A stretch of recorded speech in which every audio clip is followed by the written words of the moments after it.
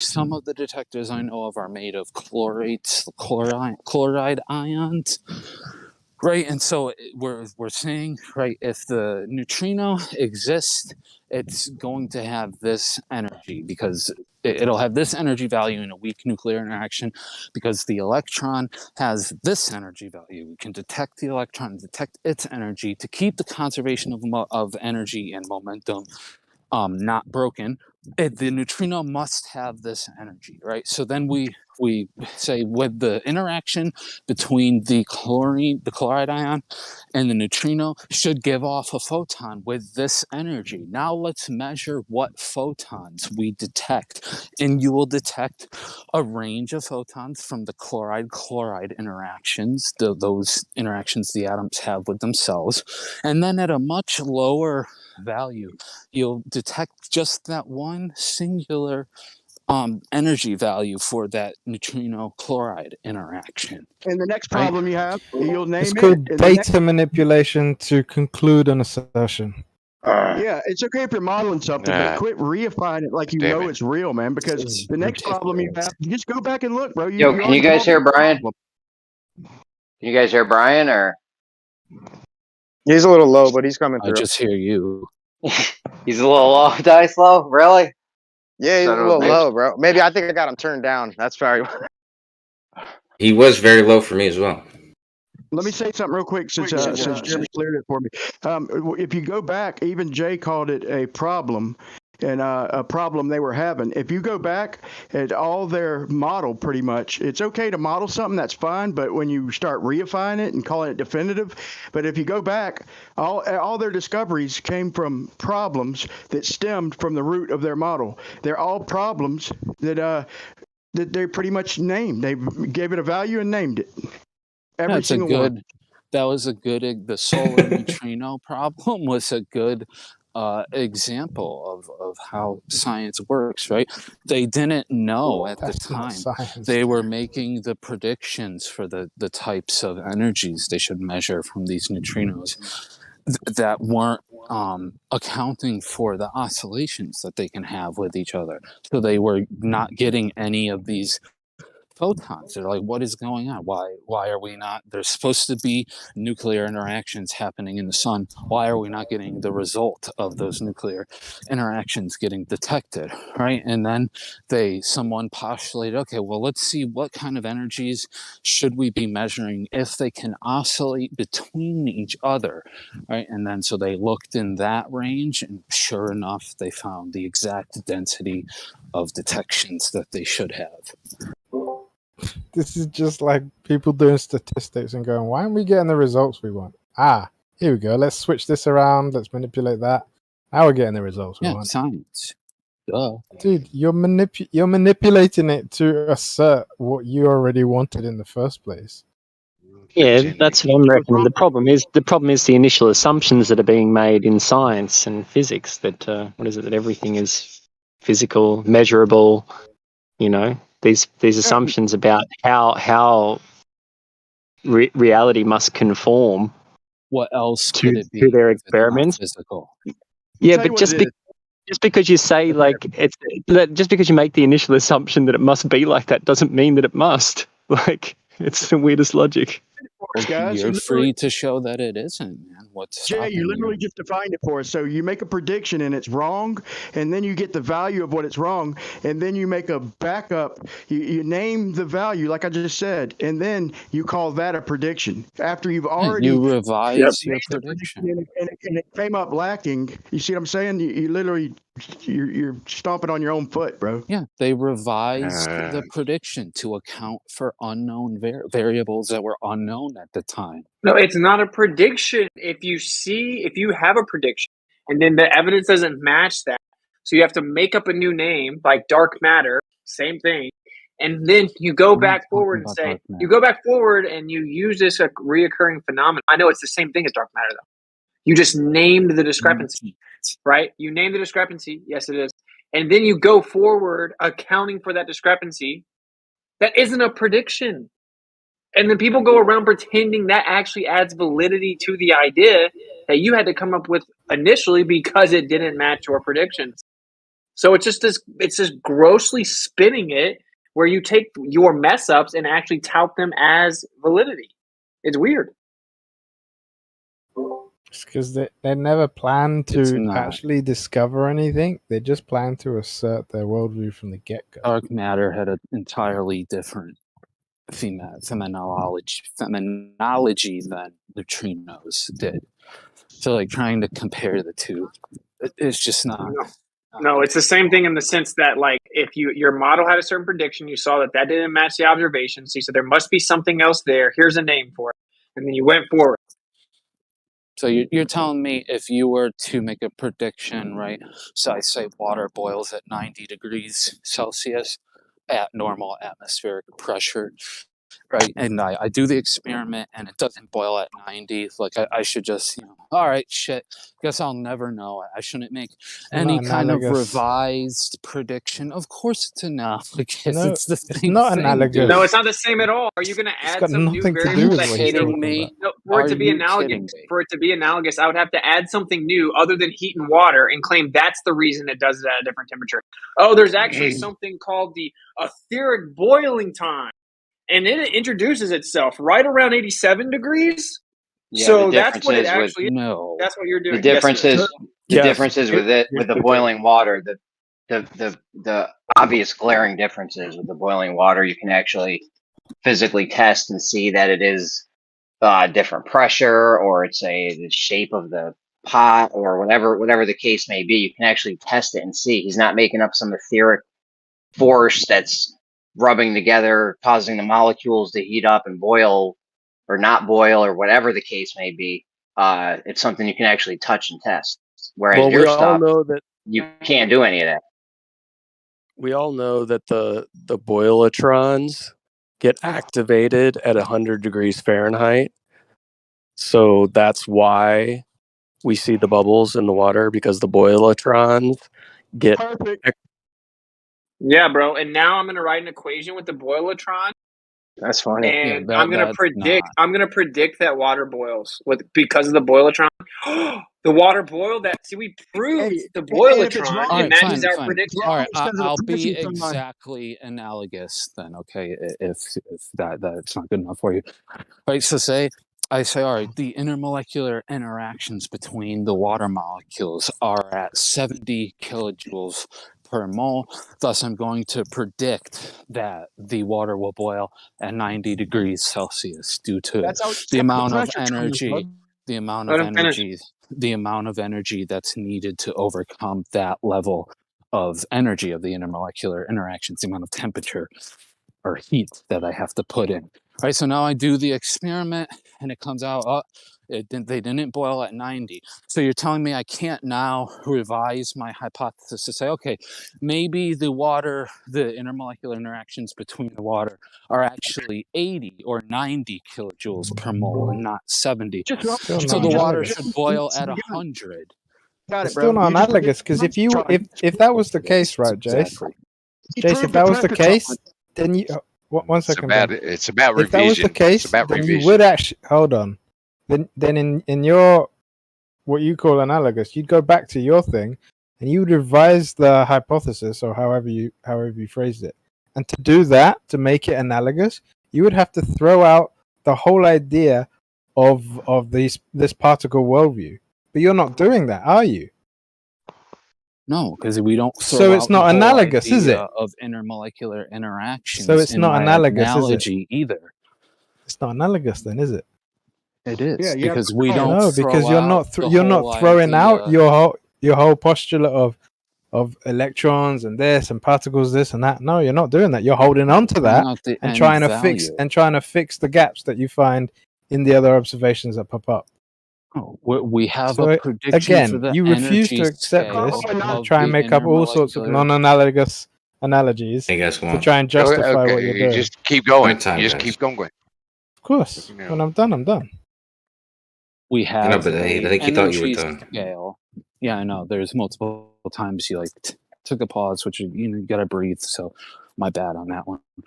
But right, we have an energy prediction for the energy scale of the intermolecular interactions, right? That would be the analogy to the prediction for the energy scale of the neutrinos.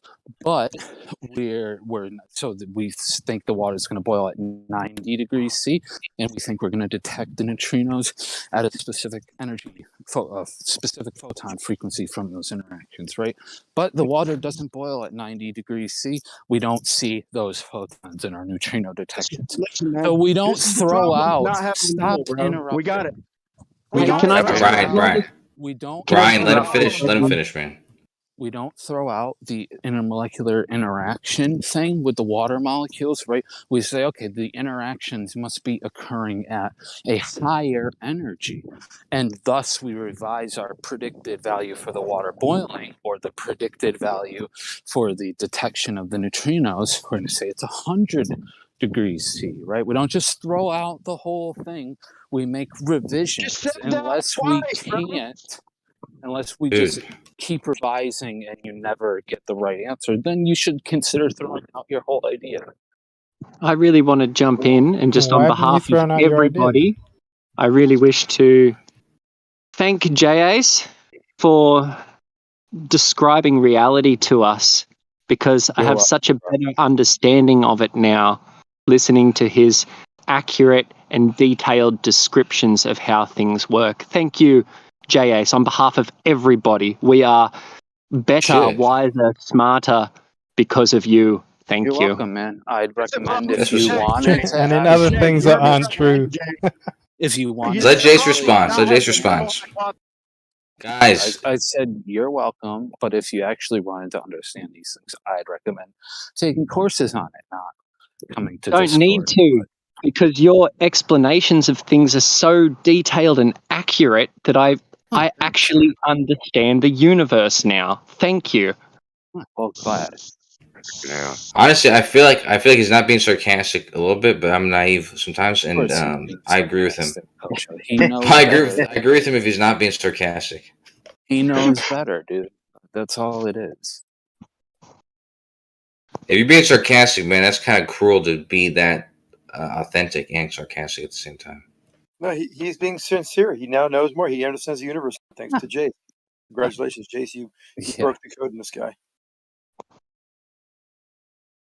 I also think he was definitely being sincere.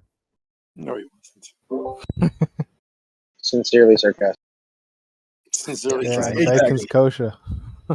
I don't think it's possible for one to fake that level of sincerity. Like it's. That's what I'm saying. I don't know what it is. It's like an Aussie thing or something. It's making me a little bit upset because I really was convinced that was authentic. I thought I was moved a little bit the first time when you were. I was like, okay. Authentic. Are you talking about neutrinos or what the gentleman said? I'm confused. No, what he said. Oh, okay. Yeah, no, I'm getting the picture now. Yeah, but I smoked a little bit of weed earlier. I don't use. So, I smoke Napalm, what would you propose, right? Say you're measuring a weak interaction, right, and you get the electrons. They have this value, but the overall total energy and momentum beforehand is higher than the end. What would you propose? What's your alternative? To get rid of your whole premise? No, a solution. What's your solution? Propose a solution. To what? To what problem? What's the problem? I just described it. You're doing weak nuclear interactions, right? So you measure an energy beforehand and an energy after, and a momentum and a spin and a fermion number and baryon number and all that stuff, right? But they're all lower afterwards than they are beforehand. What's your solution? Since you know better, what's your solution? Like Planck did. At least Planck's constant, he admitted that it was just a fix. It was just mathematics. Planck's constant, the energy didn't work the way they predicted, and you had the ultraviolet catastrophe. But it was modern enough where they couldn't just get away with it. They admitted that it was just a mathematical fix. So you can be honest. Like Planck was. You think the whole model's wrong. So what's your proposal? Instead of just trying to poke these holes in the model that you think you're doing when really just misrepresenting it. But besides that, present a solution. How about that? Okay. How about is this an acceptable solution for you, though? What if we don't try to modelize reality? Is that acceptable for you? Sure, that's not what they're doing either. Well, I'm not trying to progress. modelize it. I think if you make that assumption, then you're tricking yourself, because I definitely don't think that's what everybody here is trying to do. That is not sharing your thought structure, belief systems, apparent knowledge, whatever you want to call it. Well, you're being pretty smug, right? Like, you know better. Do I?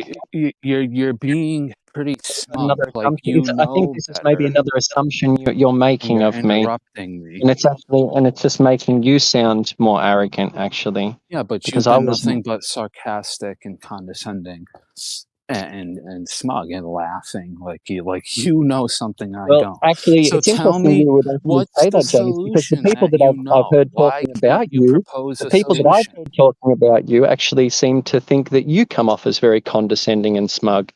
Yeah, Oh, like you yeah, just read. I've been Did you told read the that by chat? people here. Yeah. So then why Yeah, would the you? If people that's the that case, don't and like other me people's here observations of because you I point out where are they're going to wrong, attribute think towards that I'm the condescending. information Of course. I'm going to use, that's going to help me develop a perception of you. I can't see why you would be offended at somebody being condescending and smug towards you, if from the fact that for the reason that I see multiple other people claiming that you're being condescending. Why would you have an issue with someone being condescending to you? Well, yeah, Jace of is course. usually reciprocal. It's usually a reciprocal response. He responds in kind, and he usually is reserved about it. Wait, does he respond or do you respond for him, Lifeline? Well, no, that's a good description, right? If someone's being, friendly and communicative and all that with me, I'll reciprocate the same. But if you're gonna laugh and think you know better than me, then if you're gonna dish it out, you better be able to take it, right? Well, So this that's guy, my opinion what's is that laughing and you're being speaking in a way that's sarcastic and condescending, talking perhaps over me beyond your constantly, own awareness. what is your solution? Hold on. Right. Go ahead, Jason. Yeah, this guy's laughing and talking over me and being sarcastic and all these things, right? I don't care, man. Do you? But what's your solution? If you know better, I want to know what your solution is. And it can't just be, oh, well, just toss out the model, or we shouldn't model things, blah, blah, blah. Give an actual solution to the problem, right? We need practicality. I just asked you. Here's one if for that you. was an Conduct a acceptable scientific solution. method wherever you I just can. asked if that was an acceptable solution for you to say that we don't model things, and so now I see that no, that's not an acceptable model for you. So a non-model model is not an acceptable thing for you. If I'm you're correct. confusing yourself. You're not just No one said condescending, anything Jake. You're about boring. models. No one said anything about models. I don't really care I think if you you're need to boring. listen, go back Science and is listen to boring. what Sorry he's to fill you saying. in. But present a problem, Not science is solution boring. to the You're boring. problem. Science is very interesting. You're not. Right? People need to do practical things. Well, the whole conversation with these the whole, issues. the whole So conversation. present a solution. Why can you not present a solution other than we just shouldn't model models? So yeah, good fix, bro. It's really challenging to try to even have a conversation with JA, because he just seems to exaggerate so much, and he's like elaborating upon things, and it makes him really drawn out, and it's really like to let him talk even once is like letting him talk for minutes, and it's kind of like. No. Now he's making stuff up. He's been very brief on some of his very complex, descriptions, things that are very complex and very technical. He's definitely giving you the essence. Zanuck, when did you start becoming a cheerleader? Doesn't mean it's long and drawn out, because I don't believe he doesn't like that I'm calling him out. He doesn't like that. Of course not. He's being sarcastic, being a smart ass. You guys. I see what's going on. It's like JS has got a whole support group of people as well to sort of back him up. This is very interesting to observe. He's the only one here with any practical knowledge of the topic. Okay. So he is the knowledgeable one. So my compliment was accurate. He is making us all smarter and wiser and better. Well, yes, if you're paying attention, he is. Yeah. Oh, wow. I must be so ignorant. Isn't by going to Googling things and saying we don't understand this, we don't know anything about that, saying that doesn't exist. That's not educating you. That just gives you someone regurgitating what he thinks they understands from going on a Google search. You guys are just like you're a group of trolls. You're organized trolls, and you're like supporting each other. And like it's so long as you guys have got like some sort of a dominance in a chat room, it's not really possible for anyone to have any sort of intellectual conversation outside of what you guys think is intellectual, because you're dictating the definition of intellect.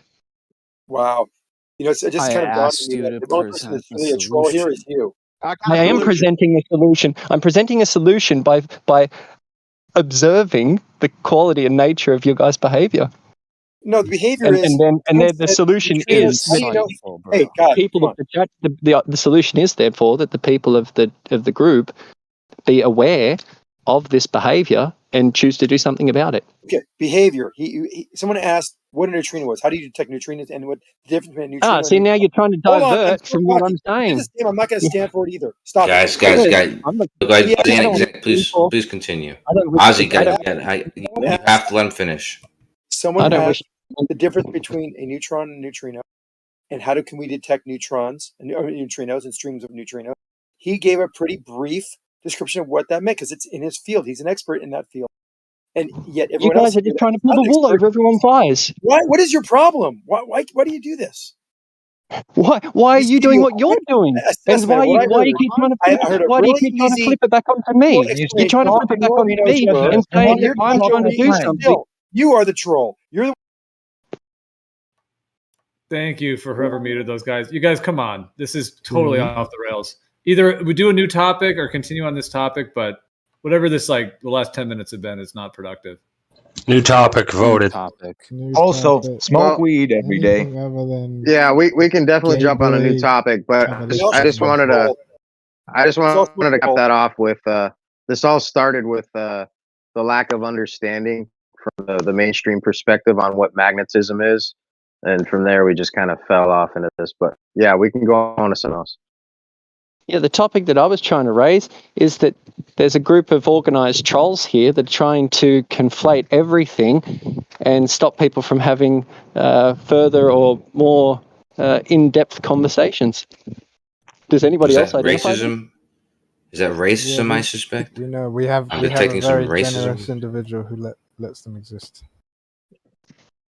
But First of all, it benefits those who have the mind to learn, because when they see them and how they react, or rather when they hear them and how they react and interact with other people, they can see the fruit, right? And they can distinguish between what they do and what people who actually care about real things do. So though it's annoying and irritating, big picture, if you conduct yourself well enough, it actually is a benefit to have that counteraction of someone with their head on straight, wizard, and then somebody who is like these, and then look, they get muted. Did you say? Because eventually they just can't control themselves. Picture? Yeah, thanks for that lovely answer. I just wanted to clarify or to make sure if anyone else was aware of this. I wasn't sure if everyone else was. Yeah. Okay. Cool. Well, always. Let me give my take on it, because you guys have the same take. It's not fair that you guys both have the same take. Yeah, but you have to wait. You have to wait your turn. Yeah. Yeah. Okay. Fair enough. So, regardless, I was trying to say to you, when you play a game, go ahead, sir. Hang on. I had just started to identify the techniques and methods that they're utilizing in order to conflate things and to try to confuse people and to try to get people sort of working amongst themselves, because I see that there are people within the group that don't identify that behavior. And I do enjoy listening to the conversation as it occurs, because it is kind of humorous to see people getting so emotional over these things. But at the same time, I do get concerned that there are other people that may be taking it seriously and not be able to identify it. And I was just saying it for that reason, to try to either elucidate it for others or to see if there are other people here that are aware of it also. But I'm grateful that you spoke up, Elisha. Thank you. I commend you for your introspectivity. I think that's a word. Introspectivity. Regardless, well, essentially, I mean, J.A. was like asserting his worldview. He was asserting his thoughts. It does come off a bit lectury, like he's just kind of pushing the thing, but I guess that's what he thinks, and it is kind of the mainstream model of things. So when a question of like what is magnetism, and then all these different components, because there is this sort of mainstream perspective on things. So I mean, but that's very fair to it. But yeah, I've been trying to give a solution for like 5 minutes, man. Can I give a solution real quick to his question? Please do. Yeah, you try. Real quick. Keep going. Keep trying. He asked for a solution. So solution for one, if you're modeling something, that's fine, but acknowledge it's a model and don't reify it as definitive. But here's the solution: is don't surround yourself or box yourself in with numbers that must be met. Like you've distanced the sun a certain distance, and therefore it's got to have a certain amount of energy.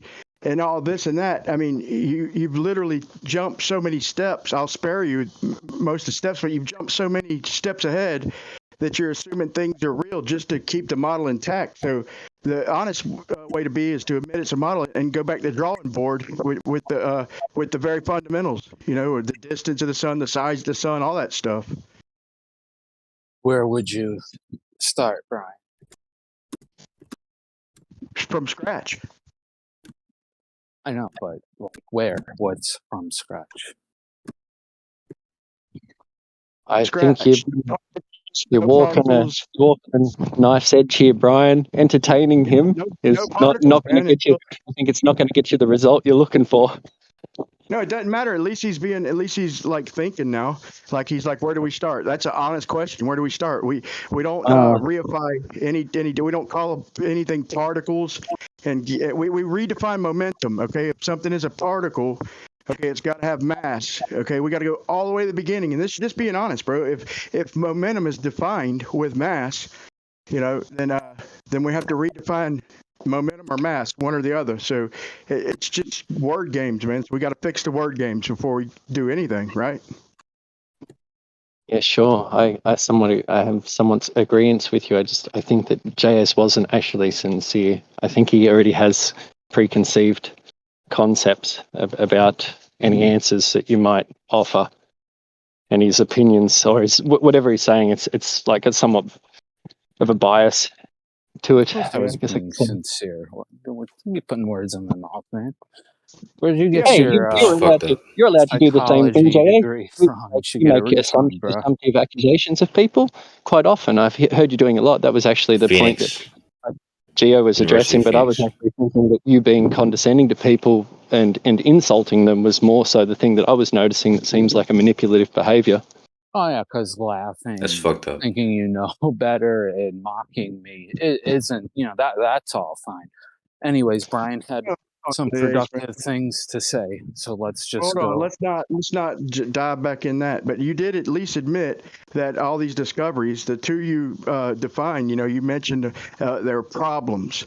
So problems, and then one of them you even went as far as to say that it's overwhelming evidence because it had to be this.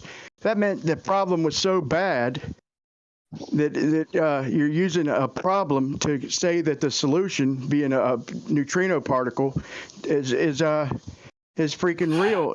Just because you had such a huge problem that it's got to be real. I mean, think about it. You admitted to that. You admitted there was a problem. I don't think I admitted to all that you said, but there was a thing once called the solar neutrino problem, right? That was a real thing. The way you described it, I don't necessarily agree with, but I'm interested. And we're starting from scratch. Can you give some ideas for what we can do? Yeah, we got to like I said, we got to start from the beginning and define everything. We got to redefine everything. You can't have multiple definitions for one word. Would you at least agree to that? Start with aardvark. We can't describe. Start with aardvark. Let's talk about pseudo. Pseudo. We can't describe something. We can't define something in science as being, you know, being mass, being freaking, you know, you see what I'm trying to say. Momentum say it. It can't be defined as mass and motion, velocity times mass, and then say that there's no mass in something that has momentum. You can't do that. That's not honest. It's a momentum equivalence in the case of a photon, correct?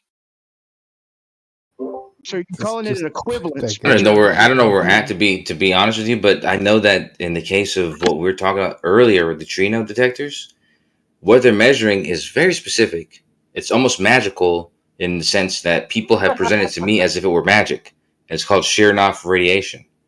So, or something like that. Chekhov, or something like that. And Cherenkov. Yeah, thank you. Yeah, right. So if they present it to me as if it were magic, because it goes, you're witnessing matter go faster than light, then it would seem that this, as a detector, is very sufficient. If it's, you know, detecting something that is in some senses miraculous. Can something massless have momentum? Yes. I wouldn't say so. Yeah, okay. You see, there you go. Y'all just gave two different answers, so y'all hash that out. Yeah, he would know more. He would know more than me. You know, I'm not being exact. It's being exact. There's a difference between relativistic mass and this kind of shit. But I would take what Jay said over what I said. So. You know why a photon has no rest mass? Hold on, define momentum, please. Hey, you'd be surprised that it's not the simple. There's a simple mathematical description, but there's a more complicated mathematical description, which you could use with a massless particle. Let's stick with Brian. That's a really good non-answer, dude. What's the units of momentum, Brian? I'm asking you that. No, I'm asking you what the units are. No, I'm asking for somebody to define momentum mathematically, since that's the only place the proof can come up with in your world. So what's the definition of momentum in the mathematics?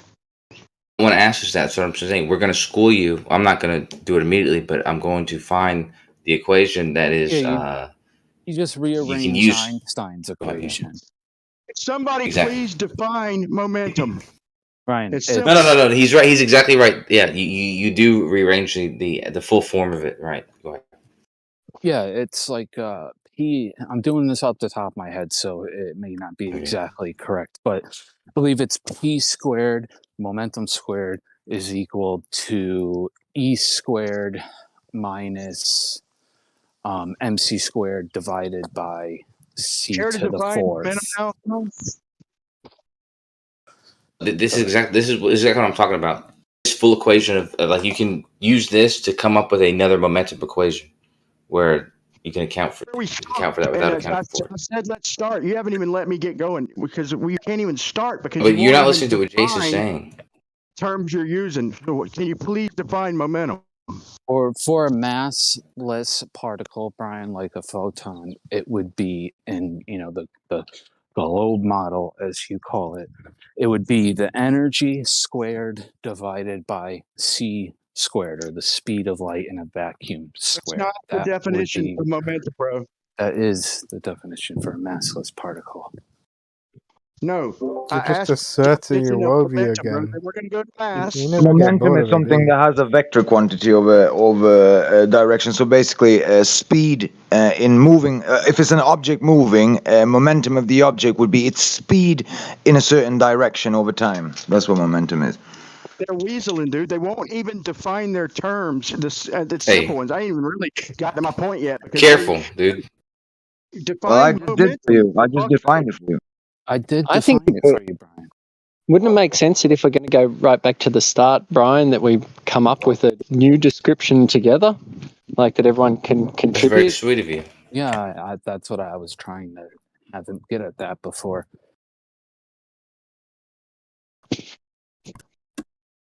Like what I would contribute is, if we're going to start from scratch, would be to suggest that we don't take no assumptions on board before creating a new foundation.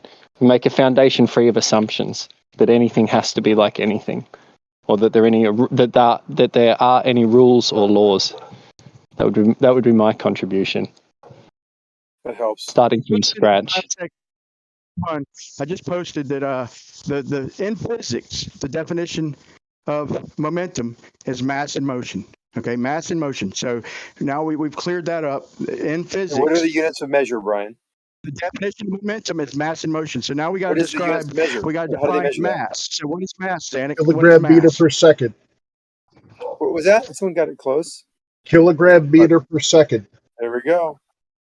Brian, you know that in physics, that definition of momentum that you're using in physics only applies to a very specific type of physical situation, right? It's not meant to be an all-encompassing definition in modern current physics. Yeah, I think it's very simple, bro, and I think you're just trying to complicate things for nothing. Momentum is directly attached to the hip with mass and motion. Now, if you want to call something next, I really want to define mass, but let's just say we'll skip that for now. If we're gonna say something has momentum and then call it massless, then we need a new definition for momentum. Okay. So what's the new definition? That's why don't use momentum in that definition, please. I'm glad we're starting from scratch. This is good, Brian. Good for you. Yeah, exactly, Brian, because Newton came up with the original definition that you gave, and then later on it was realized that there's situations that actually doesn't work. It doesn't make any sense. So they in your model, came up with a new definition. Yeah, so problems like in we're your trying model. to do. So problems in your model led to redefining momentum, yet you won't give me the definition without using the word momentum in the equation. I had told you before, right? We can define it as the energy squared divided by the speed of light squared in a vacuum. The energy is directly tied to the hip with the mass, bro. You can't get out of this, bro. I don't know why you're then not why being is it honest kinetic here. energy different than momentum, Brian? Bro, why don't you answer my questions instead of You already trying did. to complicate things, bro? You I'm try to not complicate complicating. things. I think you're starting Yes, to you go are. toward the direction of confusing kinetic energy with momentum. Okay, so if Well, we can I could give you a definition for the kinetic energy, Brian. The kinetic energy. I'm not talking about kinetic energy, man. We haven't even got to energy. That's a whole nother can of worms. You were I'm just trying to keep it complaining simple about here. that. No, I'm not complaining. I'm trying to clarify terms. So when you define momentum, okay, simply define momentum if it's not mass in motion. If you can have something with momentum and no mass, Describe it mathematically, dude. The square of the total energy, right? This is how I would define momentum, right? I would define it as the square of the total energy divided by the square of the speed of light in a vacuum. bro, you can't use energy, bro. You can't. So momentum is the square. You're saying is the square of energy, okay? But in that same equation, you're defining energy and tying it to the hip with mass. Dude, I don't know why you're doing this. No, he didn't. What? So what's energy then? Ain't it mass times the same speed of light squared? The total energy, right? I would define that as mc squared plus, so mass times the speed of light squared, square that, plus the momentum times the speed of light again squared. That's how I would define the energy. Let's break it down simple. So mass. So we don't need mass to have momentum. Right. Are we working off? We don't need energy. We don't need energy or the speed of light to have momentum. No, what that definition does, Brian, is it allows for two cases. One case where you do have mass, right? But then if you set the m in that definition I gave you to 0, it eliminates one of the terms and it gives you the definition for momentum for a massless particle then. So No, it you're gives you saying you can have two energy without cases. mass. So It I seems can have like we're energy not now really. without mass. Then. That's what you're We've saying. gone back. It's like we've gone back into the regular scientific debate here, or so. Like, are we going back into the model of the physics and science and making the assumption that everything is and can be measured, is measurable and can be measured?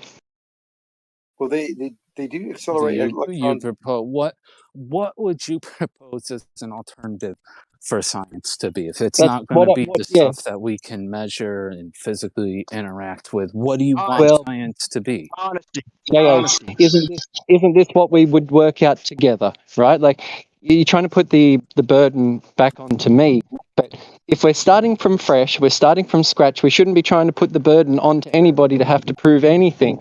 We should be able to ask the question, if science isn't going to be based off assumptions, and one of those assumptions being that everything is measurable, then what can science be? What can science be? How can we, what is another way of looking at the world if we remove those assumptions? And we can work this out together because we're starting from fresh. The burden is not on any one of us to have to provide anything for the other. Let's work it out together. I would argue if you're allowing for things that can't be measured and verified, right, it can be unreliable then, right? Like, how can you have science on things that can't be measured and verified? We can still have things that can be measured and verified as part of our science, but we're just not making the assumption that everything, or that all that we can somehow observe can be. It seems to make sense to me. I'm not making the assumption that it all makes the sense. are. You're not saying anything that doesn't make sense, but where it does in the context though doesn't make sense. Like, right, if you're trying to study the natural world with unnatural things, like that's the part that doesn't make sense.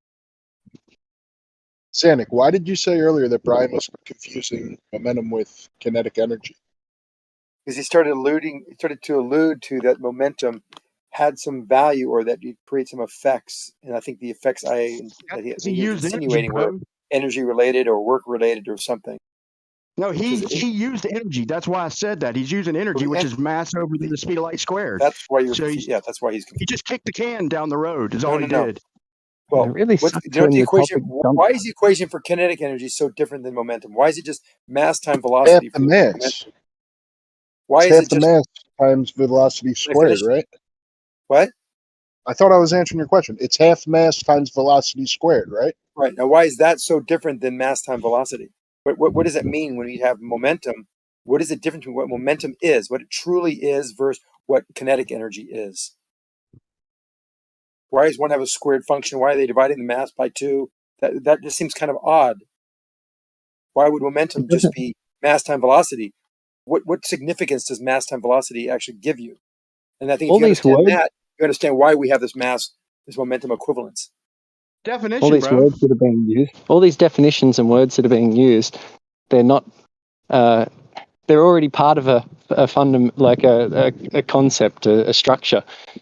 I thought we were going back. Like, if we're going to go back, we can't even talk about energy in the same way, right? Like, because energy already has definitions attached to it. So we need to. If we're going to go back to the start, this is what I'm saying. My contribution was, I think we shouldn't make assumptions. Does anybody else want to say that we should make assumptions about things, like that we should think that reality is a certain way before we even start observing it? Well, like I said, I think it circles back to defining what magnetism is, being that it's connected with everything. And if we're going to be able to accurately do science, we got to start off with knowing what the hell magnetism is to begin with. How does magnetism relate to momentum? And how does momentum relate to assumption? Zanuck, what is the difference between momentum and kinetic energy, in your words? This is going back into defined science again. See, I thought we were starting from the foundation. He's the one that's actually the troll, ironically. Who, me? He won't let us have a discussion. I'm actually asking. I know you are. For real. Oh. Yeah, he's not letting us. It just got me thinking, that's why. Yeah, it gets people thinking. It's a good question. Do you know the answer? Yes. What is it? I have a feeling I'm going to start talking over it. I'll try. So momentum is just that quantity of the mass times velocity, but the kinetic energy is going to be a product of the 1/2 the mass times the velocity squared. It's the actual energy in joules of this potential capacity to do work, to create a heat, to create temperature change in a body. I mean, that's what energy is: capacity to do work. So how do you define momentum? That's just wild coleslaw. Momentum is a phenomenal observation. An observation is a measurement of its mass times velocity. It's a quantity that is. Someone already mentioned it's Newton seconds. What momentum is. I mean, you just did it again, Zanuck. You're confusing attribute of something with what something is. The principle versus the attribute. You just said energy is the ability to do work, which is an attribute, not what something is. What is energy? It has a capacity to do work. It's what it is. It is energy. Energy is. It's like the religion of anthropomorphizing everything. It's boring. It's what it is. If I want, go home, man. Your story's boring. Well, go ahead. Propose a better one. Well, how about we don't make the assumption that everything is. What are these assumptions that physics and science? We got it, man. I agree with you. Let's not make assumptions. So go ahead. Propose a better solution than Zanuck did. Oh, that is the better. That's my proposal. That's like my one. Like I just gave a contribution. I feel like by you asking me in that way, it's kind of like you're trying to get me to drop a beat. Like write me a great song on the spot. And I'm saying, well, let's be a band and let's try and write that song together. If somebody gets like creative intuition and it wants to, flow, and we let them write a whole verse or even a whole song by themselves, well, fair enough, but we shouldn't pressure people to be creative like right now, like especially considering we're working on it together and we're trying to, see if we can define things in our own way. Let's make it something that we can actually relate. Myself and Zanuck have put forth ideas. You guys have shot them down, suggested that we don't make assumptions, but you don't want to be put on the spot to propose any solutions. That's like what I'm getting so far. I didn't hear any ideas. All I heard was regurgitation of what you've been programmed with. No, it has objective and measurable qualities. Who says right? you need a solution? Kinetic energy. When all we're saying is stop. How do you make your car go? How do you make your car go faster? If you wanted to go 100 miles an hour to 160 miles an hour, 20-30% faster, what would you have to do to make that happen? You'd have to give it more energy, right? You need more horsepower, because horsepower is equivalent to the capacity for a body to accelerate at any velocity. Can I step in real quick? Because Regis Terslow made an excellent question. He asked, what's the difference between momentum and kinetic energy? And I mean, although Zanuck's answer might be right, it wasn't that intuitive. I think a more intuitive answer is like momentum is simply the speed of a certain mass. But if you have like 1 kilogram at 10 miles an hour, if you double that speed, you don't double the amount of energy it has. You actually quadruple the amount of energy it has. So you can't use momentum to describe energy, because if you're just saying momentum is just defined in terms of mass and the speed, and if you double the speed, you're just doubling the momentum. So it turns out that's not a very good way to describe energy, because the energy doesn't increase linearly. with the velocity. It's like a squared function. If you double the velocity, it quadruples the amount of energy. So they're not the same. Momentum isn't energy. Right. So Does that make sense? We got to go back. See, so tell that to J-Ace, because he didn't want to use mass, he went to energy. So tell him that, and that's what I mean. We got to go back to the beginning and get our definitions correct, or we can make it nowhere. And the fact that they're just alluding to simple definitions right out of the gate shows where the true problem is. I'm confused. I'm not sure if I with understand what Bacon said has to do with what I was saying. Right? You can define momentum. define You used energy. Yeah, momentum. Sorry, go another ahead. definition for kinetic energy. Right? You can define the kinetic energy as the momentum squared divided by 2 times the mass of the object. Right? That's another way of defining or kinetic power energy. Power seconds. Yeah, if you define it like that, it won't be equivalent to any other energy definition we have, I think. Can we have mass without energy? Yeah, we have mass. I'll answer one. You're asking me? I'm asking no, not necessarily you. You just tried to straighten them out. They just waffled around it. But I'm asking them, Zanuck or Jay, can we have mass without energy? If I've got mass, then I know I've got energy, right? Can we at least agree on that? Yeah, all mass has energy, but not all energy is mass, though. It doesn't go the reverse. Okay, but if we do have mass, we know we've got energy. There's a mass energy equivalence. Okay, I'm good with that. See, now we're getting somewhere. So we don't need energy. We don't need mass to have energy, though. Correct? Mass and energy are not the same. There's an equivalence. All right, so that's a very big one right there. So that gives us somewhere to start with. Okay, so we can't have mass without energy, but we can have energy without mass. Okay, so what is momentum? Is it mass, which requires energy, in motion?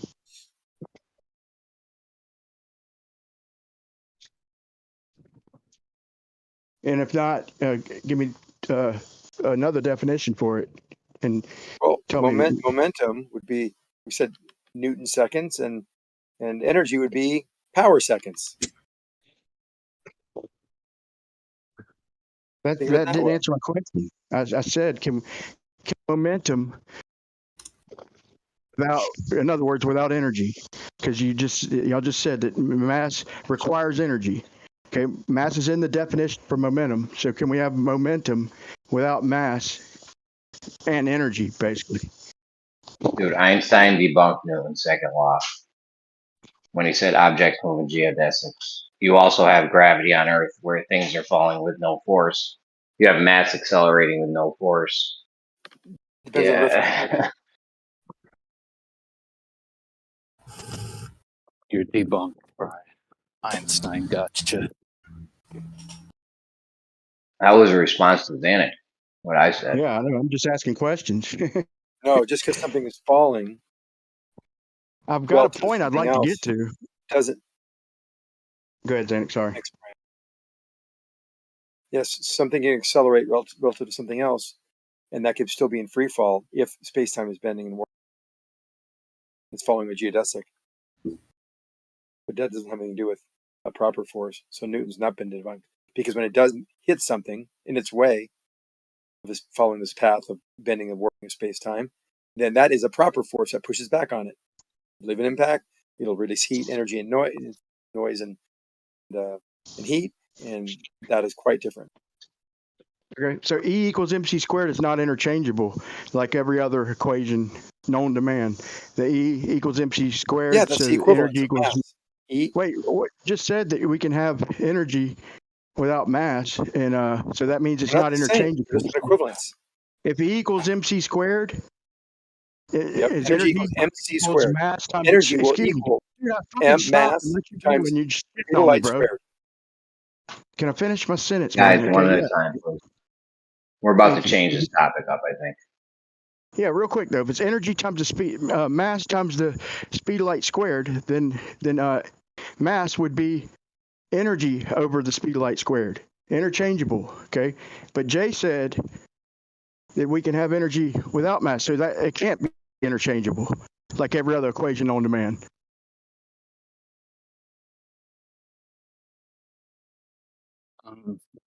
Right.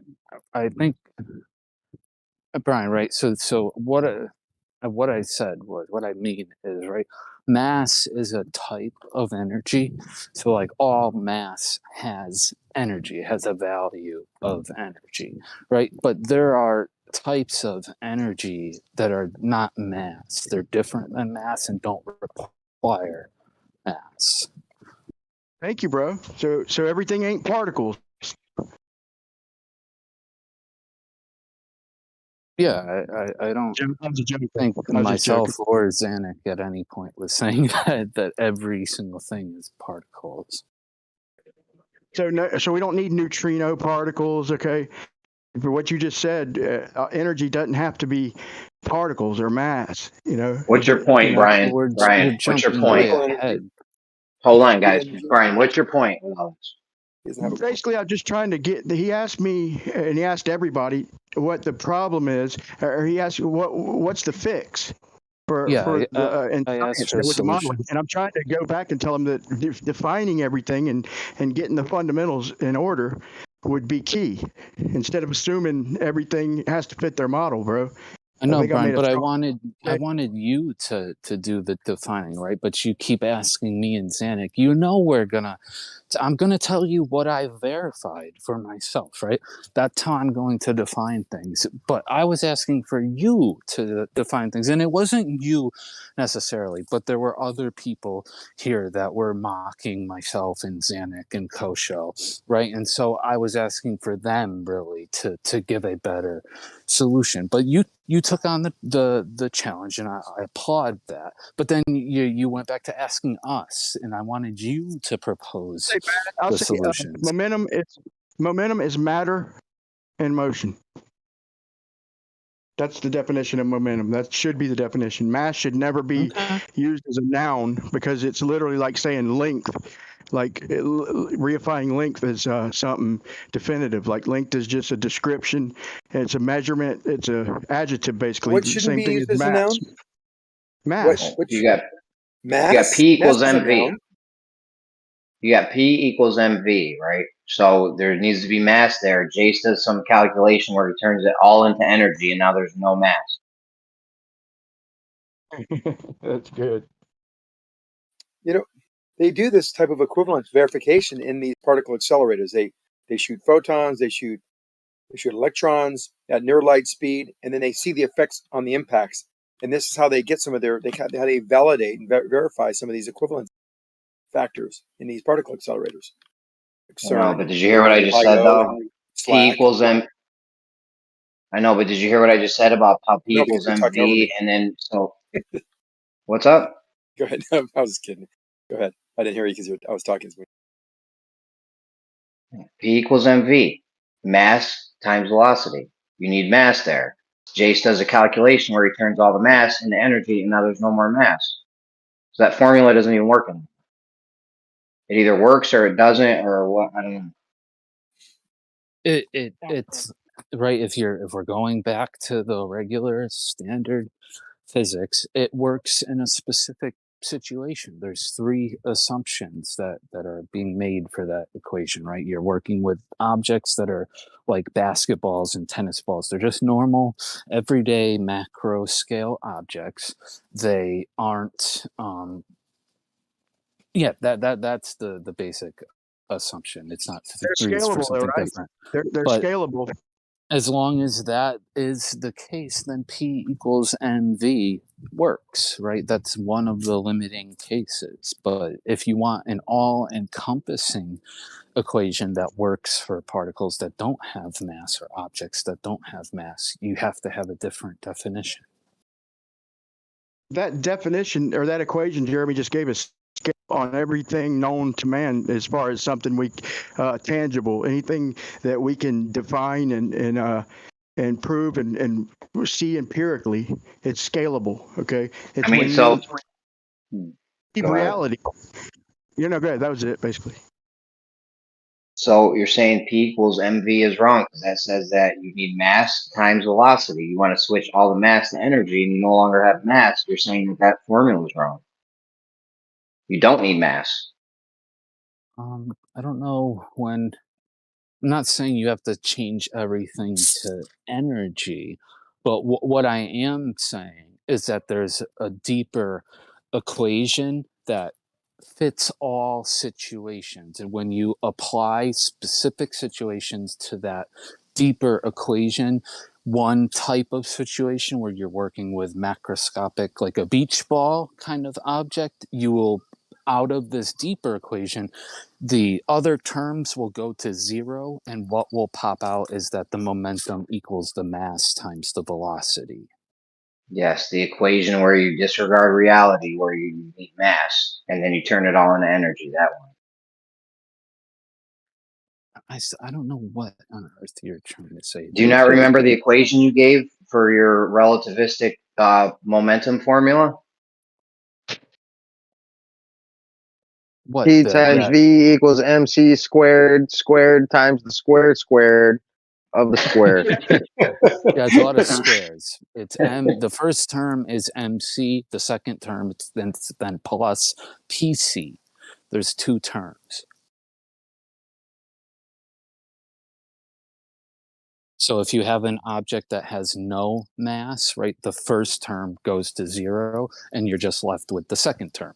That describes the situations with objects with no mass. If you have an object that has mass, then you have to use the full equation.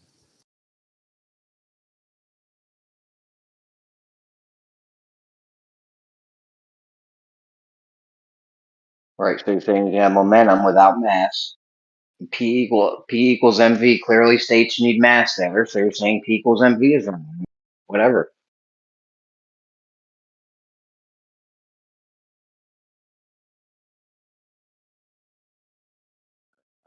No, Brian, do you have anything to add? I like your definition of matter in motion. That's fine.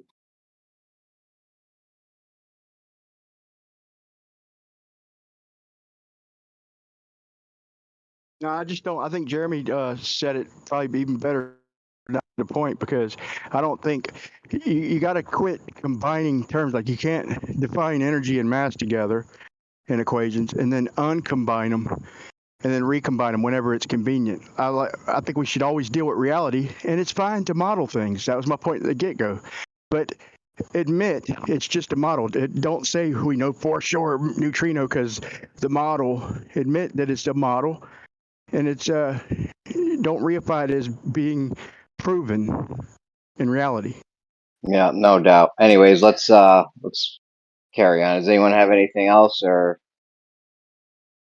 Kosho, did you ever look into those zeros and ones with Princeton?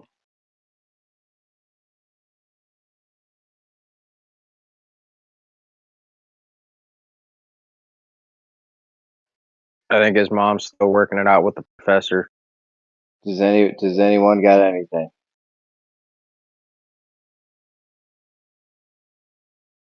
Do you want me to talk about Coriolis for the next 4 hours? We can get into some crypto, I guess. I could always play a Kenwood video. I really wanted to talk about these ones and twos. I mean, if there's any kind of anomalies going on there, that's weird.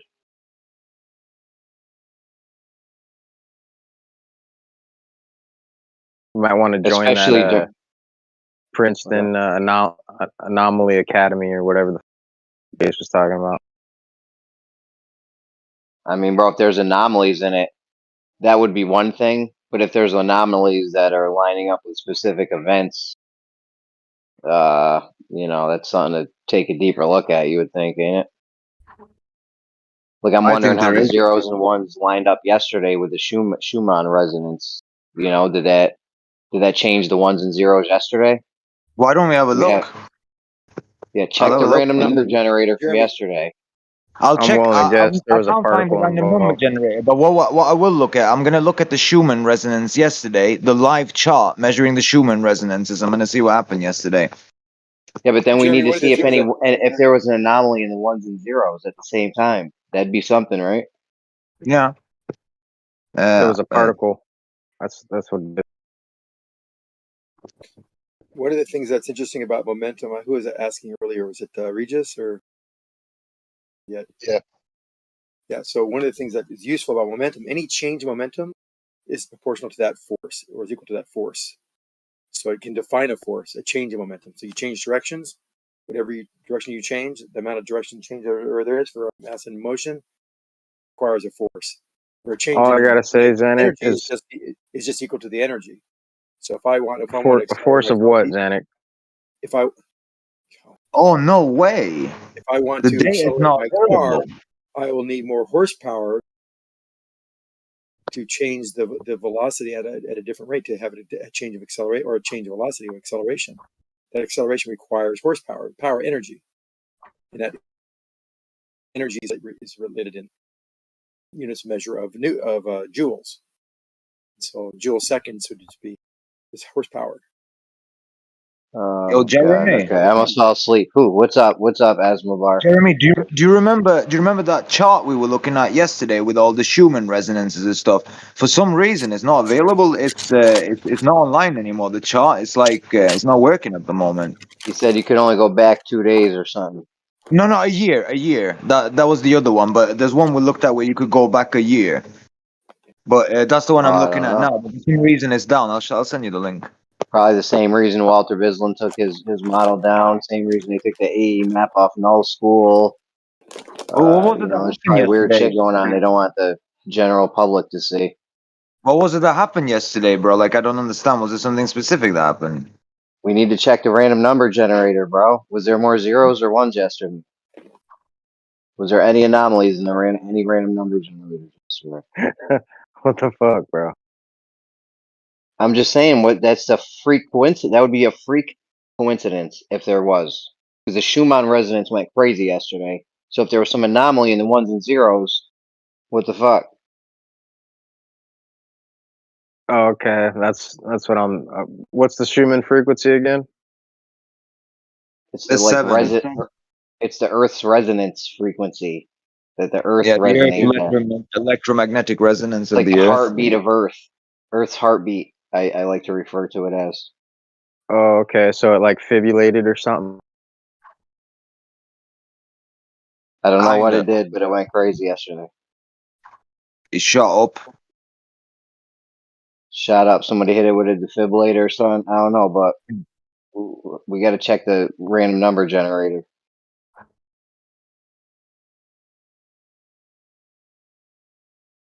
Like, those are the numbers we need to be checking. Right. Well, like is these there Canada, we could have been observing them. We could have been observing the random number generator for these Canada fires or something, or I don't know, something. When some crazy stuff happens, we need to be checking it. See if there's any anomalies. and then what? And then we do a real fucking experiment or something of the sort. Huge Like campaign. Look for the correlative factor that could have caused it or something. Like, we need to cause it. What it needs to happen is, what we need to do is have a huge campaign where on January 1st, everyone thinks of the number 1 at 1:11 p.m. UTC or something. Everyone just thinks of the number 1 for like 5 minutes. And if you had billions of people doing that, you might be able to change the fucking. That would be a call. I think at that point you would cross from correlation to cause and effect. I do. I think so too. That's the point. That's the crossover point where now it's not correlation. We actually have caused it. And if you do that a whole bunch of times, you know what I mean. You can do it, repeat it over and over again, and that would be cause and effect right there. I think. I could give you a hypothesis and a null hypothesis on it.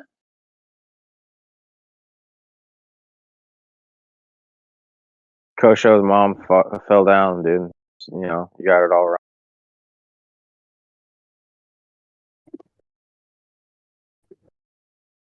I mean, I don't know, bro. You could say unicorn farted. I mean, how are you going to determine it? Because we're causing it. We're directly causing it. We're directly manipulating a variable that we think is going to cause it. If we do it, and it happens. I mean, that's like, I don't know, a shot in This the isn't dark, like right? weight. This isn't like weight change with latitude where you just go measure the effect every time. This is something we're actually going to make happen. We're going to make this shit happen, or try to at least. I'm confused. Don't start, Armbar. You're already confused. Yeah, yeah, I know. I'm confused because I'm confused. Like, what's going on here? Like, this is a shocker. I know. So what is this about? Like the fucking random number It's generator? about ones and zeros, bro. Yeah, but like what the fuck are we like? What is this? Like, so there was random number generator. Then there's like something about the fucking everyone thinking of 1 at 111 when it should be 1111 because there's more ones than that. Then what is this? Like, can someone help me out here? Oh, you got me. 1111. That's actually a good call. Yeah, I do that all the time, bro. That. We're gonna use that Snake eyes, bro. Snake eyes. We're gonna do 1111. We're gonna do November 11th at 11:11 p.m. Okay. That's silly. I still don't get this though. Like, what's the? There's a theory, or not theory. There's an idea that things are there's anomalies in the random numbers. You know, I got Kosho digging into this. Princeton actually has a huge thing with this random number thing. Mm-hmm. So they think they're seeing anomalies on 9/11 and shit like that. So like, you know, we're thinking that, you know, human consciousness or something could have an impact on the numbers, right? And whether it's getting more zeros or ones. So that's something we could test right now. You need to have like everyone in on it. Oh, so if everyone was to think of 1 at this specific time, whatever, we might notice some sort of like fluctuation in this random. Yeah, if you get a lot of people on Earth to think of the number 1 for like 5 minutes at one point in time in the future, and you get like fucking 80% ones for that 5 minutes, that's pretty freaky. You know what I'm saying? Yeah. That'd be something. I feel like if you kept doing that, that'd be something that. What would that mean though? Because like random, you know, that's randomness. So would that mean like something? That would be like something. That would mean luck, or that would something. mean that our thoughts have fucking an impact in the physical world. Yeah, you would basically retard time and space to the point where your paradigm would shatter. I feel like I don't even know what. Try and use their mind to change reality. Well, I mean, hold on. How would that? Hold on. How would that shatter anything though? That could still be with the whole, you know, like globe thing, whatever. It's just okay. Now we have also this weird thing where thoughts are, you know, whatever, which is really fucking weird. But there's already people in high ranking, you know, scientists in your paradigm that believe in this mind over matter thing. Nobel Prize winners, heads of physics or heads of departments in major colleges and universities in America. But it gets kind of downplayed. Like the Nobel Prize winner, they said he has Nobel laureate's disease. He thinks he's too big for his britches, or he's too. The Nobel Prize went through his head. Now he thinks he's too smart or something or whatever. Like, so, I mean, but this is something you could test, though. I mean, this is dope. But this could also mean that we're like in the Matrix too, for all you know, because you know we think and then. That's what I was gonna say. Jeremy wants to fucking break the Matrix. Well, I'm just trying to figure out reality. You know, if that's some cool ass shit, if that's a thing, like that's fucking huge right there. You know what you could do with that? That's almost dangerous. Jeez Louise. It also means the Earth is alive. Oh man. What does it really mean? It doesn't mean anything, but it does like. Well, okay, it doesn't mean something, but it doesn't mean anything specific per se. Like, It means our thoughts have an impact over the physical world. What do you mean? That doesn't mean anything? Well, okay, I mean it means that, but I mean like the other thing about the Earth is alive. I don't know what the fuck that about though. But yeah, I mean that was from the Schumann resonance thing. Yeah, but yeah, they could definitely say like our thoughts, or it could also mean that we're just like all like maybe connected or some some kind of shit where basically if I have a thought whatever, then that sort of it's connected with the world or some shit, and that's how it affects it because we're just all like kind of I don't know. There's a bunch of ways you can kind of think about it. Asmala.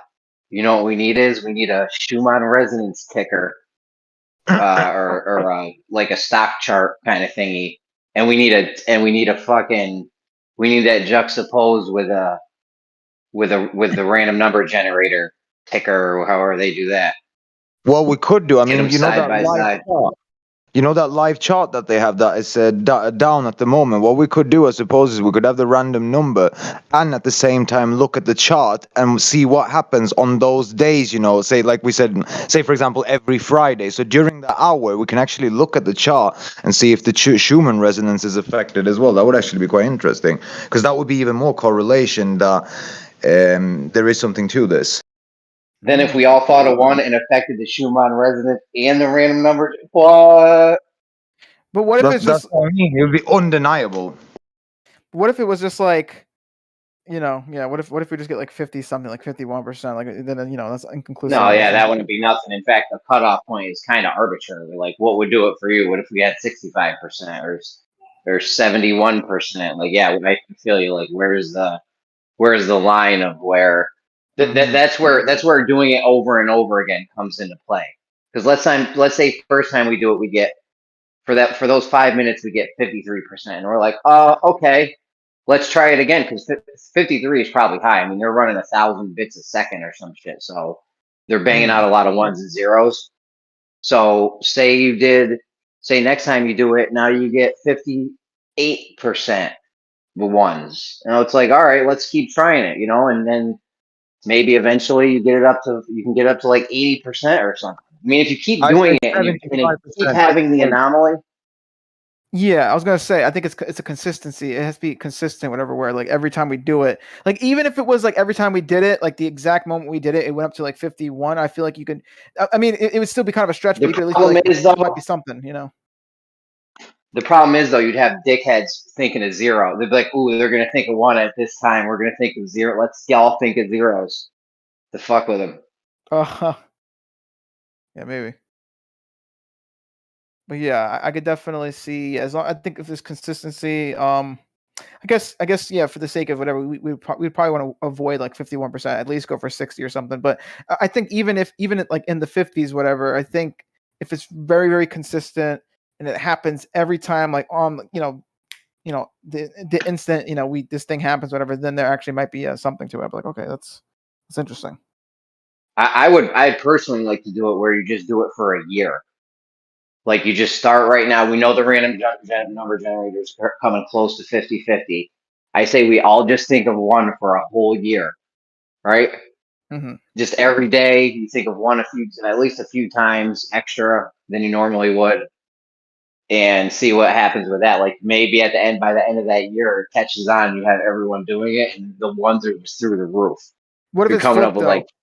What if it's flipped? What if you get more zeros than ones, whatever? I mean, obviously there's still some kind of correlation there, but that'd be, that's a little weird though, right? Like imagine that would still be something. Yeah, that would still prove it, I think. I don't know. Would that still prove it? I don't know. Yeah, I don't know. That's funny. Anyways, what else we got though? I mean, that's giving me ideas though for like a. What kind of ideas?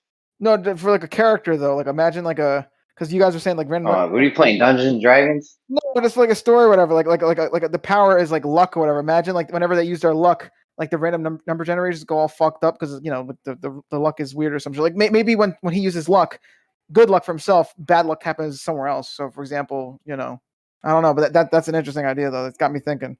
Yeah, I like these ideas. Yep.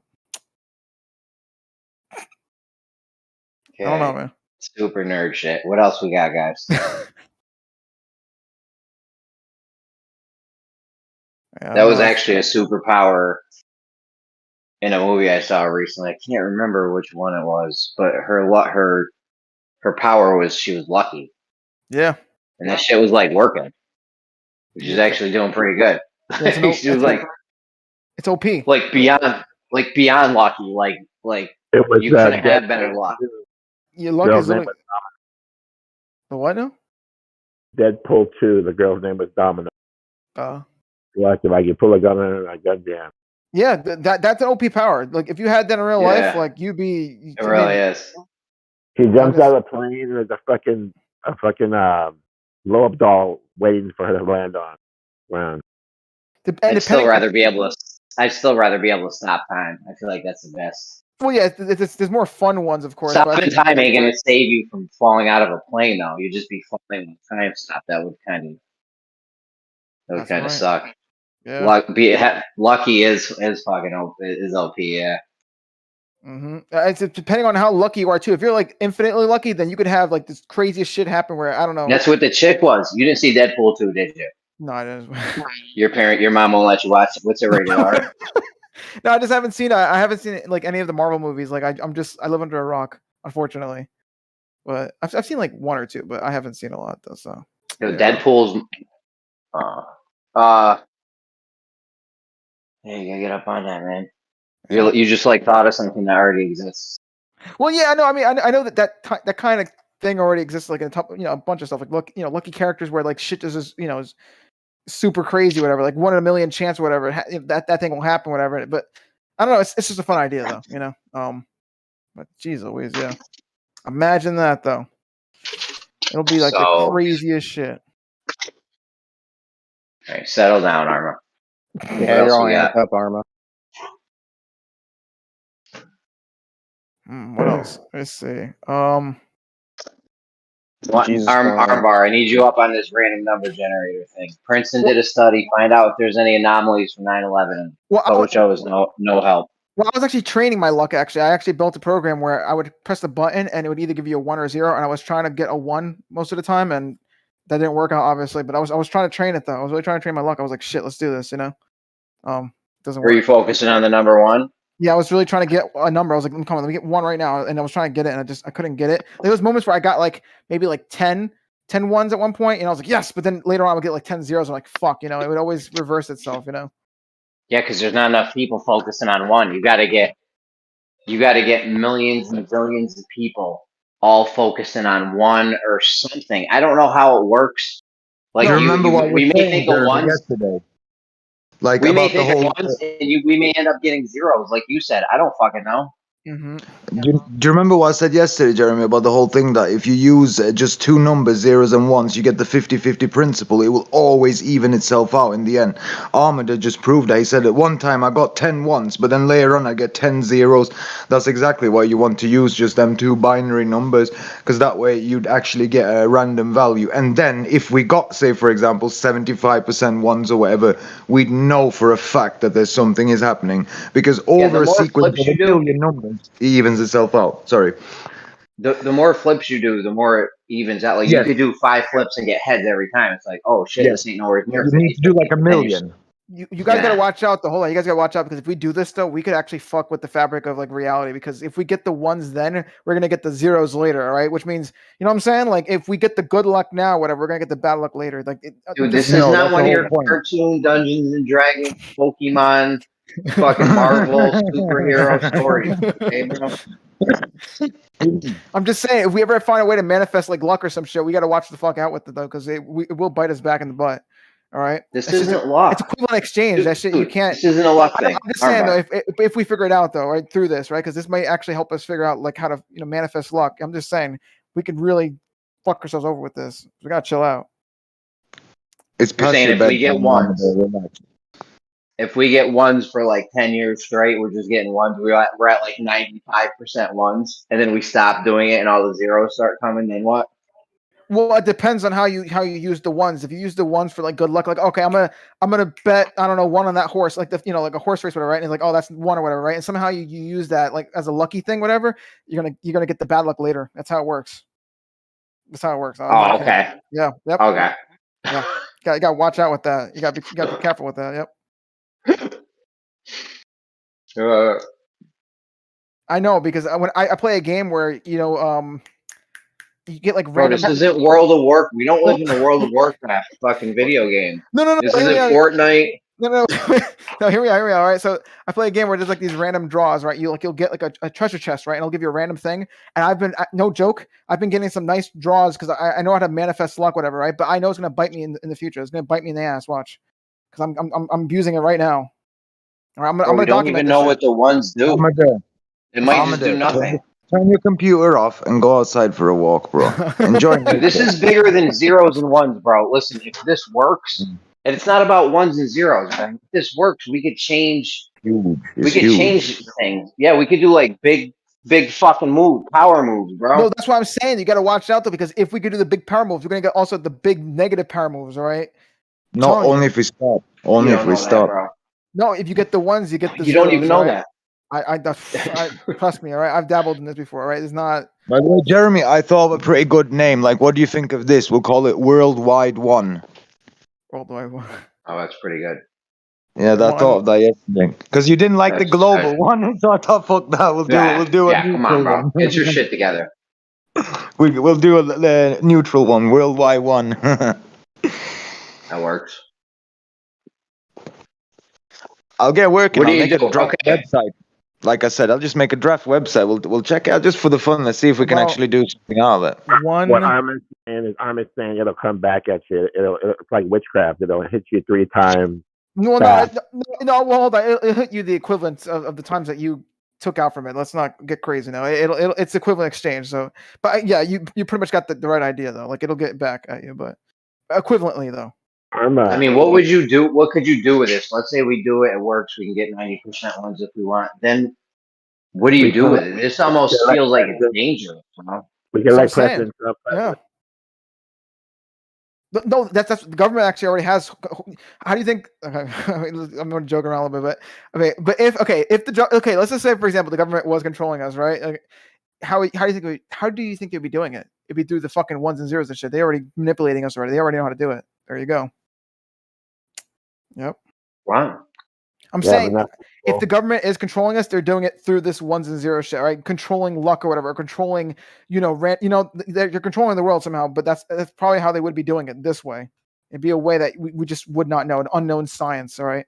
What do you think all of these rituals and stuff that they do is to direct the energy, is to change to manipulate the energetic field. That's what magic is all about. Magic and black magic and stuff. So yeah, that's how they're doing it. If they were doing it, that's how they're doing it. Tomorrow. But wear your work clothes. That's how they're doing it. I'm telling you. If they're doing it, I can totally see that. Jeremy, have you done the rice experiment? Jeremy, can you hear me? Can you hear me now? Can you hear me now? Hold on. Yeah. Think about that though. Jeremy did the rice experiment. Anybody here? The what experiment? The rice experiment. Oh, the rice experiment with the you tell it, you talk to it and shit. Yeah. The rice experiment. I mean, that did it work. It's pretty similar, I think, to the ones and zeros that we're kind of talking about here. You talk bad about the rice, it turns into dookie rice. That experiment needs to be done way more. Like you need to do it with different. Well, yeah, you can do it different words. If you talk Spanish to the rice, you get Spanish rice. All right, you could do different types of things with it. Yeah, it's crazy. Are you feeling feisty tonight, Armbar? It's hilarious. I know where that's do for yourself. You talk dirty to it, you get dirty rice or whatever. Yeah, get dirty rice. How about brown rice? Poop on it. I'm not gonna say. Yeah, poop on it. I can't believe I just said. Can we please, Armbar, see what you started?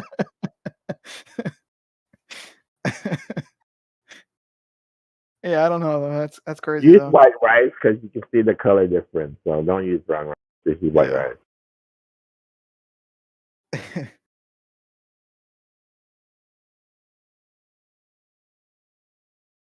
You guys just amateurs. Just afraid to do stuff. Talk about it, but not do nothing.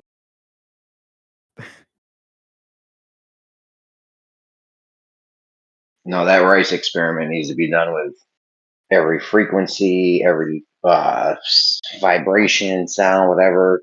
Different languages. Just going nonstop. Like I would just make it abundantly clear. Like, you know what I'm saying? Just hit it with a frequency, fucking nonstop. Same thing with like growing plants. Like if I had a control group of plants, and then another group that you play the sound to or frequency or whatever. See which one grows. See which set of plants grows better. You know, same conditions and all that. But Shit I like do that. think though we should do like if we're gonna do that though we should definitely at least you know get like a huge number of people doing it though. That way it's actually like an experiment and not just like one you know anecdotal you know test kind of thing. You know, we should get like 20, 30 people. This isn't even something people can do, dude. You need fucking room for this, bro. You don't want the fucking plants or rice or whatever you're doing eating anywhere as close to each other. Like you're talking other side of where not even in the same building. Like you want to have two different buildings on the same property. And one building has this frequency going in it, and another building doesn't, or whatever. I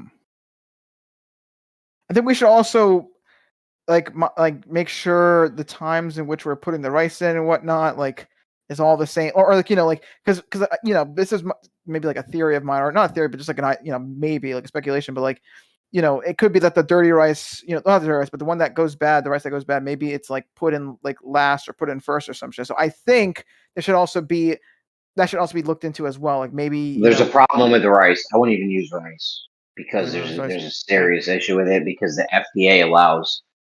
I mean, I don't know if you know what you're actually eating, but the FDA allows tons of shit in your food.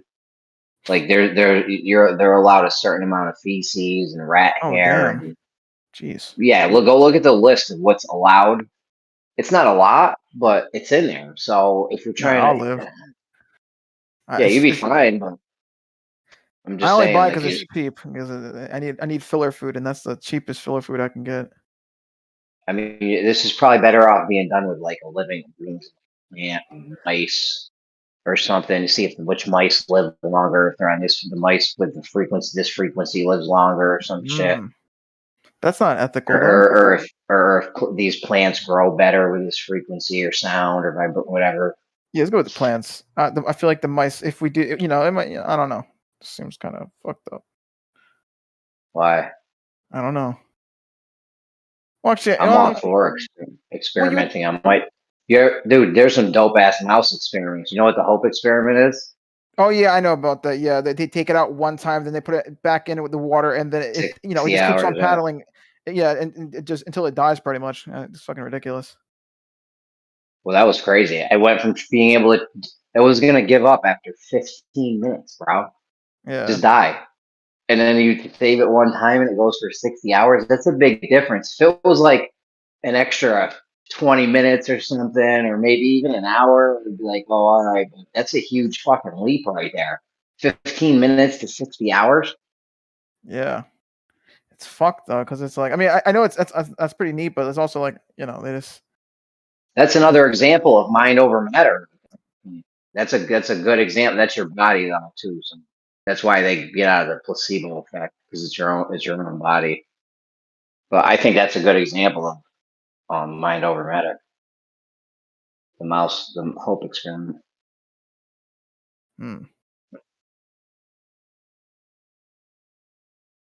Still pretty fucked though. They have the. I mean, after 60 hours, whatever, they just kind of let it die. Like, I get it, you know, but like, you know, I don't know. Like, I guess it gives us at least like a number or something, you know. But I mean, I don't know. I would have pulled them out again. I would have went on with that for a week or months. See how long you could really go. That's cruel, man. Maybe pull them out for. No, it's not cruel, bro. That's just seeing how they've only scratched the surface with that. Like, okay, Hope has an effect. Let's see how much. Yeah, but it's cool because like, the mouse is for 100. Could he go for 120 hours? Well, how crazy! That'd be even crazier. Yeah, but just imagine though paddling for fucking 120 hours though. You'd be exhausted. You know what I'm saying? Like, I feel bad for the mouse. I don't know how much a mouse actually suffers, but come on, that's a little fucked. Well, I'm not even for letting the mouse die at the end. You don't need to let him die if he paddles for 60 hours and it looks like he's gonna die. Pull my man out. Yeah, let him take a breather. Throw him back in later.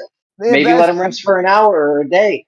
that assumes it doesn't die from exhaustion afterwards. Because I mean, it could be that even if you pull it out, it's just like I don't know, it's already burnt out like Not gonna shit. drown. You give it some food, some water. You let it chill for a day or two, and then you throw them back in the water. Maybe you can go for a couple 100 hours. Yeah, buff ass mouse afterwards. Hey, bro, you go from 15 minutes to 60 hours is crazy. If I don't know how long it's even physically possible for. If the guy, if you know you're gonna get rescued, though, I mean, you keep going. I don't know. Yeah, insane. I don't know. That's a good example of mind over. In my mind, I know people will argue and shit, Mind over matter. because there's no way you just let yourself die after 15 minutes when you could have treaded water for. He couldn't have went for 30 minutes. He can obviously physically do it for 60 hours. Why didn't he do it for at least a couple hours or 1 hour or something? Yeah.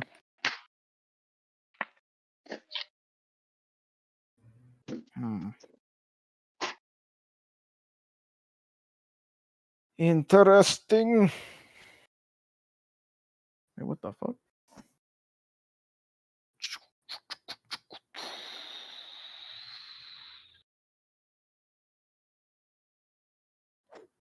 All right, what else we got, guys? You got anything?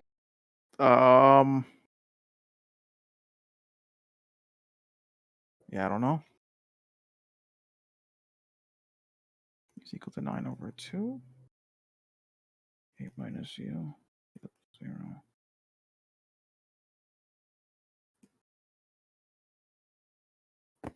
There we go. Let me see. What about let me see. Yeah, I don't know.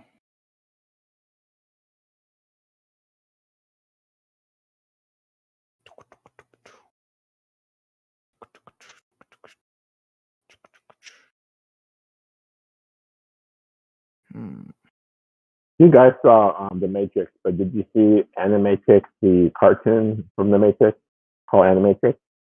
Animatrix. Has about like 9 videos about Matrix stuff. You didn't catch that? I don't recall. I do not recall. 11W. You guys aren't moviegoers at all. Yeah. Well, there was one where a dude was he was an athlete, he was a runner, right? So like he's talking. It starts off with talking to his dad, and they're trying to say he took steroids, trying to get him banned, but he just wants to run, and he didn't take steroids. So what happens when he runs? He gets to that zone where he's about to break the matrix, and he breaks out of the matrix, right? Because he's running too fast. And all the they call them the dudes in the black suits. They all show up and trying to grab him and pull him back. The point is that when you break what the matrix can do, the maximum, then you can see the other side. You hit the limit, can't do anymore. Basically, he ran too fast. Then he saw the ones and zeros and shit when they were pull matrix out of the matrix, and pulling Neo and Trinity and shit.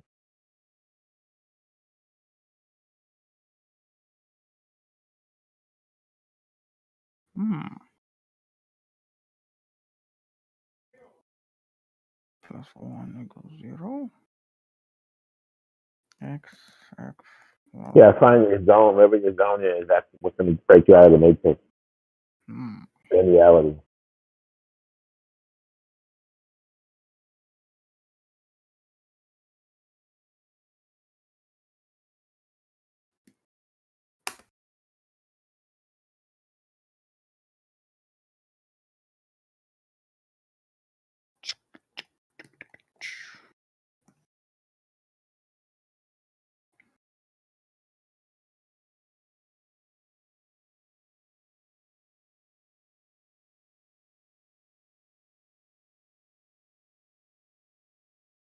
Okay.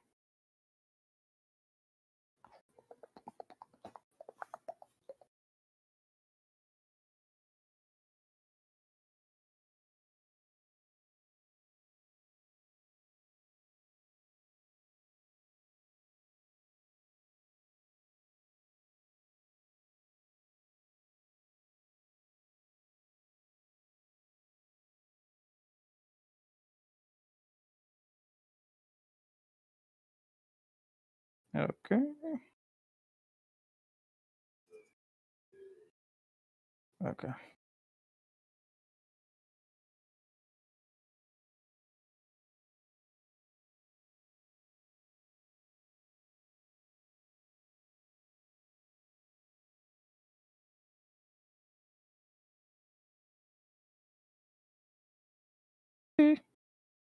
Hmm. So maybe we should talk about maybe philosophy since nothing's going on right now. We were just talking about, that random number generator shit. Let's talk about some philosophy. That sounds fun, right?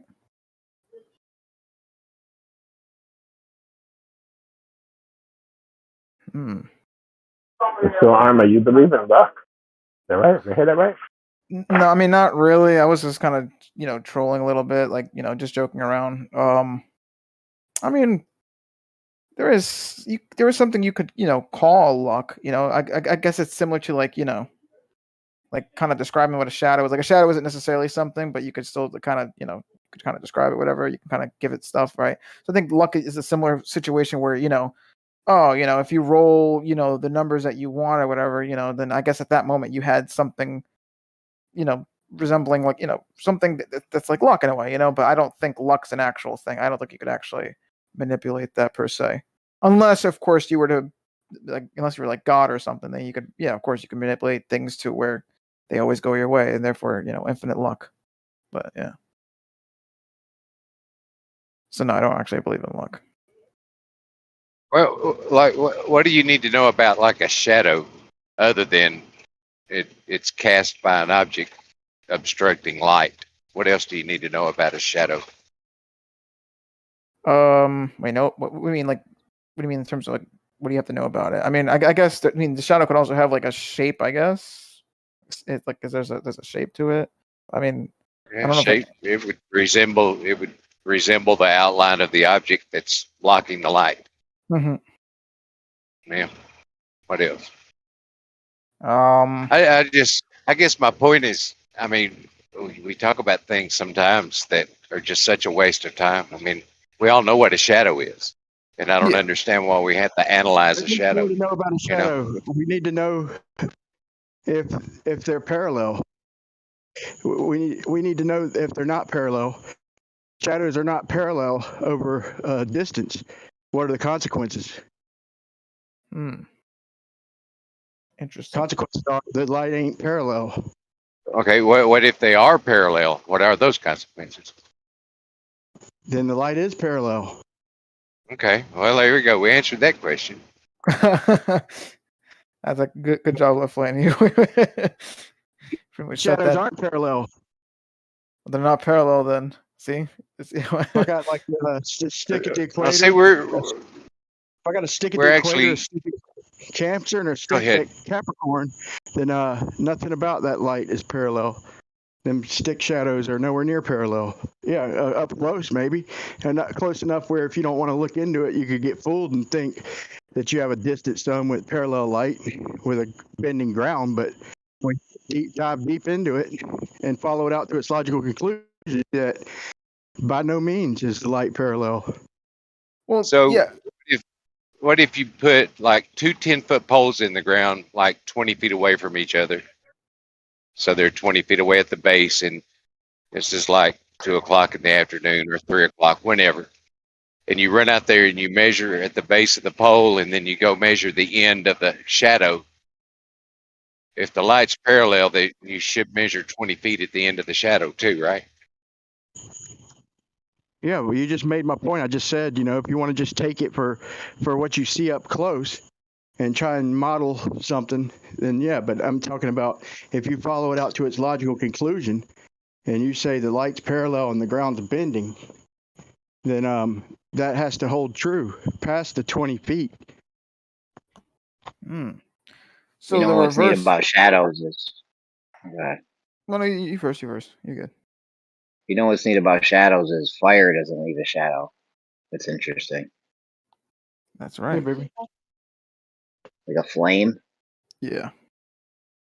Well, yeah, because I mean, nothing would be blocking the light. I mean, it would just light could, in theory, pass through that because it's it's just more light, I guess. Yeah. That is weird, though, right? Like it's visually. It is interesting. Never thought of that. Mm-hmm. Now, granted, you can have like, for example, like a light or whatever, and then you could still see somewhat of like the actual like gas.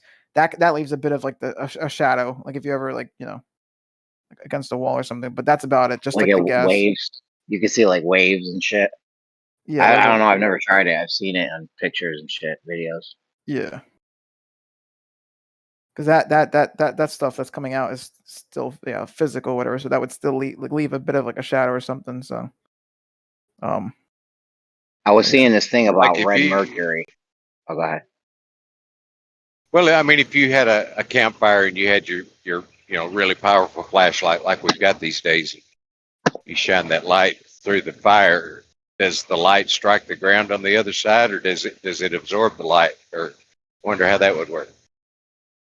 I think it would. Well, I mean, because once again, how fires are. I imagine it would go through, but like, what the You thing could would check see. that. You could test that left lane. That was a good one. Yeah. Napalm was talking about a light detector or some shit. If you had that, so you got your campfire, right? And then there's a brick fireplace, and it's leaving a shadow. But then the fire part's not leaving a shadow, and then you get your light detector. You see how much light it's giving off, and the non-shadow part. Then you shine your light in it. It should be more light. You can cast a shadow with fire, though. Like if you have a big fire and you stand next to it, you'll cast a little shadow. But the fire itself won't cast a shadow, but it'll cast the light. But here's another interesting thing: is that the fire will conduct electricity. Like if you got a gap in your, if you got a spark gap, fire will literally fill that gap and give you continuity. That's crazy.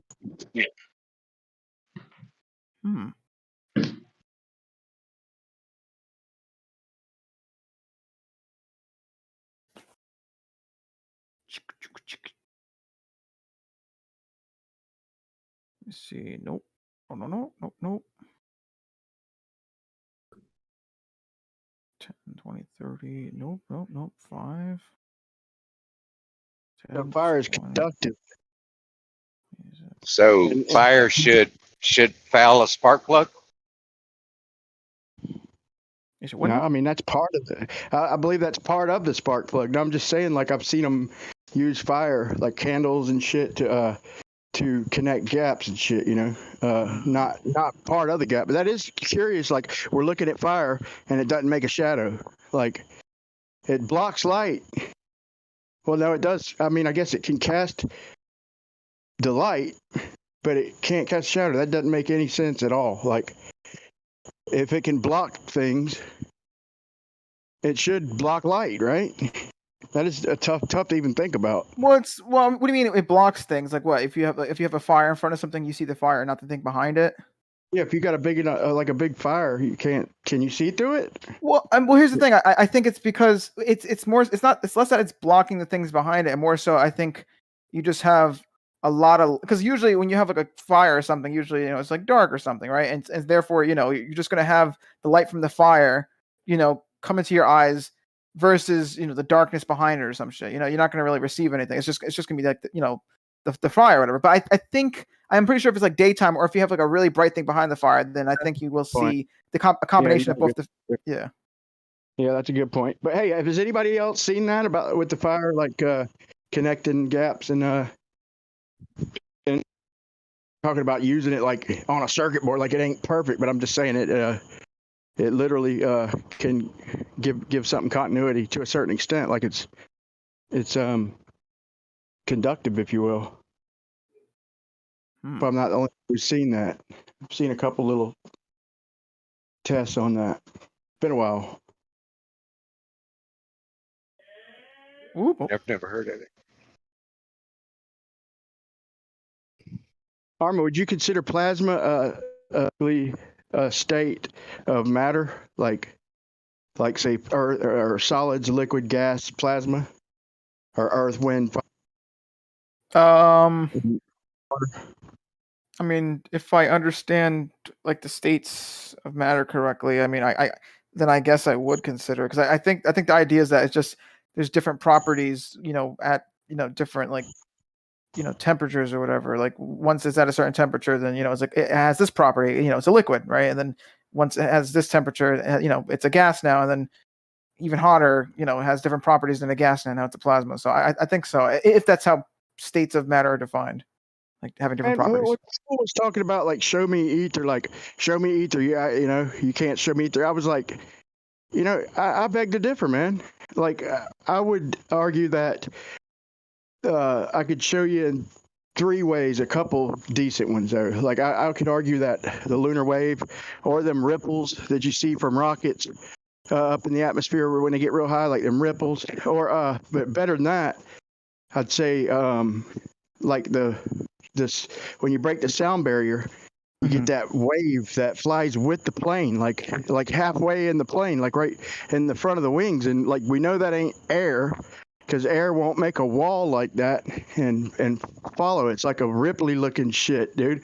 I would contend that that's the background, and I just would contend it takes a lot of energy to spook it, to be able to see it, to affect it, and that would be one way to break the sound barrier. And also like the nothing bubbles, that takes an ass load of energy to make a little vacuum chamber and put it underwater and get all that vigorous bubbling. Like you get a trembling vessel basically.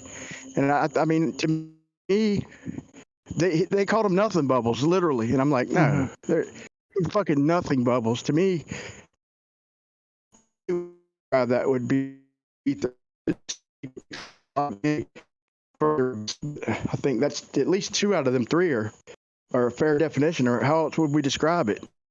But besides calling it nothing bubbles or a wall of nothing following the plane that we see literally. I mean that's still sort of. I mean, I was gonna say isn't that kind of speculation though? Like you're sort of speculating that that's what that is, or yeah, yeah, but not pure speculation. Like I would say,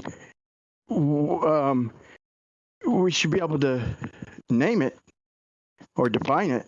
Fair. Like I said, if it's not a gas, we've evacuated all the gas before we submerged the tank, and same thing with the plane. Like it's a wall of clear looking, just ripply looking shit, whatever you call it. You know what I'm talking about? The wall that forms around the wings, around, like a literal wall of, I think so. Something when something breaks the sound barrier, like follows them. And like I said, I'd argue that it's fair to try to define it as something. Fair enough. But it is kind of speculation, man, because if it wasn't for hearing about ether and me thinking there needs to be a background, then I maybe never would have even thought of that. So it's a little bit speculation.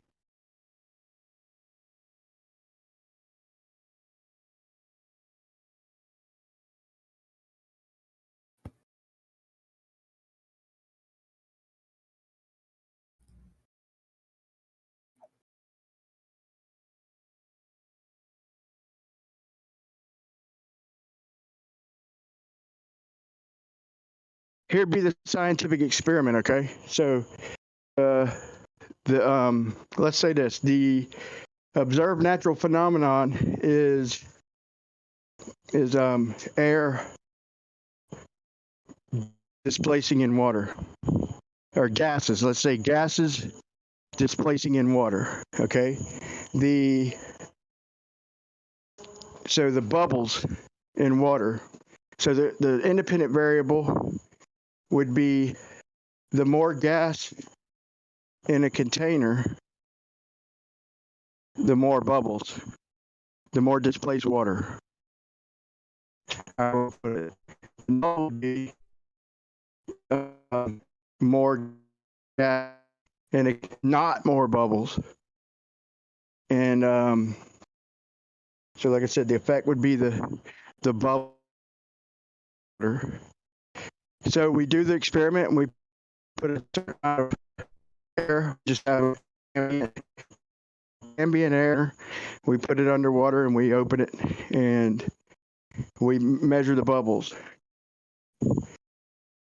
Put pressure in the open it and we measure the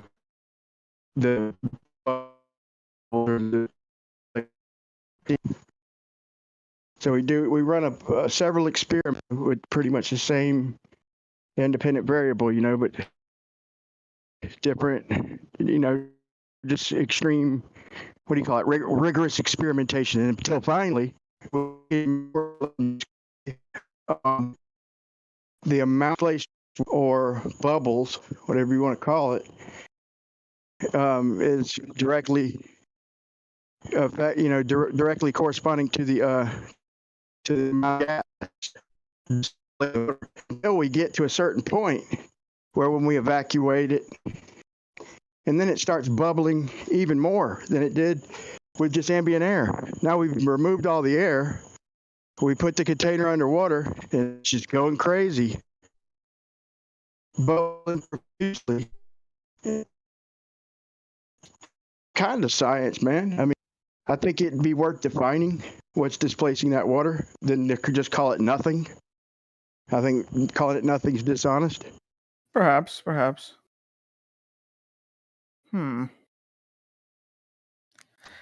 mean, that's. Ooh, hold on. I hope my mic didn't fucked up. Oh, let me see. Okay, it's good. Yeah, I mean, I don't know. Nothing. I mean, it's a little weird. I mean, to have nothing, because I mean, on one hand, I feel like, but also at the same time, it's like, okay, I guess, there's still space at the very least, like between the objects. So I mean, I guess in some ways that space could be like ether or something, or some kind of like, I guess maybe there is something there, and it's not really nothing. But I don't know. That's a weird one. I feel like as a human, I don't know if I can give a definitive answer. Yeah.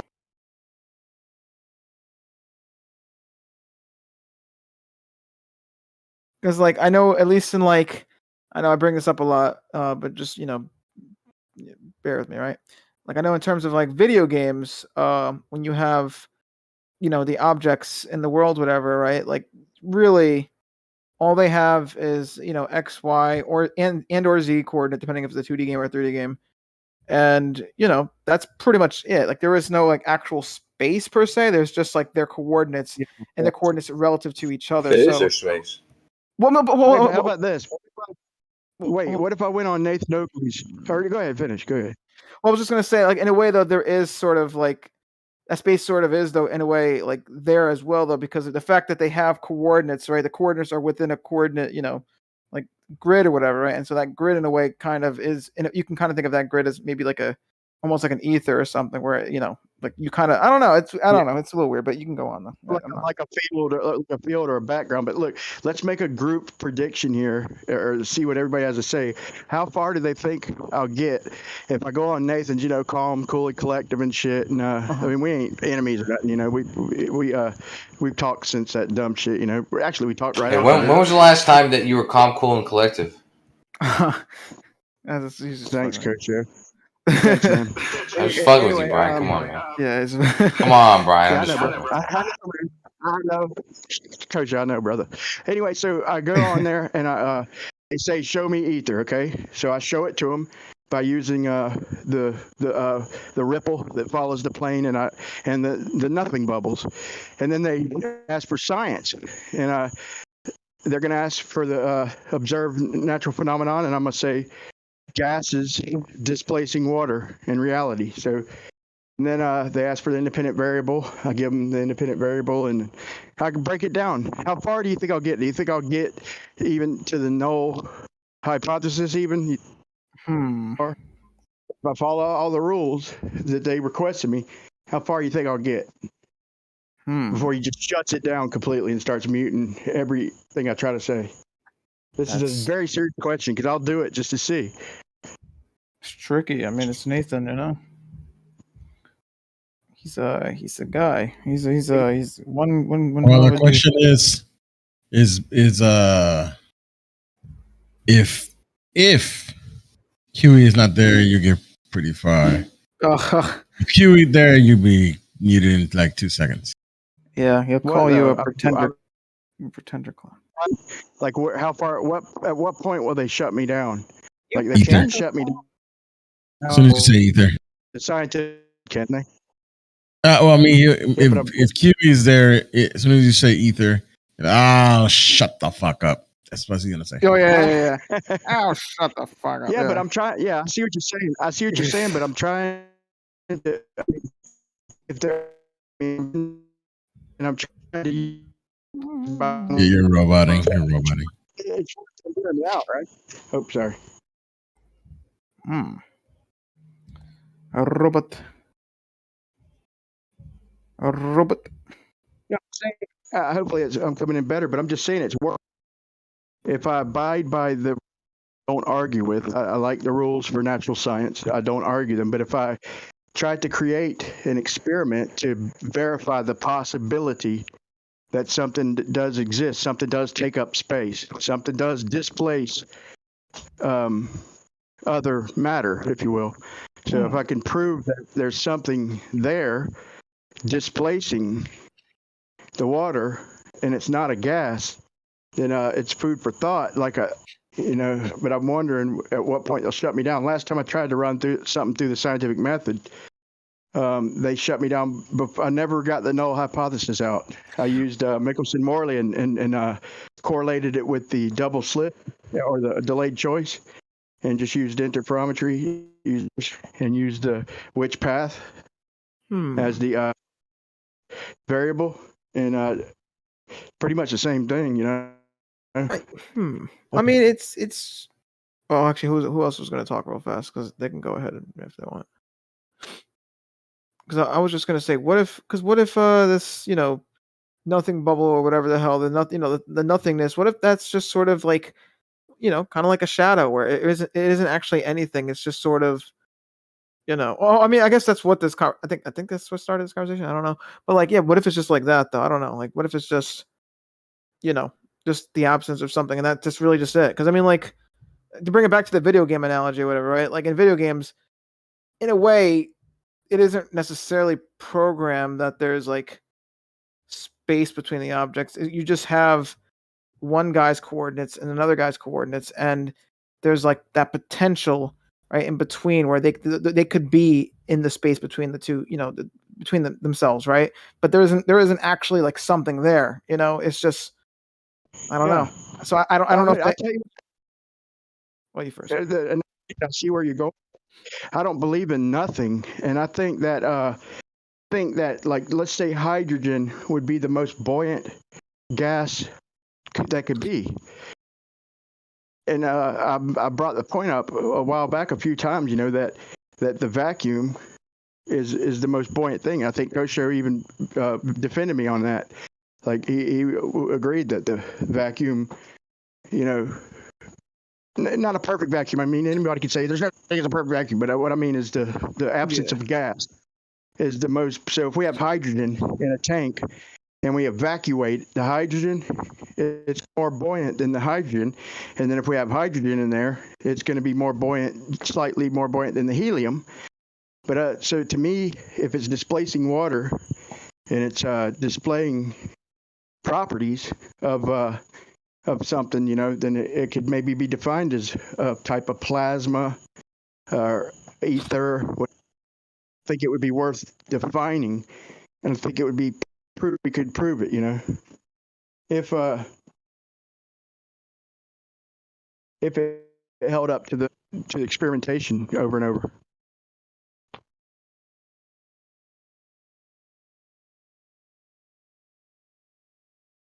And I'd be good with saying, yep, back to the drawing board. I'm the type who I could go either way with it. I don't like when people get emotional. Any argument, myself, yeah, I'm passionate when I'm arguing and shit, but I try to catch myself when I'm thinking, you know. Did I get emotional over shit? Like, why did I get emotional over this and try and break anything down? So I try to stop myself from letting my emotions interfere with.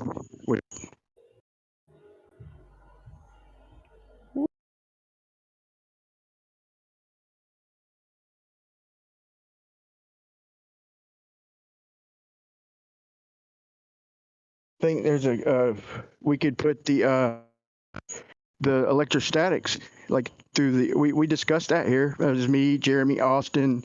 It was dude, it was a bunch. I think I was there. Newbustech was in here. I was there. Yeah.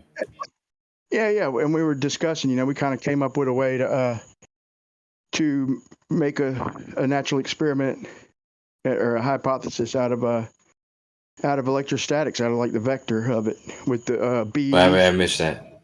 Well, what was the experiment?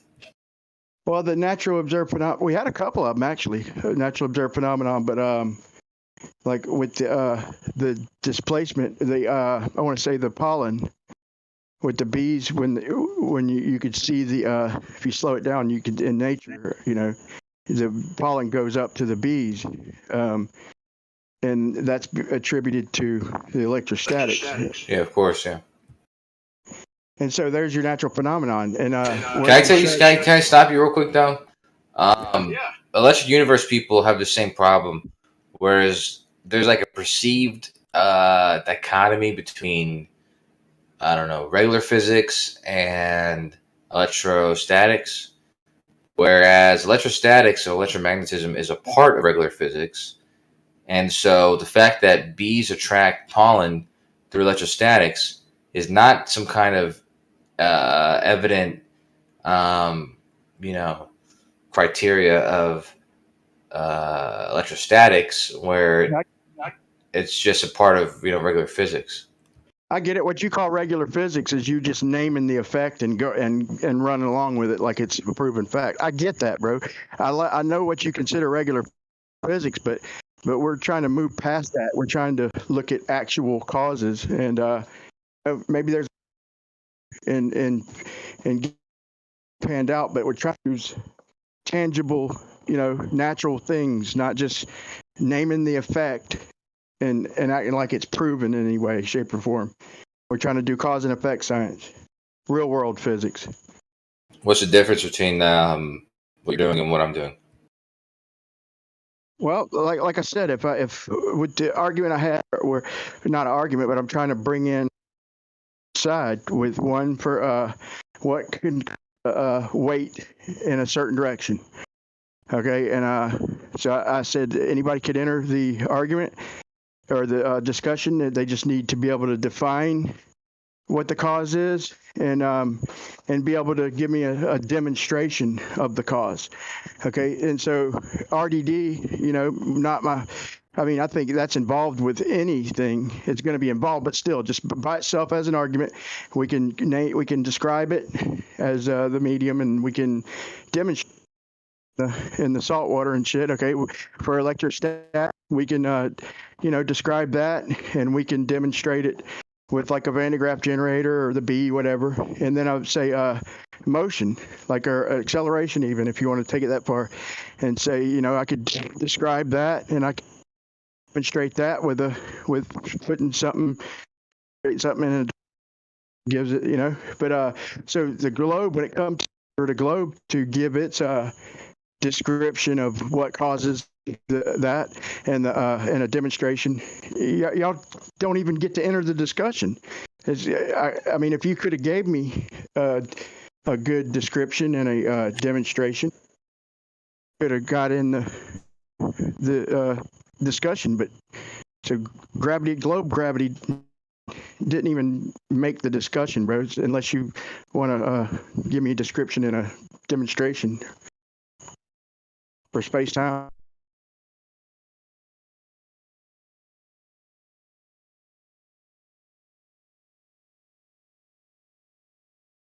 That should get you rethinking shit, Coach. You lie most of the time. Like, damn, he's right. It's like, I give a description and a demonstration, even enter the argument. Fuck.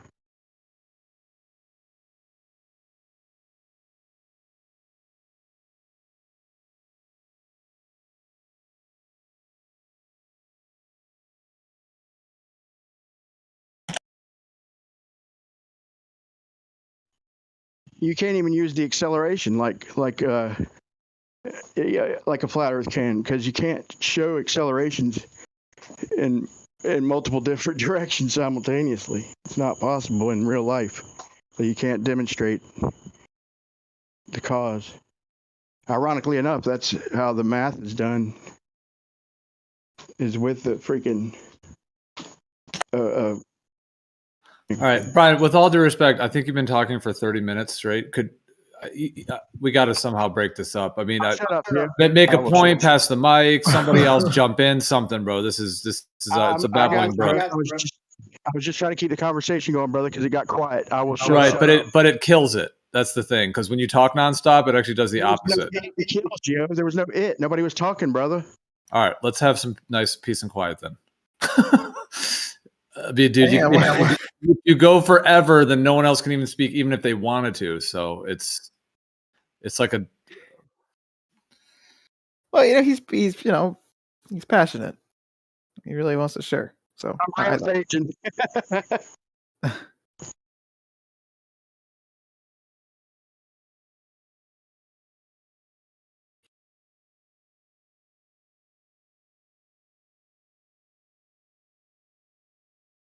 All I'm saying is, if you get on a roll, I know what you mean. If it's quiet, then it might make sense to just monologue, like to fill some air. I get that idea, but on the other hand, it makes it like it's hard for anyone else to even respond, or you know what I mean. Like it kind of does the same thing. Like it kind of, I don't know, because then one person's just going, and then there's no room for anyone else to like even engage.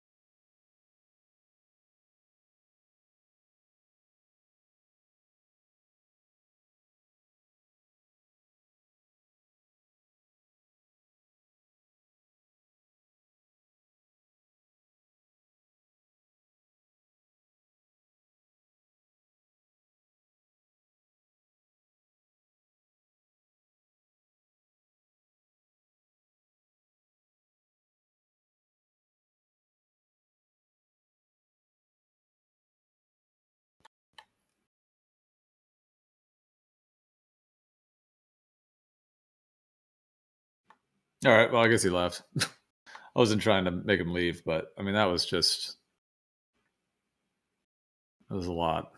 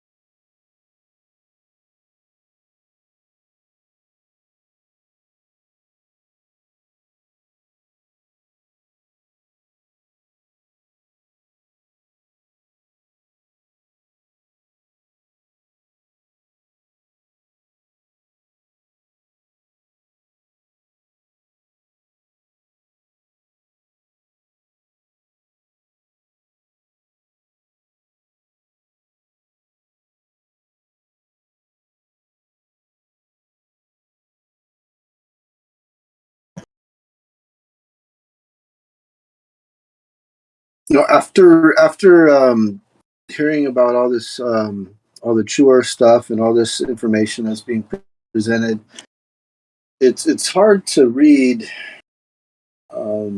articles and things like that without being so cynical. I was just reading how Earth's, used to have a 19-hour day, and just reading through that article is just, and they go like, okay, between 1 and 2 billion years, it was 19 hours. For a billion years, it was 19 hours. I mean, it's.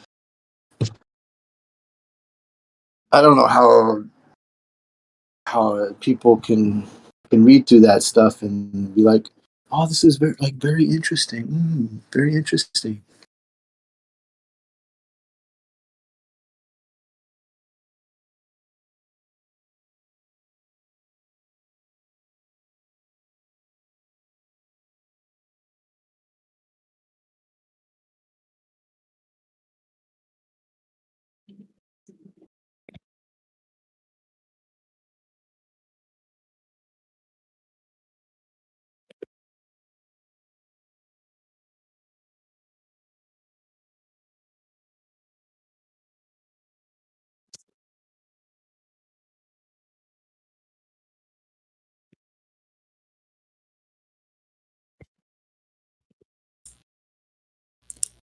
Hello. Hello. Dude, my head is exploding. Oh shit. When you have a collision between two bodies, what gets conserved? Momentum or kinetic energy? Momentum?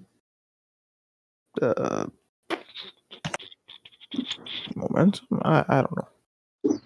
Well, so the energy disappears? I mean, I guess both.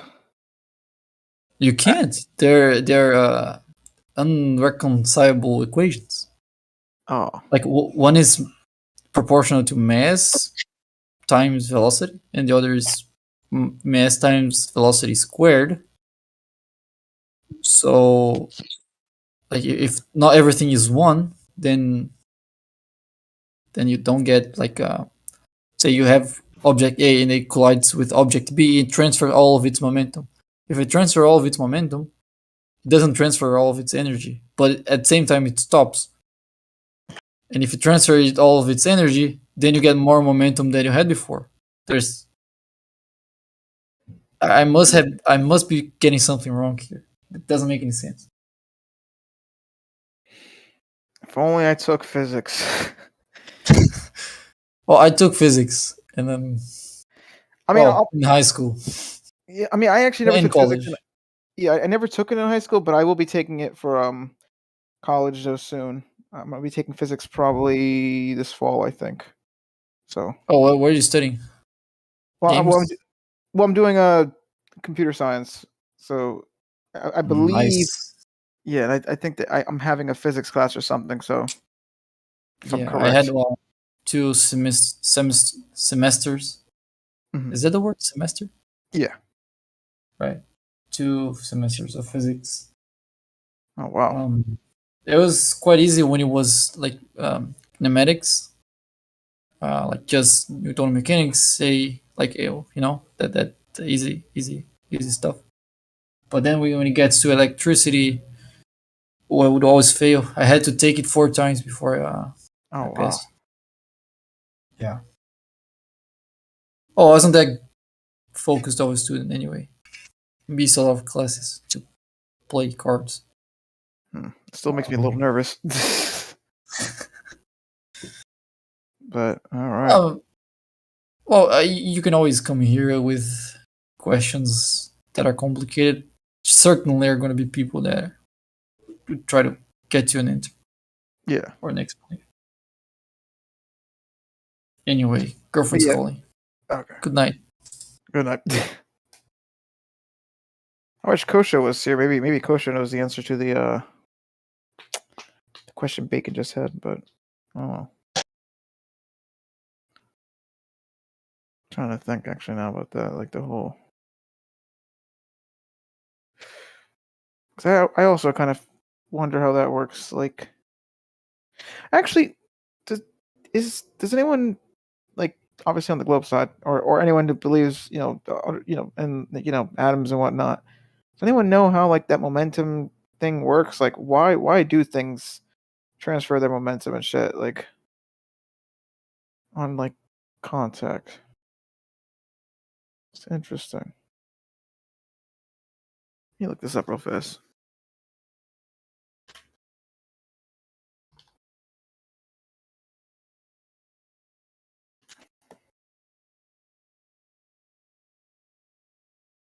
Yeah, so when like baseball hits you in the head, your head is still. The baseball transfers its momentum into your head, then you go backwards. Well, no, I get that. I'm just trying to think of Right. I'm trying to think of like the actual like mechanism. Like, why does it transfer? Why doesn't it just like, well, I guess you could argue with it because things are solid or whatever, but because I was gonna say, obviously the baseball could phase through your head, right? But obviously it doesn't do that because there's things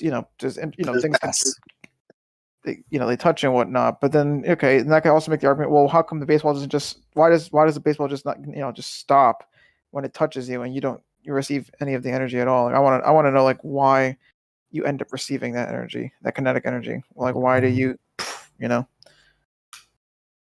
Also, when you have a baseball hit it like a brick wall, the brick wall doesn't really move anywhere.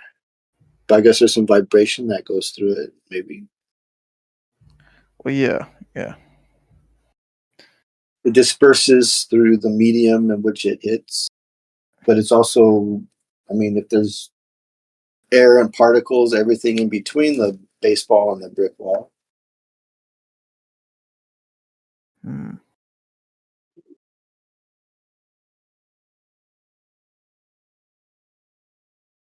Most interactions happen between electrons and they are.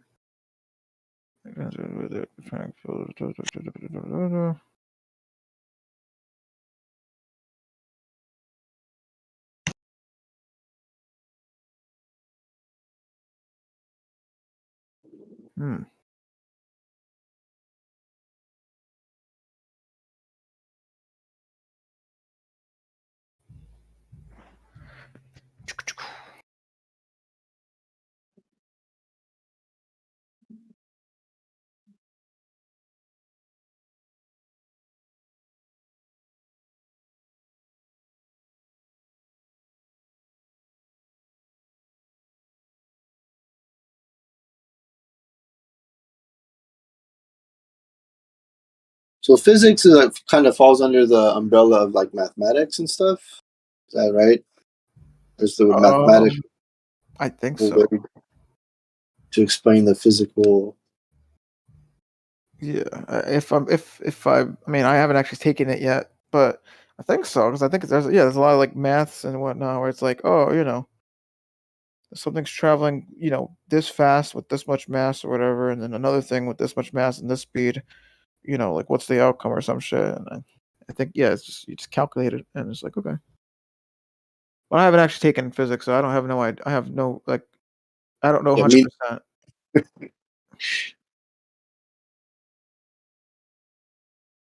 I took chemistry in high school, but I actually never took physics though in high school, so it's gonna be new to me whenever I do take it in college. So we'll see. We shall see.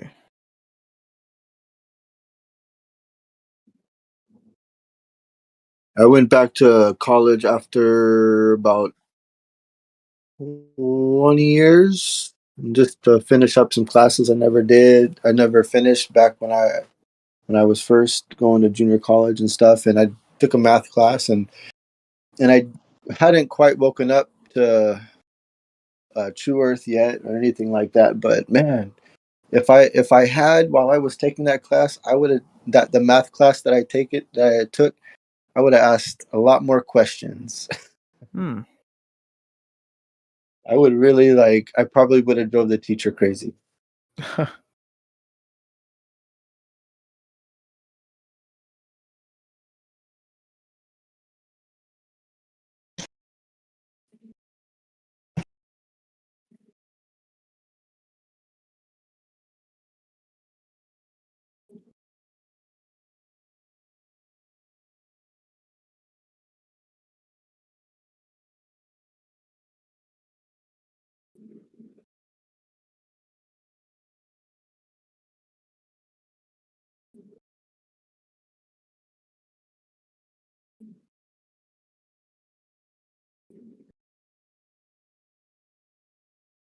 What's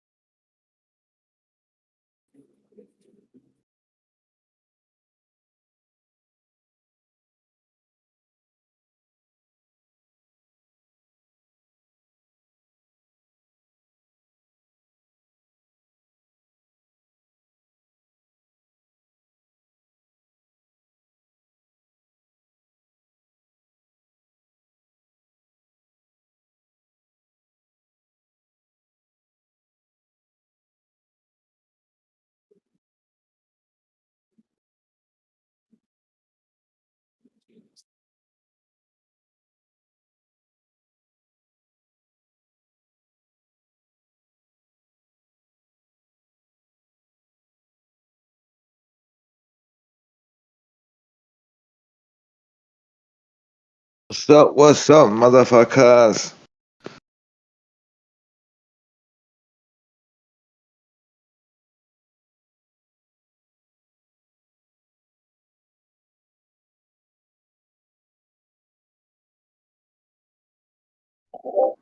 Oh, there's no one here.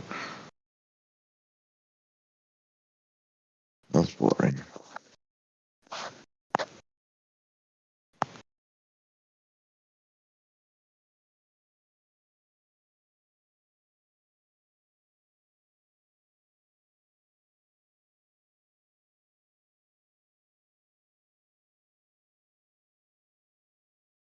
Yeah, man. Crank up a new topic. What do you got? I don't know. First, I have to eat this chicken burger. I don't know. What you got, Gio? Come up with something.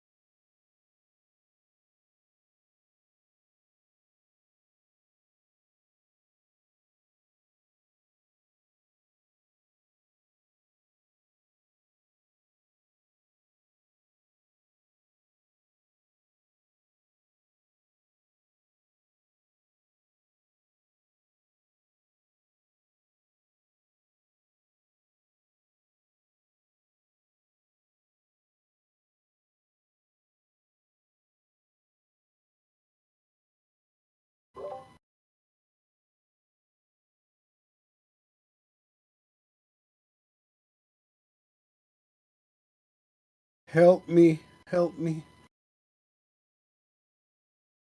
You guys want to hear something really embarrassing? Did you get a Did you got a case of globitis? Yeah, there's just more girls over at Gems. Is that disgusting? I think I've become sexist. I got asked on a date by a Glober yesterday.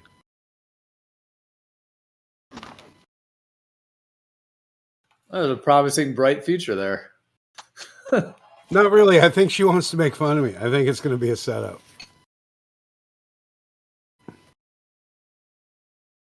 But we grew up in the same town. She grew up in L.A. So she decided to get nostalgic and said, if I come to town, can I take you out? Can we go have a drink and go hang out? I'm like, okay.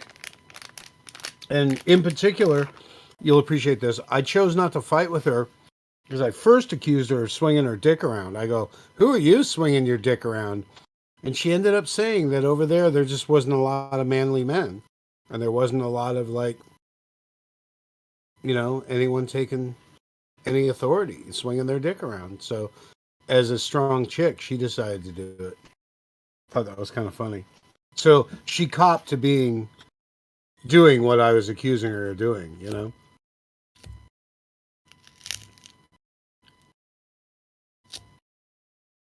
Anyway, reverse psychology.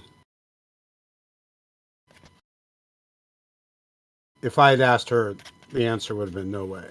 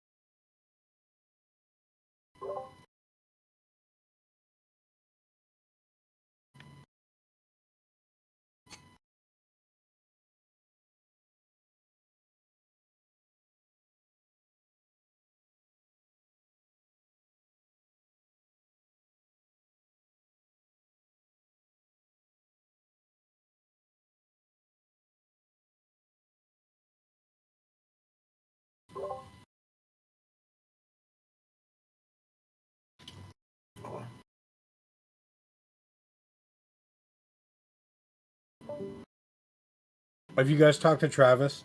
Have you seen what he's trying to do? He's like, I'm going to be an influencer. And it's like, I don't know. I can imagine being one. I can't imagine setting out to be one.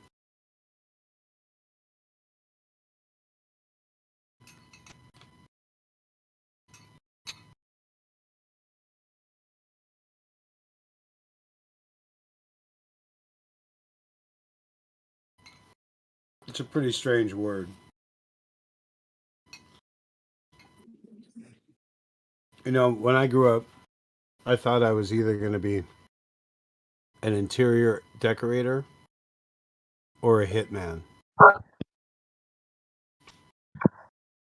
Either way, Clayton's for you. Ha ha.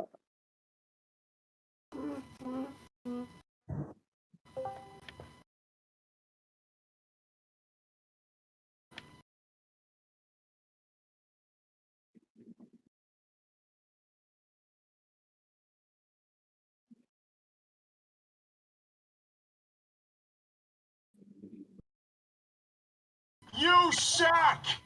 You suck!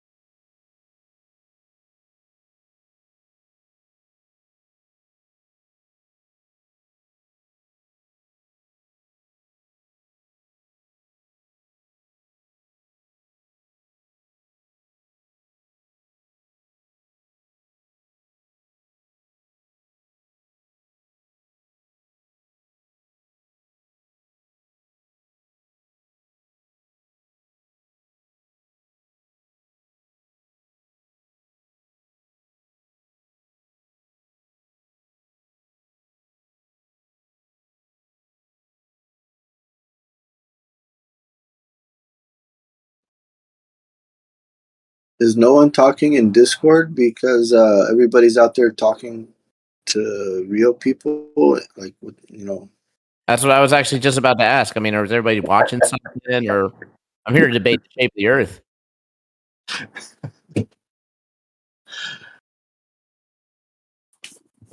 I'm gonna go have some interface with some real people. I've already done all that today. Who in here's a glober? I see this guy with the globe in the hand and the eyes.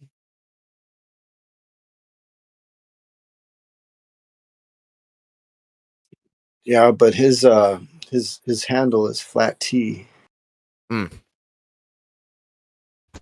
What are you gonna do? Is even anybody in here even listening? I'm doing a live show right now. There's a huge audience on YouTube and Rockfin right now looking to have the shape of the Earth debated. There's nobody. Huh? There's literally nobody. I recognize some of you in here. What you got? Tell us what you got. Oh, dude, do we got a live one? What do you what got? you're looking for. Let's hear it. Yeah. Oh, heck yeah, dude. Tell us, what are you shopping for? What are you in business for? Trying to do a true Earth debate. Trying to argue about the shape of the Earth. Okay. What's the shape of the Earth? Well, what do you think the shape of the Earth is? I don't have a shape. I don't think there's a shape. I don't think anybody knows the shape. Oh, dang. How about you? Yeah, we're on the same side for the most part. Flat earther. So you think the Earth is flat? Yeah. Oh, I see. He's a huge flat earther, super flat, 2D. 2D earther. 2D, nice. He's a 2D bumpy earth. Can you prove the flat Earth? Stationary topographical plane. Yeah, I mean, I think it's pretty obvious. We don't measure any curvature. We have radio waves, microwaves, line of sight. We have mirror flashes. We have, I mean, what else? There's also a whole bunch of globe debunks, right? That just debunk the mainstream model. So, I mean, there's Orion being visible somewhere on the Earth all year long as an equatorial constellation. That's impossible on a globe that's moving around the sun. What else? Never measure any motion, right? We have the Michelson-Morley that made all of science do a huge backflip instead of just accepting the fact that the Earth wasn't moving. So we can start anywhere you guys want. I'm on board with a lot of that stuff, but still, shape. I didn't hear anything about shape. We're on the same page pretty much, so yeah. Shit. Coach might be up. There's some Glovers in here though. If you're down at the beta shows.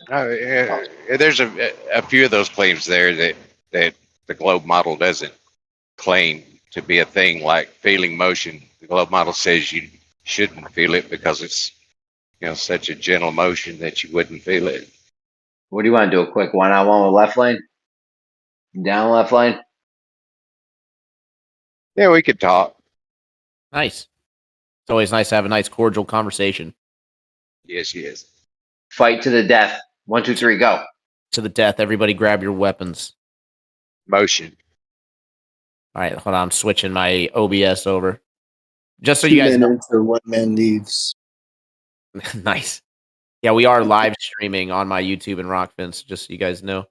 All right, give these 2 guys room, guys. Don't jump in.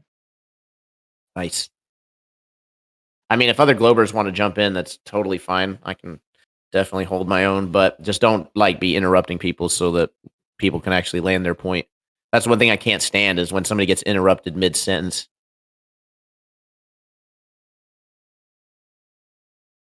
Yeah, Roger. So why do you think we should feel Earth rotation? Well, it's actually just a simple logical point, right? So if we don't feel motion, typically when you don't experience something, you wouldn't expect that something to exist, right? So since we don't feel motion, we shouldn't really expect there to be motion. And there's no real evidence of motion. It's just inferred from the motion of the sky. So yeah, I think that there's no way to prove that we're moving, and thus it would be just as fair to say we are not moving. Well, I mean, Earth's rotation rotates once per day, which is, even though it's tangential velocity is 1,000 miles an hour at the equator, it's sort of a constant thing. The atmosphere rotating with the Earth, it's maybe at a constant speed. So, if you stand in your backyard and you watch the stars move across the sky, you really can't perceive that they're actually moving. You have to hold something up and stand there for an hour to actually see that they actually moved. That's how fast Earth is rotating. And from my perspective, I feel that.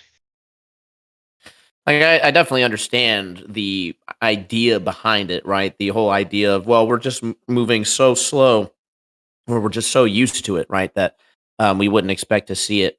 But there is a bunch of fallacies with that. For one, even though the Earth is moving slow, we are dealing with something that is very massive, which means it has momentum, right? So when anything this massive or something as massive as the Earth, we would say is going to move in any amount, unless you invoke some sort of magical vacuum-like reference frame, you should expect to see a whole bunch of momentum with that. It's not only that, but to say that the speed is constant is actually a fallacy as well. It's wrong on its face. Actually, not so much a fallacy, just as so much as is wrong, right? The Earth's speed is admittedly changing constantly as we move in orbit around the sun.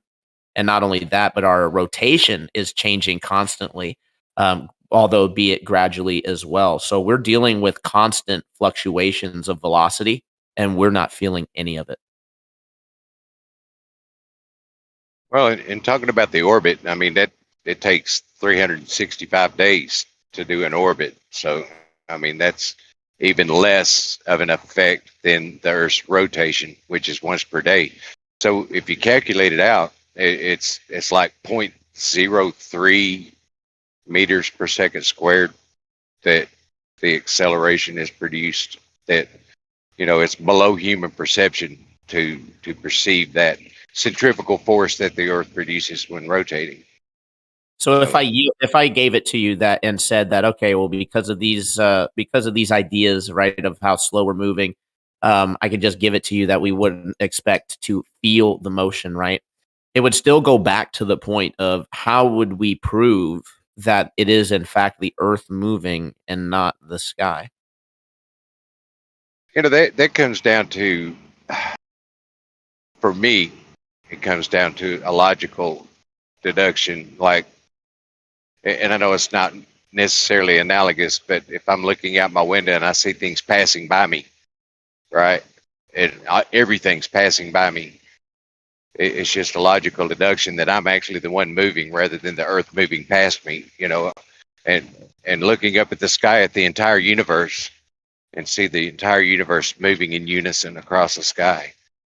It's a logical deduction for me that I'm probably the one moving rather than the entire universe. So it's just an assumption then. Yes, yeah. At this point, yes. I mean, there's lots of other stuff that goes with this conversation, but we can just kind of work through it. Well, I'm glad you did. At least you didn't. At least you didn't bring up Foucault's pendulum, right? Yeah, that's one thing. Is it? I got an Amber Alert on my phone. It cut me off for a second. But yeah, the Foucault's pendulum. There's ring laser gyros, mechanical gyros, gyro compasses. There's lots of other things we could talk about that either detects or depends on the Earth's rotation to work. So when you say depends on rotation, right? That would imply that there's absolutely no other way that you could conceptualize it working. Well, like with the gyro compass, it's got a big gyroscope in it, and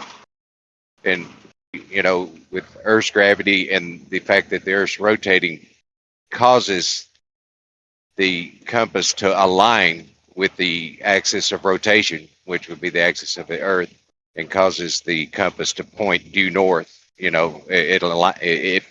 a like a geometric north pole seeker. It seeks due north due to Earth's rotation.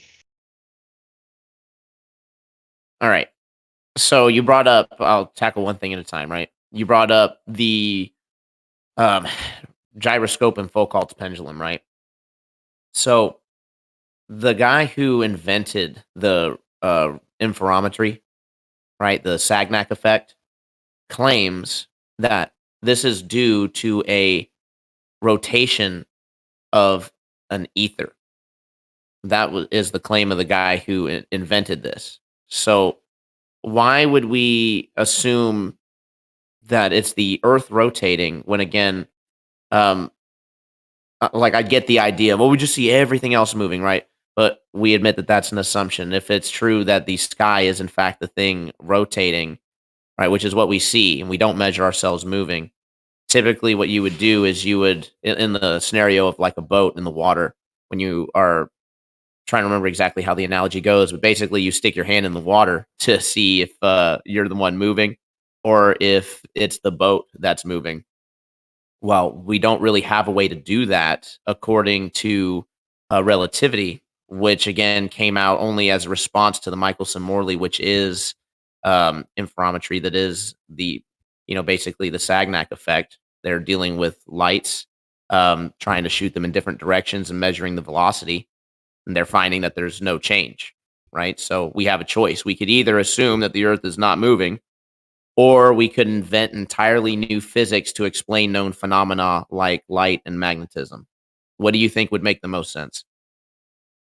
Well, from what I understand about Michelson-Morley, that they understood that the Earth was rotating and exploited that fact to attempt to detect an ether drag, like, on one side of the orbit around the sun, you should detect some drag in one direction, and you get on the other side of the sun, you should, detect a lack of drag, so to speak, in that direction. And they didn't detect anything. The number they got, I think, was like 8. I don't know what units that was, but from what I understand, it was well below the margin of error for the equipment they were using. So you could either draw the conclusion that maybe Earth isn't rotating and there is an ether, we just can't detect it because we're not moving, or Earth is rotating and there's no ether. And of course, they drew the conclusion that there's no ether, and that's kind of what changed the paradigm of thinking that light needs a medium to propagate through. Well, I'm glad you admitted that there was a choice, right? But to say that, well, they just drew the other conclusion, right? It's like, that's kind of disingenuous, right? Basically, you're just saying that they made the choice, right? There was a choice to be made, and they made it. And they even admitted in their notes that all the results definitely seemed that the Earth is at rest, right? So the only reason, in my mind, that they would keep that the Earth is not at rest is because they don't want to accept, just like Hubble said, they don't want to accept the special place or special position of the Earth in the universe, and they would only accept that as a last case scenario to explain a phenomena. So with that in mind, they will always choose what will leave us in the non-special position. Well, you mentioned they said that in their notes they indicated that Earth was stationary. I didn't see that in the actual experiment. You know, the What it said, write-up of the experiment. just make sure you didn't understand it or not saying that I said the wrong thing, right? I didn't say that they said the Earth was at rest. What I said was that they said the results seemed to appear. Sorry, I'm messing up the wording. Basically, what they said was that the results made it seem that the Earth was at rest. Now, they did full-heartedly believe that the Earth was rotating around the sun, right? I'm not saying that they didn't believe that at all, and they don't. They don't have to believe that it was stationary to get a result that would be a stationary result, right?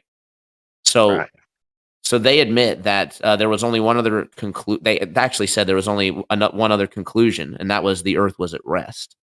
So, again, we have the Einstein general and special relativity being used to explain why we're not seeing a friendship in the light as we move, and that's because there's no ether, because light is going to keep the same velocity regardless of the direction, right? So, if that is the case, then why is it that we are then using the same phenomena to try to measure the rotation, the sidereal rotation? And if we actually look at Einstein's notes with relativity, he said, if we admit the Michelson null result as a fact, a null meaning zero result, if they detected any change in the friendship in the light, then what would end up happening was it would debunk the theory because there was a change in the velocity when the light is not supposed to change velocity. So the fact that we are seeing a change in velocity with the Sagnac effect with the ring laser gyroscope directly debunks general relativity.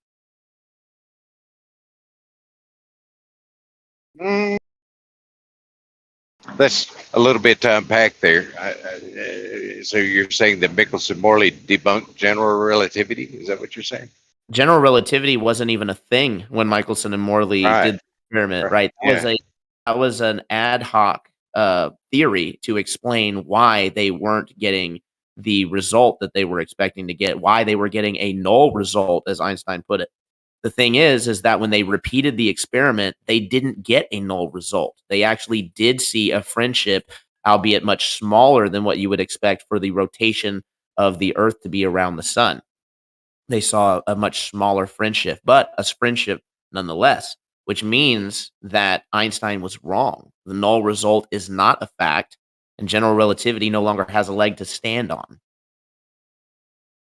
Oh, I would say that if indeed there was an ether, I don't know how that would affect general relativity. I think, it would be, there would be a lot of things different. I could probably say that, but I'm not scientifically educated enough to, make a claim on that one way or the other. But I could say that if ether is a thing, and that we've just not been able to detect it, that I don't know how that would affect general relativity. But well, it would be a death blow, right? If ether was a thing and we were able to detect it, and we're not detecting the Earth's motion through space, then that would mean that we're not moving, and that would be a death blow to your model.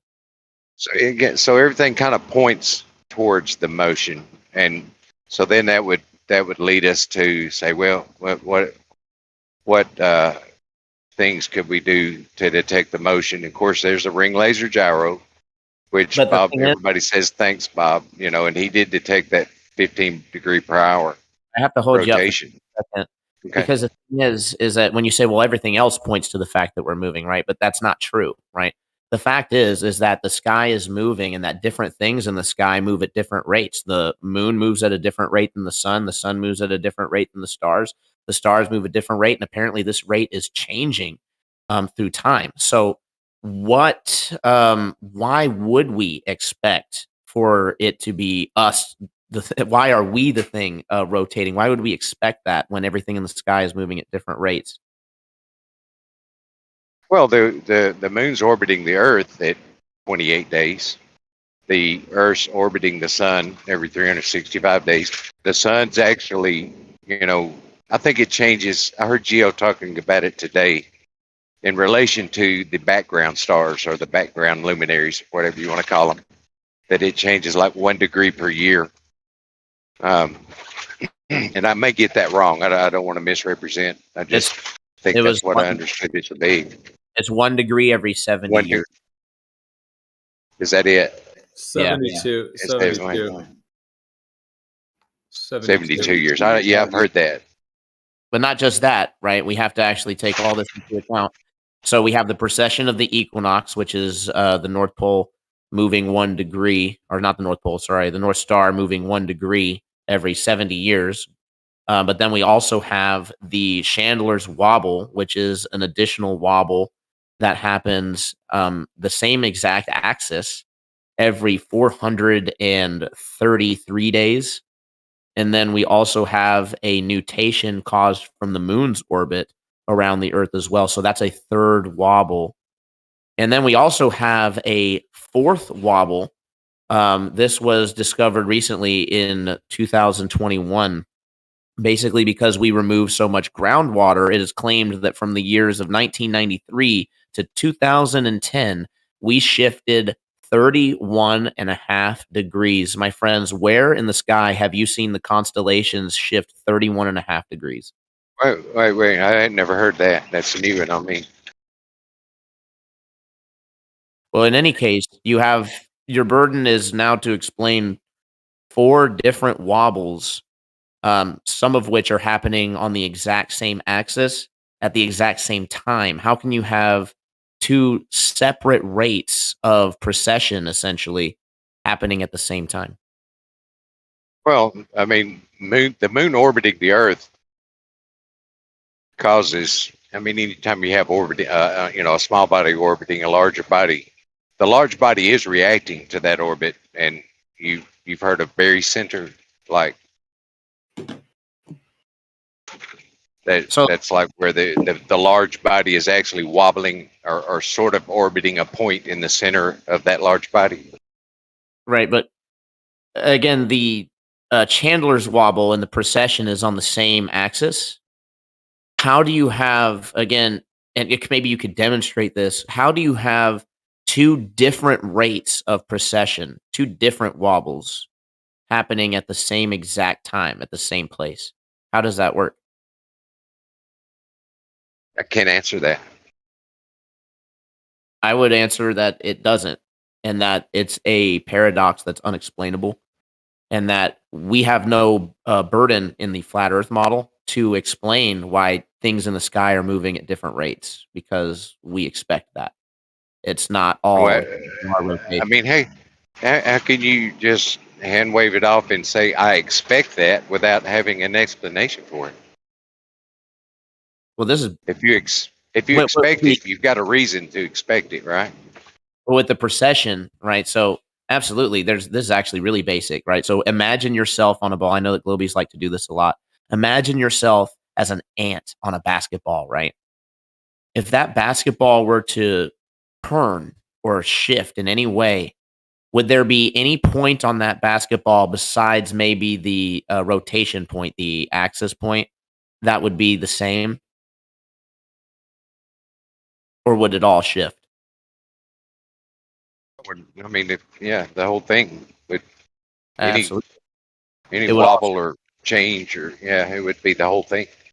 Absolutely. So if the globe model claims that we are wobbling, and we'll just do 2, we'll make it really easy. If the globe model requires the sky wobbling at two different rates at the same time to explain their phenomena. And this is in fact impossible, right? It's literally a paradox on its face. It cannot happen. You cannot. Why is that? Why is that? Well, why can't two things happen at once? Okay, so let me be very, very specific with it so you don't misunderstand. Yeah, please. Okay, so if you have a precession, right, that's 26,000 years, you cannot have a simultaneous vector going the same exact direction, moving at a much faster rate, 433 days as opposed to years. You cannot have two different rates of Why precession. not? Why not? Why not? Why not? Why not? Go ahead. Oh, sure. Just go ahead and demonstrate it then. It's just It is factually demonstrated. impossible. No, it's factually impossible. Actually, it's not. It's been measured, but that's okay. You just say it's impossible. You just say no. I mean, can you have anything other than no? So you think that something can spin at two different rates at the same time? I'm muted. No, I think these precessions that you're talking about, like the cause of, one being like the Earth is reacting to the moon's orbit, that can be happening, and also the Earth is precessing around at the 25,000 year cycle, like you're talking about, the wobble of the axis that could be happening. I don't see why that would be a problem. Okay, so you guys are failing to understand. Like, I understand that a ball can wobble different directions and can wobble it from different axes at the same time, right? I'm not saying that. I'm saying the Chandler's wobble and the precession of the equinox is a simultaneous wobble on the same axis in the same direction, but at different time scales. How is this possible? Go. That's troubling. Sounds troubling. Go ahead, Mr. NASA.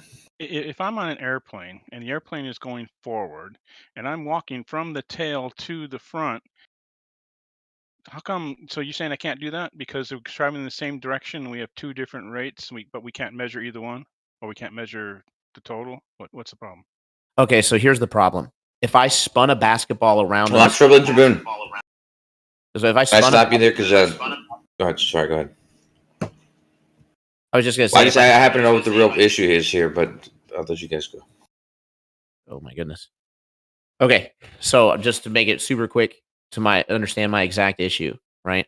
If I spun a basketball on my finger, right, and we measured the speed of that basketball, you can't say that the basketball is spinning at 30 rotations per minute and also spinning at 60 rotations per minute. It's one or the other.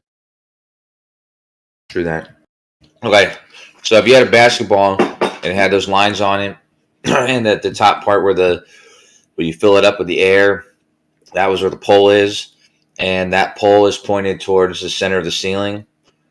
The precession of the equinox would relate to how that point is aimed at the center of the ceiling, which it can wobble back and forth. The Chandler wobble pertains to how that axis is fixed on the ball of the basketball. So where the air comes in at is no longer the pole, and that is actually moving around on the surface. So there's two different wobbles, two different things that are wobbling. Okay, so I'm a little confused. I just want to make sure that I understood you correctly. Are you saying that the Chandler's wobble is the wobble of the actual pole? That's right, yeah. And with respect to the surface of the Earth.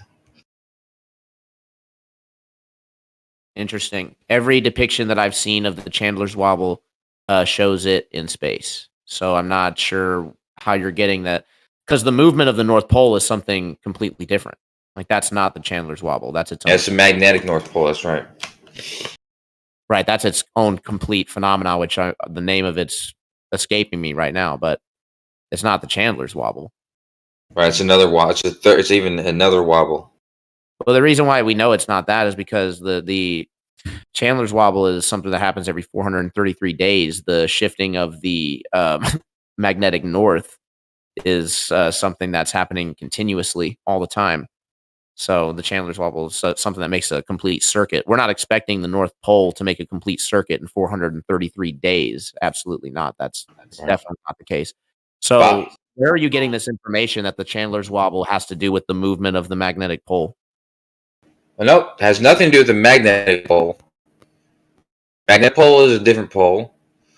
The pole as it relates to the stars is another precession called the precession of the equinox. This wobble, I'll just read what it says on Wikipedia. It says the Chandler wobble, or Chandler variation of latitude is a small deviation in the Earth's axis of rotation relative to the solid Earth. So it's the Earth is the axis of rotation and how it relates to the surface of the Earth, which is different than the axis of rotation and how it relates to the fixed stars. Okay, so here's the. So you can say that, well, it just has to do with the Earth's surface. It's how the Earth's surface is wobbling. If the Earth's surface is wobbling, right, which I would argue that if it is true, the globe model, and we're talking about the precession of the equinox, that's also a wobble of the Earth's surface, right? We're not talking about the wobble of the stars. We're talking about the wobble of the Earth's surface. So in my opinion, you're just splitting hairs to make this more confusing, and it doesn't need to be. If the Earth's surface, hold on, if the Earth's surface wobbles, then we would see that wobble present in the stars. And there's no place on Earth besides the actual axis that the wobble happened that we would actually. How big? How big is the Chandler wobble? It's very small. Yeah, that's what I was going to say. 30 feet over a period of 433 years. I think it'd be unperceivable to the human. No, but let's go back to the basketball, okay? At Madison Square Garden. The basketball's rotating with the part where you plug in the air is pointed straight up towards the lights at the center, okay? So every 26,000 years, the pole, there's an imaginary pole, by the way, that's going through the rotation and happens to be where the air is coming out at. That's pointed, takes 26,000 years to make a full cycle. That's the precession. However, on the basketball, that same pole that's imaginary, not fixed on that air part, it's moving at this 30 feet. Let's just scale it up, 30 feet per whatever long. The actual pole and the actual surface are not fixed to one another. That's different than the pole and what it's pointed towards. These are two totally different things. Not splitting hairs. These are two entirely different things. One's the pole and its reference to the stars. One's the pole and its reference to the surface of the Earth that it's rotating with. What pole? The pole that's rotating around. What pole is that? Well, rotation is rotating around a pole, so it's a pole of rotation. It's the North Pole, right? And the South.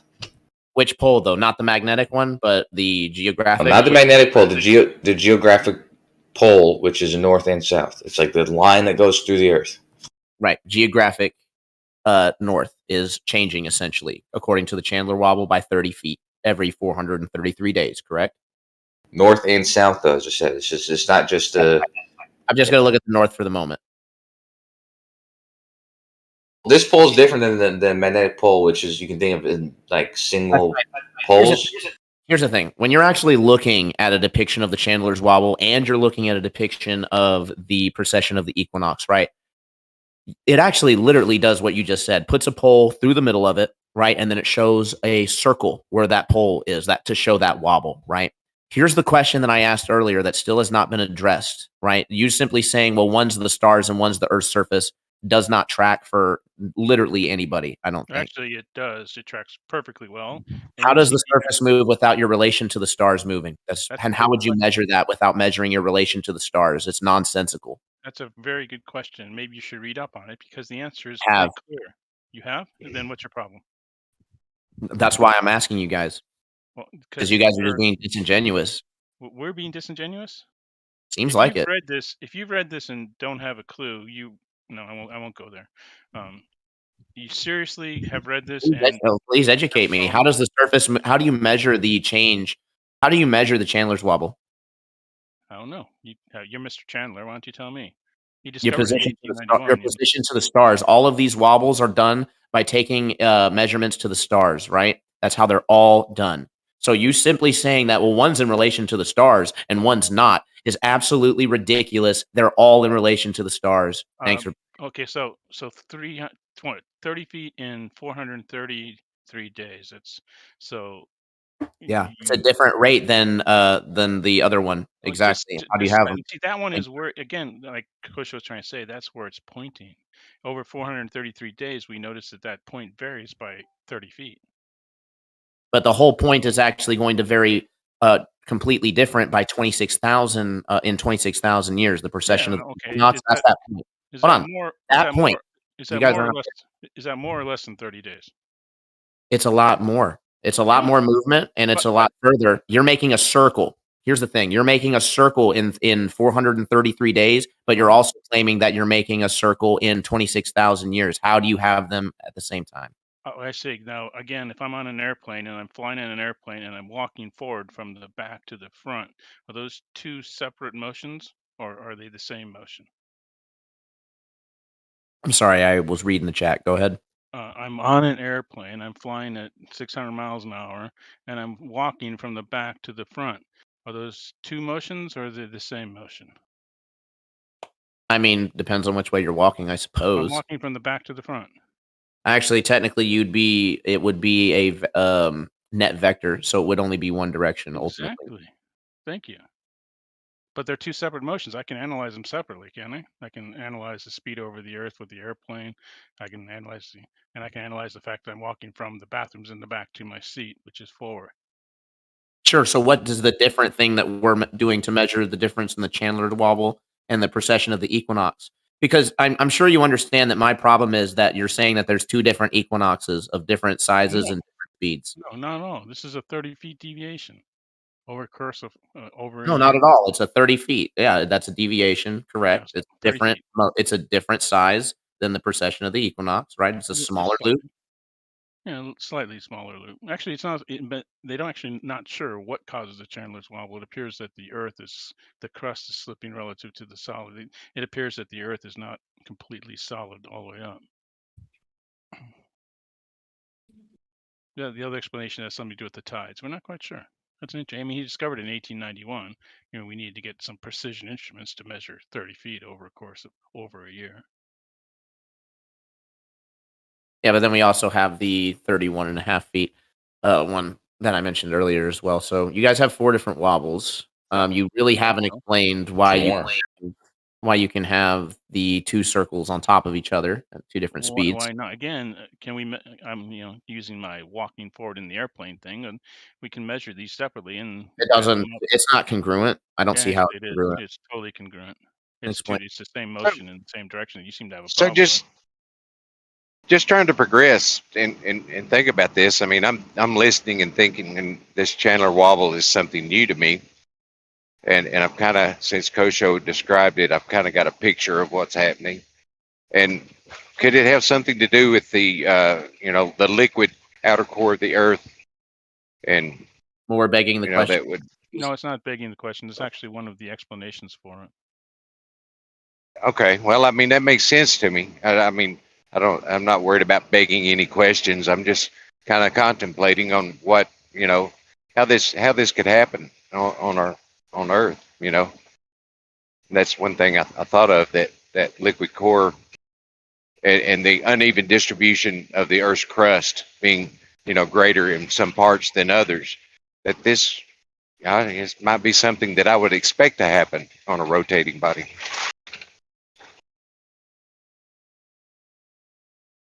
Yeah, I'm reading this comment here, and they're trying to make it make sense to me. I do appreciate that.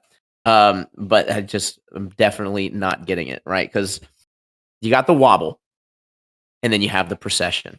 But the precession is a big wobble, right? So I'm really not wrapping my head around how you have them superimposed on top of each other. Maybe if somebody has some sort of demonstration, like with because precession is something that we see when you spin a weight and then you apply a counterbalance and you see that weight start to spin. So, I mean, can somebody do something with that and then make that precess at 2 different rates? or I should say, I guess, wobble and precess on the same axis. So you don't think that a 26.5 degree turn over was it 26,000 years, and a 9-foot change that happens every 433 days can occur at the same time? No, I don't get it. Oh, okay. I mean, nobody's able to demonstrate it or explain it either, it seems. So We've measured it. Mr. Chandler measured it. How do you think he came up with this? no, he measured a displacement from our position relative to the sky and then said that we were wobbling. How do you know the sky just didn't change positions? How did it do that? I don't know. I'm not God. You just gonna How does say, Earth wobble? well, You don't know. You you're- don't know it wobble. No, you observe the sky change. Jesus. Oh, so the sky. Hey, don't call me that. The sky can suddenly change. Got it. But Well, the Earth can suddenly wobble. I mean, we can have it either way, right? oh, the Oh, we see these changes in relation to the heavenly bodies or the lights in the sky or whatever. And I think the globe model has explanations for that. But how can you explain these things we see on a flat Earth? It's troubling. Sorry, go ahead. Sorry, no, sorry, I didn't mean to. I was going to say that's a burden shift, right? I don't have to explain the things that I'm not claiming to know. You guys are the ones who claim to have it all figured out when you don't even know the causes of you the. just can't. What do you mean? We don't need to know the cause in order to see something occur. Is this? So here's the difference, right? This is the anti-gravity argument. Unless you have every nit nailed down about what causes gravity, you can't notice that things fall at 9.81 meters per second per second. That's false ridiculous. equivalency. No, it's exactly the You guys literally try to no. The reason why it's different is because you guys try to say that 9.87 whatever the heck meters is equivalent and proof of the bending and warping of space time and proof of Einsteinian. We're not talking about Einstein right Oh, but I wonder, you know, how can it be detrimental to the globe model that you know we take a stab at providing a logical explanation for something that we observe? But flat Earth always takes a position. I don't have to. I'm not claiming anything. Blah blah blah. You know, I mean, it's kind of like copping out on the conversation. Well, it would be one thing if that's what the globe people actually did, the globe scientists. But what they did was they got measurements and results that showed the Earth was stationary and non-rotating, and non-curving, and then they begged the question with bouncing. Hold on, I'm in the middle of a sentence. Jeez. And then they begged the question with bouncing, bending light, bouncing radio waves and microwaves, tropospheric scattering. And then they also superimpose that the Earth is what is actually moving when the heavenly bodies are what can be shown to be moving at different rates that they want to superimpose to the one single cause of the Earth rotating, which can be provably false when you have multiple different precessions on top of each other. And a partridge in a pear tree, the kitchen sink, and 2 cents. Come on, that was the biggest word salad I've heard since Whitsitt would left. Nice. There's nothing wrong. Nothing wrong with salad. Thanks for the wrong salad. Go ahead. I want to hear from the. I want to hear from Kosho.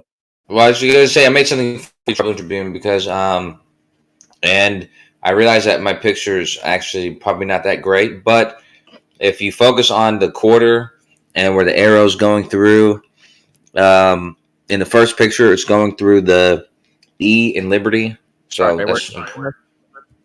I posted it in Livestream text 1. Give me 1 second. Let me get over there to it.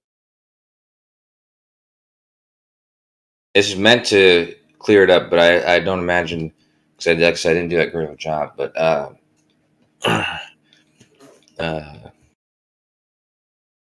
tell me if you can see it. Yeah, I got you. I got the quarter with the arrow. Yeah. In the first quarter, in the first picture, the quarter is straight up. The arrow's pointed to the sky, and the arrow is going through the E in Liberty. Okay? And in the second picture, I really messed up the way I made it. It's going to hopefully not be confusing, but it's not going through the E in Liberty anymore, and it's not even pointed straight up. So in this picture, you have 2 different wobbles, we'll call it. Okay? We have the precession of the equinox, which is the direction the arrow's pointed, and then we have the channel wobble, which is the part of the quarter the arrow's going through. And in the third picture, the third quarter, you still have a precession of equinox. That's the arrow pointed in a different direction, but the arrow is still coming out of the E in Liberty. So it's actually there in this picture. There is no Chandler wobble. So do you see that the Chandler wobble is talking about where the arrow is coming out of the quarter? That's like, and the arrow, by the way, is representing a rotation. So the quarter is rotating around the arrow. Yeah, hopefully that makes sense. All right, so the quarter is rotating around the arrow, and it's making a little loop. I'm not seeing how it can make another. This isn't demonstrating how it can make two loops superimposed. I'm not really getting it. Well, the two movements. One of the movements is the movement that the arrow's doing. The arrow points to different directions. That's one of the movements. And the other movement is where the arrow is in reference to the quarter. So the arrow could be not pointed in different directions, and still the quarter is moving. That would be a sort of Chandler wobble. And the other wobble would be the quarter and the arrow are moving together, but they're pointed in different directions. All right. Well, maybe you can help me with this one then, because the other two didn't really seem like they were able to help too much with this question. And that is the Chandler's wobble and the precession of the equinox are obviously measured from our changing of our position in relation to the stars, right? Yeah, more or less. Yeah, the Chandler wobble is a little bit more complex than that, but yeah, but they're both in reference to the stars. Okay. So with that being the case, how do we know that it's us wobbling or the sky changing position?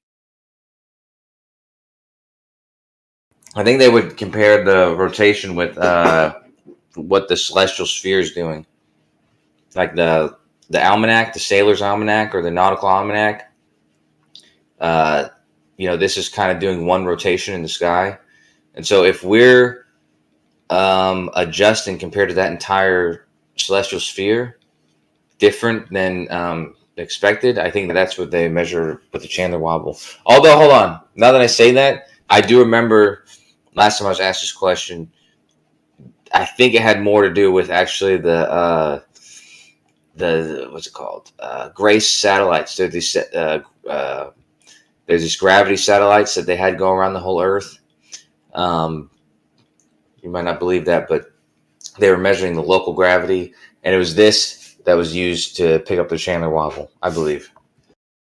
Yeah, I have a hard time believing in the satellites, especially since I've found articles that were basically detailing how it's almost inadmissible in court because it's of custody issues. And basically, you can't determine where the data from satellites originally came from. This data, the Grace satellites, they claim it comes from University of Texas. But let me, and I know that because Peyton Schill said it came from 100 years ago. I do remember that is the case, but I think the accurate. You cut out pretty bad. Yeah, we're losing you, Kojo. I got a really bad microphone. I'm gonna have to replace it. There you go. You're back. There you go. You're back.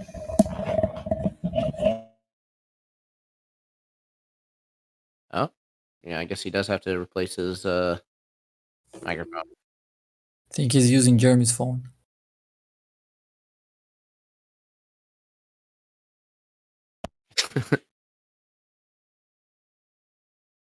Lord Racer got me.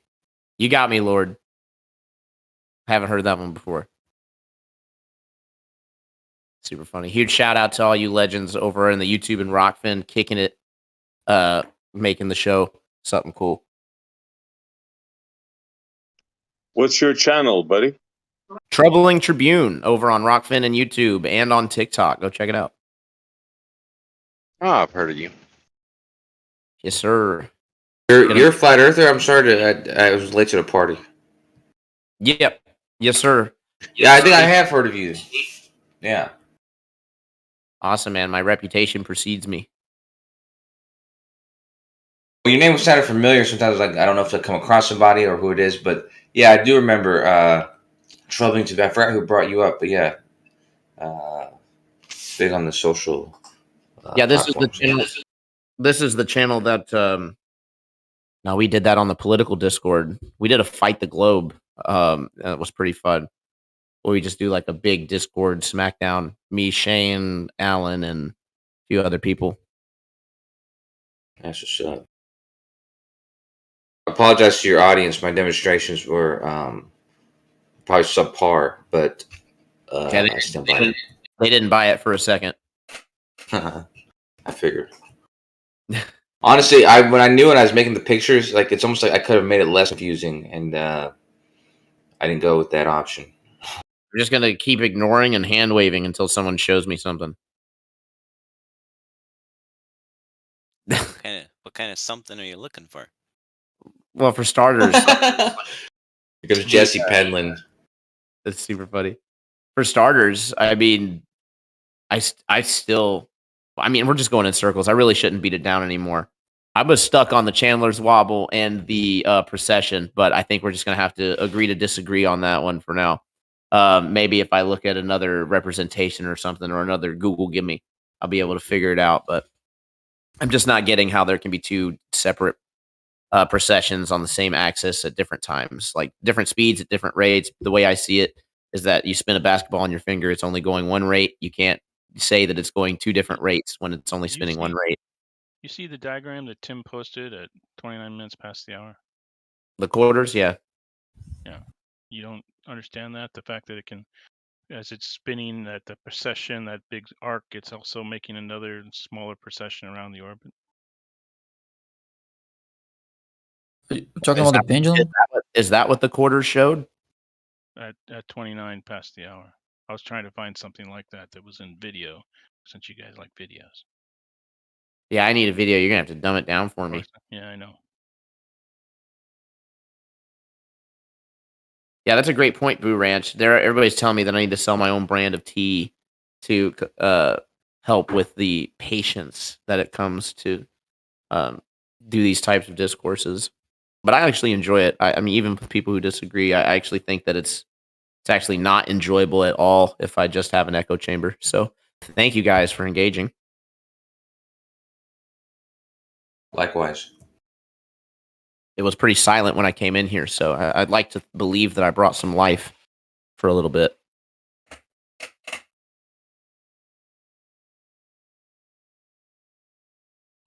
Take a look at that little link I put in the chat, the YouTube link. It's 2 seconds. Let's do it. In the YouTube chat, you said? No, in the Discord chat. For the. I was about to say, how the hell did you do that? All right, let me get back to it. I done clicked out of it. All right. But it kind of shows precision and nutation working together. Yeah, that one. You realize that the reason why they said why they had to say there was a nutation is because the moon wasn't wobbling with the Earth. So they had to. Well, this is what it would look like if we mathed it out. You can't just have the whole Earth wobble and not have the other celestial bodies wobble as well. So, yeah, that's why I think we're probably going to get a lot more wobbles here pretty soon. Yeah, this is and again, this is the nutation. I wasn't actually even really too worried about that. The two big ones that hit me are going to be the Chandler's Wobble and the precession of the equinox. So the nutation is something different. I mean, the nutation makes sense. I mean, if I was just being blatantly honest and just saying that if I just accept the model as true at its face, then yes, it would be possible to have like a little looks like a little divvy in and out on its circle, I guess, the nutation. But where would that it then incorporate the Chandler's Wobble? How would that then be a thing?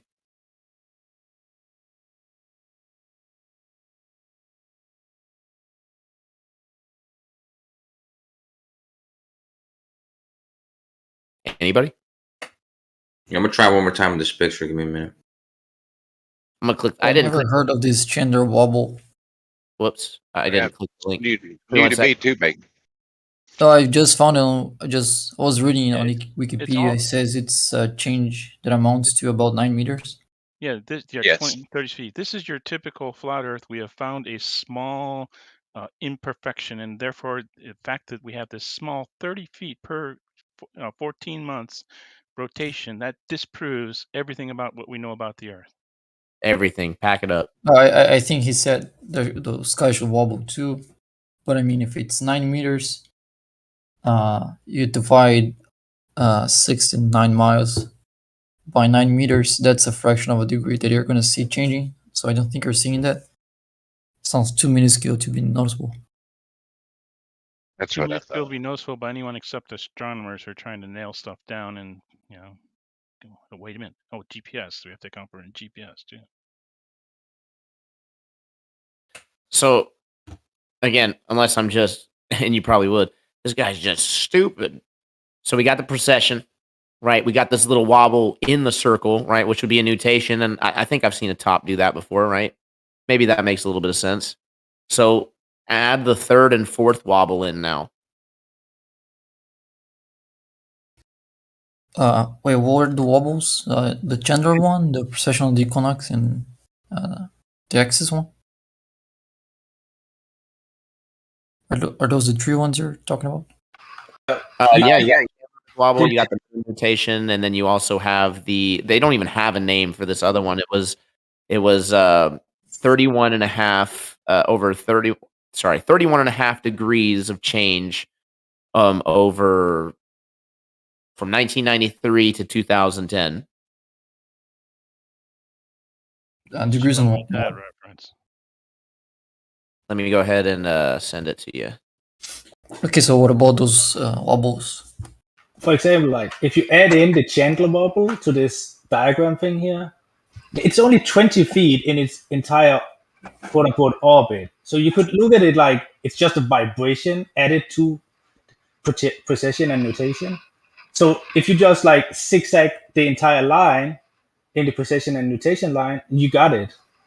Just a little zigzag, just a little vibration. I love hearing you guys do these backflips for this Earth, man. When I'm trying There's to no backflip here. It's just how it would be explained. So I did post the link for the article with the 31 and a half inch shift. 31 and a half inches. Inches, yes, not degrees. My bad. Oh, that sounds like a less than slight difference. Degrees. I mean, that's quite a bit. It's less than 9 meters, which is no, actually, it's hardly anything when the Earth in the size of the Earth. That's super funny. It's hardly anything when you compare it to the whole Earth. It's like, no, if you held the ruler out right and you measured 31 inches of change in the sky, that would be tremendously. No, it's not 31 inches in the sky. It's 31 inches that the pole has moved. That's like going and saying, I'm seeing at the North Pole. Oh, I am less than a meter off. How did you determine that the pole moved 31 and a half inches, my friend? Well, he's not the one who determined it. Your reference did. You measured a change to the stars. So that would mean that the stars would have had to have changed 31 and a half inches. And then you no, not inches. That makes it makes no sense to say that the stars moved by inches. You can say that they moved by an amount of degrees, and that gets translated into inches when you apply to the Earth size. But it doesn't make sense to apply that directly to the stars. No, they did it for us, right? So they said that we shifted 31 and a half inches, right? Can you drop a paper on that or something like that? Like simple logic. Probably very, very simple logic, right? So if I shifted or anything around me shifted 31 and a half inches, then it's fairly circular. It's in a circle, right? So that's how dumb this is, right? If something 31 and a half inches, then that's what it does, right? So the Earth obviously didn't shift. You measured a shift in the stars, right? That's how this is measured. Well, kind of. That makes sense in inches. Yeah, well, one of them does. One does make sense in inches, but not the one he said. Not the one with the stars, because I made more pictures again, but I think there's another way to describe it. Well, describe the observation. Let's say your observation. How many inches did the sky move for us to determine that the Earth moved 31 and a half inches? Do you You think divide, this means that, uh, looking at a star, I will say that the North Star, that it's moved 31.5 inches relative to my position? Yeah, but it's different than that even because there's two. Wait, it doesn't make sense. But there's two descriptions. One is so if you're making star trails, let's say you're making a star trails video and you're using time lapses. Okay, there's going to be one observation that you make with the center of the sky, the part that the stars are rotating around. So the part in the sky where the stars are rotating around. That's going to represent the change in that is going to represent the precession. The precession is going to be represented by where the center of the stars are in the star trails. Okay. The other change is going to be where on the ground is represented by the ground position of the center of that point. So the center of the star trails, regardless of where it's pointed to in the sky, is going to have a ground position, GP on the ground, and that position, as that moves, that's the Chandler wobble. So these are just two descriptions. So how much does that move? How much does the GP of the star move if they're claiming that Earth it's tilts simple. 31.5 inches? You get the 31.5 inches, and you see what's the ratio between that and 69 miles, and that's the same ratio of a degree of change that you're gonna have.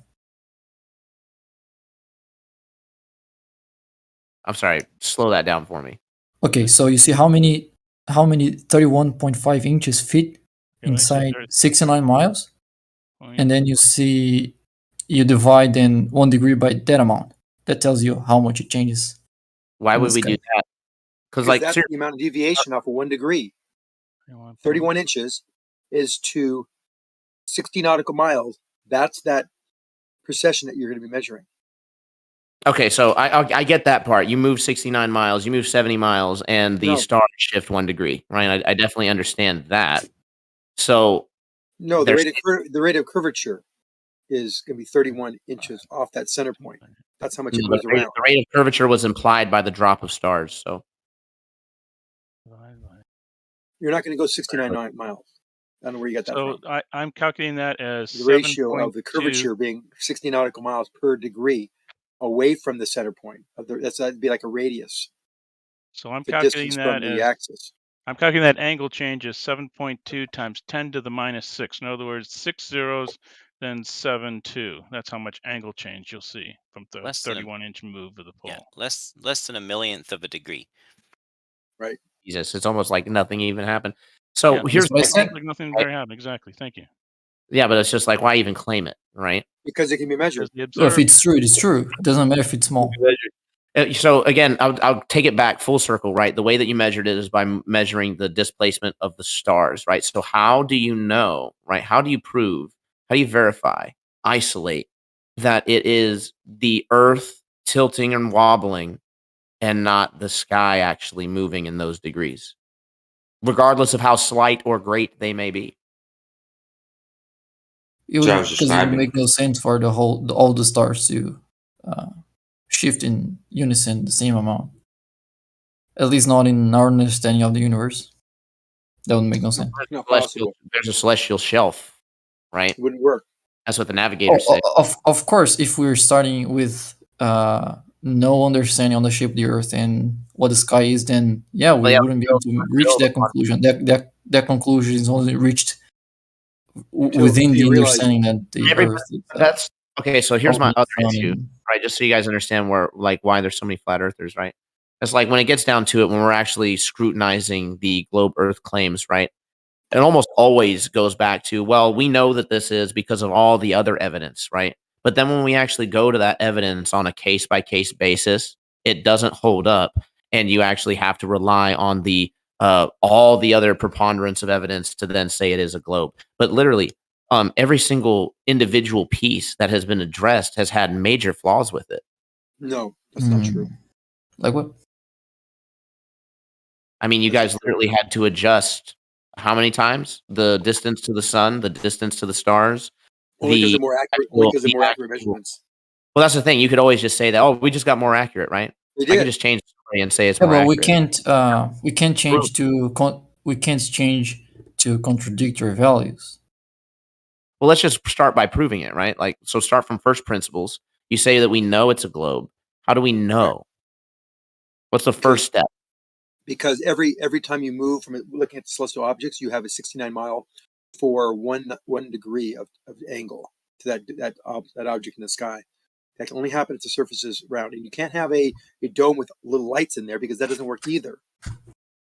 So you're assuming that we see it. So how do you think that we see? That actually doesn't matter. It doesn't matter how you see. And just because you have a curved lens and an eyeball that's round doesn't mean that, that means anything. The only thing a curved lens does is focus things in the back of your retina. It doesn't make anything curve in your vision. So you don't think that things appear to curve? No, of course not. Just based on perspective at all. No, It doesn't. perspective just makes things get smaller with distance. I have to take that So, route. Sorry, go ahead. I would say, like, if there's this relationship of how much stars drop with distance. Oh, you're moving on ahead. No, we're really not going to move on ahead with the relationship. We haven't verified the cause of the relationship, right? It actually doesn't matter if there is a relationship. Don't interrupt just yet, right? I'll let you go. All I'm saying is that if it drops, you're just asserting that because this drops, this is how we know that it's curved, right? But you don't know that it's curved because, for one, we don't see in Euclidean geometry. We do see in hyperbolic space. That's it not is true. clearly defined. It is. Let him finish. The Alley experiments did prove that. It's not Witzit's point, right? This is not a flat Earth point that we see in hyperbolic space. All right. If anything, we do see. All right, so I'm going to start muting. Let him finish, please.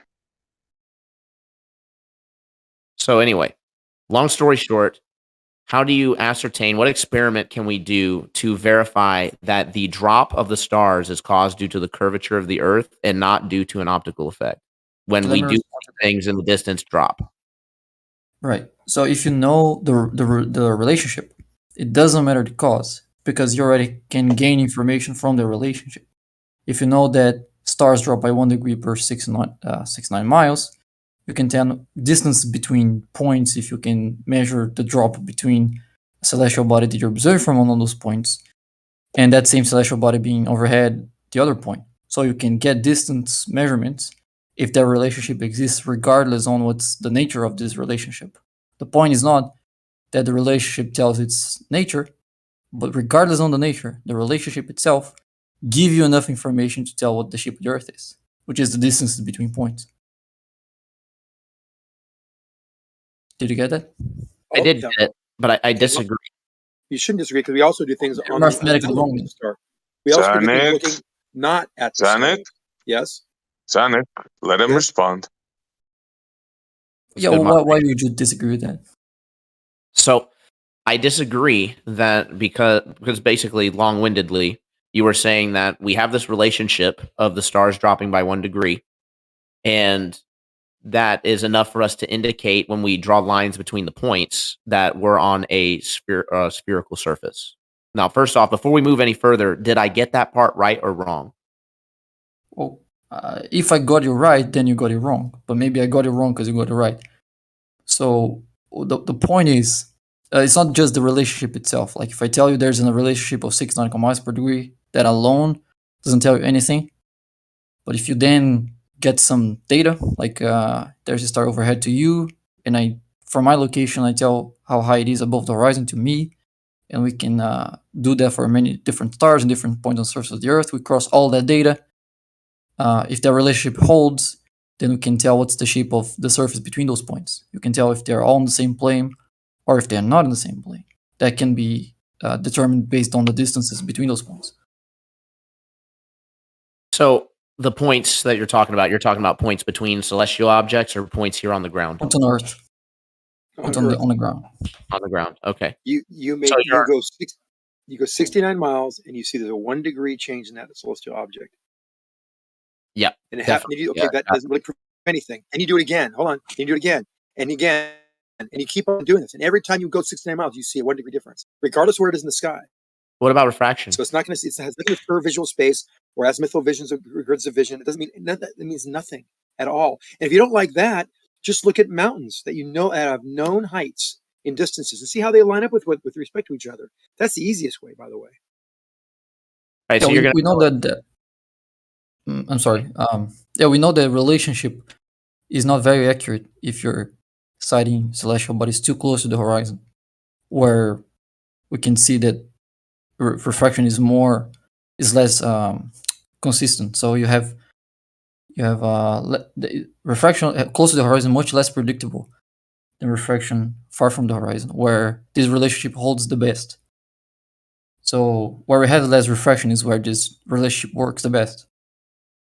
Anyway, well, I understand the concept, right? These are actually very beginning, basic concepts. Like, well, okay, we see things drop in the distance, therefore curvature.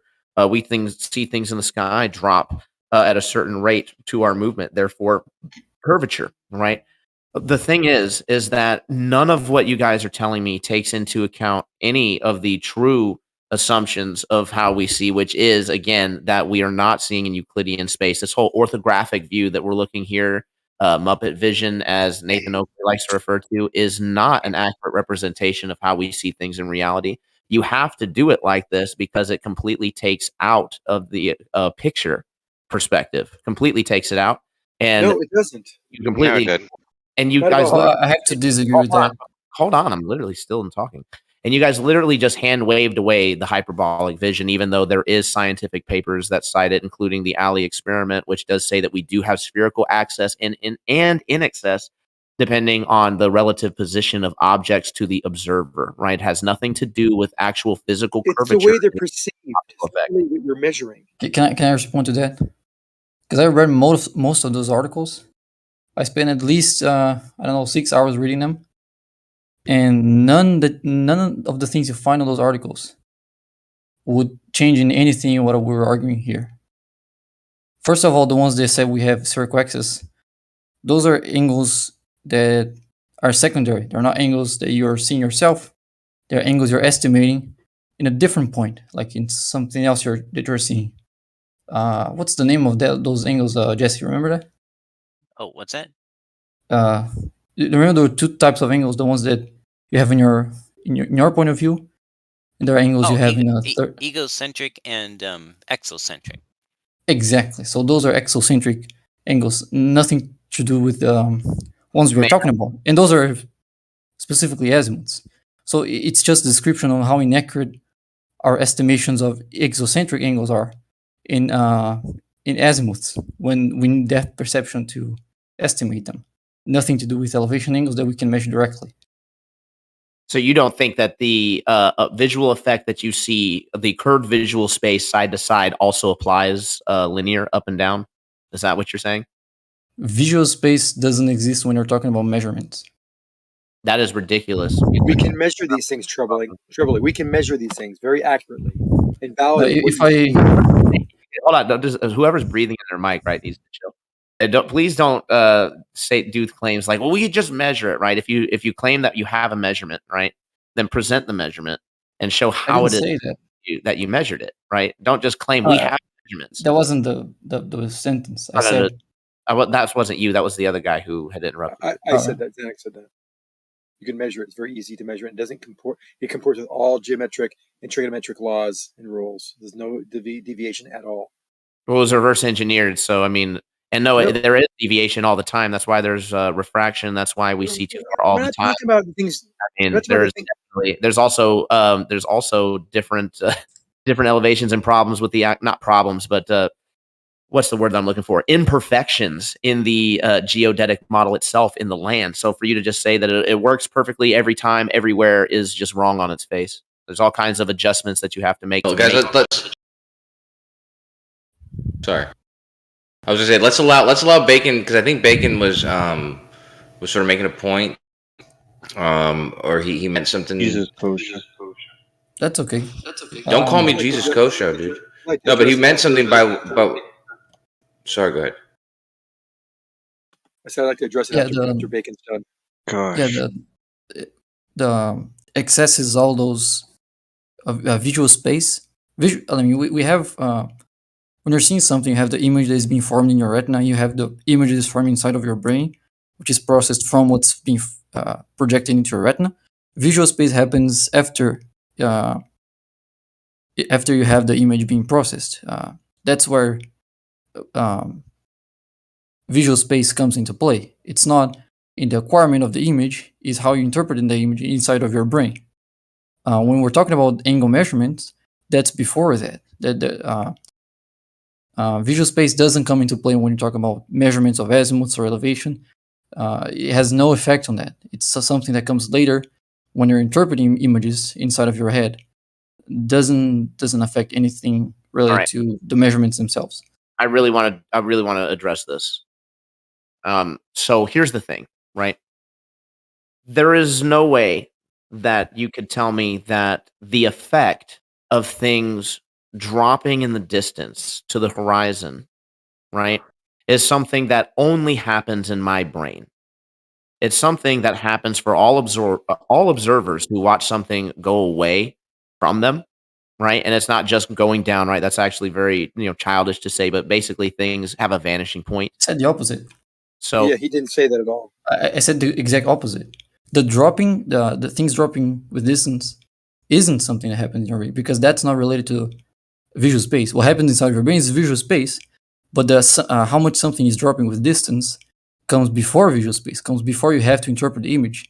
It comes from how it's getting projected to your retina. You can get the angle directly from the points where it's being projected in your retina, or a camera, so you don't have to deal with visual space because there's no brain processing the image. You have just the raw data that the camera is capturing, or you can just grab a tool like a sextant or a theodolite and then measure the angle directly. None. Before we move on, because again, I just want to keep this like very simple.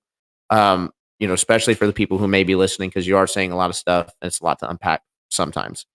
So I'll just say this, right? So things drop. Do you believe that things dropping in the distance and rising up, right, as they go away from you on the ground, is all of that a product of, is all that something physical that actually happens, or is that an optical effect? Happens. So I want to add one quick thing troubling. This might maybe make it clear for you. If you're standing in your room and you're looking down at a corner on the ground, you're looking down. Now that distance downward to the corner is the same as the distance to your feet, yet you're not looking down to your feet. You're looking in the corner. You have a specific angle. Trigonometrically, that angle will be the rise over run, right? The height, your 6 feet divided by the distance to that object. That'll be the angle every time. So this is where everyone's been really confused about this whole curved visual space, azimuthal grid of vision of grid. That doesn't mean anything in reality. All it matters is the perspective is actually a trigonometric law and function about where things are in your field of view based on where they are and how far away from you they are. Now, if they are at your same height and they are 10 miles away, they're going to be really close to your eye level if they're at your same height. And if they go even further, they'll go even closer to your eye level, to the point where you can't tell. They'll be at a level that'll be almost immeasurable. But it will never go above your eye. It won't go down. It will always go up to eye level if you're on a flat surface. So we can measure things in the distance that aren't close to the surface when we have refraction, that actually show that objects, when you're looking down and the horizon is actually below eye level, that it can't be due to a flat surface. It has to be due to a curved surface. My goodness. It's like I was going to respond and then I got bored, stopped listening, and then forgot what I was going to say. I apologize. Well, I can make the same. I'm sorry. I can make the same claim I made the last time where you wanted to address. So I said that things drop with distance. That's something that happens in your retina or on a picture. You don't need visual space to get that. That happens before visual space. So you can get that with direct measurements. You don't need to process the image to know things are dropping distance. Let me ask you this, because this is a genuine question as well. So anti-crepuscular rays, when the sun rays come out from the sun, appear to diverge to the observer and then reconverge on the other side of the horizon as a known phenomena. Is that something that physically happens, or is that something from visual processing? That's an effect of projection. So the distance between the two rays isn't getting any closer or further. So if you're asking in that sense, then it's not physical. Right. So this is what I'm trying to get at, right? So if we were to take a measurement right? If I were to measure where this where the end of this beam is, right? Where as far as I can see it, the sun, right? If I'm going to measure this beam at the sun and then measure the position of this other of the side of the beam to the observer, and then measure the position directly behind you, are these measurements going to be in any way affected by how how the light is basically not really distorting, that's the wrong word, because basically it's not parallel, right? It just no, They are backward. parallel. It is claimed to be parallel, but it doesn't look to be parallel. So you would, but you wouldn't measure parallel, would you? Depends on how you're measuring it. If you're simply taking a picture of it and seeing how those lines appear on a picture, then yeah, you might say those lines are not parallel on that picture. But that's not a way to measure if two lines are parallel, because you can take picture of railroad tracks and get the same thing even though they're parallel. It's not a measurement of how parallel they are. If I put a grid and like with specific pixels and stuff, and then took a picture of that effect, right? Would that measurement be affected? We wouldn't measure that light as parallel, right? We would measure them as converging or diverging. Can you see the chat? No, because you're not measuring the light rays. You're measuring a picture of the light rays. So the light rays are in 3D space. How would you want to know if they're parallel to each other? You need to do that in 3D space. If you take a picture of it, you're removing one dimension. You're not measuring the light rays themselves. You're just measuring a projection of them in 2D space. So I'm trying to get to a very specific point, right? And it's not a gotcha or anything. I'm logically working this out, right? So we're talking about making measurements to these objects that appear to be curving but are not, right? I'm talking about anti-crepuscular rays. How would you? Now you said add in 3D space. Can you be more specific? How would we actually measure the true position of That's why I got a picture in chat. Can you check chat real quick? It might help. Looking at it right now. Okay. See that? Those are crepuscular rays, right?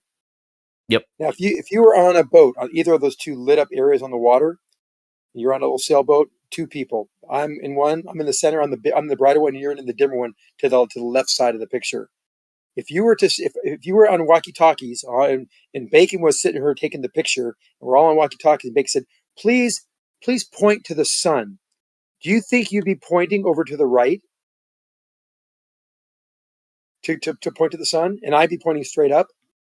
So we'd have different angles because that's where the rays look like they're pointing.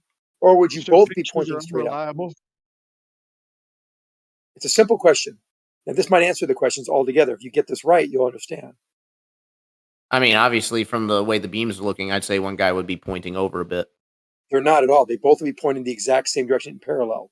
And that is in essence what a crepuscular ray is. It looks like you're going to be. But you just said that though. You didn't demonstrate that. You showed me you showed me the crepuscular rays. Where's the people underneath them, and how do I know that they're actually in the places that you? Well, the next picture I'll show you is a video of what happens as you're driving by this type of effect, and that also gives it very, very clear evidence and reasoning of why this happened, why this is. The sun is, and you know this to be. If you're two counties, L.A., I'm up here. We both have the sun up in the air at noontime. We're both going to be pointing straight up to the sun. The crepuscular rays are an effect of perspective. That's not, the rays aren't diverging from a center point. They are parallel, but they look like they're curved. He takes the ground. They look like they're diverging from the sun. Tell me how we would actually measure that. You could have someone in that boat and say, on a walkie-talkie, point where the sun is, and you would get a binoculars and look at him, and he'd be pointing straight up. And then the other person in the middle would be pointing straight up as well. And then you could measure that they're parallel. Let me extrapolate that, right? So I can put one person underneath one part of the light beam and one person on the other part of the light beam. They'll both point up and see a straight light beam because of their visual space being a relatively different position. And then they won't actually see the effect. And we'll take those measurements as the true measurements. I don't know what you said right there, but yes, if you're in those two different spots and you are going to find out where the sun is, they're both going to be pointing the exact same direction relative to a horizontal plane or a vertical plane. So even though it looks like there is a angle to the center lit area. So here's the thing. Obviously, nobody can go to the other parts of these like sunbeams to verify. Nobody's going to the stars to actually verify. How do we verify and not just use like a thought experiment to say that we're a ball? I can call you. Where's the sun? It's either vertical, straight up, or it's not. Oh my goodness. You know, it's only going to be straight above you when it's noon, right? Let's say this picture is at noon. This is where it's happening. You're just wrong right on your face, man. It's not noon for everybody in my general No, in this picture. This picture, it's noon. It could be noon, easy. Dude. Or it could be any time. But all we care about is that when whoever points the star or to the sun, the pointing fingers and arms they're going to be parallel with each other. That's the crux. Sticks and shadows. Like one at Capricorn, one at Cancer, and one at the equator. Are you telling me that the shadows are going to be parallel to each other? Because I don't think they will, Zanuck. Yeah, what On a Zanuck flat is saying is ground. way off. Way not off. At all. It's exactly accurate. Just not even close.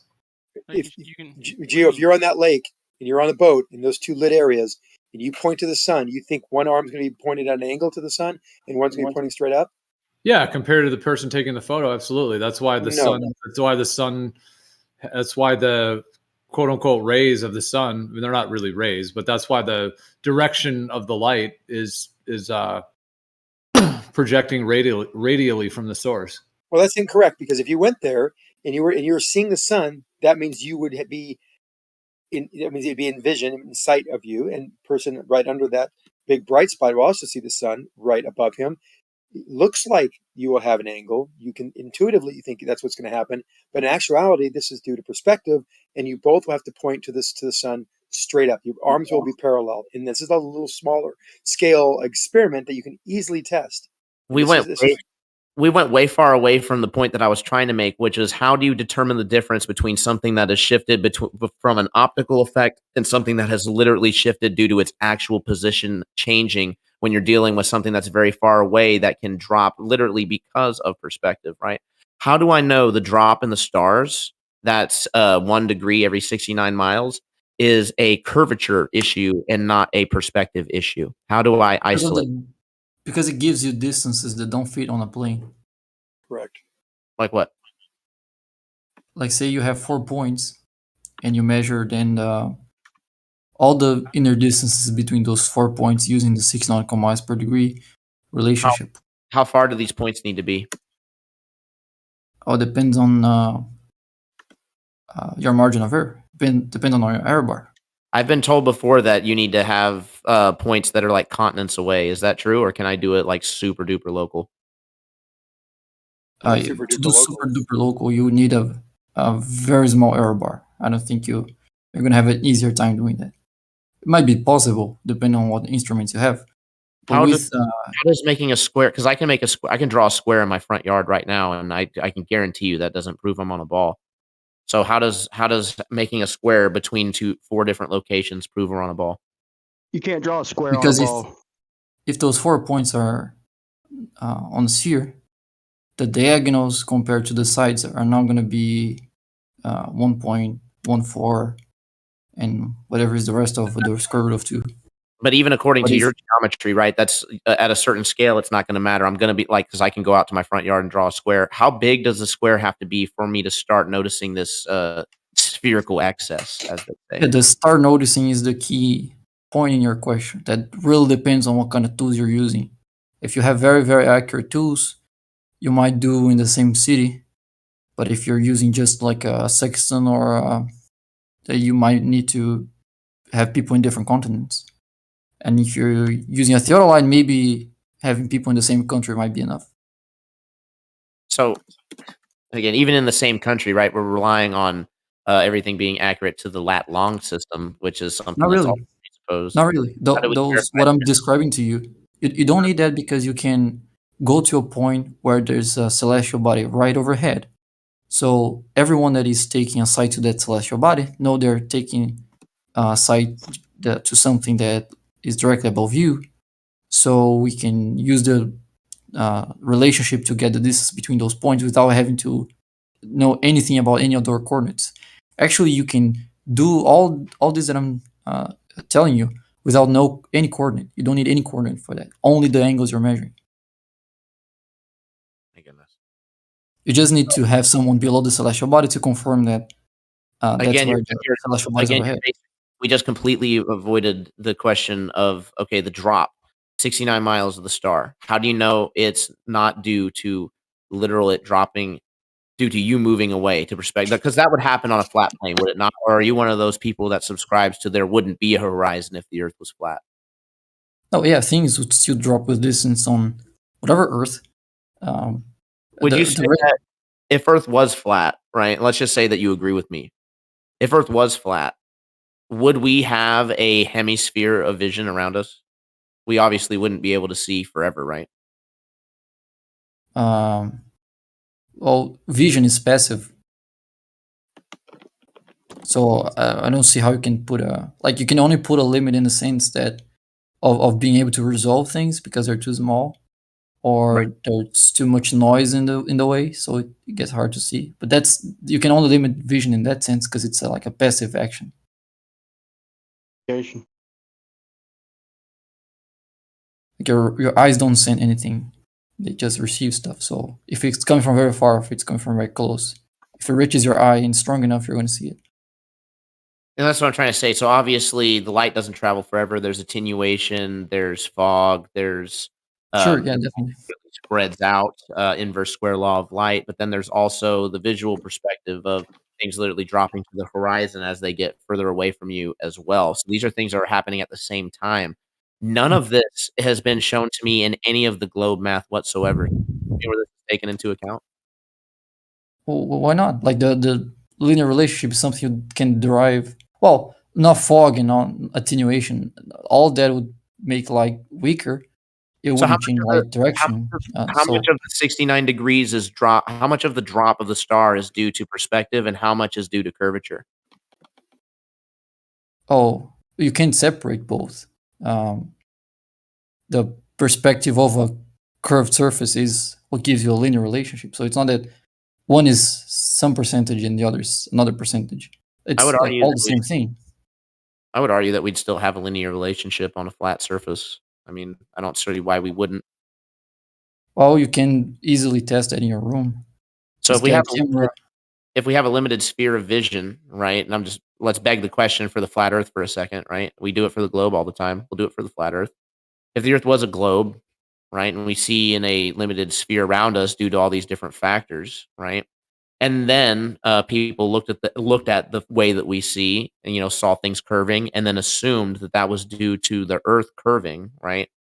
Would the fact that everything matches up like that actually be proof that the Earth is curving, or how do we separate, right? Because that's the one thing I'm still not hearing. How do we separate between what we're seeing as optical and what is literally, supposedly, the curvature of the Earth? That's why I'm not arguing that the nature of the drop is what proves curvature, but the distances it gives you. If the relationship holds, the distances it gives you doesn't fit on a plane, and it fits what you would expect on a sphere. Well, you haven't demonstrated that though. Well, I can get some examples for you. To hold you to pure geometry, troubling. No, I No have effects some with the elevation atmosphere. angles. I have some elevation angles. So Actually, they're all angles. They're all readings above 30 degrees. So refraction is negligible. No one corrects for reflection on those conditions. Go ahead. I'm just gonna say it's just a circle, right? The angles dropping can be due to perspective, and your verification that it's not perspective is that there's been a hypothetical model backwards engineered with these places with these somewhat known distances already placed in that. How I'm just not seeing how just I'm shooting a theodolite measurement, these 3 different locations from me. How does that prove we're on a ball? Oh, that depends. Is there a relationship of 6 nautical miles per degree? If there is, then you can definitely tell if those 4 points are on the same plane or not, based on the distances between them. But you just said before that you couldn't separate between just purely perspective, as in what would happen just from it moving further away, and what would happen due to a curved surface, right? So how do you again, it's a big circle, right? How do you determine the difference between the perspective and the physical curvature? You're just saying, well, the math works, right? But that's not actual proof that it works, right? Or that the So I'm model not sure if you're asking for the proof visual or space okay, so the drop, the 1 degree of every 69 miles can literally be the rate of which stuff drops due to perspective. How do you verify that that's a curvature rate? Where's the experiment? Where's the control? How do we actually do this to where we can verify it? because if you go to your backyard, take some elevation angles, and ask for the people below those celestial bodies to do the same, you end up with distances that don't fit a plane. Like what? You can if you don't want to take the trouble, you can just go to Stellarium because it's pretty accurate to get those same angles without having the trouble to. He's just saying just because it does. No, Right. not really. Oh, Yeah, I'm okay. asking for a demonstration. Sorry? I'm asking for a demonstration or an example. I'll give you a simple example. Give me 1 second. And then we're Fortunately, going save to I am this. going to examine all the fallacious assumptions in the example as well. Just a heads up. There are no That's if you fallacious find assumptions anything. here. Yeah, I was gonna say that's I'll if you drop. find any fallacious. I'll drop in text chat. In the text, there's also a motion of the clouds actually moving. You see how the crepuscular rays actually are moving. Some are actually going completely horizontal from going vertical as the clouds move over them. Doesn't mean that people wouldn't see the sun in the exact same position no matter where you were in this picture. Here's the problem with that, though. When we gauge the distances on a flat Earth compared to the globe, it's only off by 1 degree at 1,500 miles. So who's verifying these distances over 1,500 miles? Over a few degrees, it's exact, So even within a couple hundred miles, there's no difference. There's no margin of error you could meet to gauge the difference. I think Troubling is making a good point. He's asking for proof. You are just invoking your model.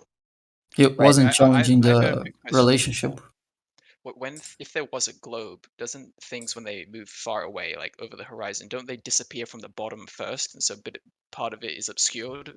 Versus if it was a flat Earth and it was just perspective, then the entire thing would just shrink, and you'd still see the bottom, basically. Before we move on to that point, because we just recently addressed that on Globebusters. Oh, That's an easy point. Slam dunk. Clean me up. But yeah, basically to get back to the point of the stars dropping, right? You're saying that, well, you have to challenge you basically put this tunnel, right? Where you're saying, well, you have to challenge the relationship in order for your claim to be valid. And that's simply not the case. You're claiming that the relationship is proof, right? Without demonstrating that the relationship is proof. I posted it. Like the relationship plus data. It's not the relationship alone.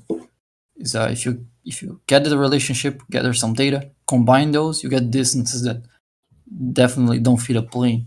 I posted an example on the chat 15 minutes past the hour. Okay, so dumb this down for me. What is the distances in nautical miles? 24, 24, 24, 35, 39.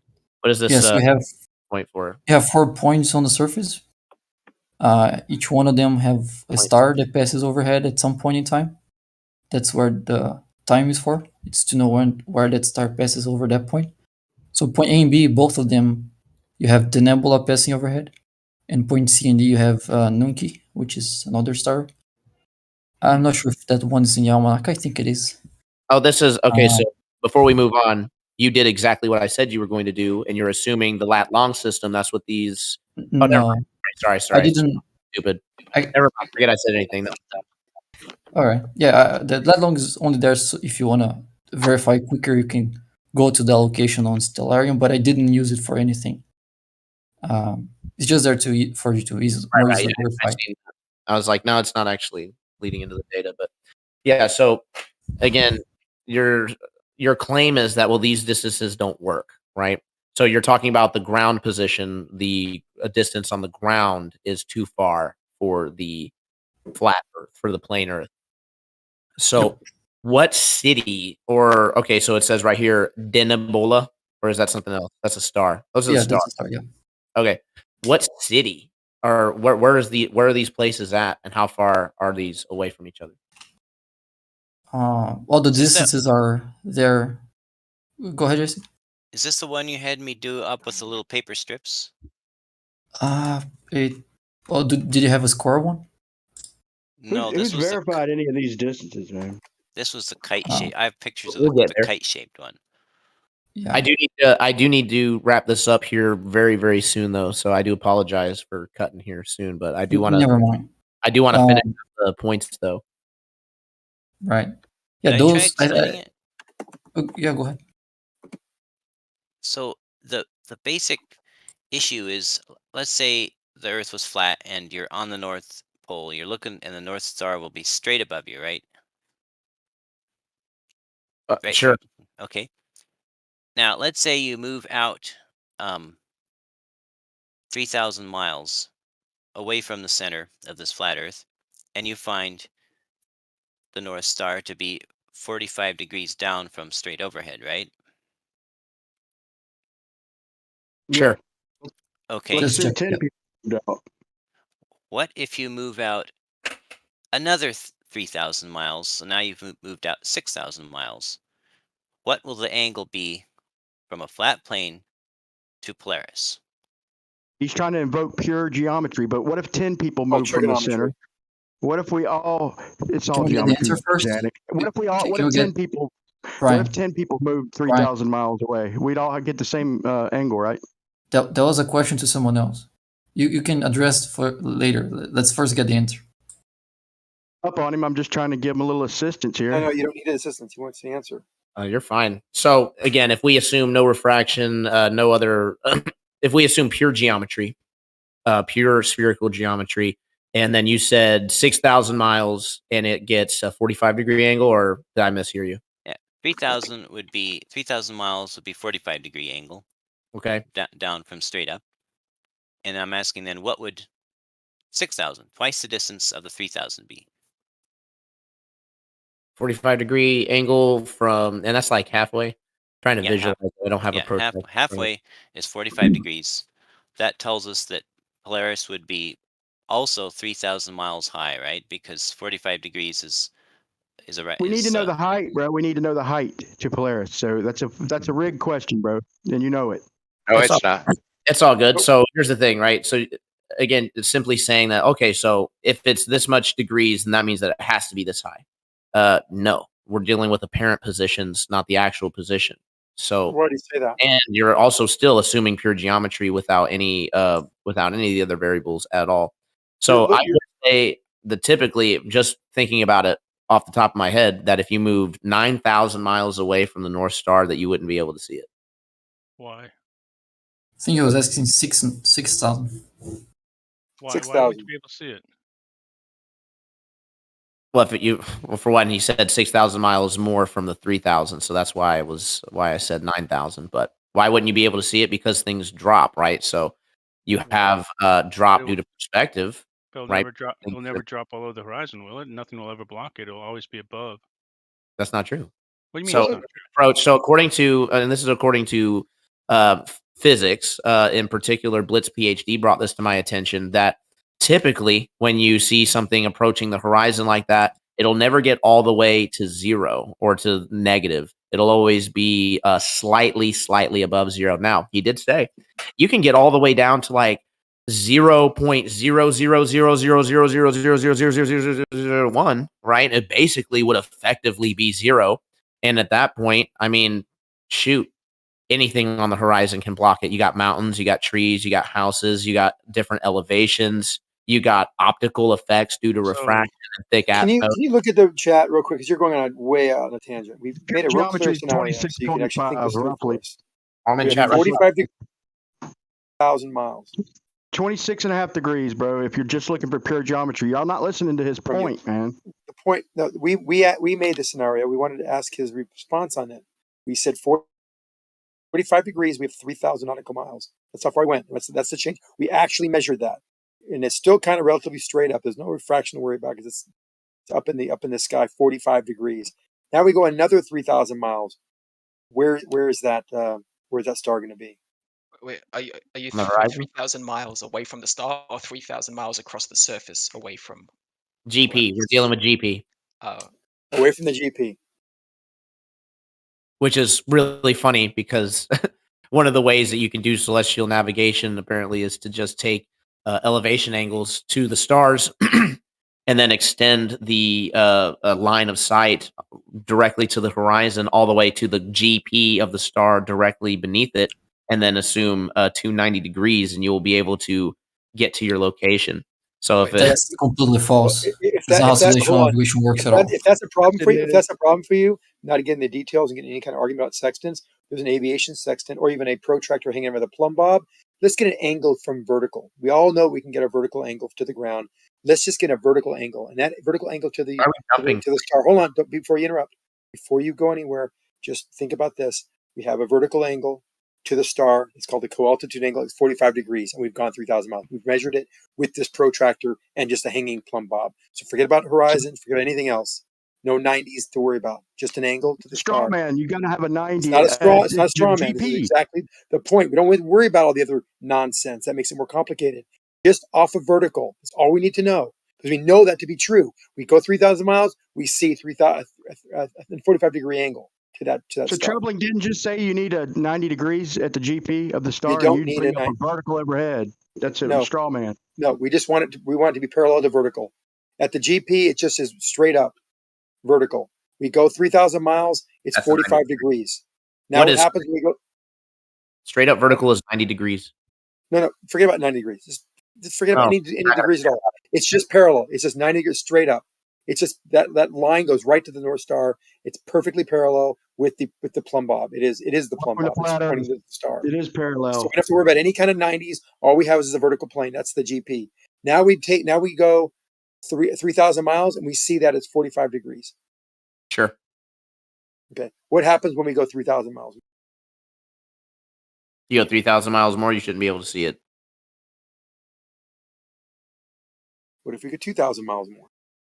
According to my calculation, it's about 26.5 degrees. That's if you're putting it at 3,000 foot height. Nobody's claiming the height, and you just said they have to be parallel. You just said they have to be parallel. All we're doing is saying what we see in reality. What we see in reality is that we go 3,000 miles, and we have 45 degrees. The measurement. Okay, you invoke 90 degrees straight above your head, and then I didn't say 90. It doesn't have to be 90 above the GP. That's the GP straight up. So I know someone's already done this analysis. I can post a picture in the live stream chat about this if you want the answer. Yeah, post it. It's a straw man. Y'all are just veering off of his questions. Yeah, I think you guys already have it. No, this is geometry. This is Oh, trig. no, pop it up. Simple trigonometry. This is trig. Come on. Oh, we totally didn't take it simple trig. We got to pack 50 up. degrees, and it's 3,000. We actually measured this. We know if we go 3,000 nautical miles, we will have a 50-degree angle. Do you not agree with that? You know, how can we agree with you and you can't even agree that it's a 90-degree angle at the GP? It doesn't. Brian, did you miss the vertical? We don't care 90. All we care about is the vertical, straight up, right above our head. I'm pretty good at the old math. I can figure this out for you specifically, but I have one question for you. I'll be assuming that Polaris is essentially infinitely far away, so the light rays hitting us are parallel, or is it a certain number of? We don't know. We don't care how far it is. All we know is that it's straight up. You said it's 3,000 miles, so use 3,000 miles. Above 3,000 miles down. the GP, right? 3,000 miles away from the GP. 3,000 miles, so it has to be on your flat Earth if it's at a 45 No. degree angle. It doesn't matter what we're on. He said 3,000 miles. Let's see if it works on a globe. If we're on the flat Earth, and it's 3,000 miles away, and it's at a 45-degree angle, it has to be 3,000 feet up by trigonometry. So we need the height to the star, but y'all don't. The height to the star is irrelevant in celestial navigation, and y'all know it. Y'all are not being honest, man. On the flat Earth, it has to be that way in order to work. That's not true. This mean is trig. It's trig. There's no way it works on fire. It's trig. Why can't you guys figure out the next step here of this problem? I said I already told you the answer, 50 degrees or 45, whatever you want to use.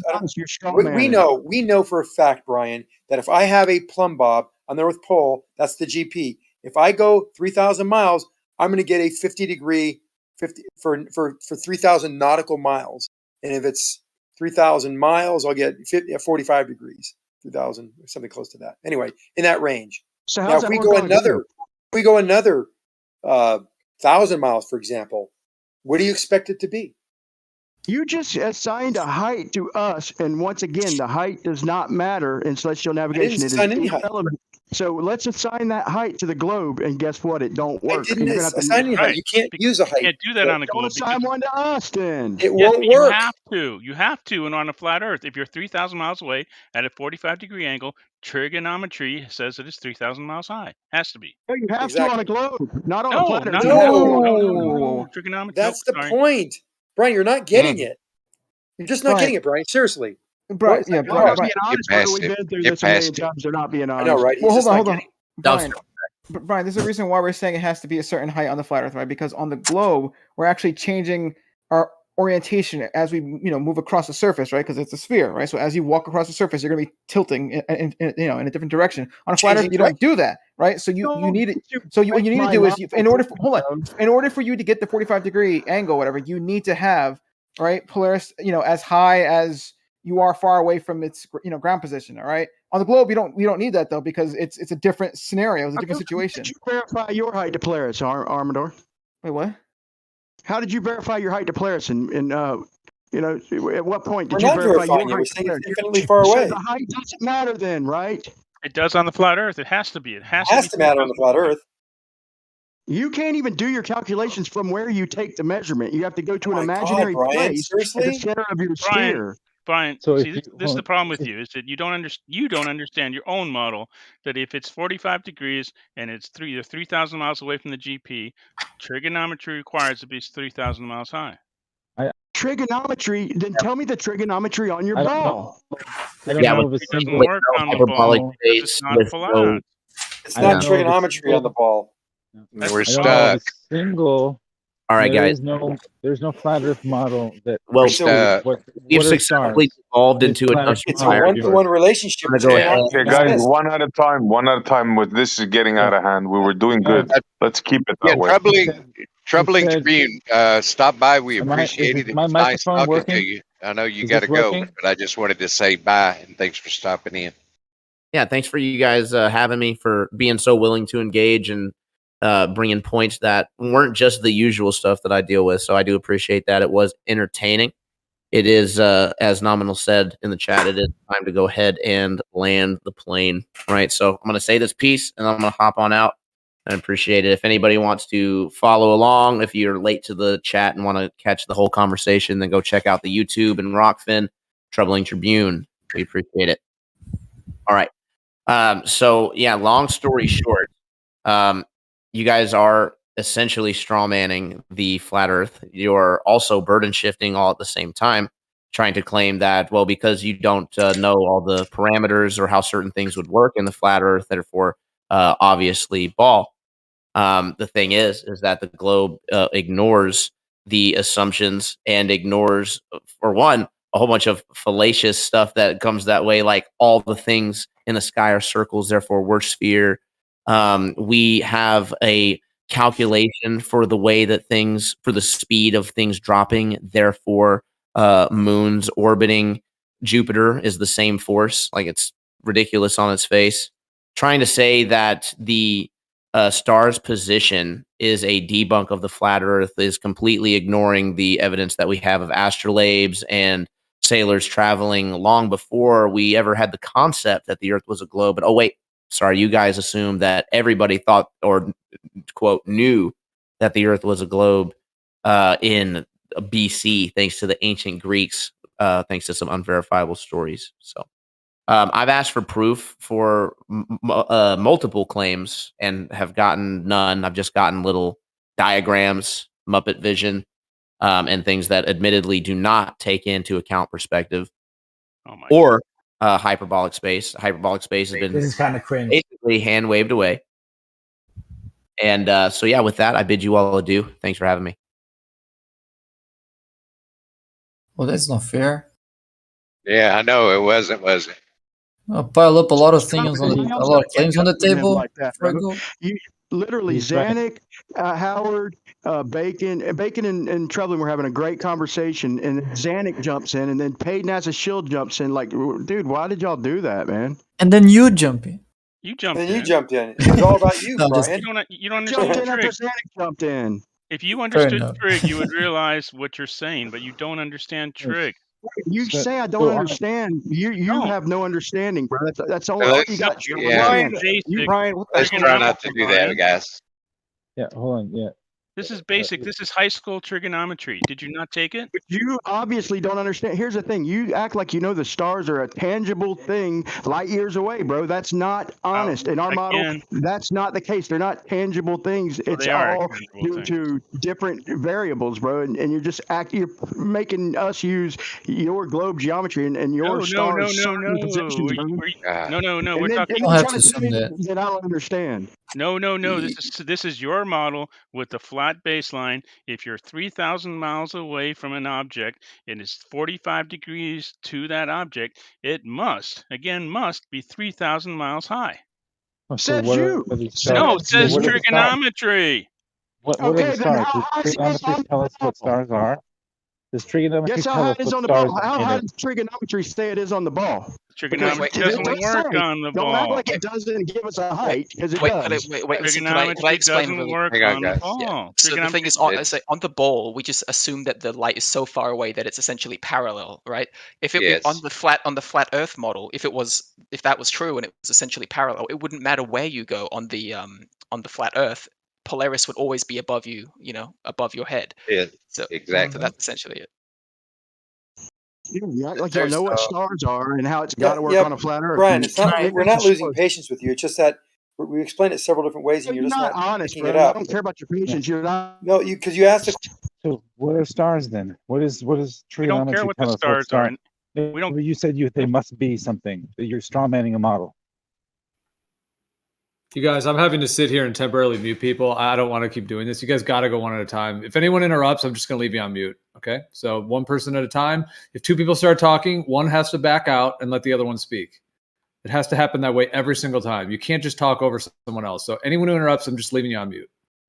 So carry on. Hey, Gio. Yeah, what's up? I'm streaming the telescope if you want to see it. There's Bob. Give me video privileges and I'll switch it over. I'm not Geo, but I'd love to see it. What size telescope you got, Bob? It's an 11-inch. Over this? It's a RASA. It's 11-inch RASA. But I've got the Dumbbell Nebula up right now. I'm getting ready. I'm waiting for my asteroids to come up over the horizon. So I thought I'd screw around a little bit. If you guys want to see it, just give me video privileges so I can share my screen. Are we going to skip over? They're going to weasel out of having to answer that question. Well, let's go back. Yeah. So what is the question now? What are we talking about? How do you? You're strawmanning a model by claiming to know Hold what on, stars Bacon. are or are not and can or cannot be. No, we don't really care what the stars are. All we care is their positions for this. So you know that they're a physical thing that has a position that we can see. We don't have to assume that, Fuzzy. We don't have to Wait assume that a at all. minute. Hold on. Whoa. Here's the thing. We observe the ratio between angles dropping and distance getting away to be linear. That alone, you cannot use that. You have to treat Earth as a sphere to get our position like that. But that's already useful. You don't need to know anything about the stars. That relationship alone can be used to determine our position. I know that because the first software that I wrote to find our position from star angles only used that as a to guide the search on the Earth to find our position. And if you derive the geometrical equation for how much it would drop on a sphere, that approach is linear as the distances of the star get further and further. The further you put the star, the more that equation approaches a linear function. So it works both ways. You can start with the relationship alone, and then you get a sphere. You can start with the sphere, and then you get the linear relationship. Fair enough. So I would like to respond to that. So if it's not the ground that's changing angle, but the star, however it might be, I'm not even going to give you a few possibilities. I'm just going to say whatever's causing it. We measure what we measure, and whatever's causing it, if it's the light from the star that's changing angles and not the ground, just because you can't figure it out, Bacon, doesn't mean that it ain't possible. No, it's not about being like a matter of figuring out. It's a matter of not fitting on a plane. Like it's not like I tried a couple planes and it didn't fit. No, if I give you 6 distances between 4 points, it would tell you if those points fit on a plane or not. And if they don't, then they don't. There's no way to fit them. It's just mathematically impossible to fit. What if the light's curving at 8 inches per mile squared? Just hypothetically. I don't need to say what's causing it. Just what if? What if the light's refracting at 8 inches per mile squared, your exact globe rate? Either you wouldn't give you a linear relationship, or like data that we measure would have to be wrong. Or stellarium will have to be wrong. The same exact. If it's the light that's changing angle at 8 inches per mile squared, exactly your globe, okay? And they're exactly 3959 above us. I don't even have to give a cause. I'm just saying, I'm trying to get you to be honest and say that if the light is changing angles at 8 inches per mile squared with a 3959 height to them, then we would get the same exact observation. And I haven't even dove into what could possibly cause that. Can you at least be honest and admit that we would get the same observations if that were the case? I could give you that, but that would contradict the measurements that we already have. Like either the measurements are wrong, or that relationship can be right. It's either one or the other on the flat Earth. Okay, so if the light's curving at 8 inches per mile squared, and I back up 100 miles, okay, then the light is going to appear to have changed angle, okay? Instead of the ground changing angle, just changing the light. Like I'm saying, I'm not even saying this is what's happening. If I change the light and make it bend at the same exact rate the ground is, then that's a possibility. I mean, can't you at least concede that that is a possibility? You wouldn't know any different. You'd have to check the distances. You'd have to verify the distances. You're still very confused. Well, one How do you second. get bendy light? How do you get bendy light? Well, 1 second. We don't have to get there, because if we grant that things do drop 8 inches per mile squared, but it does because of refraction or because of light spinning for whatever cause on the flat Earth, we could grant that, but that would directly contradict measurements that we already have. That is where the problem is. It's not if it's viable for the relationship to exist. Even if we grant that, it would still contradict measurements that we already have, because they wouldn't fit distances that match a plane. What do you mean? I just measured 60 miles per degree, but instead of the ground dropping, it's the light dropping. So what are you talking about? Well, I sent earlier a couple measurements I got from Stellarium. You have 4 points. The diagonals measure 39 miles, and the sides measure 44. That diagonal is too big to fit a plane. So if the relationship was true of 6 nautical miles per degree, then those diagonals would have to be smaller for that line to be lying on a plane. The line is much bigger than Bro, the you would have. diagonals are going to curve too, brother. What do you I'm think? What do you talking think? about the distances. No, I'm not talking about the light. I'm talking about the distance between the points, because that distance isn't distance of the path of the light. It's distance over the surface. If the surface is Let me straight, put it to you like this then. Okay, how about this? How about on a flat Earth, the light is bending perfectly. When I go 69 miles, I get a 1 degree drop. That's what the light's doing.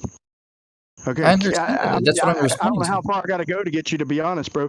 So if I go 69 miles and the light does whatever it needs to do to change 1 degree over 69 miles, would you still say it didn't work? See, I don't know how extreme I got to be here to get you to get a starting point of honesty.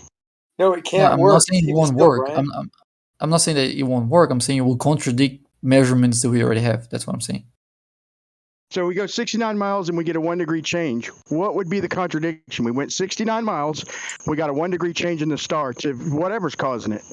Okay, on a flat plane. What measurement is contradicting? I don't get it.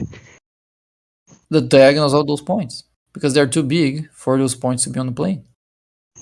The diagonal will change in relation. So no matter what I say, they won't even let even God make it. Like they're so stuck and they're thinking they know what's going on. You're not thinking it through, Brian.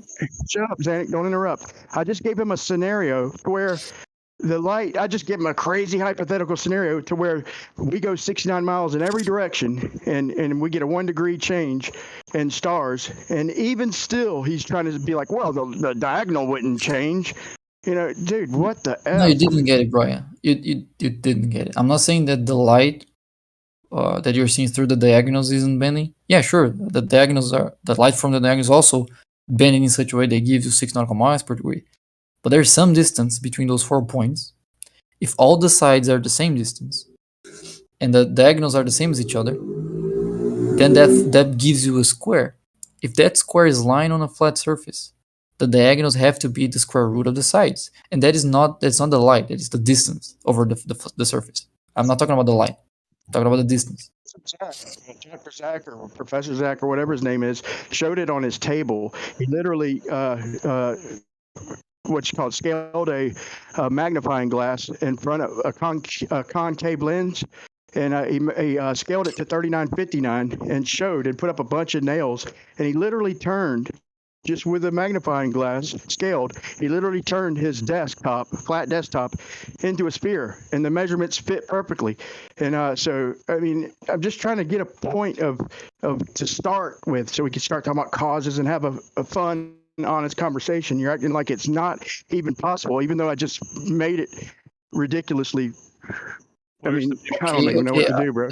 As a globe earther, let's just say I agree with flat earther tests, Brian. Like, it is possible that you could have, if it's a point source of light 3,000 miles above, or maybe if it's even further away, that it just twists the light such that it intersects the flat Earth at the proper, latitudes or distances from the North Pole.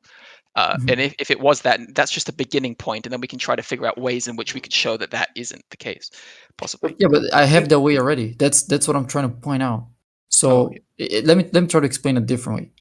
So I'll start with the numbers then. So let's say, Brian, that I have 4 points forming a square on the surface of the Earth, right? So the way I know it's a square is that every time I have a star over one person, I can side that star from the other 3. And every time I do it from the sides, I get the same value of 24,044 miles. If I do it from the diagonals, I get the value of 3,539 miles. So from those 2 values, can you tell me what should be the angle of those stars using the 6 nautical miles per degree? I can say them again if you. Your question asked earlier, if you doubled it, it jumped to 26.5. But here's the thing: I'm not talking about the pure geometry. What if you took 4 people and moved them all equidistant from Polaris? Okay, then they're all going to see the same angle, and then you could extend them out another degree. They're going to get the same angle there, the same angle there, the same angle there. Okay.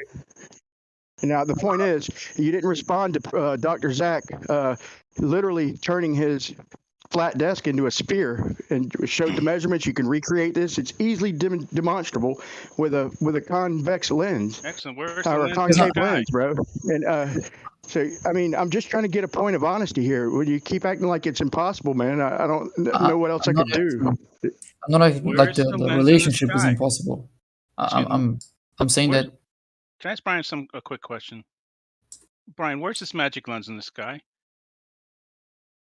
Was that worth our time? Yes. He's proposing that there's this magic lens that no matter where we look out, suddenly makes the world. Okay, as you were saying, Bacon. Okay, I'll make a drawing here because I think I'm making a very bad job at expressing my point, because even the other glober there agreed with Brian. So Let me try If I wanted harder. to be dishonest, I could say that you can't do any calculations from where you take the measurements. And that ain't even dishonest. I mean, I just want to be tough on you, I could really stump this argument right out of the gate with the 90s, the parallel, like Zanik said. And I could say, you're not doing any calculations from where you took the measurements, so you're not going to be able to verify any of them. I'm just trying to get a good, firm starting ground, bro, and you're being stubborn, man. No, I'm trying to show you something, and I don't think you're getting my point. Hey, Gio, can you set it so I can post a file in chat? Wait, Brian, I understand your starting point. If you would like to talk about it from there, possibly, or we can wait for Bacon to figure it out. But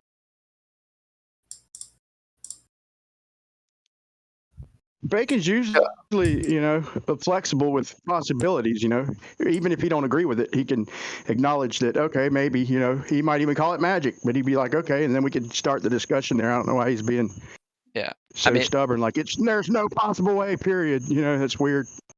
no, I guess one thing I would say is if your model was in the way in which you describe it, if I understand it correctly, then as you increase in altitude, but you stay over the same area, the angle of the light should change, basically. Versus if it was a globe Earth, then the light, no matter where you go, if you flying around in a plane, or just go, well, it should essentially always be parallel. If you're computing, it's always essentially parallel. Like on a globe Earth, the reason why the angle changes is because your horizon, your zenith changes, and that's why the angle's changing. But according to your model, of course, as you get closer to the light source, the angles of the light should get closer and closer together because it's all coming from one area. If that makes sense. Okay. Okay, I'll let Brian respond and I'll try to make my point. Did you get what he explained to you, Brian? I thought he was talking to you. Oh, never mind then. Bacon, Oh, sorry for that. Okay, Brian, can you see I agree. the text?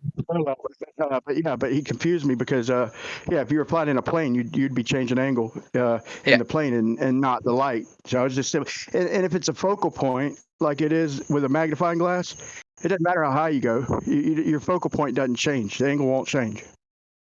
I might need to show you a diagram, but essentially, what you're doing when you're flying in a plane, you're essentially ignoring. I really have to show you a diagram, but essentially, I'm saying ignore the curvature of the Earth. Assume it's flat from like some zenith point. When you fly horizontally, as you would on a flat Earth, like if you imagine a plane at the North Pole and you just fly according to that plane. If it was a globe Earth, you'd be increasing altitude. Yeah, I see what you're saying, man.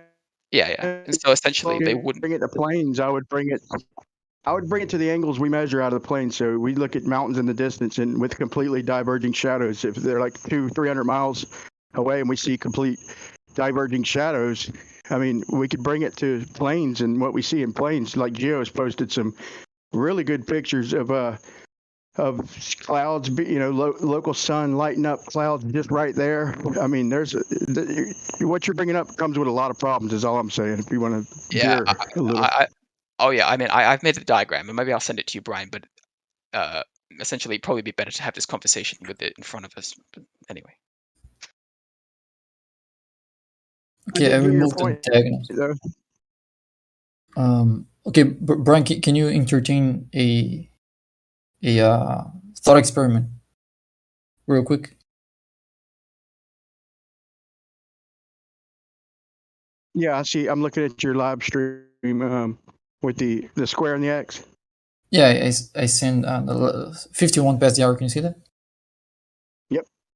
Okay, so let's say hypothetically we have a square with 4 people, A, B, C, and D, and the distances around that square are all 2,445 miles.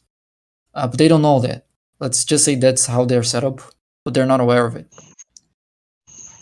Okay, so can you work out what is the diagonal distance between the other two? Like the distance between A and D and C and B. Can you work out that value? If I'm bending light, if you're asking what I think you're asking, if I bend the light in every direction, 69 miles per degree in every direction, from every point, then it is what it is. Not I saying that's don't what's think you happening, got it. but I'm just trying to go extreme to show you how it could work on a flat Earth. Before I even talk about cause or anything like that. If it's the light changing angles, then that's what would happen. Let's say those lines are actually roads then, and then I crossed them with a car and measured how long the roads are. So if I go from A to B to B, from B to C, from B to D or D to C, I get, if I don't go through the diagonals, I always get 2,444 miles. I get If I the go, geometric problem that you're presenting. yeah, those I'm are not lines on the debating ground. that. There's no light bending. I'm not debating the problem I that the know. geometry Can you doesn't follow match me? the globe. Yeah, I'm following you. Go ahead. Right. So if you work out the diagonals, if that's drawn on a flat surface, the diagonals would have to be 3,456 miles. Can I ask you why you drew a square Because instead of a that circle? makes math easier. Because if I have 4 points and I have distances between points, I don't have a circle. Right? I have a polygon with 4 sides. Can we also do this on a globe too, since you're drawing a square? Because in your model, that's what you just drew. Ain't I even might have that on possible. a globe I'm ready. just saying. Let me see. Well, I got your answer to that question written down right here in front of me. Where when I ask you, can I draw a square on a level section of Earth, and your answer is along with Ruhif and everybody said no. So what you just drew violates the world. That's just kidding. How does it violates the world? Oh, the globe Earth, you say? You want to change your answer? Okay. The question is, can you draw a square? Can you draw a square on a lengthy level section of Earth? Can you draw a square? Hey, I asked the questions, okay? So I'm just trying to reach a point here. I can get your point later, but let me just get to the end of this. So if you draw that on a plane, you get the value of the diagonals of 3,456 miles. My point was, Bacon, my point was you can't draw a square. If the light's bending like that, you couldn't draw a square like that. But I'm not referencing lighting anything. Like those could be, good. And I'm measuring them with my odometer, right? There's no light involved. To get that? Yeah, good. Okay. So if then we figure out the diagonals, and then let's say then now, let's go with your assumption that light is bending in such a way that gives you 6 nautical miles per degree. That tells you what should be the angle that D would see of A if there's a star over A, and D can see it. If D can see a star that is over A, we can then tell what the angle should be based on the 6 nautical miles per degree relationship that now works on flat Earth, right? Okay, please understand this. Please don't just jump to conclusions. If I bent the light at 69 miles per degree, okay, I understand your square. But if I bent the light, that's not what your square would look like. If I went by just distance to the stars, I'm not going to argue the pure geometry. I agree with you that the pure geometry produces problems like over long distances, especially. It's not like major problems. I mean, it's and my other problem, we've all brought it up in here, that the thing in contention are the distances, like these long-term distances, because there's not that much difference between the two models over a couple thousand miles. It's not a crazy amount of distance. And you're like 1,000 miles off. These long distances. You're like 1,000 miles off. See, is it really, Zach? Is it 1,000 miles off over 2,000 miles? I've already given you the diagram. Sorry. Wait, so what's his name? Brian. So I think I found a diagram online that would kind of shows what you're talking about. How the light would have to be bent.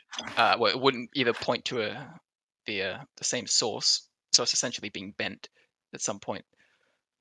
If I just posted it in the Livestream 1 text, but you can see how in that model, possibly if you do things like gain altitude or fly perpendicular, I guess, according to the model that NASA Shill posted, you'd be flying on the celestial horizon, essentially.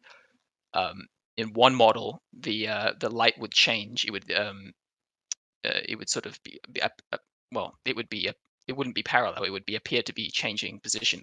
Versus the other one, it would still remain parallel. So that's essentially what I mean by that. Yeah.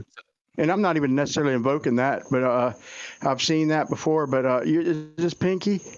Yeah. Yeah, cool. Yeah, I've seen that, and that to me is not really giving a cause. I've always tried to, at least throw in a cause when I'm discussing it and all that. I've come up with a couple little models, and not perfect, but work pretty good. They start failing down close to the horizon, and but then again, that's where the globe starts getting inaccurate too. Is like when it gets up under 25 degrees or so. That's where problems start on a globe too. But yeah. I mean, that's just showing how it would happen. So if the Earth was flat, then we still observe what we observe.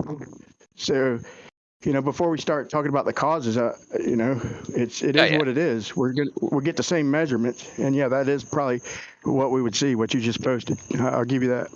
Yeah, we don't have to talk about causes. You can just say, oh, we don't know. Maybe it's doing something. But I don't know. The reason why I'm talking about like how we could show that this isn't the case, because that's more interesting. Like, what if this thing that you're talking about is the case? We don't. Who cares about the cause?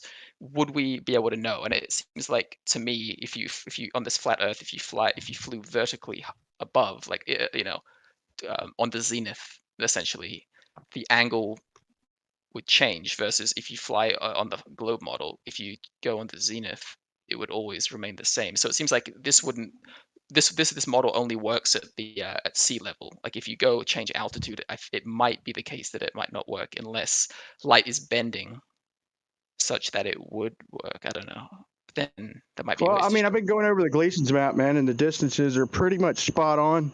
They're barely different, man. I've checked about 10 different places so far, and I'm doing celestial navigation on the Flat Earth series, and I'll be coming out with 5 probably in about a week and a half, 2 weeks. And then 6 will probably be my final one. The thing probably most everybody's waiting on and stuff. But I've already come up with a few different models, just in my studies, in my research and stuff. And so I really can get into cause and demonstrations and all that. And Gleason's map's a little different than everybody thought, man. It's a little different. And Gleason was a genius. And the difference between the globe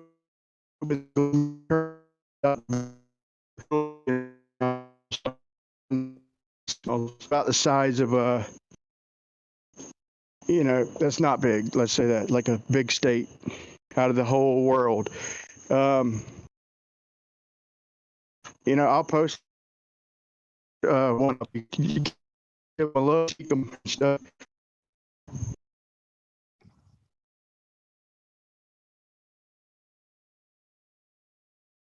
I think but height doesn't matter. Just so y'all know, height doesn't matter in celestial navigation. It's just the angles. That's for the moon. So I don't ever really try to pin y'all down for to give me the height, because there is a height that spherical geometry dictates with the sun, the stars, and it ain't nowhere near what y'all are saying, But I know that height doesn't matter in celestial navigation, so I really don't bring that up. But when y'all try to pin me down to talking about height, and that's kind of dishonest, and just to be blatant. Oh yeah, height doesn't matter in celestial navigation. The height of the star, if that's what you're talking about, doesn't matter on the spherical Earth model. But if you're talking about the flat Earth model where there's no light bending or anything weird going on, essentially what you can do is you can find a height for the star that works at a certain latitude, like say 45 or something, but then it doesn't work for any of the others because it just doesn't change in the same way. As in, if you move a certain distance on the Earth, the expected angle that you'd see the star isn't correct. So essentially, that's what we're talking about by height, the height of the star, the height of the thing you're supposedly seeing. That's like how at 45 degrees Polaris is apparently would have to be like 3,100 miles above the surface.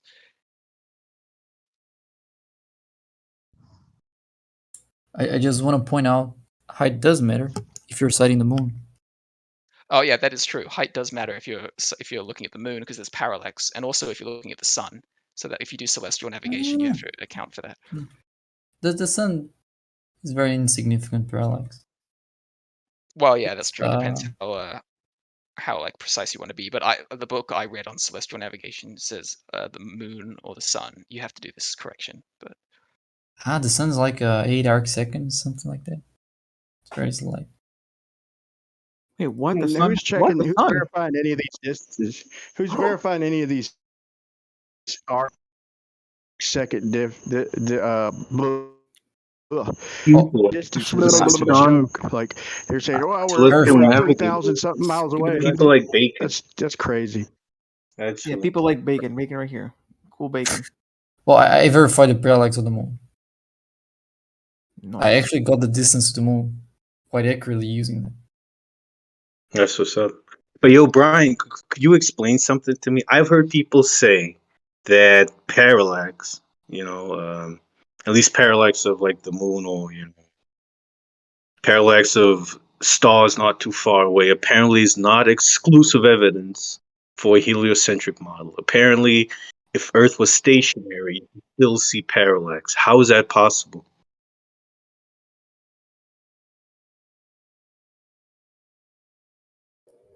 Hello? Did I cut out? How is that possible?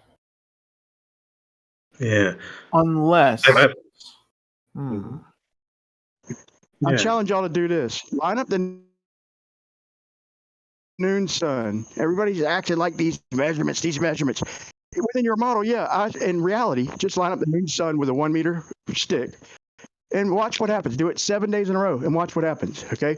These measurements aren't as perfect as y'all are acting like they are. That's another thing that's dishonest. Y'all never, maybe I ain't gonna say you definitely haven't, but if you have, you've seen exactly what I've seen. Unless I live in an anomaly. Bro, these things aren't that perfect. are you talking about the all you sun got to do, changing the Brian, position of Brian, this measure the sun? angle. Sorry. There you go. It's okay.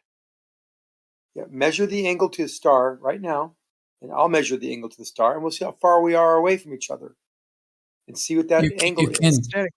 You can't get that, Zenic. Not with that. That's not enough information for that. Well, if the Earth is flat and I measure an angle to a star, and if I travel right toward it, will I wind up underneath it on a flat Earth? If you travel right toward it, you'd go underneath. You'd get eventually. Yeah, sure. If I measure an angle to it, and I travel right toward it, I'll wind up right underneath it, won't I? That's correct. And then I can be able to draw my 90, right? Now you and get do the whatever distance you are to calculations that. you You want measure to. your distance and see if it comports with 60 nautical miles per degree, and it won't. If it was flat, What do you mean it won't? because it's round, Did you it hear anything will. I just No, said, man? if it's flat and you measure that, that shows that the surface is round.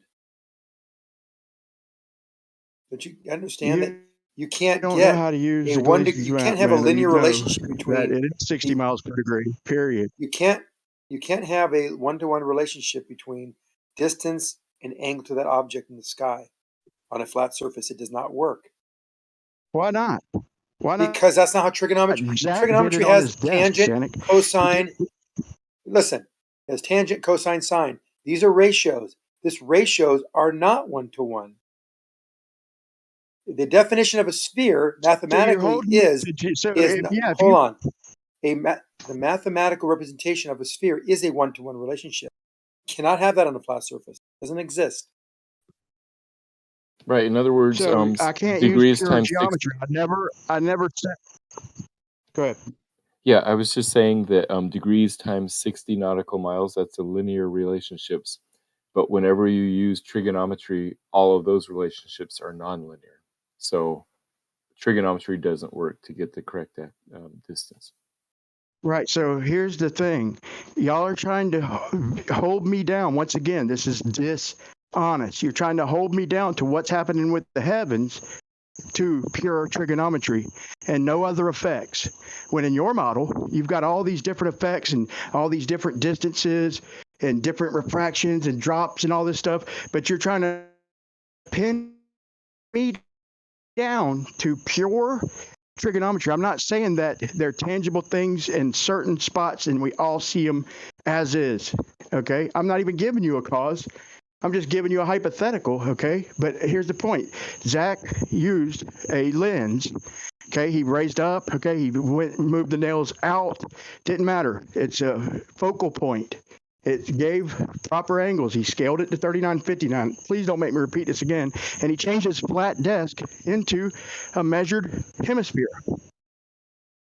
Right, but as soon as you say right angle and flat baseline, then we think trigonometry, because that's the definition of a right triangle. Right triangle has a 90-degree angle, a flat baseline, and then you just hook up all three of the locations, the observer, the GP, and the star, and there you have it. That's why we're saying if you're going to do trigonometry, if you're going to do celestial navigation on a flat Earth, you will be doing trigonometry with right triangles. What's up, Matthew? So you learned something over on Nathan. So you you learned that was kind of messed up, but still, you did have to agree with the points that every measurement is subtracted from 90, and Zanic's gonna literally call them parallel and just talk about the vertical, but not the other 90, okay, and not the co-altitude and the co-latitude that are parallel. No. Yeah, you can ignore those. You don't have to use. And you act like there's no trig when these. Oh, almost done. You act like there's no trig when all the stars are doing a circle around Polaris. That's all they're doing, day in, day out. I'm saying that in order to do celestial navigation, you don't have to have any right angles anywhere or any triangles anywhere. It's just 60 degrees 60 times the degrees that the star is off from vertical. You don't even have to have a horizontal to do that. Do it without a horizontal, without a right angle, without a flat baseline, without trigonometry, without right triangles, if the Earth is a globe. If you are trying to do the calculation on a flat Earth, then you have to use right triangles. If I'm doing it on a globe, I can't even subtract from 90 to get the angle. Sure can. The G. Ryan, you weren't listening again. All I need is a vertical. Hold on. Let's go. Janet, please don't interrupt. Let's be honest. To get that 90, we have to move positions down to the center of the Earth. We're not doing these calculations from where we took the measurements, right? Can we at least be honest with that? No, you don't have to use the 90 at all when you're doing celestial navigation. All you need is a protractor and a plumb bob, Brian. And that cuts to the chase. Once again, when you use a 90, how do you get from the elevation to the zenith then? You use the vertical. Talking to me? No, All you okay. need is a vertical. Yeah, so let's say that there's a star and it's not directly overhead. Instead of being directly overhead, it's 10 degrees down from directly overhead.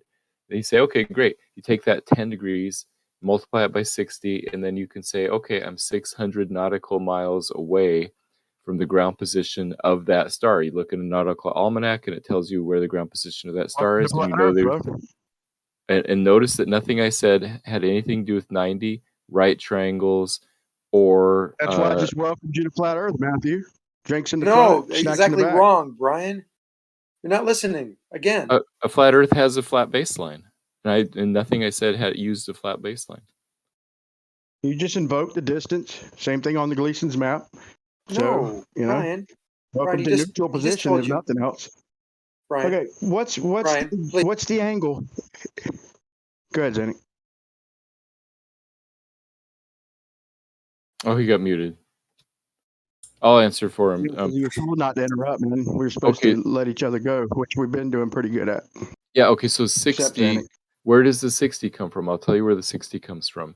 It comes from assuming that the circumference of the globe is 21,600 nautical miles.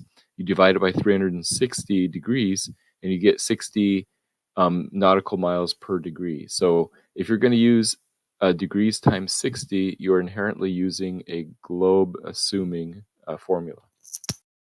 Right. So at the equator, okay, the only stars that are moving in said path is at the equator, right? So same thing on the Gleason's map. It's the same distance at the equator, okay, and that's the only place on either model that it's doing that. We're not talking about stars moving at all. We're talking about your distance from the ground position of a star at any moment in time, not moving anywhere. I need to put a rush on this video just to show y'all how to work this thing. I mean, I was surprised too, but it works really good. Really good. Gleason was, man, genius, man. He even left clues in his in the map, dude, that are pretty cool, man. Can't wait to release this next video. Do you think Gleason was a flat earther? Yeah, staunch flat earther. He wrote as the Bible from heaven, as the earth, the globe is the Bible from heaven, and he was trying to, had his letters in between him and the other guy. Yeah, he's a staunch flat earther, educated flat earther. You guys think everyone's a flat earther? I've heard claims that Newton was a flat earther, Einstein was a flat earther. Like, you guys just say everyone's a flat earther. Tesla, certainly. Yeah, Tesla, big Tesla flat is target of most conspiracy. Well, it's in Gleason's writings, so he wrote it directly. Did he directly say I'm a flat earther and I believe the earth is flat? Like, Yes. Can you show me that paragraph? Go read his book, bro. He gives dozens of proofs that it's not a globe. He's a staunch flat earther. What's the name of the book? Gleason's book. What's the name of the book, Brian? I mean, you definitely read it. What's it called? We've So all I can probably Google read it. It's just the globe is the Bible from heaven. By Is the earth the Alexander globe? Gleason. Is the Bible from heaven? All right.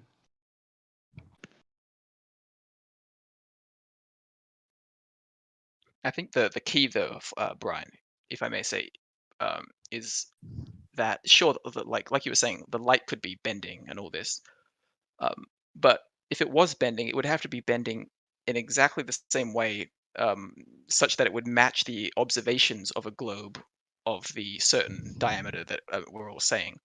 And if that was the case, it would have to be purely chance that that matches up with a whole bunch of other observations that have nothing to do with that. Like, how far away from the horizon things appear to fall behind it, or how fast the gyroscope spins if you're on different latitudes, or spherical trigonometry, like if you fly.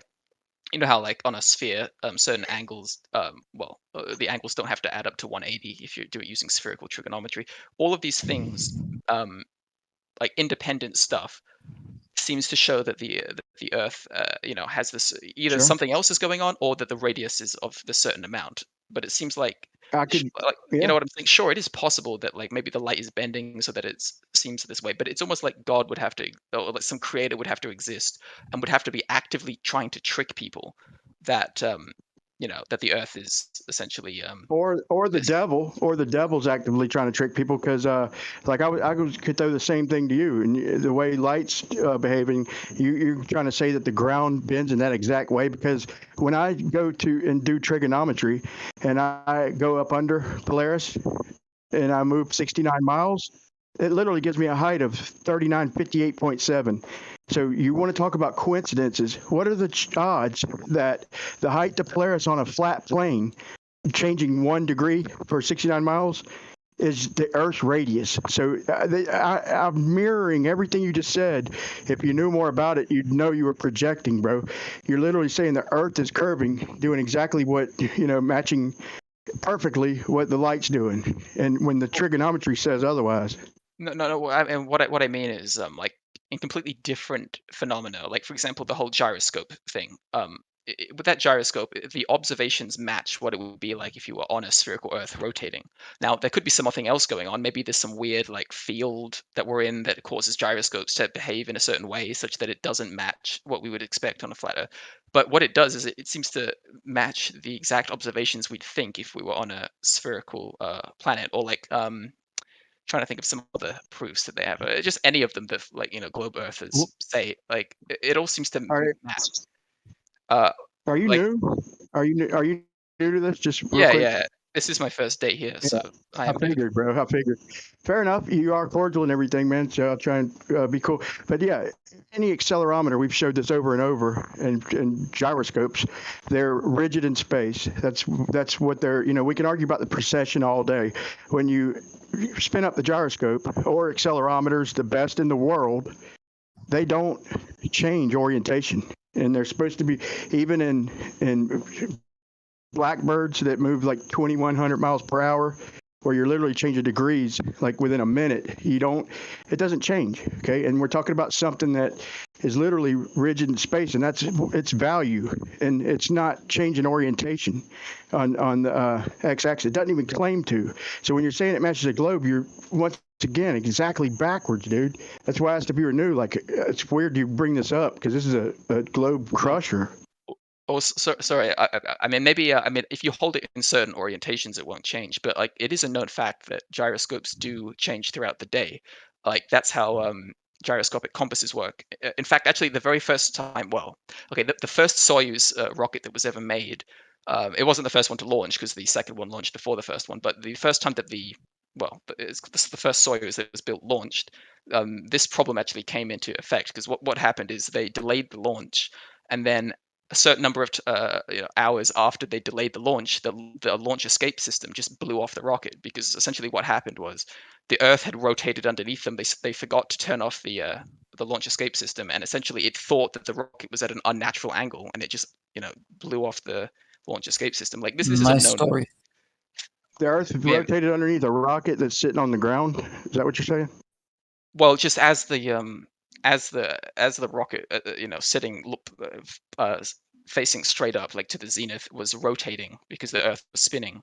The basically the rocket reached its threshold for when the launch escape system would launch. I can send you a video on that one. But more importantly, that's just to show that like this is a definite thing that occurs. Maybe I can send you some papers. But this is a known thing. I believe, like, didn't someone try to measure the Earth's rotation in the 1700s, like a French person using a pendulum? And that's not exactly a gyroscope in the way that I'm thinking, but yeah, maybe I'll just send you something. Yeah, well, man, even that you got a problem because during an eclipse, you get a reverse rotation, like the Alias effect. So the effect you're talking about is precession, and the Russians literally tried to harness that energy because on paper, and nobody disagrees with this. Even Action Lab agrees that theoretically on paper you can use that precession and get excess energy. So in other words, you get the energy 1-to-1 that you put in with the spin, and then that precession is basically extra energy if they're spinning. And they went over a decade with these giant pendulums trying to harness it because, yeah, on paper it works fine. And they finally gave up. I'm like, golly, at least they didn't go 2 decades trying to do this. But basically, the point is no, the precession is not caused by Earth rotation, or they would have succeeded. They would have this technology. It's just precession, man. It doesn't prove that it's the Earth turning. Well, gyroscopic precession is a thing, but the a couple of things. One, I can show it does change this effect I'm talking about based on your latitude.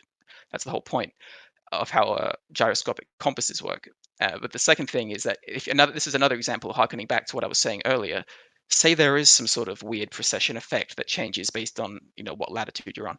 It's a little strange that it seems to match up exactly with what it would be like if we were on this spherical Earth with a certain radius that everyone says. I think it's like 6,000 miles or something. Yeah, it's like, I don't know. It just makes you wonder, and and you were talking about the lunar eclipse. You just made me remember something. You see these lunar eclipse, and you look at the shadow of the Earth on the moon, or you well, actually, that would be that would be a lunar eclipse. It's weird, like given the distance using parallax that we can calculate how far the moon is, it seems like the Earth's radius seems to probably match up with that. I'm guessing as well. I mean, I haven't seen anything, but well, it's just you kind of jump. I'll try and cover them both. Sorry. Oh no, sorry. Here we go. I was just saying. I was going to say I'll try and cover both them points. The first one is that the Foucault pendulum. I mean the gyroscope. Like even the best ones nowadays, like the guy Bob Nodell who got praised. R.I.P. He just passed away. We all loved him, but some of us love to hate him, but we all loved him one way or another. But he showed that this precession's going on. But then when he went up at the same latitudes. And he showed actually Jeremy here on this channel drilled him and finally got the data, showed that when you go up higher, you get a different rotational speed. So the latitude is, he proved that it's not the latitude.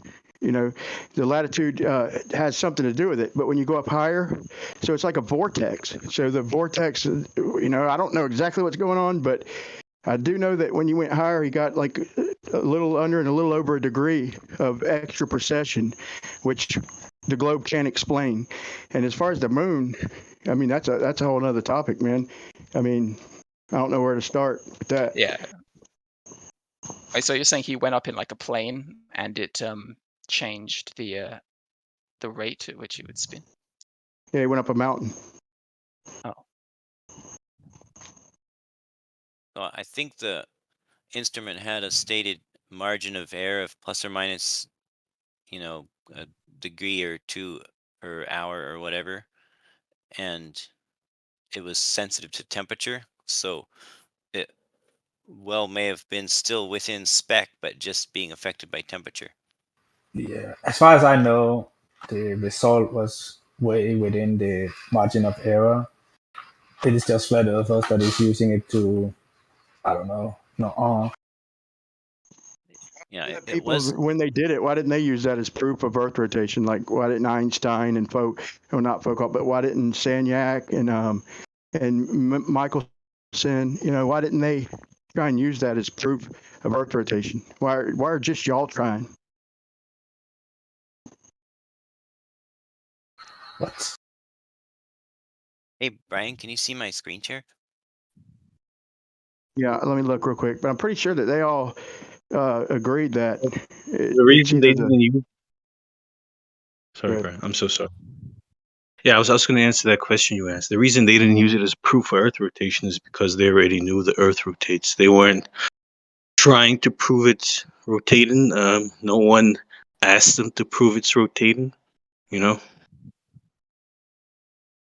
Michelson Michelson was trying to prove absolute motion. I mean, he was pretty much trying to prove that there's no absolute motion.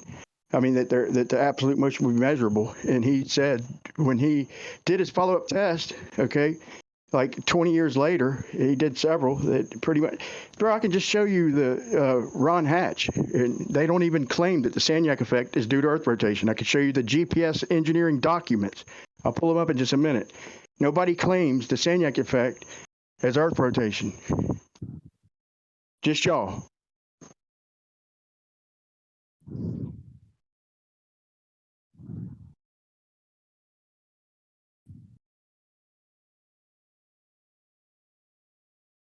Guys, I'm going to get out of here. I got some work to do. I'm going to go look for some asteroids. Well, thanks for the show.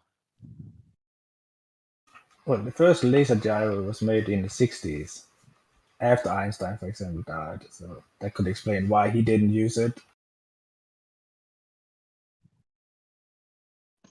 Interferometer was in 1850, or I think it was 1891 or 1887 by Michelson, and then he improved it just a few years later by floating it in mercury, and they had devices like 10 times more sensitive than needed to be.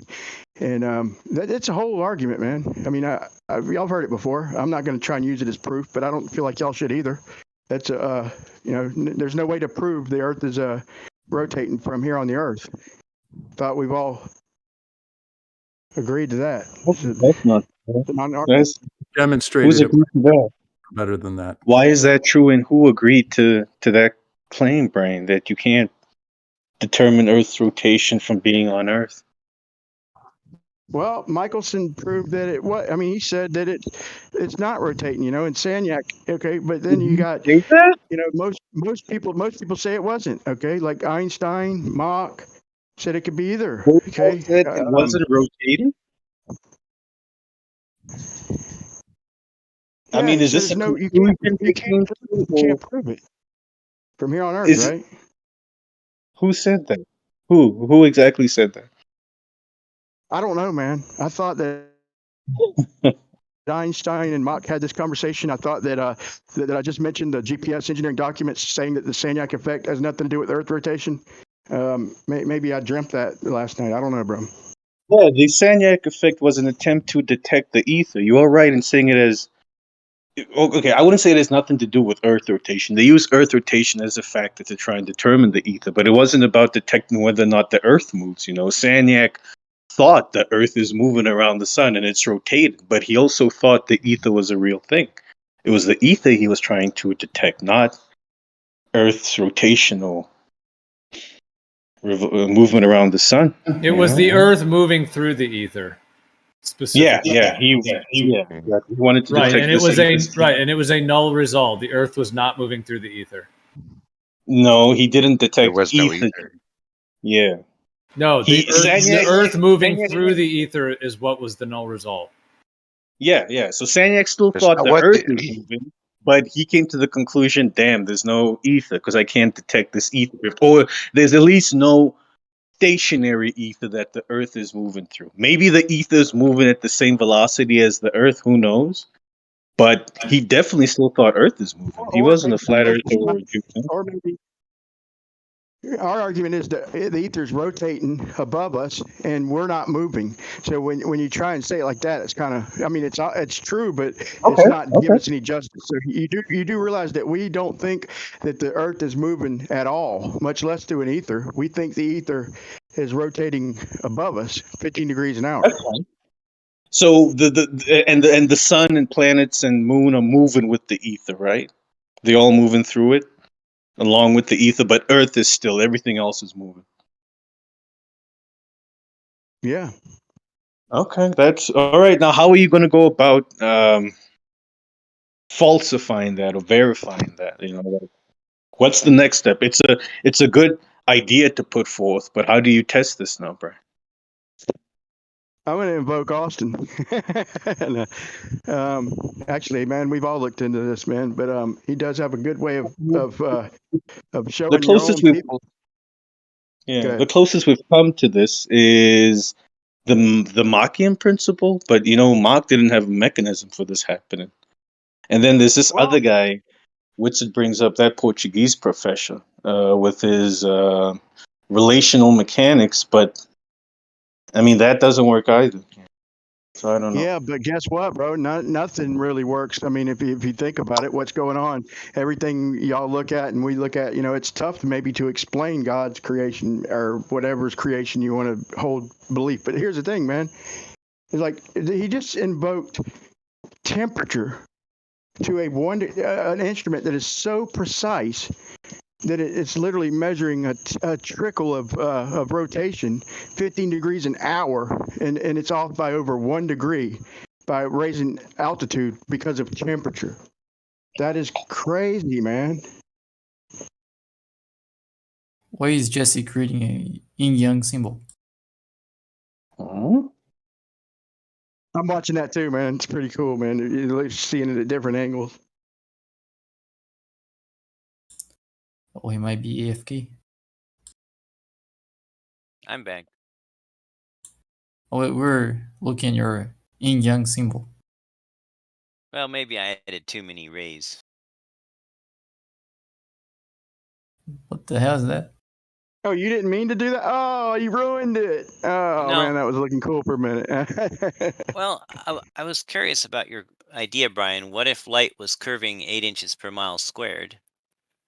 So I've drawn light curving 8 inches per mile squared. That's blue from the North Star or whatever. You get the And I've- parabola, yep. No, it's just a like this is a ray. See, it's just a 4,000 or an Right. It 8,000. breaks down at a certain distance, bro. I was just being facetious to try and find a starting point of honesty, man. Like I said, usually bacon's not such a tough cookie, man. But I was just saying, what if everything is happening? I mean, not that I think that's happening. I'm just saying I've got other way better shit than that. I'm just trying to find a point to start the conversation when everybody was not just bacon. Everybody saying, no, it's not possible. The geometry.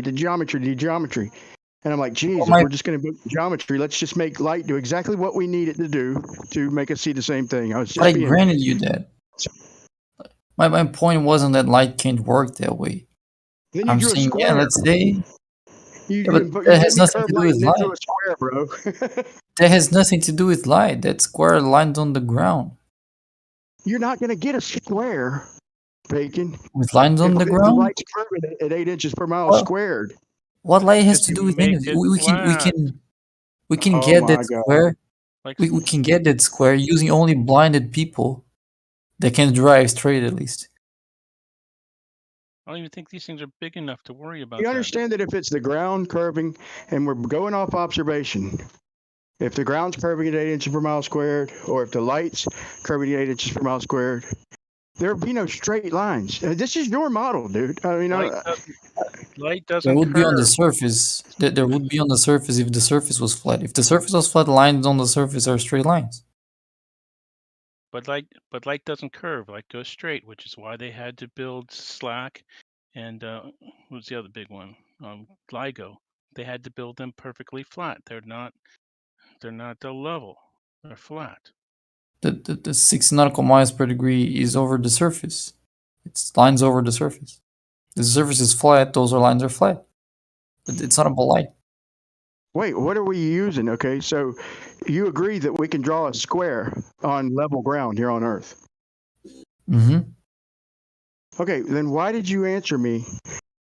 And when I asked you the 25 questions, along with Ruhif, Don, Zanuck, how come you answered me that no, you can't draw a square? You can't even have parallel lines, bro. What are you even talking about? You can't have parallel straight lines on a globe, much less a square. But I was in the flat Earth, not on the globe. On flat Yeah, Earth. but if the light, if you're going by observation, and the light's curving, and you're using the light to make your marks, it's not going to map out a square, is it? That's your false assumption right there. Light doesn't curve. Welcome to flat Earth. No, light goes straight. Welcome to globe Earth. That's why when they had to make LIGO, they had to make it flat, not curved, which is why the ends are higher than the middle. So space-time doesn't bend, light doesn't curve. Stop. We're not talking about that right now. We're talking about, physically light traveling. We don't need to get into. Talking about stars, bro. We don't need to get into gravitational lensing. We don't need to get into any of that stuff. We're just talking about shining a light beam down a tube. If the Earth He was just flat, dismisses all their excuses. We're not talking about the globe's excuses when light bends. If the Earth was flat, we would not have to make LIGO higher on the ends than in the middle. It's not, bro. And just because you don't understand the way it would Wait a work, minute, hold on, bro, stop. It doesn't is. mean that's not what's happening. Why are you interrupting, bro? Oh. Because you're lying. It is. You can go to the site where LIGO is, look at the blueprints, and you will see that the ends are higher than the middle. It is. Those are the as-built, bro. That's Those right. are the as-built. Anybody can draw plans. I can lay you out a nice flat line, 2.5 miles, and you can draw the as-built, assuming you're on a globe. And I can draw the as-built and say, see, it's curving up on each end. No, you haven't proved that. Sure. What do you think? You think they didn't build it the way they planned it? I think they You think they lied? benchmarks to start from and end from, and they did what they did. Just what we do when they give us benchmarks. We lay out horizontals and we freaking do them flat, like we know how to do. And if you want to assume you're living on a globe and write that straight line is curving up on the as-built, that's not proof that the people doing the work just didn't do what they do on a daily basis, day in, day out. So you're thinking that this is no different than making a road over the surface of the Earth? I think y'all would have already went to LIGO and easily demonstrated this with 3 tiny little measurements. The reason you haven't is because you can't. No, we mean we can't. It's already there. It's done. You have the blueprints. You think they built the blueprints differently? You think it's not perfectly optically flat? I'm assuming that it is. And I'm assuming that when I go there, it's going to be a straight line and it's going to match the water level. No. Which is why they would have even put water beside each arm to begin with. If it's not going to match that, why would they even done that, Paige? Drainage. You don't use your brain sometimes, brother. No, you see, you understand they can pitch the drainage ditch differently than the optical flat concrete, right? Did you say drainage ditch? Yeah. That's what those things are. You mean a retention? You think they're pitching a ditch? Yeah. You mean retention, right?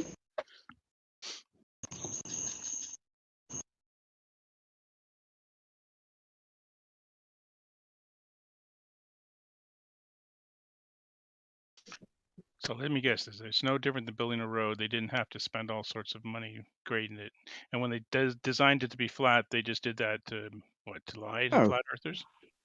You just mentioned the grade. Go look at the grade and look at the survey for that. It's not curving up on each end, Cade. You haven't even probably looked into this. You're just going off what other people have said. No, I Listen, there's actually two have. different surveyors out there, and there's two different layouts. Go look at the grade survey. It ain't no bending up on either end. The ends are higher than the middle, at least on one of them. No, they're not. Yes, they are. Not in the grade survey. Not when they did the grade. Even if it is a ball. That's in the plans. So no, You haven't looked into this, obviously. I have looked into it. Yeah, I've seen the plans. They're flat. They're not level. Did you happen to look at the grade survey?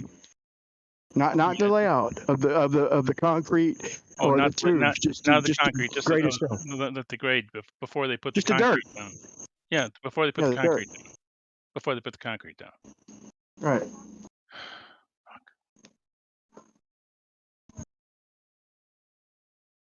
Doesn't match the as-built, which is suspicious, but it doesn't prove anything. I'll give you that. But No, I it believe does. that. It shows it was, Why don't we meet there? Why don't we meet there tomorrow? Okay. Or Yeah, not tomorrow. I couldn't do it tomorrow. But seriously, let's plan a day. You think I'm going to drive to Louisiana to meet you, or drive to Washington? You think we can even get in this place? I understand it's actually using it now after 3 years of testing it. Bro, I'm actually proud that we're even having a conversation, bro, without you saying you don't understand and that. You know, that's a refreshing change, bro. No, we don't have to go on LIGO property, bro. All we got to do is go on the other side of that ditch, okay, and make sure it's clear, or dig down in 3 spots to the water table. We can do it together. We can do it like next month or something, man. You think they're going to let us on the property and dig ditches? We would have Why are you making excuses, bro? Why don't you tell them that we're trying to show these stupid flurps that the Earth is flat? So we're going to go make 3 measurements well away from your apparatus. Because they're doing cutting edge science. They don't give a 2 shits about It's you. not even open right now, bro. Nobody's going to stop us. Why are you? Actually, it is. I thought they refired it back up last I heard. So you're making excuses. Instead of us going to measure it, you're giving me excuses. Because Blue gave me an excuse last time. He's saying, look, he zoomed in on Google. Look, they damned it.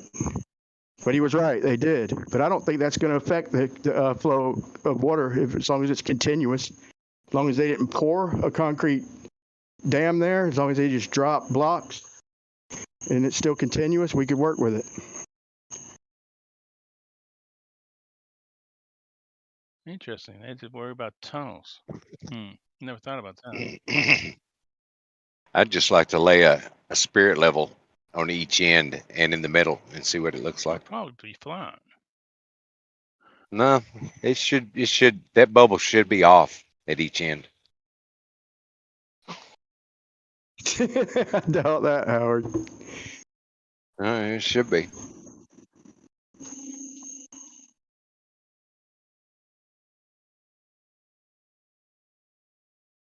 Even if it is a ball, I'm not sure we'd be able to detect that with a spirit level. Maybe, I don't know. You know, I've been surprised before.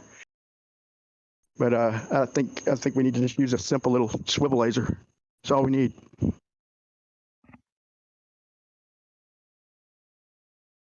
Just so happens I have one. Easiest measurement there is.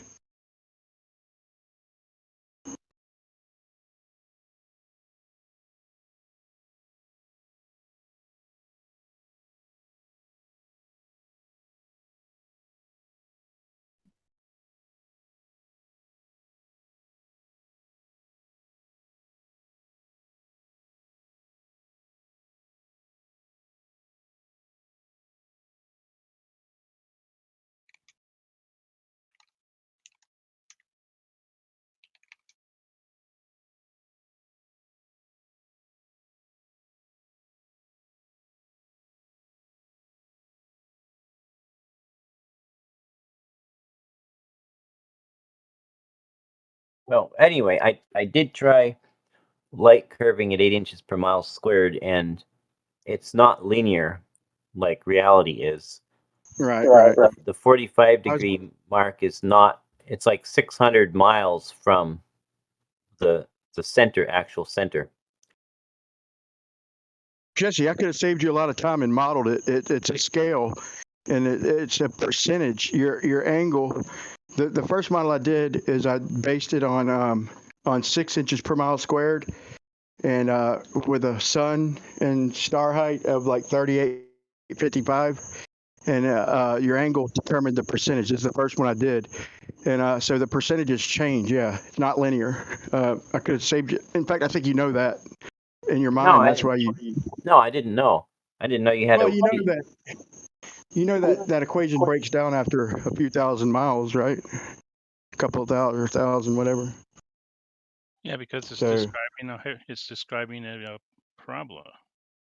I'll post one of my old videos. You might get a kick out of it, dude. The first time I modeled the refraction a long time ago, probably 3 or 4 years ago. It feels like, I don't know, but yeah, it's not linear. But there's a percentage, and it's based on the amount of atmosphere you're looking through. Is what I based it on, and yeah, I was just being hypothetical. I was just trying to get Bacon to. I was trying to, like I said, get a starting point of where we could go, and he could say, "Well, what's causing this, and why ain't it this height?" Like, there's nothing I could have said. Like, what if God Himself did it? And Bacon would have been like, "Nope, God could never do that." So, what formula did you use for your curves, for your curving ray path? I'll post it real quick, bro. You might get a kick out of it. Oh, thanks.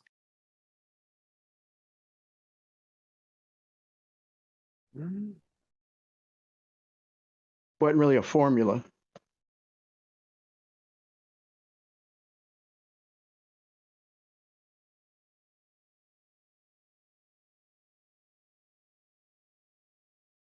All right, I'm gonna go now. But nice to talk to you, Brian. And Yeah, nice meeting you, Pinky man. and I'm glad like everyone in this chat isn't just steamrolling him, Brian, talking over him and just calling him names and all this stuff. Like, even though everyone here seems to disagree with you, that's not a it's not a reason to. It's a hell of a fun conversation, right? Yeah, so it's very brave of you to stand up for your beliefs here. And yeah, anyway, this is my first day here, so I'll just yeah. Yeah, definitely come back, bro. We might even surprise you with a few things, man. Oh yeah, you might. Yeah, if you could honestly, like, I'm eager to change my mind on this. Like, if you seriously convinced me that the Earth would be flat, it would be probably the most important discussion I've ever had. Like, and extremely useful to me to have my like worldview of the universe corrected in that way. So yeah. Yeah. Just the possibility of it being flat kind of changed my perspective on things, man. Yeah. So yeah, that's a great conversation. I didn't want to talk about anything else. Like that took importance pretty much over everything, man. Until I got to the bottom of that, and here I am years later, still trying to get to the bottom of it. But yeah, very nice meeting you, Pinky. Yeah, I mean, even if you don't convince me, it's an important conversation because it gives me to think. Like, how do I know all the things that I think that I know because I've always been told these things. Like, it's always worth going back to first principles and going, come to think of it, how can I prove the Earth is round? Yeah, Geo sat back and let me have the mic and everything, but man, he's got some very, very interesting points and things to show. Jeremy, there's a lot of people around here, man, who have different little twists on things and some good evidence to back it up, man. Real thought-provoking conversation, man. So hope to see you soon, brother. All right, see you.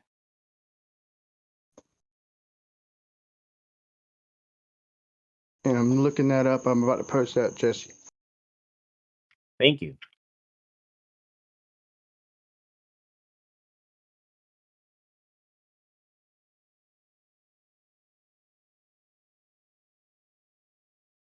Let's see.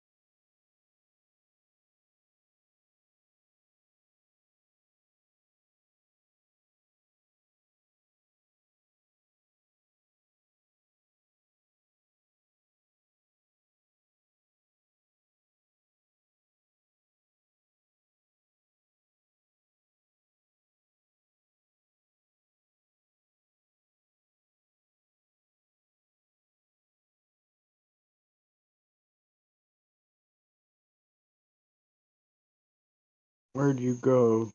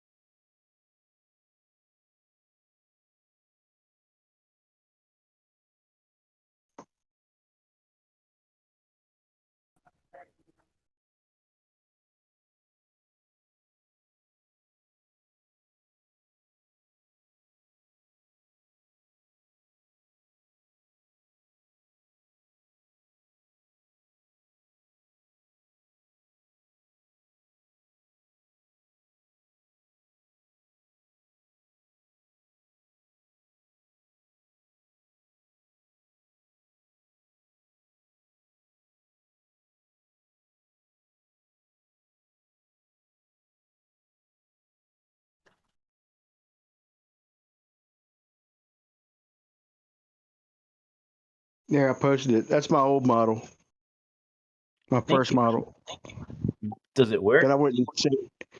I mean, it works, but it's kind of like ad hoc, right? But I've just basically just went down the list of numbers and lined up the percentages of what's going on, you know. So it's pretty much kind of like the globe, just kind of ad hoc. No, I'm just joking. But no, I like my most recent model better.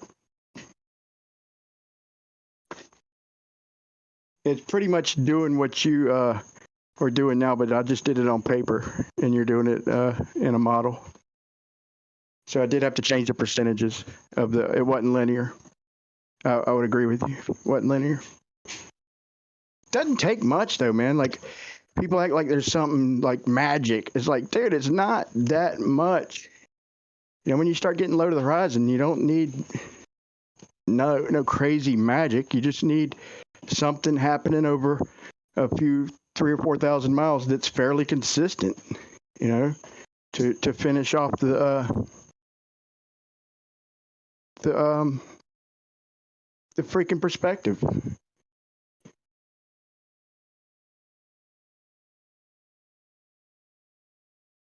I would agree that it can't be just perspective, like not just mathematical perspective. But man, that's not fair to me for everybody to invoke pure geometry. Like every model is going to have variables and explanation, and with a couple little twists, you know, including the globe.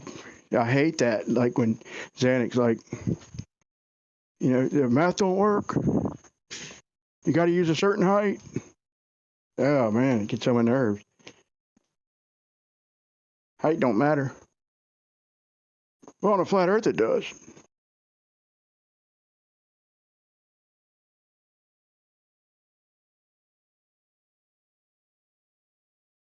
So have you actually come up with a formula for light curving which works for multiple stars and multiple observer locations all at the same time?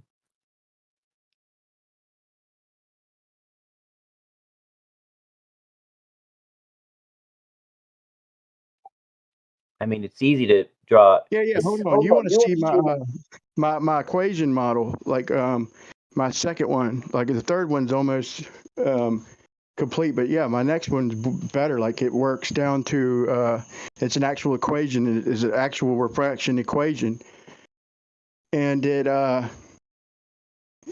actually works down to about I think 22 or 23 degrees before it starts.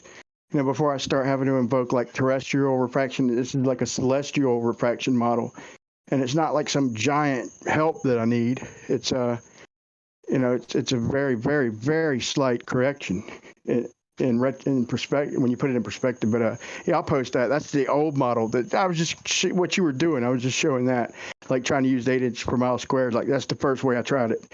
But yeah, I'll post something way better than that. Hold on.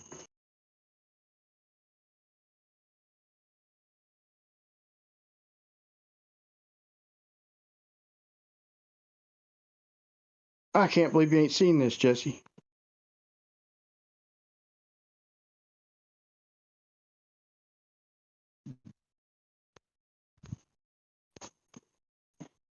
In the beginning of this video, I show this is an upward light refraction, and in the beginning of the video, I show the light bending upwards, like real life examples, like bunches of them, like the warehouse floor, the long distance lasers, and I didn't really realize that it could be we could see that same thing even if the light's refracting downward, depending on your argument. But there's a good song to the beginning. You can watch the whole thing, or speed through the beginning of it. But the beginning of it's just the empirical evidence, and then I lay out the math. So here we go.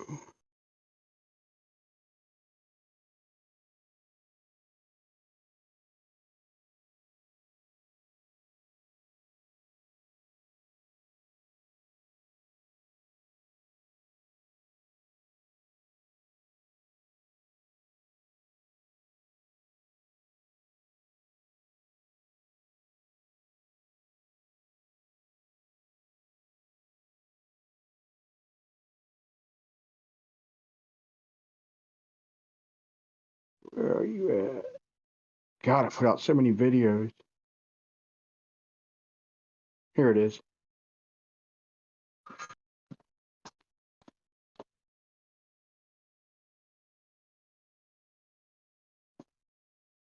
Thank you. Yes, sir.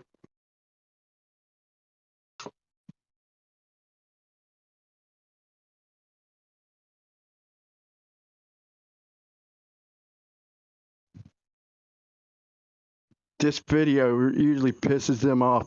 Even somebody as calm as Jesse, man's gonna get a little bent. How's that happening? No, I'm just joking. I've probably demonstrated all of this in my fish tank. You might have, man. But they like when I talk to Paige and B-Ball and them, like, you can't have a model or an equation. We already got equations. What is this, an equation? No, there's already equations. And it's just like their arguments are just ridiculous. But my point is even if I peg this down perfectly, did I prove a flat Earth? Like, it works pretty damn good, bro. It's going to get you wherever you're going. As far as charting distances and stuff, it's mainly for distance. And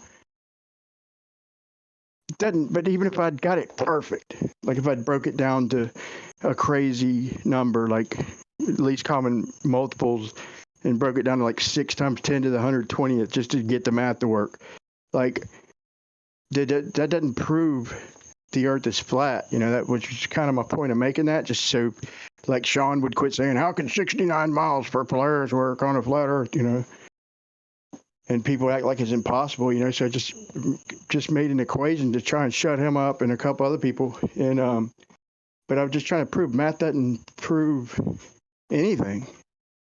It's a descriptor. It can, and within the math there's proof, but when you apply it to reality, it doesn't prove anything. Modeling.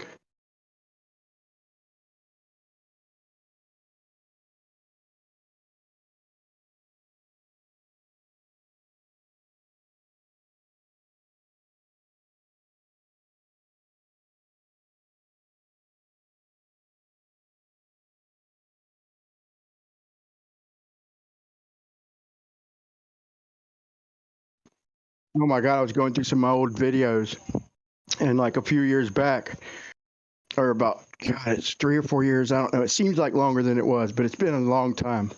And I found where they were, when they were talking about the balloons before they started hiding shit, and they had all these CubeSats, and they were literally talking these little tiny CubeSats that they're going to launch on balloons and shit.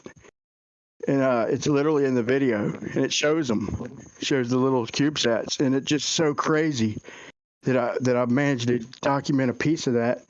And then when Brandon showed like whatever was dropping them little CubeSats or whatever, like you notice they had little white whatever they were, like parachutes or balloons popping up behind them all when they were going into the clouds and shit.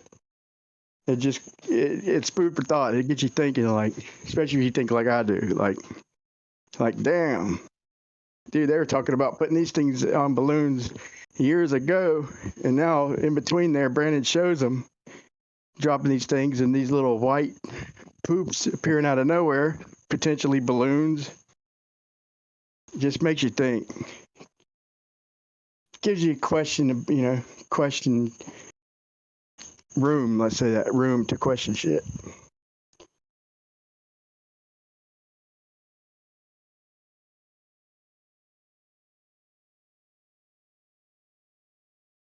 Oh my God, I just seen a freaking video today.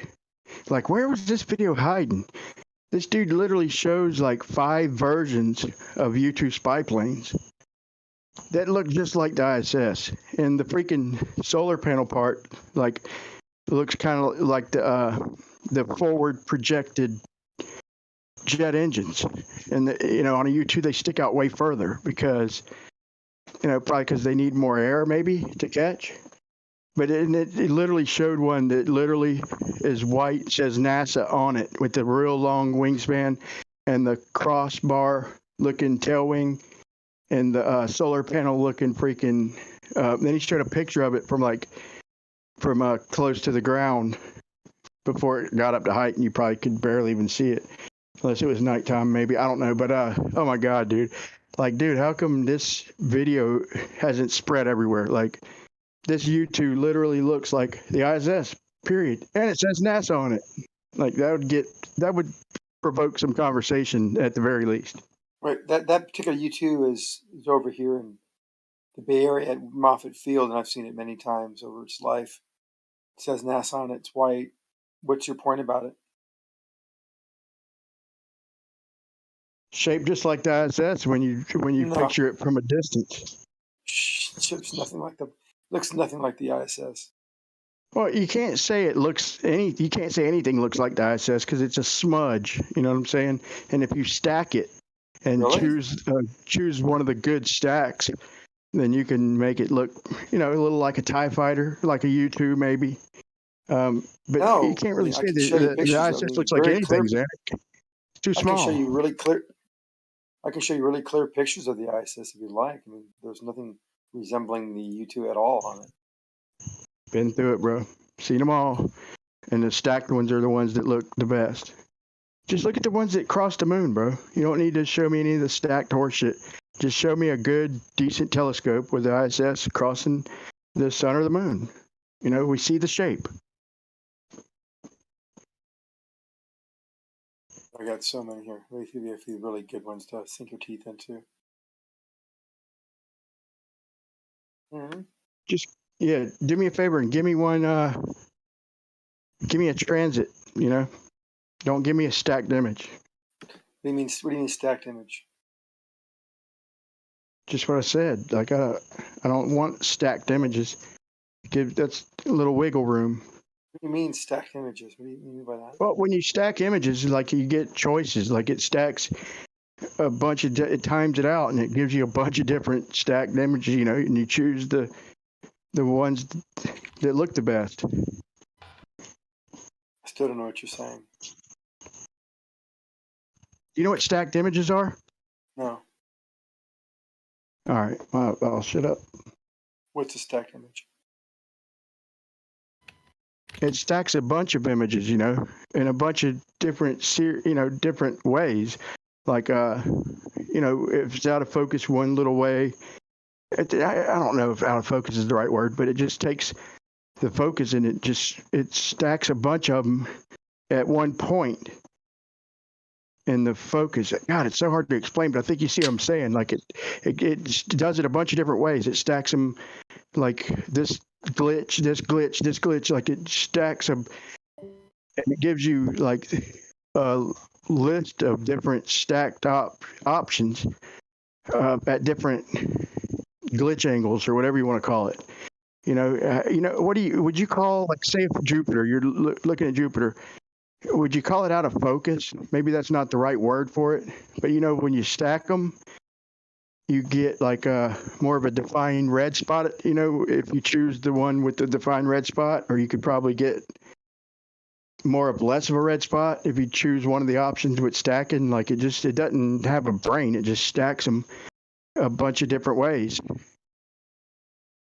and gives you a choice, bunch of choices, but it enhances what you're videoing.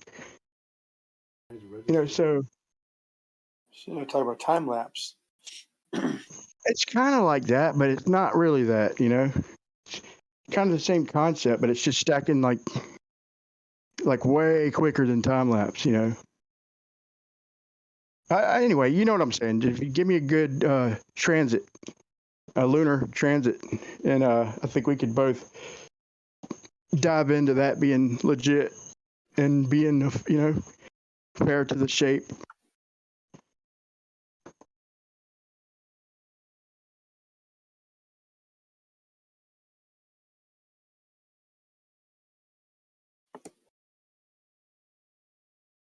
I still think it's natural and that y'all are stuck with it. It's just too much of a coincidence that every god in Greek and all the Babylonian, like every single god, dude, there's like planets, stars, craters, and Isis, bro, which looks just like the ISS, the symbol of it, is not named for nothing, man. Like, and it's like been around forever, and it's like Hermes is freaking mother or some shit, like, and portrayed with her wings spread. Like they were supposed to, this thing wasn't supposed to be up there that long. They were supposed to, ground it or whatever. And if it is natural, they're stuck with it. Okay, how about these few that we've posted now? Is that enough for you to sink your teeth into?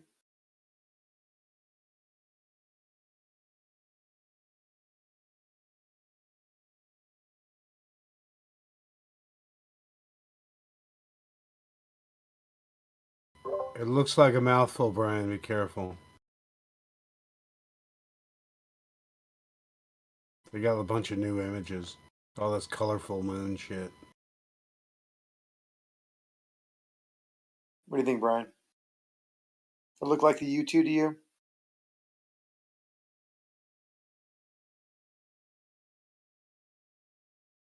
What I get out of this, though, is each of them 8 panels, is about 75 feet long. So that means that the other shit that we see up there, or that we don't see up there, that we should, like the Hubble and the K-series satellites, which are, 45 feet long, the size of a small bus, that they would be visible. How about this? Because we can identify that size now by looking at this ISS transit. How about this? Then we get this really Look what clear he picture posted of at 4 after transit the across hour, moon. bro. Like, what, dude? Look what he posted at 4 after the hour.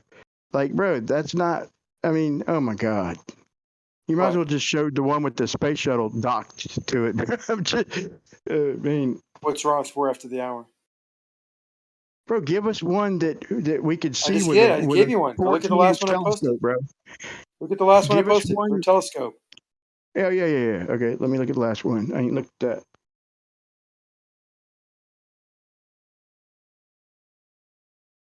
Wasn't getting clearer than that, pal.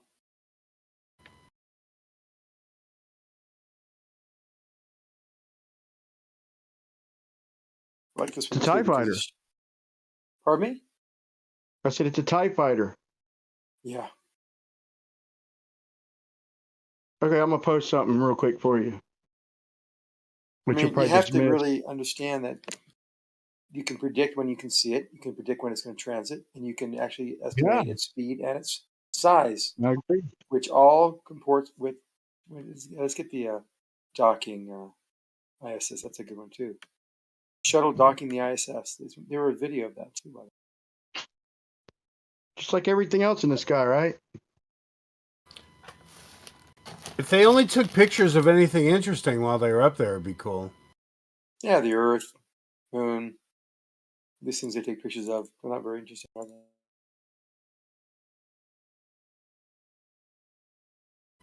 If you have a If you could show me a picture of the moon from the ISS, I'll probably blow you. I mean, just so sure I am that there's no pictures of the moon from the ISS. Really? Pretty fucking sure. Why is there no pictures of the moon from the ISS? Because they don't pan around like that. Oh. Because it's a model. It's like, it's not real shit. Can't be real. We'd have You said it lettuce. could be real? We'd have tomatoes, lettuce and tomatoes, bunny rabbits. We'd have. You want a picture of the moon from the ISS? There's I don't millions. want to blow you, but I don't want to be blown by you either, but I can get a picture of the moon from the ISS. Is it funny? Good luck. Good luck? I don't think I'll need any luck for this. Zanuck, is that a picture of U2 or ISS? I haven't posted any pictures of the U2 yet. Is that a U2 plane or is that the ISS, Zanuck? Which picture? The one I just posted in Livestream 1 text at 8 minutes after the hour. Am I not posting these things in live stream? Is that what's happening? Have you seen these pictures? Yeah, I'm just asking, is that a U2 plane or is that the ISS? Let's see if you can get it right.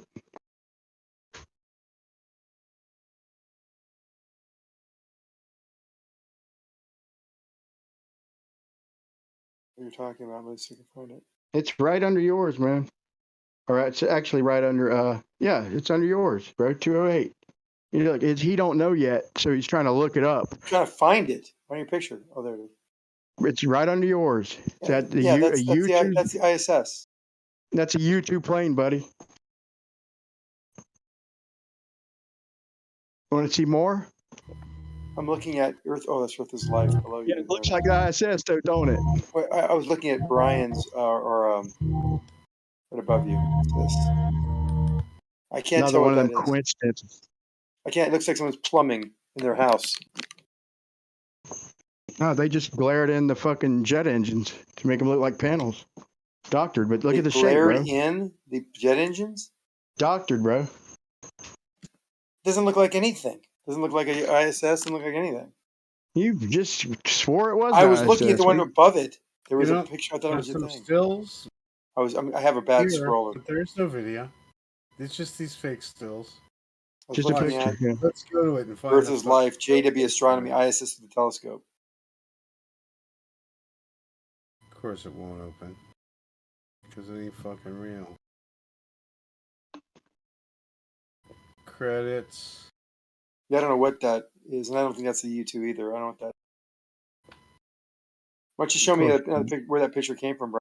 Hold on, let me give you some other ones. Pictured I'll get you some more. Hold on. From 254 miles up. June 2019. There's your picture of the moon as seen from space, as seen from the ISS. I appreciate that. I just can't find video of it. Yeah, I see a couple of stills, but I can't find any video of that. Nothing close, to be honest. Just these weird, look like airplane shots. Is that what you found? Of the moon? Yeah. No, I got a nice one. What happened to it? Why didn't it get posted? But just stills, no video, right? Just those. I'm sure there's video, but I don't have a video. Still, that was really nice. I'll just get the. I'll just take the link. I do see a couple of stills. They're all pretty new. 2019, 2020.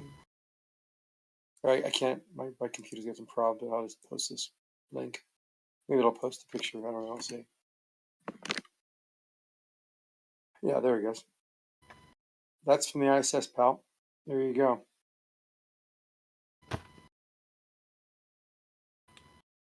Yeah, like I said, I've seen that. It looks like from an airplane. It says it's from 240 miles up.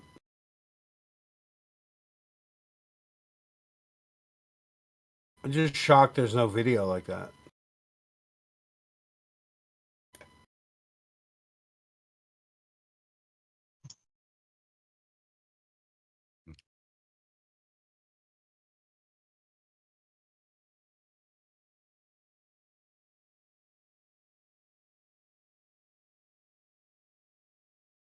I doubt that's from that altitude, to tell you the truth.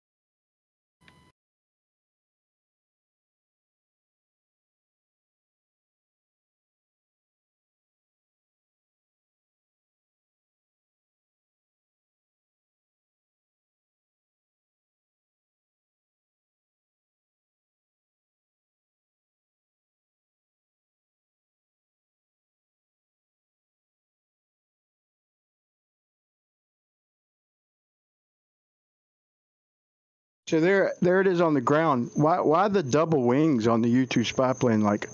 There it is, getting filled up and shit on the ground. But why the double winged U-2 spy plane? Kind of weird. Just getting a real long. There's engine. no double wings. Why do you think there's double wings? Look at the ground shot of that one. It's a shadow. Look at what? Shadow of the wings on the ground. What? What, Brian? Brian, what? That's a shadow? Huh? What? Shadow? Oh, man. Let me see. You and Moyak are really similar there, Zanuck. Wow. Getting late. I'm Maybe talking. that is a shadow. What? Yeah. That's it. Maybe that is a shadow. What do you mean maybe there's a shadow in a biplane, you two? Okay, I'll give you that. But where's the shadow of the front? Oh, gee, thanks. What? Where's the shadow of the front of it? And the tail? Buddy, come on. Do I have to really go through this? Solar panels. Don't make it embarrassing for yourself. It's funny right now. It could get kind of embarrassing if we go farther. No, bro. I'm dead serious. What's that? Dude, if you actually realize the Earth's not a globe, dude, you could literally be on top of the yeah. I'd be eating crow. No, you'd be ranty. Everybody would be talking about you for weeks and weeks. You would become an instant celebrity. Instantly. I hope it is flat. Actually. And then actually argue for the truth too, though, dude. That'd be. Now you still can't interrupt people. That can't happen. But as long as you don't. Bullshit. He's an Olympian, bro. My dog Zanuck is in the fucking Olympics. He's a flat earther, man. He can interrupt whoever. Wait, if Zanuck was a flat earther? Yep, it's headed that way. Oh, that would. Oh no. I mean, you guys don't arguing with him, so I mean, I wouldn't want him to be a flat earther because if based off of your guys' reaction, I mean, I don't know if I want him as a flat earther. No, I'm just fucking around, but I don't know. So I would have to argue. Well, you would. Yeah, that's what I'm saying. He would. I mean. Oh boy. Just having. Yeah. Let the bricks start falling. If you look at his style of argument works good when you just say anything on the spot. You know what I'm saying? So yeah, he'd make a good flat earther because most people don't ever go verify any of the bullshit that he says anyway. So he'd probably make a great flat earther, man. As far as for debates and shit like that. Well, let me real fast. Well, let me real fast just say I was just joking around. I think if Zanuck was a flat earther, he'd be a tough guy to battle. Just because I was just joking around about Zanuck, but I think he would be really tough to fight against if he was the flat earther and I was and I had to battle him in a debate. He'd be tough. Yeah, if he didn't interrupt, stayed right on point, and was speaking the truth, he would be on fire. Absolutely, he's very intelligent, very well, and can be very well spoken, and maybe slow the speech down a little because you do go a little overly fast. And then a little bit on the monologue level as well, because you lose people. It happened earlier. Yeah, it happened earlier with the Tribune. You do it all the time. That's why, dude. I kind of it's Well, I like always to bring supporting evidence, but I realize that sometimes the supporting evidence doesn't hit the mark if it's added on to the direct and concise response. If I stop at the response and just let that go, and then later on provide the evidence, it's much more effective. I want him to hear Armador tell Armador that Armador don't understand. Yeah, that stuff's really just ineffective, Zanuck. I would just drop all that, all the rhetoric, and like the people who do that, it just weakens their position and weakens their integrity as a interlocutor with integrity. I guess it's a last ditch effort of just out of frustration, because sometimes I really try to focus and make the points as clear as I possibly can, and then when they fall, it seems like they're falling on deaf ears, or they just kind of ignore my point. I feel like I'm not being heard, and I just go, "Oh God, that's like my white flag. I give up. You don't understand. It's a cop out. I should stop doing Ask for a steel man, then, Zanuck. The honest way to do that is to ask us to steel man your position. If you don't think we understand it and you're being genuine, then ask us to steel man it. Mm-hmm.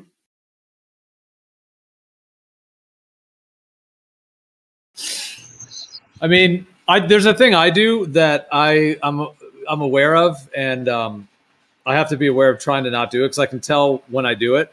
Where, like, usually I'll kind of stick to my one point, even if it has some detail to it, but I'll try to wrap it up.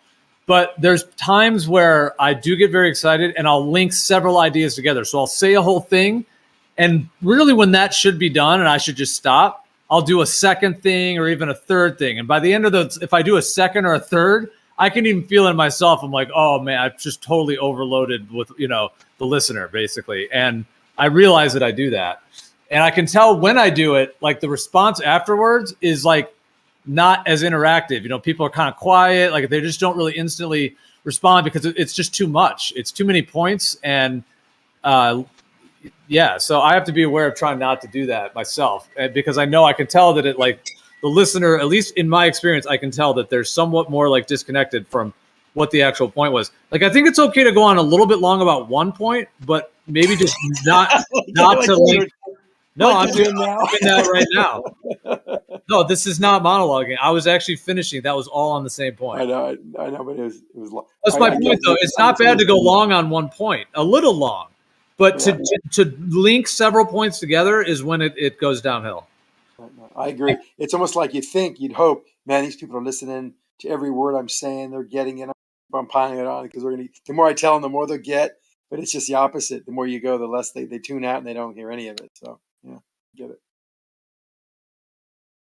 Even if it's about one point. Yeah, but I can't stand it. Like J Ace is the worst, dude. I love J Ace, man. He's cool as fuck, dude. As far as being a glober, But he does, dude. He gives the same point, but he reiterates it and then gives the same conclusion. It's like after the second time, he usually does 3. Go back and listen, dude. It's funny, man. He's got a little style. It's kind of slow. And when there's a lot of people in here, it's like, I'm chomping at the bit. And it's like, bro, we get it. But he stays on topic, but he reiterates it and concludes it the same, like over and over. It's like, oh, people are waiting to talk, man. It's killing me. Yeah, he's a smart dude. He has a lot of knowledge, particular at field, and I love listening to it because it's I do too, man. He's helped me a couple of times, just me and him talking privately. Fraction of what he knows about some of these topics.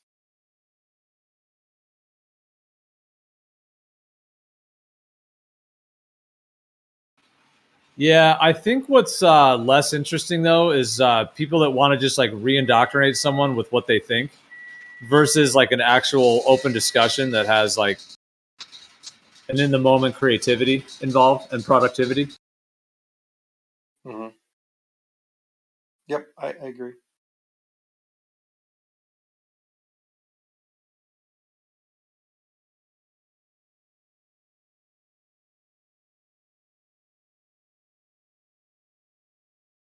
Making predictions like I made makes this argument fun. Like I'm sure, like Jaron he's got the bet with what you call it. Oh man, I forgot his name, but he's got a bet with the dude, and about SpaceX or anybody flying men to the moon or around the moon, And he gave him an extra year, which was ballsy because it's like a $500 or $1,000 bet. But he literally gave him an extra year. I don't know why, but he did because he knows it's not going to happen, man. And so, dude, me claiming this ISS because once I seen they canceled it, like, and then the second cancel for when they're going to decommission it, I'm like, they ain't decommissioning the thing, man. They would have done decommission it. They're stuck with this damn thing. So every year that goes by, like as I get older and shit, I could look and it's still up there, boy. A squeaky little, squeaky dusty ISS, boy. Just still. Now that everybody can track it and we know its flights and all that, they're stuck with that bitch. And I don't think they have any control over it. That's my personal opinion. Well, so since you kind of feeling that you believe it's up there, since we have so many hundreds or thousands of captures and sightings of it, we can triangulate using parallax, figure out how fast it's going, how far it is away. I mean, how could it be going around a flat Earth? I'm not trying to corner you to say the Earth is round, but what's the mechanism for what this thing whizzes around and makes some circular path in it? What's the tether it's on, and how's it? You ever seen the circuit of the ISS on a flat plane, bro? And how it fits, and how it fits the shape. It doesn't even retrograde. It fits the shape of the flower of life magnetic field. It's making like a loop-de-loop, right? It just does circles. Like it ain't even retrograding like the planets. It's doing just circles, just one after another. That just funnel off the next one. It's not supposed to do retrograde, but it has loops. See this, Anik? In the chat posted. That's the path of the ISS over an AE map layout. So what makes it turn like that? Yeah, how does it make the turns? It's like a bunch of sine waves. What magnetic fields look like. So it turns through magnetism? Bingo!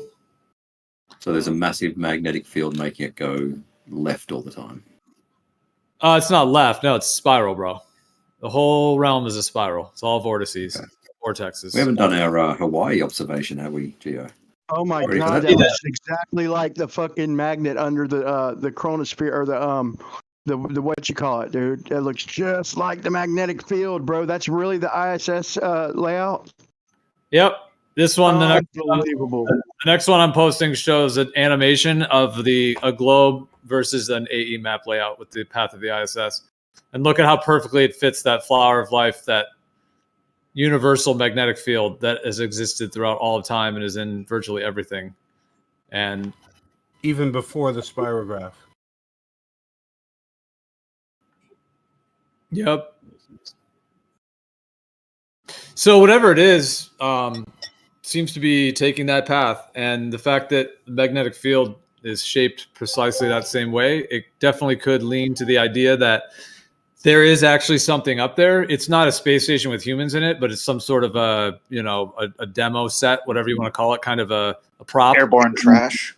Yeah, a prop. And then if they are able to get it up into that magnetic field, it may just be cooking along in the vortex up there, not with humans in it as a space station and not surrounding a globe, but just in that field. Dude, if there were people in there not showering for 200 days at a time and pooping into a little tube and calling it science, I mean, I don't even know. For like 20 years, whatever, that place has got to be gamey in there, right? They have like all those little strips you buy at 7-Eleven. I mean, honestly, dude, they probably have like... I would not want to go up there for that reason alone. Go ahead, Flypus. I was gonna say, no, they got all kinds of green screen setups. Why couldn't you just poop out a little hole, like a little hole out the back of the ISS? This is incredibly fake and gay. Put your butt on the little tube and then let it suck it right out, right? You just snatch off the duct tape, peel the duct tape, and just shit all over everybody. No, out the tube, right out the back, man. Whoop. So it got brought to my attention that the Associated Press wrote an article about the Instagram post that I made. Fact checking that China's space program is legit. Just wanted to let everybody know. Yeah, Tell us it. the Associated Press. Yeah, I got it.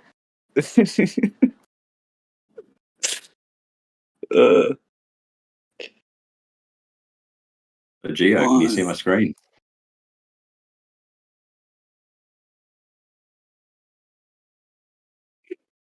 All I got's a blue circle going around Riff. What? A blue circle? Oh, I'll stop and reshare. One sec. I could see it. Try again. I mean, it might just be Brian because I could see it. Okay. Can you confirm, Armor, that I've matched it up pretty well? Yeah. I mean, well, in terms of the horizon, that matches up pretty well. I'm not exactly 100% sure what's going on with the like the land, but everything else seems pretty much lined up though. You don't think the land's lined up? Hold on. Let me have like a bigger screen. Maybe I'm seeing it wrong. Hold on.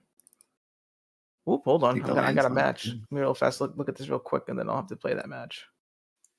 Is that like Hawaii from Oahu or something? Yes. From Kauai Airport to Oahu.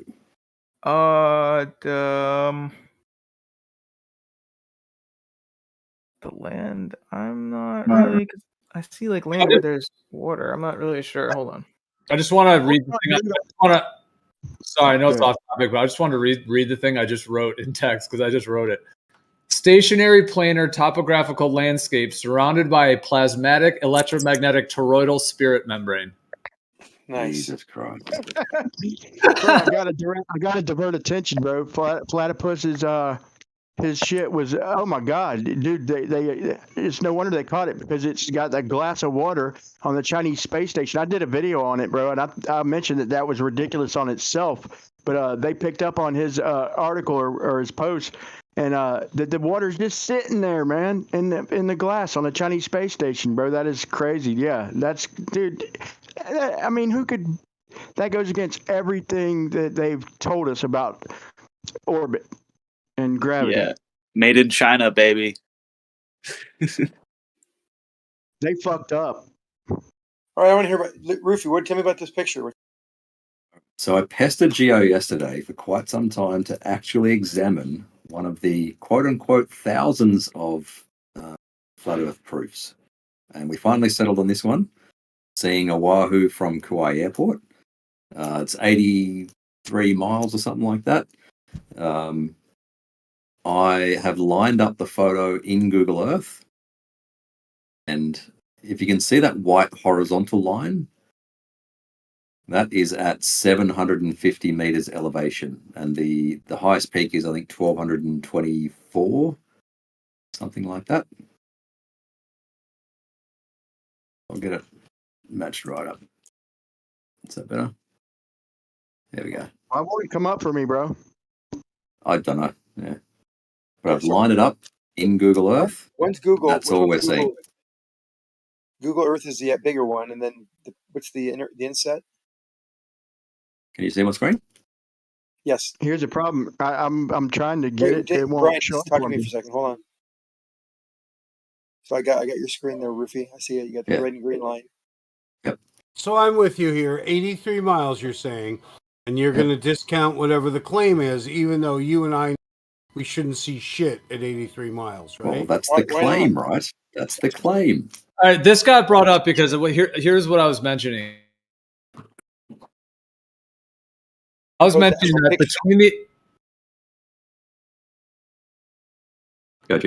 between the islands of Kauai and Oahu in the Hawaii Islands, Kauai and Oahu, you can see Kauai from Oahu. You can see Oahu from Kauai. You can also see the Big Island to Oahu. That one's over 200 miles. That's a really, really long one. But the Oahu and Kauai can be seen anywhere between about 80 to 120 miles, depending on what part of the island you're on. As far as 120, even 130 at the furthest, and then the 80 to 90 mile range. So they can be seen from both directions. And when you see Kauai from Oahu, you can see a massive portion of it. The amount of curvature is like 7,500 feet of hidden. and the tallest peak of Kauai is only like 5,000 feet. So it should be 20. The whole island of Kauai should not be visible, and there should be 2,500, almost a half a mile of just air while the curved Earth, space that drop essentially. Right, but we settled on this one yesterday, right? No, there's nothing about it settling. The other one that Ruhiv's talking about is you can do it the other way from Kauai to Oahu. I had one image that I had in my folder, so I posted it, and he's talking. So yeah, that's what you're on about. And we already did the math on it. The entire thing should be hidden. The entire mountain, or the entire island, I should say. Elaborate on okay. No, elaborate on okay before you go. Do we have an agreement that it should be out of sight? No, absolutely not. So why'd you say okay? Just a fucking conversation filler. Well, he's right. It should be seen. If you take your image out off the screen and if we close our eyes together, everything he said is right. There isn't the height available for you to see. Incorrect. Mathematically, Let's do the math. He's got to be correct. He didn't bring us crap, right? He did. He did bring this crap. Let's examine it. Right. This is one of his flat Earth proofs. I asked for one several times. Hold on. I never said anything about a flat Earth proof. Never used those terms and never even incorporated that. We were talking about long distance observations upon the Earth. I told you about Kauai to Oahu and all of the observations between those that can be made. I looked in my folder of pictures and I had one. I didn't make it. I didn't do anything with that. I just had it and posted it. That's not a proof. It's not even a debate point. It was something that I was literally posting. You have been doing whatever you're doing, and I'm just making clear that just don't make statements that I'm not saying. Okay. Does this photo debunk the globe? Is this photo possible or expected on the globe? We didn't need the photo. Debunks the globe. What now? This photo. Is this photo debunking the globe? The idea of that photo's existence does. Okay. Gio, does this contradict the globe model? Yes. Of Will course. you please take a snapshot of it and post it in live text? Because I've been trying to pull this shit up and it's getting to the blue circle, and I want to see it at least. Even if I stay out of this, I still want to see the shit. Yeah, I can take a screenshot of it. And I've got the original thing there as well. So that was the meme, or the meme, the meme that Gio posted yesterday. So Oahu visible from Kauai Airport, it's actually 83.7 miles away. So the conclusion on that meme is the Earth is flat, case closed. All right. So Gio, did you put that forward as a globe debunk? Did I say those words? You posted that meme that says the Earth is flat, case closed. Right. But did I say whatever words you're saying? Because if not, then don't associate them with me. There's no reason. Okay, but I'm asking you as a question: do you believe this photo debunks the globe? It's not really about debunking something that was never proven. Does it contradict the globe, Gio? These observations between these land masses cannot happen over a curved surface Earth, especially the one of the claimed radius value, etc., of the globe. And there are literally thousands of these, even if not hundreds of thousands, tens if not hundreds of thousands of these from all around the world. They're all, the mathematics vary on all of them. But you said this cannot happen on a curved surface like we're told it is, right? They're your words? Stop trying to put words in his mouth and tell us. I'm trying to repeat his words, Dan. He I would wants just to say say the share. words. This is a globe debunk. Man. Yeah, share whatever points you have. Go ahead. Okay, but what's the point? If you don't think this is contradicting the globe, what's the point? Because you're looking for language. You're looking to debunk a claim he never made. He posted a meme. The meme says Good. the Now Earth is describe flat, what you case think you're closed. seeing. What's the view height? Is this photo possible on a globe Earth with 3959 radius?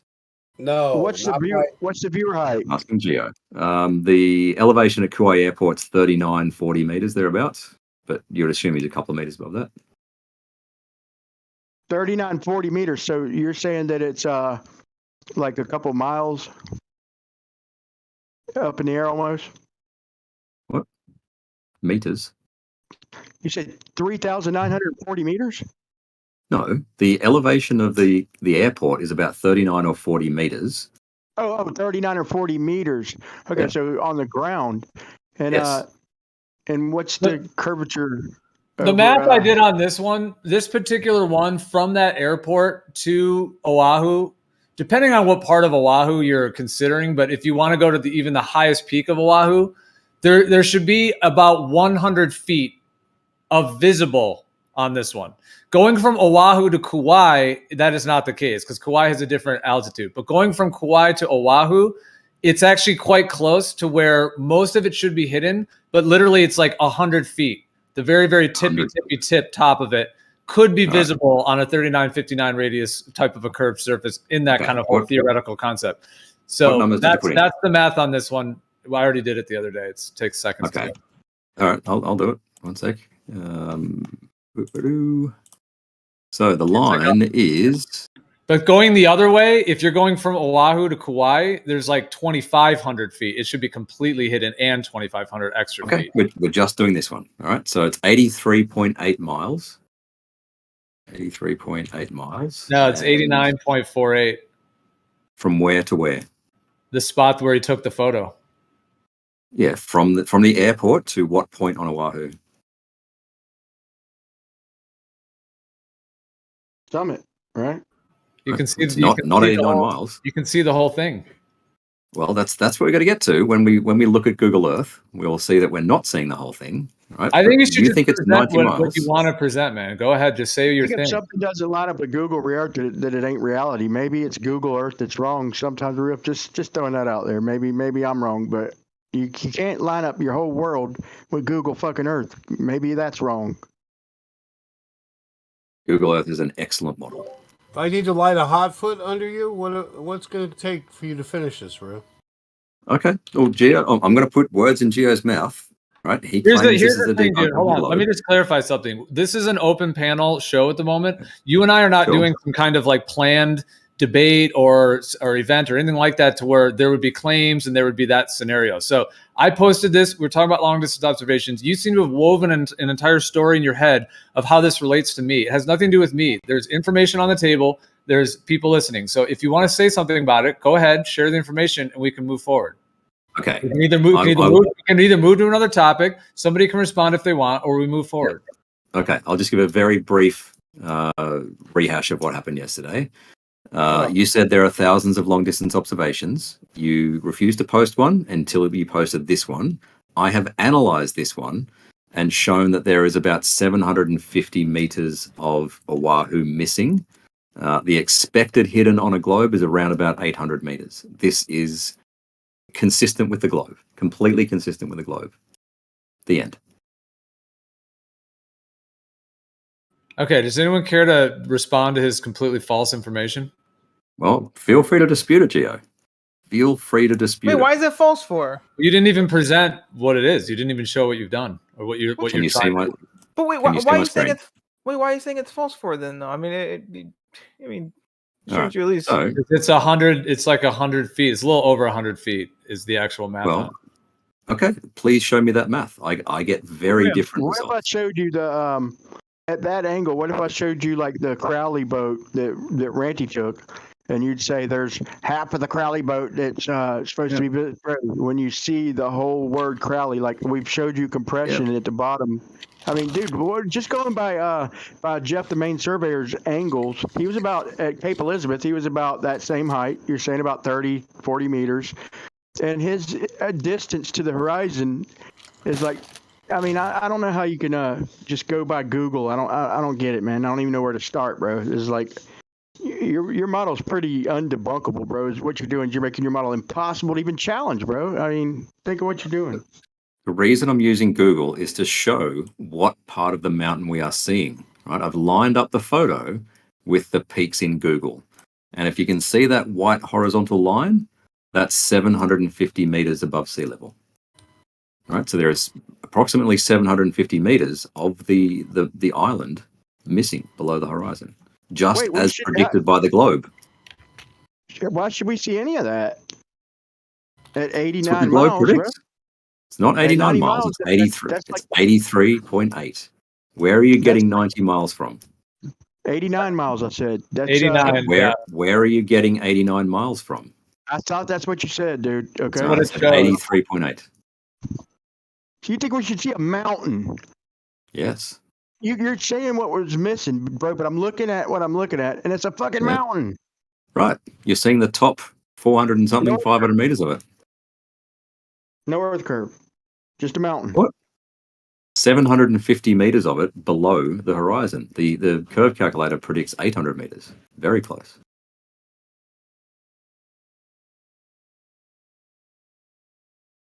So where are you getting 89 miles from? Or 90 miles?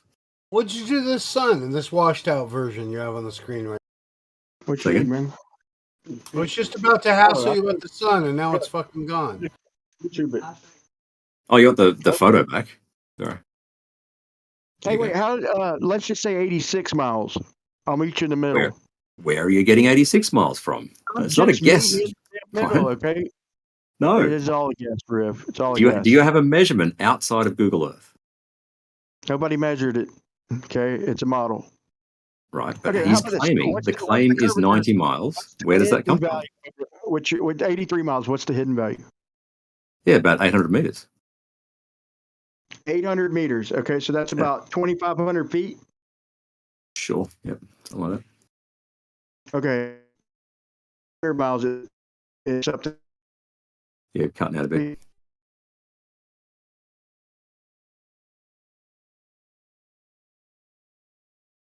Yeah, cut out heaps. Yeah, hold on. So you think that over 83 miles, there's 2,500 feet hidden, and over 100 miles, there's 6,666 feet. So yeah, I see why shit starts dropping off drastically. So I see why you're stringent on keeping it. But how are you proving that it's 83 miles? Just out of curiosity. I measured on Google Earth. Where does 90 miles come from? I don't know. I thought that's what you said at first. Yeah, it's where the photo was taken to the island. That's what it shows. Please provide a measurement somehow, Geo. Please provide a measurement on something. Mine's on Google Earth. I accept that. Where is 90 miles coming from? He posted it right in the original image. You don't think you can measure it? How about I measure it? How about I measure it? Well, he has Google Earth with the distance right on it. Okay. It was 80, it says 89.48 miles is his measured distance. Measure to the peak of the summit. Yeah, that's what I'm doing. Kauai Airport. All right, there's Kauai Airport. Let's stick a ruler. Miles. And let's go to the highest point on Oahu, which is this. That's what we're looking at. Look at that. 83.74 miles. Are you invoking refraction in your calculation, just out of curiosity? For the hidden, yes. And how did you establish this refraction? And I'm sure you measured the gradients all the way across, right? Right. So this guy thinks he's looking.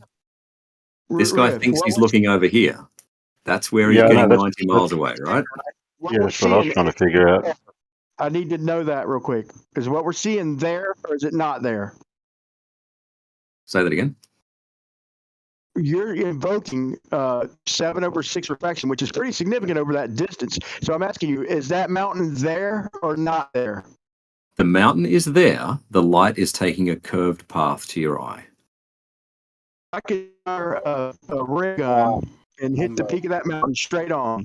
Yeah, and there we have it. There we have it. You think light curves, I think we just, it's just an uninteresting false opinion. So in terms of this claim that it's just curving around a sphere and displaying it like a planar Earth, it just doesn't. Right. You can strawman the globe as much as you like, Geo. That's fine, right? But we have an atmosphere. Refraction's a fact. Okay, so we can use infrared, and we'll see less of it, right? Very, very slightly less. There's hardly any difference. You really think the bottom we'll see less of the bottom if we use infrared? Please, oh my God, you say. Well, then we should do it, Brian. Then do it, because I mean, until you do it, I mean, infrared refracts less, Brian.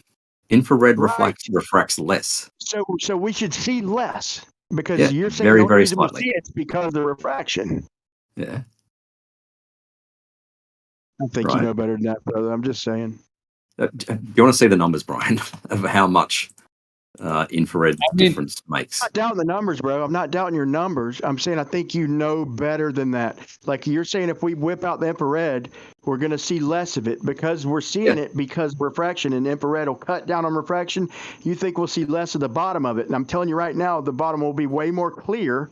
It's not, I know you know better than the saying infrared makes us see less, dude. You know better, man. It'll By be the way, here- clearer, but you'll see very, very slightly less. So I've posted in the chat how much difference infrared makes. All right. So just as an example, it says from an observer height of 10 kilometers, the infrared horizon will be 384.06 kilometers, and the blue horizon will be 384.84. Right. It makes fuck all difference. Yeah, but in reality, we Here's see way another. better. Here's another one. Just posted it there.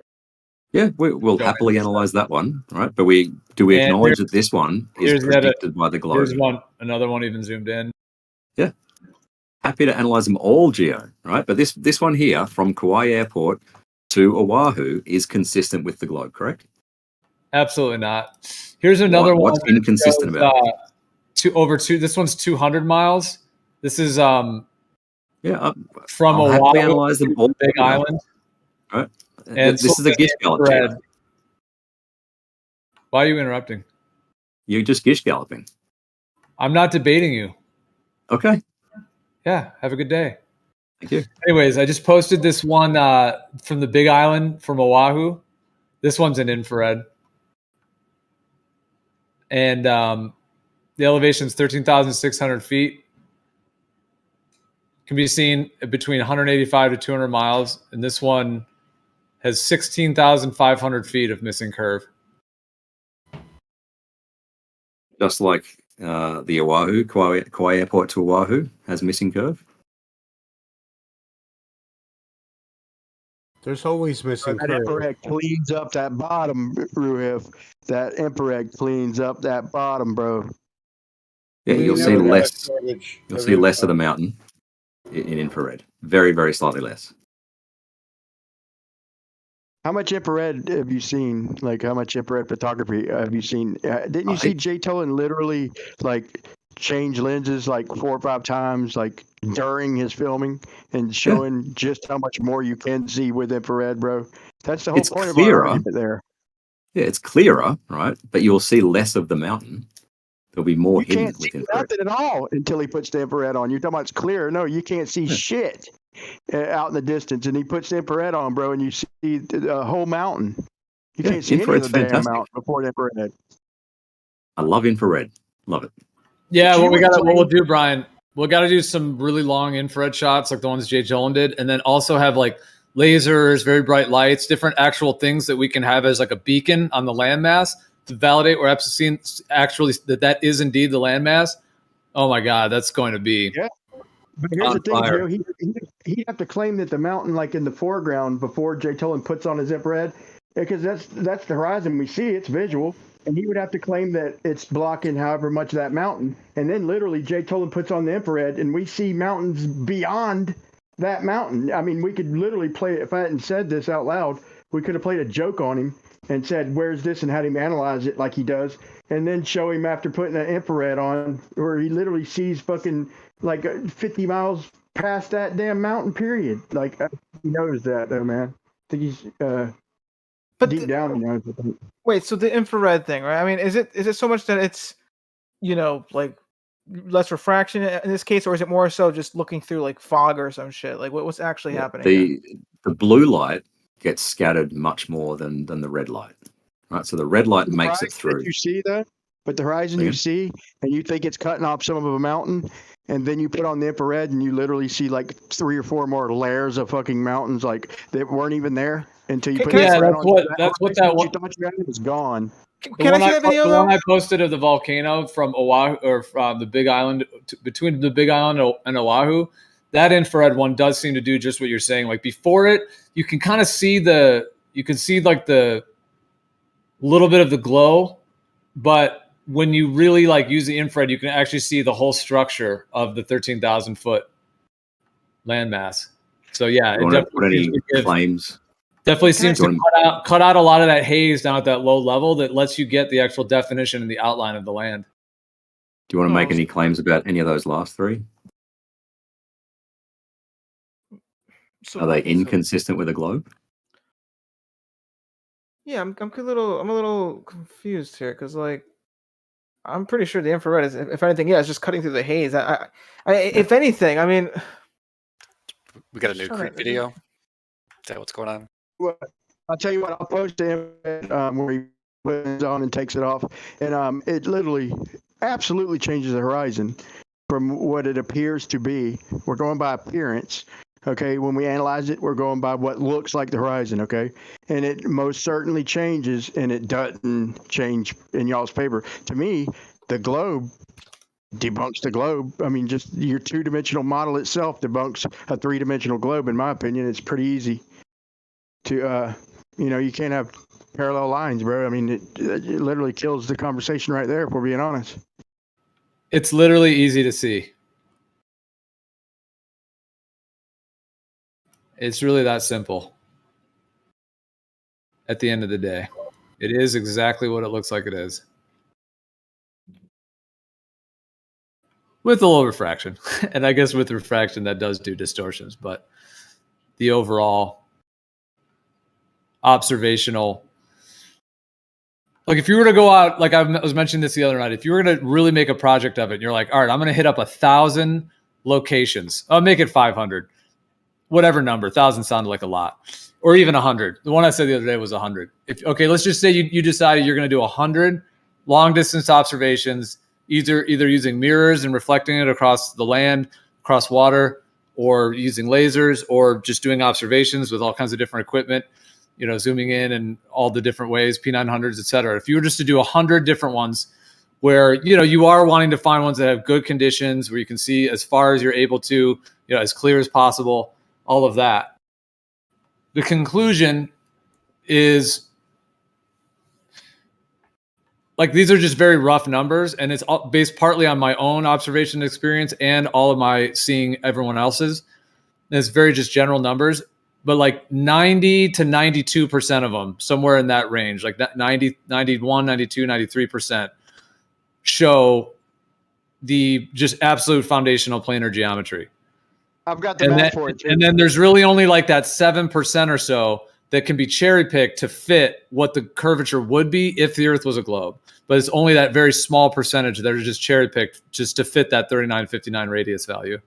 And then when it doesn't fit that, they just say bendy, curvy light that's warping things and doing all that anyway. So it's not like they're even clinging to their geometric globe.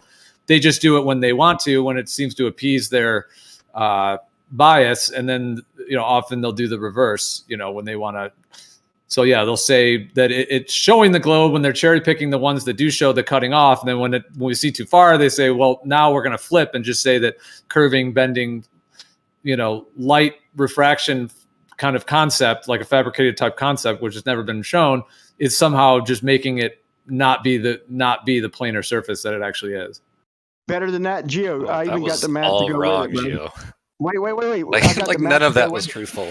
All right. Well, okay. Well, you're speaking over Brian. I think he spoke first. You can go next. Yeah, I'll make it quick too, Negator. Here's the math for you. So it's not 7/6R. It's okay. What it is it's 3/4R, and the R stands for rise. So when we're doing rise over run, it's not 7/6R as radius. We can't measure. We can literally measure the rise. Okay, it's 3/4 rise, 3/4R. There's Geo's measurement on a flat Earth. So you say anything's missing? Well, apply 3/4R, and there you go. All right. How about a debate negator? Ooh. Yeah. Do you reckon I've matched up the mountains on screen reasonably well?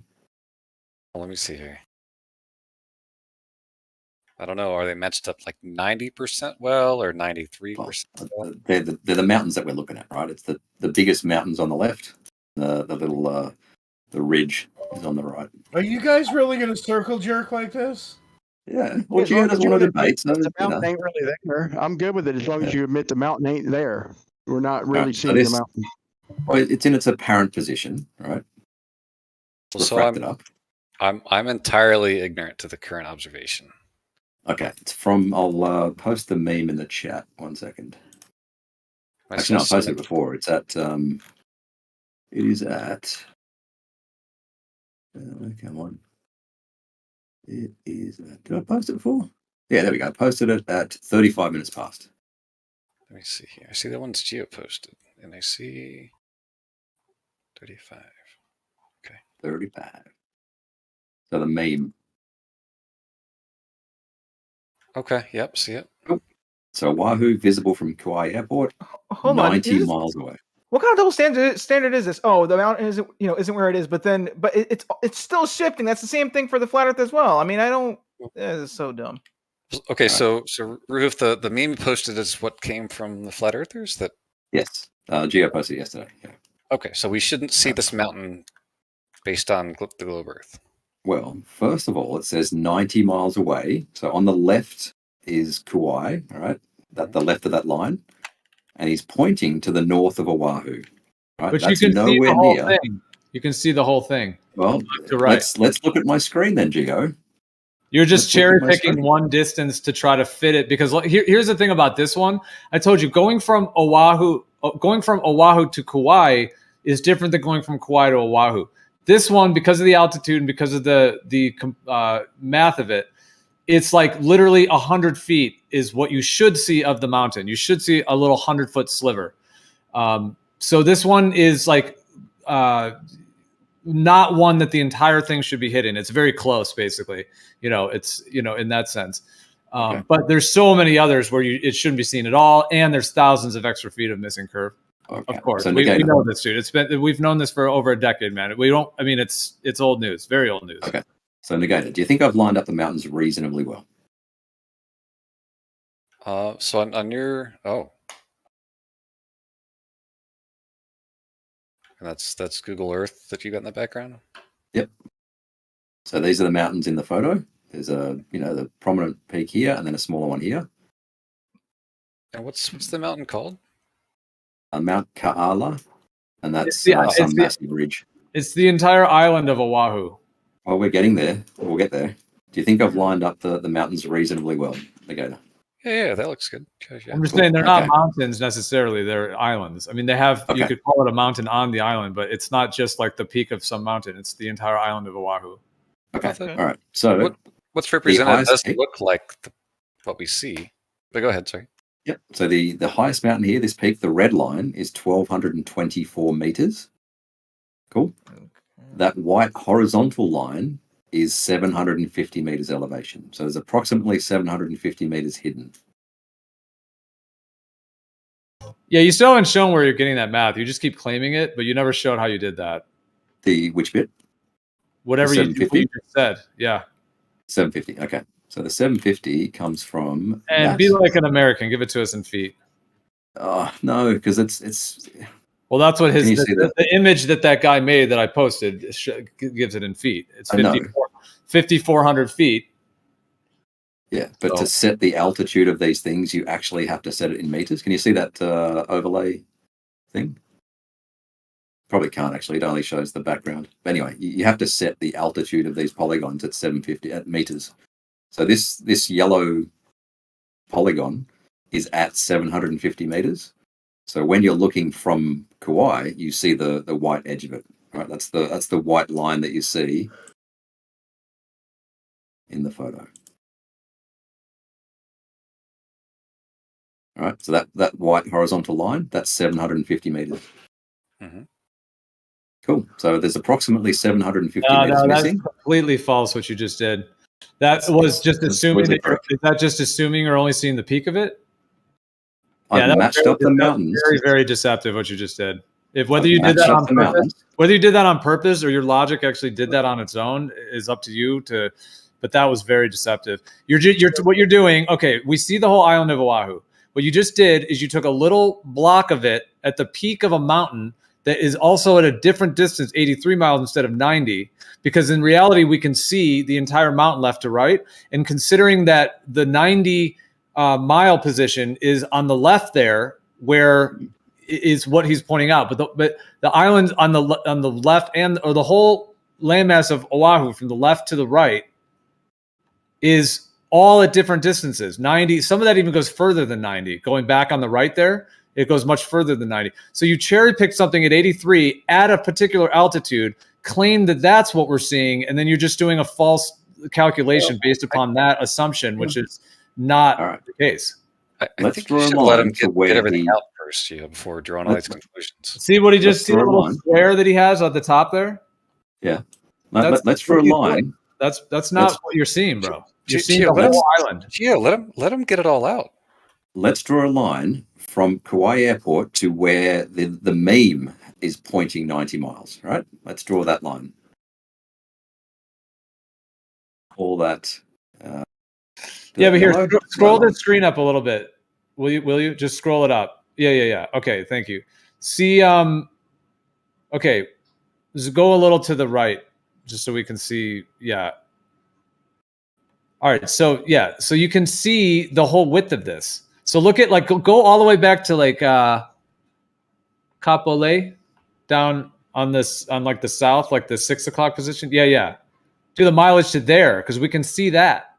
So do the mileage to there. It's 110 miles, even longer. It's probably let's draw a much more. line.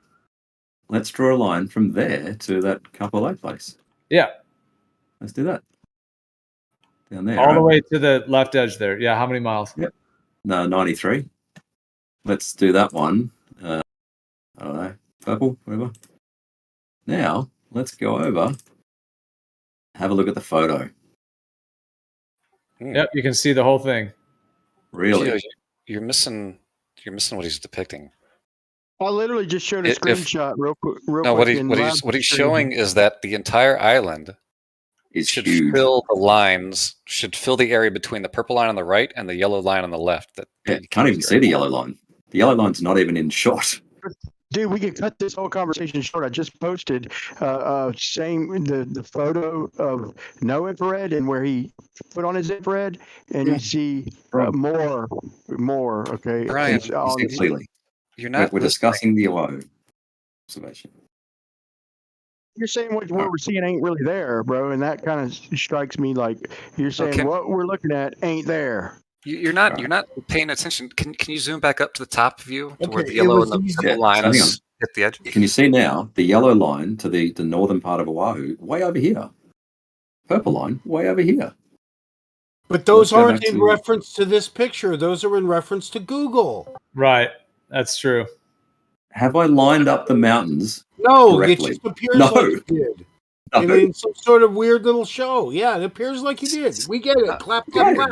Clap, clap, clap. Yeah, it Thank you. looks like you did. That's a But it's not in relation to the picture we're talking about. Yes, it is. No. All right, well, hang on.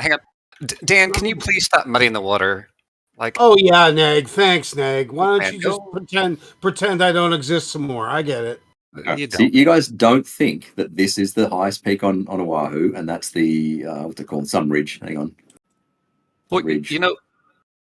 Roof. There's another way we could get across the point by taking a comparative angle, because that mountain's 1,200 meters tall, right? Yep, 1227. Yep. Okay, so if you were to go back to the main picture, can we fit how many vertical mountains, or see how many vertical mountains would fit left to right, and to how much we see? Oh, that would be a bit of a pain in the ass. The way to do it would be to say, look, this ridge, the thing on the right is about 970, 980 meters, and it's only just above the horizon. I think I might be able to work it out real quick too. Yeah.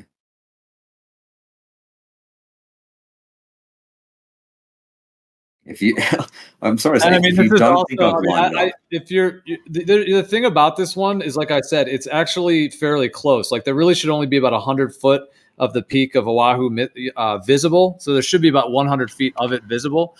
So that's the case with this one. But I mean, dude, I don't know what point you're ultimately going on, because it's already absolutely validated 1000%. The old statement, hold on, let me finish. The old statement, we see too far, meaning that what the globe predicts, etc., it's just blown out of the water every day of the week. I mean, just flipping this direction, if you go from Oahu to Kauai, which you also can see between, like I said, 80 to 120 miles, depending on what part of Oahu you're on, that one, the entire island of Kauai should be completely non-visible, and there should be like 2,500 feet of extra, space, basically, drop distance.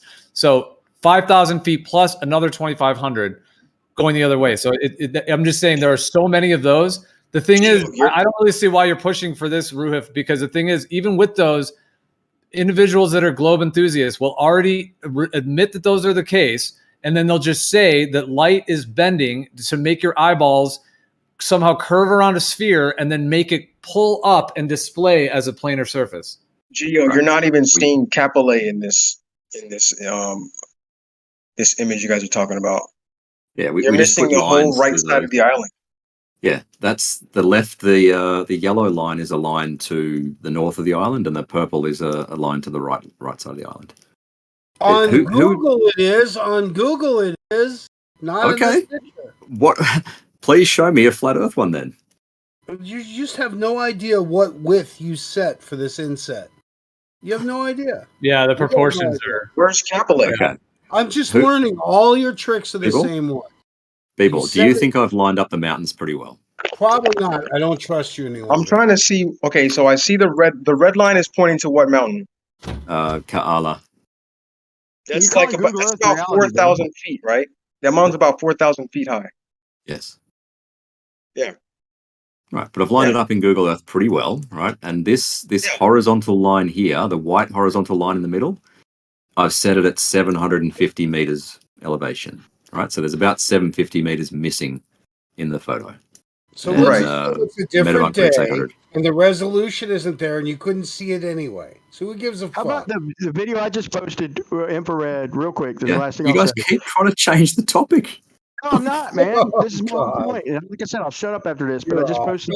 Go to 5 minutes and 59 seconds, and it shows. I've seen it, where Brian. you can see none of the mountain. You can see none of the mountain at all until you I put understand, infrared on Brian. it, and then you can see the mountain, bro. Yeah, I love You're it. saying it ain't there, but we're seeing it, and this is proof, bro. I'm not saying it's not there. I'm saying that you put the infrared on, it scatters far less, so you can see it.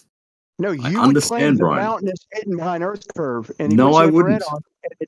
on. You would in this video. I've never claimed that you should not see San Jacinto from fucking Malibu. How do you know it's San Jacinto? You watching it as I post it? I've done several videos on it, Brian. I just posted Several like 3 or videos 4 on it. videos. Yeah, I've done several videos on Jay Tolan. I've done like a dozen videos on Jay Tolan and San Jacinto. Okay. Yeah. Trust me, Brian, I've seen it.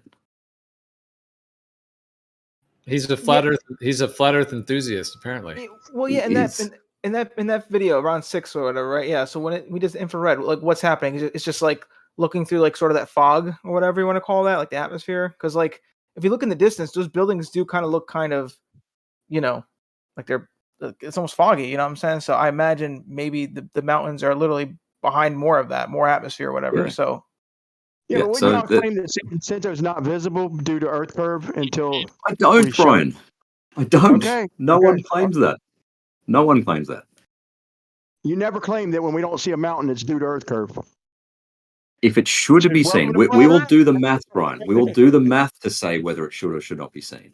Yeah, I mean, has anyone actually did the math, or are they just saying, okay, we see a really far away mountain, like? We could do the math, but we can't use Google Earth as our benchmark of reality. It what the matches fuck? the terrain. All I'm using it for is to match the terrain. I mean, you guys You're claiming shouldn't. that the mountain's not really there. We're seeing it, but it's not there. I can't It's get in its past that. apparent. It's in its apparent position, right? It's Lift not it up. there. Well, What do you it's in mean? its apparent position. The mountain is there, but the light from it is taking a curved path to your eye. So in other words, You most see of it is hidden by Earth curve, though, right? You will. well, you more will of it than you accept can see. that. Yeah. Let's see. Well, So if as far as the geometrically, math goes, you will say that most of that mountain is hidden behind Earth curve. using straight light. Yes, most of it. Right. That's exactly that, Ruhif. That's why, like, you've been going on this whole thing about this one Hawaii one and doing all this as if you're trying to like prove some kind of geometric horizon, physical, spherical thing. We already know that's not the case. So why are you even pushing for that agenda? And then just simultaneously, you already accept the ones that absolutely don't fit the globe, but then you just say, curving light and the whole thing that you try to claim with it. So why push this one, trying to have it to manipulate what you think you're seeing, and then try to do all these like lessen the distance and do all this stuff just to make that one. Wow. You know, is that your contradictory point? Did you accuse me of lessening the distance? It's like SE talks about. It's like dialetheism in like a debate tactic. Sorry, did I lessen the distance, or did I use the correct distance? Please be explicit which one of those is correct. You used a different terrain apparatus to compare it to this photo. And a cherry-picked distance, yes. Cherry-picked distance. Holy shit. Did everyone You hear got that? it, and your emotional response tells it all. Holy shit. Yeah. I measured on Google Earth from the airport to the mountain, it's 83.8. Right? Your distance that you claimed in your meme, right, from Kauai Airport is not to that mountain. Wait, it's to some random point to the left. How wide is the mountain? Like, is the backside of the mountain? Because you're fighting over like a few miles. Like, is the backside of the mountain 3 miles? So that was incredibly muffled, Ryan. Say it again. 3 miles. Who gives a fuck? Backside of the mountain hidden by Earth curve. Because I noticed you fighting over a few miles. You didn't want to give an inch, but that's fine. You say it's Google Earth. But so the backside of that mountain, it slopes down probably for a few miles. Is the backside simultaneously hidden by Earth curve?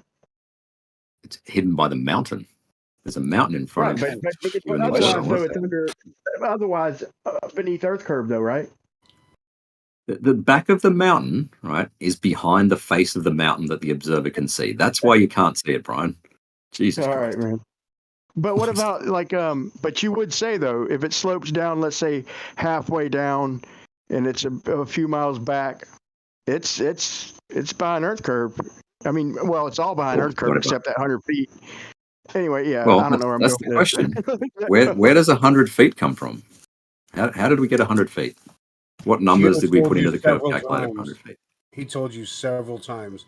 Was it 90 miles? There may be as little as only 100 feet to pick up from the other direction. He told you that over and over again. Right, but he's using 90 miles for that, right?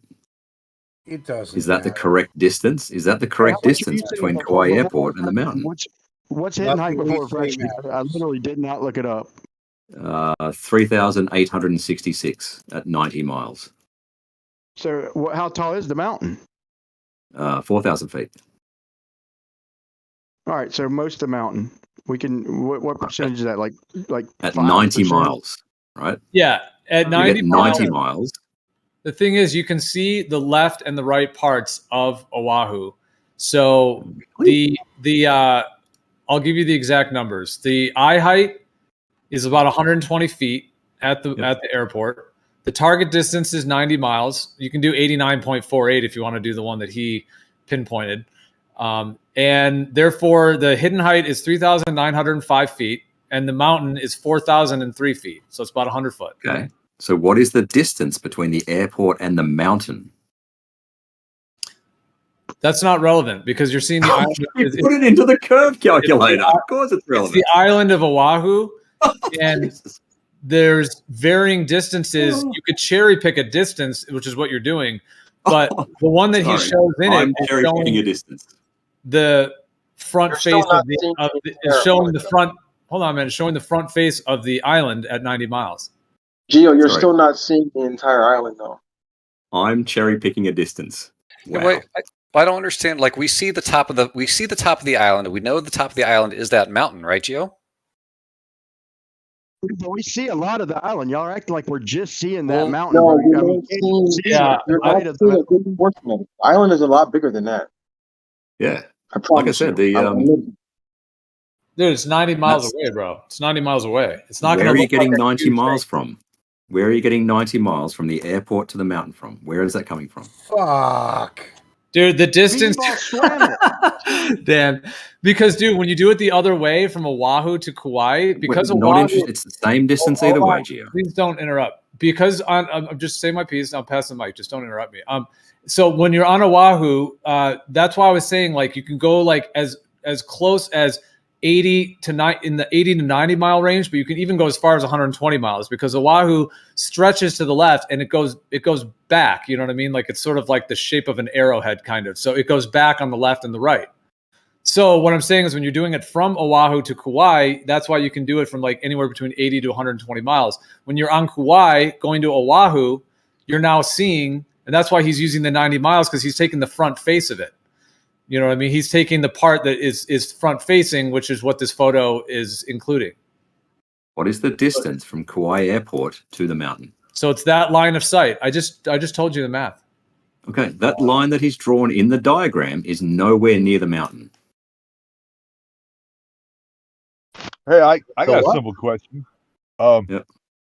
How come we can't see the bottom of the island if the light can actually bend around the so-called curvature of the Earth? Right, doesn't bend infinitely far, right? Just bends a little bit. Oh, but it can bend like 1,000 feet in some instances. But Yep. we Depends on the distance. What does that matter when we've already established a method to determine that that's I got not another the question. entirety of the island? I haven't had my question Question your answered yet. methodology. We question What your is the methodology. distance Rube, do you have any between the influence? Do you airport and have the mountain? influence over Google Earth? Say again? Rube, do you have influence over Google Earth? Like input? Do you have anybody you talk to at Google Earth? No. To help them out? No. Why are these? Do you know anybody? Do you know Why anybody is who this? does? Why is this? I'm just curious, bro. I'm very curious. How about we answer a very simple question? What's the distance between the airport and the mountain? Are you talking about the airport right on the Kauai. Lihui airport?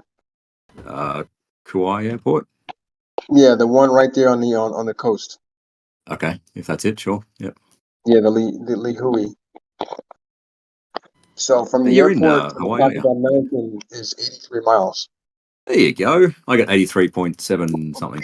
You didn't even have to say that, dude. I could have drum rolled that, bro. We knew what was coming from you, bro. That's why I jumped around when I said I mean, you he's swam it. been asking for it. I don't know why no one's answered. That's why I said you swam it, bro. I was being sarcastic. Like, Bebop, back it up. He swam it, and he'll tell you it's 83 miles. Bro, you didn't I mean, have he's been to asking for the distance. I don't know why you guys hasn't just give it to him. Why is this Yeah. taking so long? Can we just get the goddamn distance already? We all know why it's taking so long, Arma. We all know why it's taking so long. Yeah. Because you're saying we're seeing a mountain that's not really there. You're missing the entire right side of the island. Just admit the mountain we're seeing is not really there, and I will shut the fuck up. That's what is hesitating with this argument. You're acting like we're seeing something that's not there. But Brian, it's Okay, the same I'll thing on say the it again. fucking flat Earth, though. For guys, I'll say it again. The mountain is a physical mountain. The light is taking a curved path to your eye, and we see it in its refracted position. yeah. What the? Why is this such a big? And even still, you're still not seeing the entire island. The entire right side of the island is missing. And the left. All yeah. of Waianae, all of Kapolei. What do you have to say about that? What about the left side where it gets further? I mean, Yeah, we can definitely see why? mountain. Those are all People. mountains too. People, can I'm you sorry. see the yellow? The yellow line points to the north of the island, and the purple line points to the south of the island. I'll say this though, Rue. If you heard my conversation Yeah, I see. before, Yep. about light bending, bro, Bacon gave me hell about light bend, and this dude Pinky, who's new, he's actually pretty cool. But they gave me and Peyton has a shield. Bro, I was talking about light bending, and boy, they wouldn't have it. They wouldn't have it, dude. When I'm talking about the heavens and maybe it's not the Ryan. ground curving. Contact. Hold on. Yeah, okay, you first, I guess, and then I'll go. So I just want to keep on topic. That's Well, hold on. Let me just call out Brian real fast. Well, Brian, hang on. There's one piece of information I want to throw out that Ruif is depicting is that the ratio of the height of the mountain to the width of the island is 1 to 60. Oh, I got you now. Okay. Yeah. For instance, the mountain's what, 4,000 feet tall? Yeah. Well, the width of the island is Very good. So the right and left side should be curved down even further. the width right? of the island is 30 miles. That's 60,000. Wait, did I do that right?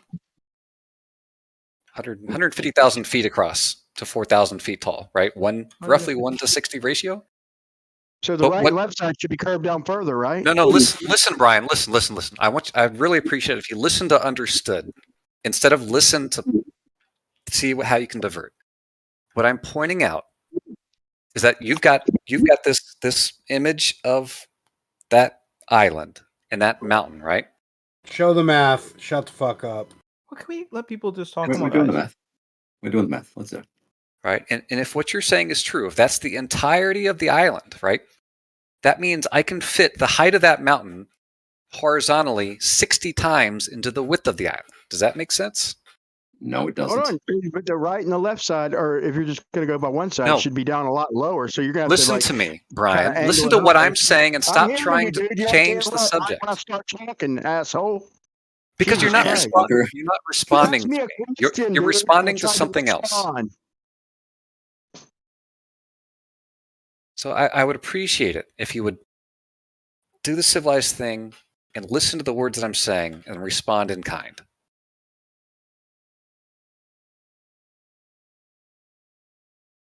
Bro, Again. I'm not going to respond how you want me to, bro. I course very not. seriously doubt that, dude. But you can't just cut me off, dude, and say, listen.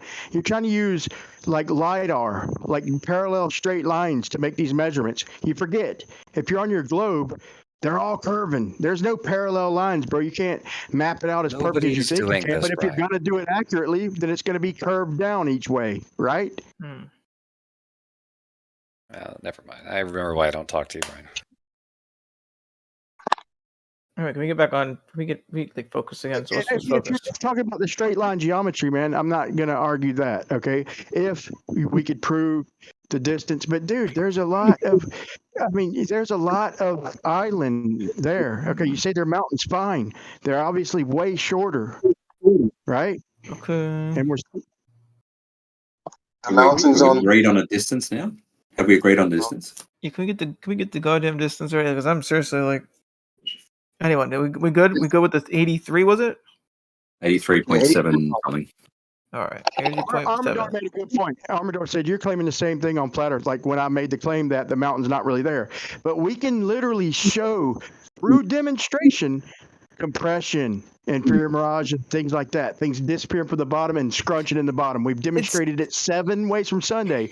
Y'all just make a claim, bro, and think, is that it now? Is that it? We've made the claim.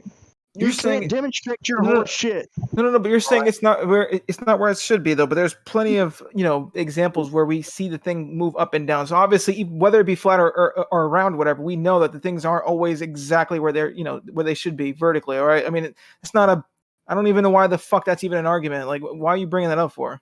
Like, because we know refraction we exists. demonstrate things moving up and down on a flat plane. We show shit obstructed, compressed. So we can work on a globe. No, so we can work on a globe as well then, right? If the fact that we see it do it anyway, the fact that we see the thing move up and down, that's not even the argument at this point. Like come on, who cares? Like it moves up and You're down. right. Like, I need to calm down, y'all know I'm getting all like jaw grunt. But look, I'm serious though. Like being real. If I'm being real though, look, the whole argument is that it ain't the geometric horizon. Okay, all right, maybe it doesn't work perfect on a flat Earth. Okay, that's just me being fair for both models at the moment. Okay, now. But we can demonstrate this on warehouse floors and little lakes. I mean, Ranty showed it with the Crowley boat compression. I mean, so many people have showed this. We can demonstrate it anywhere you want. We can show shit moving up and down and the bottom getting projected. You can't show shit coming back up over a curve the way y'all claim. we have though. We've shown refraction. I mean, granted, you guys don't like it though because it's not like 1-to-1. Like, oh, you're not using the air or whatever. You're using like the cold. Whatever that is, that cold gas, whatever, or we're using fish tanks, whatever. But we're still showing refraction, though. Like I think the argument should be, whether or not refraction, can bring things up or not. Right? Then we could worry about the details later, like okay, whether the atmosphere can do that or not. Right? But like can we just stick to this though? Like because I swear, fucking Ruhif has had this up for the longest time now. Yeah, one more time. Like I'm not gonna argue with Negator and like and Roof with the straight line schematics about it. But look, hold on. When you pour liquid butane on a cylinder, you've super cooled the cylinder, creating a gradient, which further debunks the fucking globe, bro. If you've got hot air over cold air, then you're literally gonna get more. I mean, that's not the way y'all claim refraction works. What do you mean? It's a density gradient, Brian. Cylinder with hot air above it, with warmer air above it. Isn't that how that works? No, that's opposite. Yes. Oh, over the ocean. Okay, I mean, I could have sworn that's how it works over the ocean. I mean, it's water, crying out loud. I mean, it's going to be colder than the air. I mean, it takes a lot more heat to heat up the water. Am I wrong? Like, I Yeah, mean, if you have cold air at the surface and warm air higher up, that's called a temperature inversion. That results in very strong refraction. Very good. So it takes an inversion to get things to loom up then, right? You just said No, it. I said very strong. No. It takes an inversion to get things to loom up, right, Ruben? No, incorrect. Incorrect. Right? Oh, I I said you thought you get just very said strong. I said very strong refraction if you have an inversion. If you have no temperature gradient whatsoever, you'll get looming because you've got a pressure gradient. oh, pressure. Yeah. I thought you just said it's an inversion, bro. I'm just saying. Yeah. Not If know you what the have an globe might inversion, you'll get very strong refraction. That's what I said. Hey, getting back to the topic, which I think was flat earthers doing a victory lap with something they shouldn't be. I just found some more photos of Oahu from Kauai, Roof. Yeah, let's happily analyze those. Why don't you Right, but take a look at that and see what's missing? Yeah, we'll do that. We're going to get some details on it. Or is that is Oahu? Is it? It's the same thing. Yeah, it's the same thing we're looking at in this one. Yeah, but there's some bits missing to the right. Yeah, of course. That's the ridge on the right and Ka'ala on the left. Ka'ala. So how much did the refraction raise it up over the 83.6 miles? What I'm like getting at 2,000 is that feet? what Like I'm getting 1,000 at, feet or something? what I'm 160 feet, 170 feet. Okay, so 170 feet. That's the only part that. Oh, sorry, 170 meters. Sorry, meters. Oh, so that's more than. Yeah, 500 feet, something like that. Stick it So in ninja 500 drill. feet of it. 500 feet of it. So what if somebody were to go there with like a mirror, a little lower than that, like 100 feet lower? You've already made the refraction claim. If we see about the same amount of the mountain, and we shine and do a flash, would that satisfy you? No, I'm fundamentally against mirror flashes. No, listen, I'm fundamentally against mirror flashes and laser tests because of what I'd suspected for a few years. But Bob demonstrated a laser hitting the surface, hitting the like going over the observer. But when you are the observer looking at it, you see the laser. He demonstrated that. Yeah, but I haven't. I've demonstrated many times. I've been on both ends of this, Rue. So that you can blame Bob all you want. He's gone. What do you mean he's gone? What does that mean? He died. He died. Sorry, Bob. Yeah. I am actually talking about Bob the Science Guy. Well, he did not die. If you think I'm going to sit in his kitchen and watch him hit the backside of that thing and think it's the same as what I experienced in the field, it's not true. It's just like what you're doing. Please take this image down, Roof. You're embarrassing the fuck out of yourself. There is nothing in this image, these two images that compare. Why? Nothing. Because you don't know the width. You don't know the width of this image. You've lined it up in the foreground, and then you can clearly see there's zero resolution, no clouds, no definition in the distance whatsoever. The reason why this photo was taken, the inset, is because of its resolution. So you're comparing it to something with shit for resolution, with absolutely no color correction to figure out what it is and isn't seeing in the background. It's not designed for it, right? It's from Google. So you're comparing shit. No. The photo's from one of Geo's posts. I get that part. It's what you're comparing it to. So you don't think that I've matched up the mountains correctly? The last thing Bob said, dude, is tell Brew if he's wrong. With Bob the Science Guy, right? He did an experiment where he had a laser on one side of the curve. It doesn't one side of apply a in real globe. life. Really? He had a laser on one side of the globe. How far down and do you have me turned? Just tell me the truth. No, stop. I haven't turned you down. Right? He had a laser on one side of his globe on his kitchen bench top, and he had a camera on the other side. All right. The How laser. does that equate to real world? Okay, then how does all your fucking garage floor shit equate to the real world? It's Right? just If that you dismiss mine, I've gone well, out at different I'll dismiss distances. yours. I've pointed lasers at different distances. Right. I'm not bouncing it off the top of anything. You think I am? Do you think I am? Are you going to tell me to my face you think I am? Do you think Bob's experiment? you think Bob's potential glare off the top of his kitchen globe is what I've experienced in the field? Is that what you're going to tell me? Yes. Yes, I Okay. do. I'm going to go. Thank you very Okay. much. You've wasted All my right. time tonight. All right. I do think that is what's happening with laser tests most of the time, yes. You could tell when there's direct hits, Roof. I don't can know who you? you think you're kidding. And the reason I But said taboo. that we could do the mirror flash below, because you've already declared the amount of refraction, okay, in your claim. That's why I said, and we haven't even done it yet, and you're already making excuses, bro. I said if we go lower than that, so you've already declared the amount of refraction. Now, if we were to go lower than that, just hypothetically, would that do anything for you? And you just know because of this and that, bro. You've already declared the amount of refraction, and you're making excuses if we ever even did that test. I think that is just another photo that he showed where we're seeing something that's not really there. At the very least, you got to agree with that. I dismiss any laser tests or mirror flashes because of what Bob did.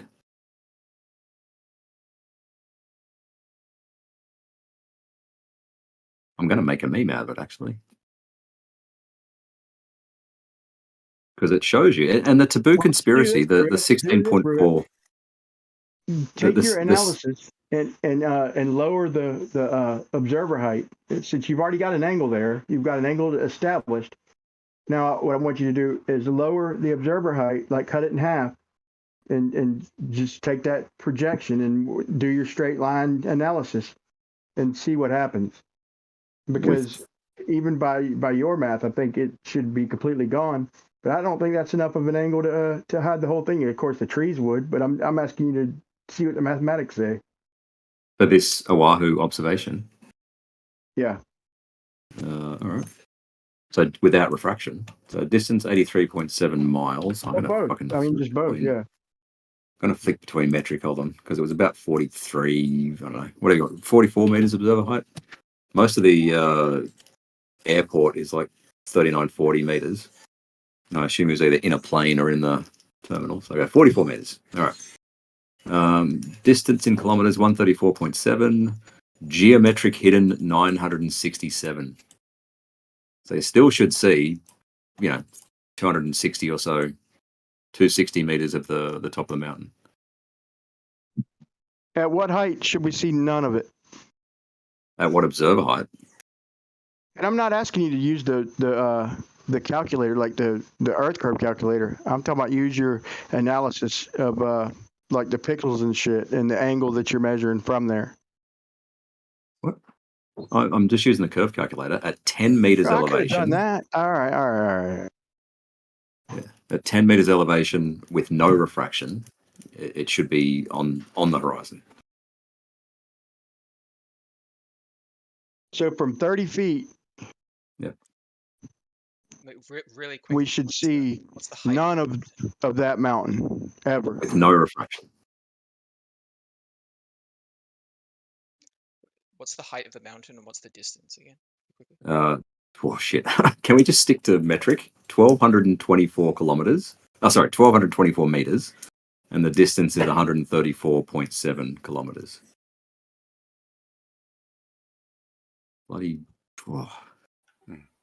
Ruhuf, I'm curious. In some of the additional images I posted that show extra mountain on the right side. Where are you? Hold on. Give me a timestamp because you posted a few. Just scroll up a little ways. I posted 3. 29 past is a good one. Yeah.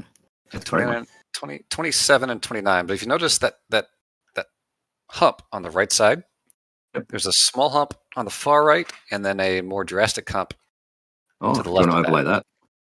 Well, do you want to overlay the 27 one?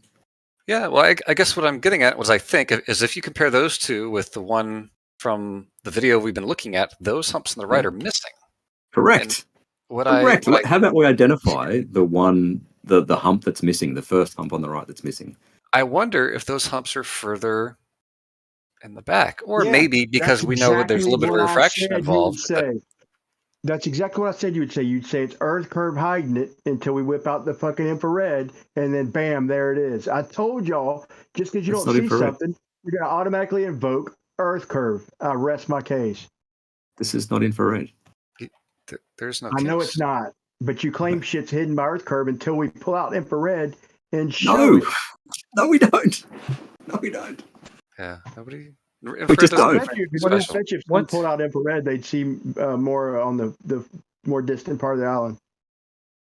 We just don't, Brian. Like, I don't know what else to say. Brian, the images I just posted that show more of the island are from a higher altitude. Yeah, let's line that one up. Actually, any idea where it was taken from? Let me go back and do some googling. Somewhere a little higher, obviously. I'll just fucking pick a random somewhere. So Where at is the it? very 25 least, meters? dude, there's nothing geometric Calico? about any of this shit. There's no geometric Right, that's right. horizon. There's no mountains in their geometric positions. It's just a improvisation, if you will. It's just a model. Brian, why Just do you claiming keep something's there ignoring? that's not there. Why do you keep ignoring what we're presenting to you? Because you In keep favor of saying, ranting. or you keep reluctantly saying, okay, it's not really there. I just want y'all to one time humbly say, all right, it's not really there. It's behind the curve. Or most of it's behind the curve, what we're seeing. It's not really there. I go from 60 miles away. Oh, it's actually there. Or when you see the black swan, oh, it's actually there. Right? Easily demonstratable, bro. Just let a little cold air in the warehouse floor. What happens when Nothing there's crazy, no liquid butane, just a little atmosphere. Watch the lights disappear. Watch your sun set. what happens when those conditions aren't there and you still see obstruction? If I'm not mistaken, it always gets colder the higher you get, B-Ball. Or did you find an anomaly on Earth? Yeah, but how Most much of colder? version. You have to go pretty high, right? I would say, a few miles, but I'd say that few mile corridor is, according to Ruiff right there, and what he's showing and all that is pretty much sitting right on the horizon. Yeah, we're not a few miles. You might have to go high if you're just going straight up, but if you're looking out in the distance, you're literally seeing into a corridor that is scrunching. Yeah, but you're not a few. As Lemon would put it. We're only like maybe Whatever a few happened to hundred. Lemon, man? It was Lemon, yeah. I don't know. He disappeared.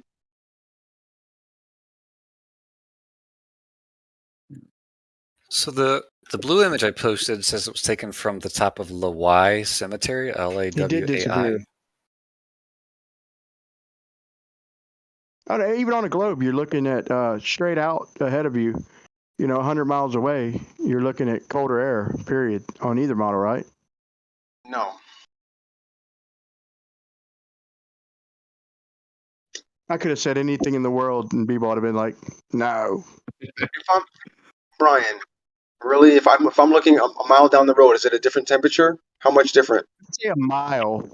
But yeah, it is. If you're looking a mile down the road, unless you're under the impression that things that go away from us don't drop. Is that just Earth curve? Can you name something,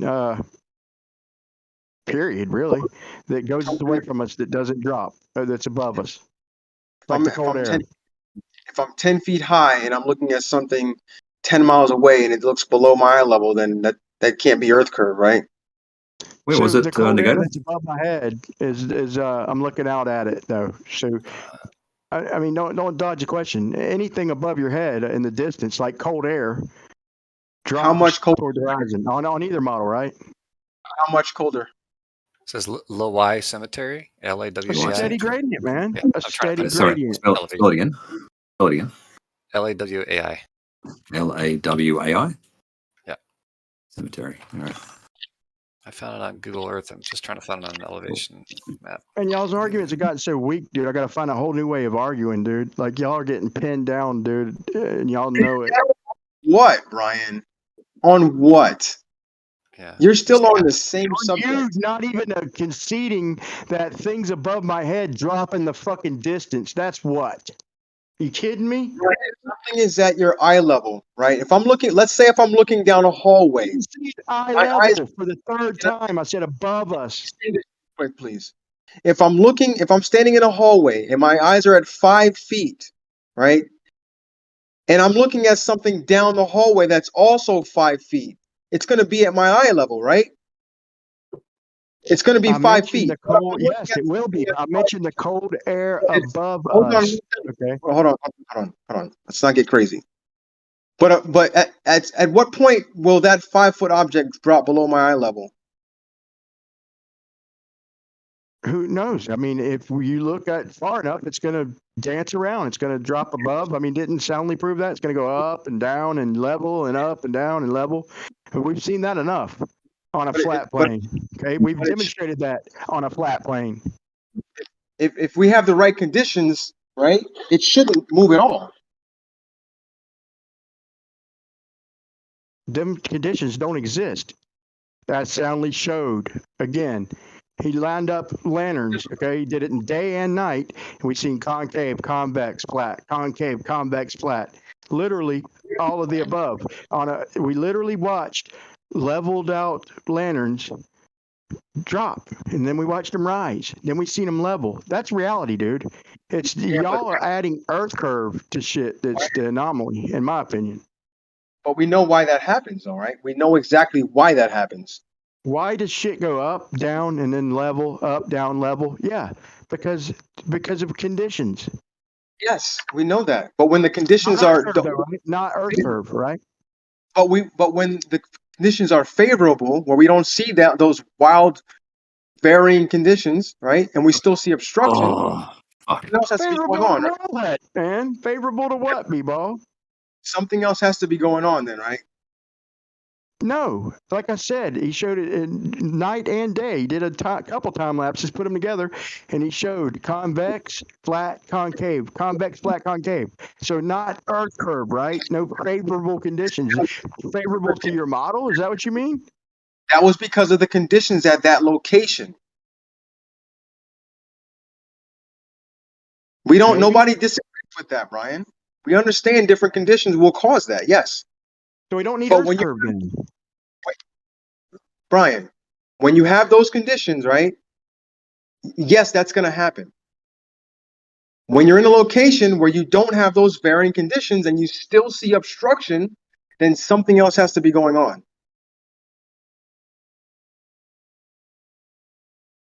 Yeah, easily demonstrable, bro. Just a little cold air above. Like I said, like in reality. Where's the cold air in Hawaii? Well, above. How high above? Doesn't matter. It's relative, man. No, it doesn't matter. You had like an earthquake going on there, real quick. If I'm in a 30-story building, right? What's the difference in temperature at the ground as opposed to the 25th story? Dude, apparently you live like in the anomalous place in the world where nothing ever changes. So I really don't even know how I could have this conversation with you, Can I bro. ask you a quick Literally question, said it never changes. Brian? Brian, can I ask you a quick question? Real fast. Just because the air is colder doesn't mean it's going to be more dense. As you go up, the most dominant factor of air density is air pressure. And the air pressure goes down as you go up. So the denser air is going to be down. Even though the air gets colder as you go up, it's still very, very thin. It gets thinner as you go up. The only time we have this temperature inversion, Brian, the only time we have this temperature inversion deal is very near the surface where we have the very cold water making the warm air very cold in a very, very narrow band. That's called a temperature inversion, and that does affect the density, but only very near the surface. So you're on Ruib's side, so you need an inversion to get looming, right? No, Brian, I did not say that. You did too, man. No, I didn't. Oh my I said God. if there's a Hold on. temperature inversion, you will get very strong refraction. Hold on. So what my point is all I have to do is open up a warehouse door and let some cold air in. I don't need freaking liquid butane or some model. Y'all just regurgitating your model and how it would have to work. I'm talking about in reality. In reality, I just let a little cold air in and shit from the bottom disappears. Okay. So when the sun is out and beaming, when y'all say refraction is at its least, when it's beaming on the ground with colder air right above the water, right above the ground, when shit, we've showed you it makes the bottom of shit disappear over and fucking over and fucking over, and y'all just keep spitting your model horse shit, dude. It's ridiculous, dude. Brian, you keep showing that, right? But we know why that happens. You keep bringing that up as if that happens everywhere, and it doesn't. Yeah, Brian, you got to really start listening to what we're saying. It's really getting kind of sad. Then give me a demonstration, please. I can give you 3 or 4 different, not just a warehouse floor, okay? You can't give me any. And that you just want to preach we know how it works. Then fucking show it. Excuse my language, and I'll quit cursing. But really, show it. Just give us something tangible in real world. Don't just point out to pictures and say, there it is. Brian, we know when you show those demonstrations with the on the floor, and we've seen all of those. We know what's going on there. You got cold air coming in, you got warm air above. It's going to give you those conditions. Warm air above. You got a warm floor. We're not looking above, like you just said. We're looking along the ground. The camera's an inch off the ground. We're looking at a freaking warmer warehouse floor with cold air above it, bro. What are you even talking about, bro? So what are you talking about then? The warehouse floor doesn't cool down instantly, so we're looking right along the floor, like you just said, how we're not looking up high, 30 stories. We're looking along the corridor right down at the ground, and the warehouse floor doesn't cool down immediately. The cold air sweeps in and causes bottom-up obstruction, bro. Just like you said. And that's why I say, in the heat of the day, we get the most refraction. You could heat up the floor or let cold air in above it. You get the same effect, bro. It's demonstratable. Okay, do you think that same thing is happening in Hawaii with cold air below and warm air above? Yeah, because you won't go at night, bro. That's why I said go at night. Because when the sun ain't beaming on shit, you're going to get a different view of things. It's easily provable, bro. How much of a difference, though? We've been through this. I'm not sure until you do it, bro. But you won't do it. I don't live in Hawaii anymore, so. Where'd you move to? I've done so many of those observations that everyone just kind of overlooks, but it's okay. Hey, where'd you move to, B-Bo? I'm in Texas. I'm in Korea right now, but I'm going to Texas. Man, that's a demotion, dude. What the F, man? They moved you to freaking Korea. That's what the Army does, man. I go where they tell me. What part of Texas? Man. Did you piss somebody off, or is that just part of the deal? Man, that's just part of the deal, man. It's time to move. You did? I've identified that peak, Nagata. Yeah? Yeah, let me get a name, 1 second. Hello? Well, maybe they'll move you to Mayport, bro. We get together, man, and go do some of these observations. It would be interesting. I will say that, bro. But, it's wait, you're in the Army? I'm thinking Navy. My bad. Yeah, the Army. You're moving another page. Nice chicken. Moving on to crossfade. Okay. Yeah. I appreciate your work, Ruhif. I know that none of the ones that should be paying attention are paying attention. Still fun anyway. I'm sorry. I'm trying to. Oh, no, not you, man. We can't get an admission from anybody about anything. Yeah. Bro, I swear to God, if you could show me some of this shit, dude, it would really make me think, bro. All this shit y'all claim, bro. Y'all sound so sure of it. You just can't show it, bro. And we show you Brian, over and over and over. We show you over in so many different ways, and you just like we're just wasting our time, dude. So what I'm asking y'all to do is show me in reality, scale shit. Show me demonstrations. Why don't y'all ever fucking do that? Please. What would you like us to show? Specifically, We're showing you that our model matches reality, Brian. That's what we're doing.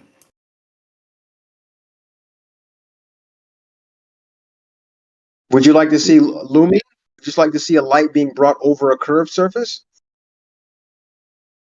I can show you that. All I got to do is to put a torch on a floor. I put a torch on a floor, and the bottom disappears and shit. I can let cold air in, and the bottom disappears. That's opposite of what y'all claim. Just know that. Oh, Brian, here's a question. How do you know that floor that you're putting that torch on is perfectly flat?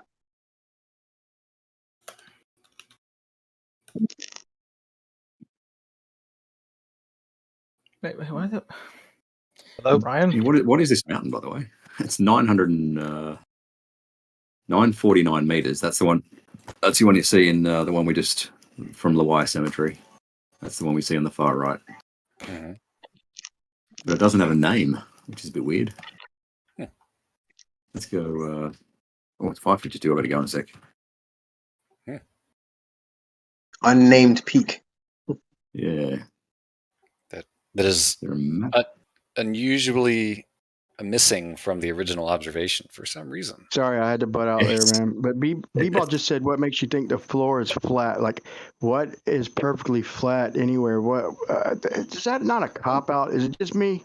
Is there any other flat earthers here to defend me a little bit? He said, what makes you so sure that surface is flat? What I said, B-Ball, is we have line of sight beforehand, what I meant to say, and then I can take a torch.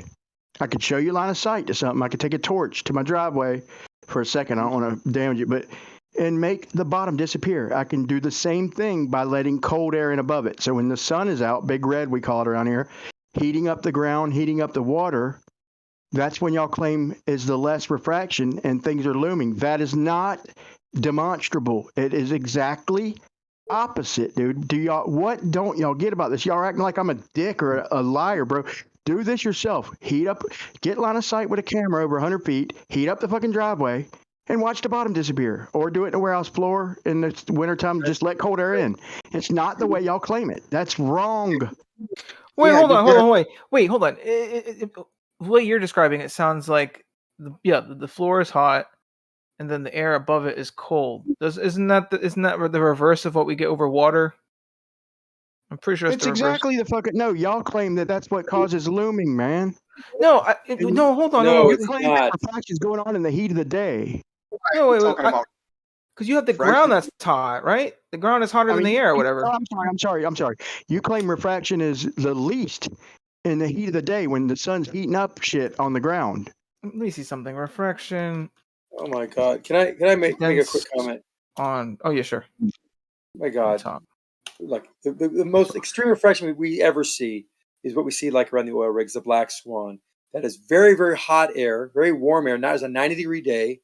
Also during the fires too, so that was so smoky looking. And the water is very cool, very like 60, 67, 70, 65, 66 degree water. And so that is why we have looming in that situation, because it's very warm. On a very cold day, and the water matches the temperature of the air. There's not much refraction, still a little, but not much. And because the air density is going to be denser as you go down. It goes less dense as you go up, because that's how air pressure works. You can actually measure this in your house. The air pressure is less in the second story in the ground. Let me make sure I got this right. The point is, point is that light bends down through the differential. You can't talk when I'm talking. Bro, you made Geo your doesn't want us to point. do that. You're laughing on now, bro. So you got light bending down through the denser medium based on the differential density and the angle of incidence, which is increasing over a curve. There, that's it. Thanks. Okay, so let me get this straight to make sure. Okay, so you just said that it's the hot water and the cold air making shit loom up. No, he said the Correct? reverse. I'm pretty sure he said the reverse. I'm almost positive he said the reverse. Did he? Okay, that's what I thought. Welcome to Flat Earth. Thanks. How? How welcome to Flat Earth? You want to elaborate? It was supposed to you're not listening. We want to change it or re-explain Brian, it? it looks like you're not listening. Just re-explain it then.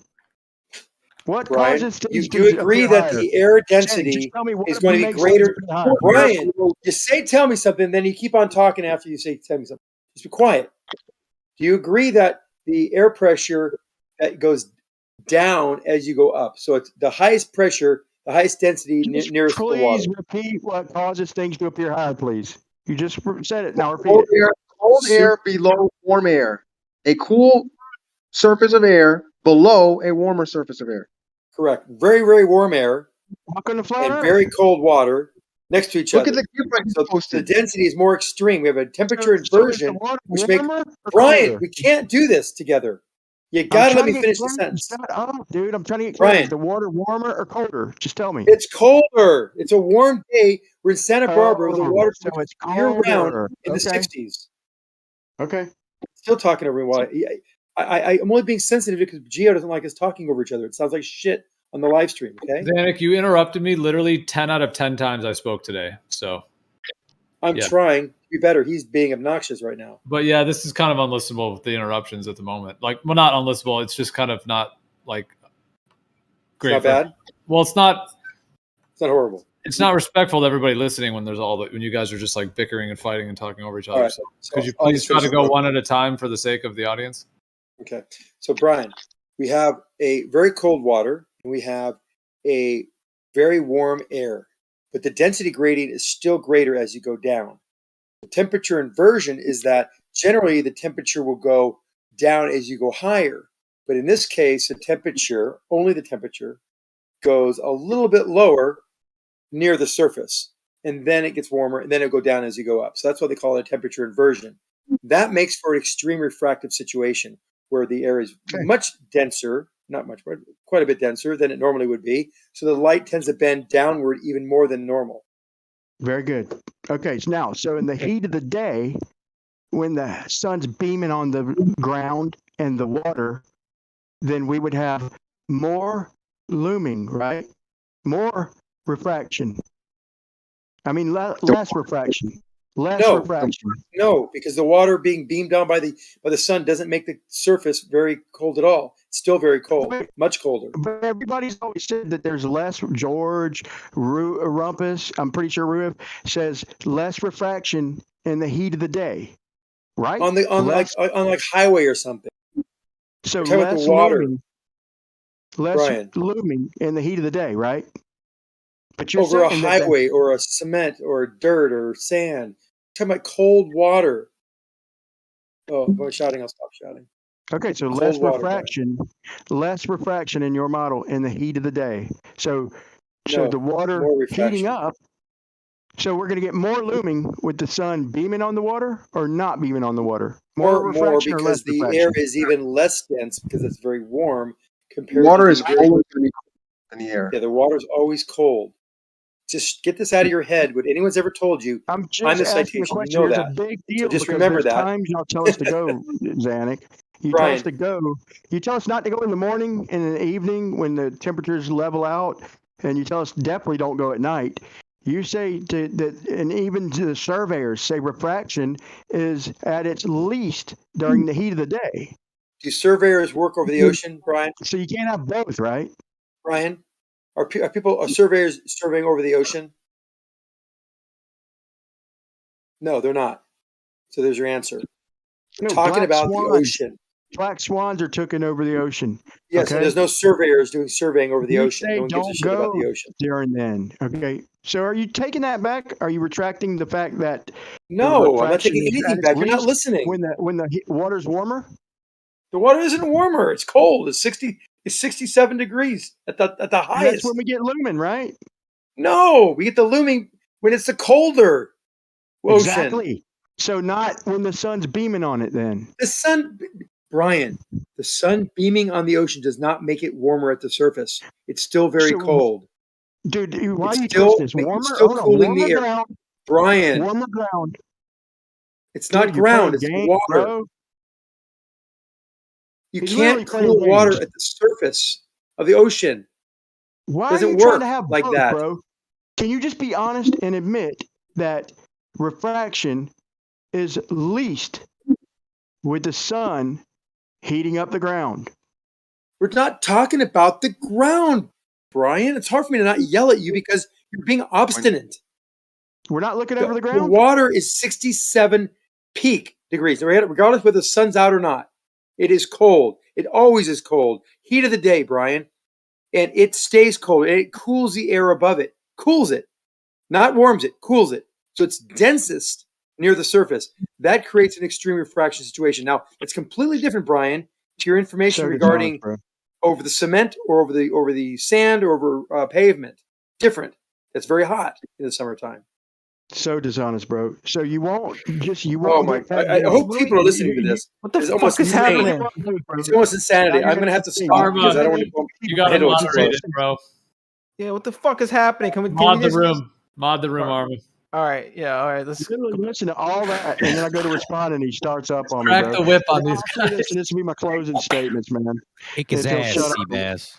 If he'll shut up for 1 second, man, I can show you by heating up the driveway, okay, or by letting cold air in. Okay.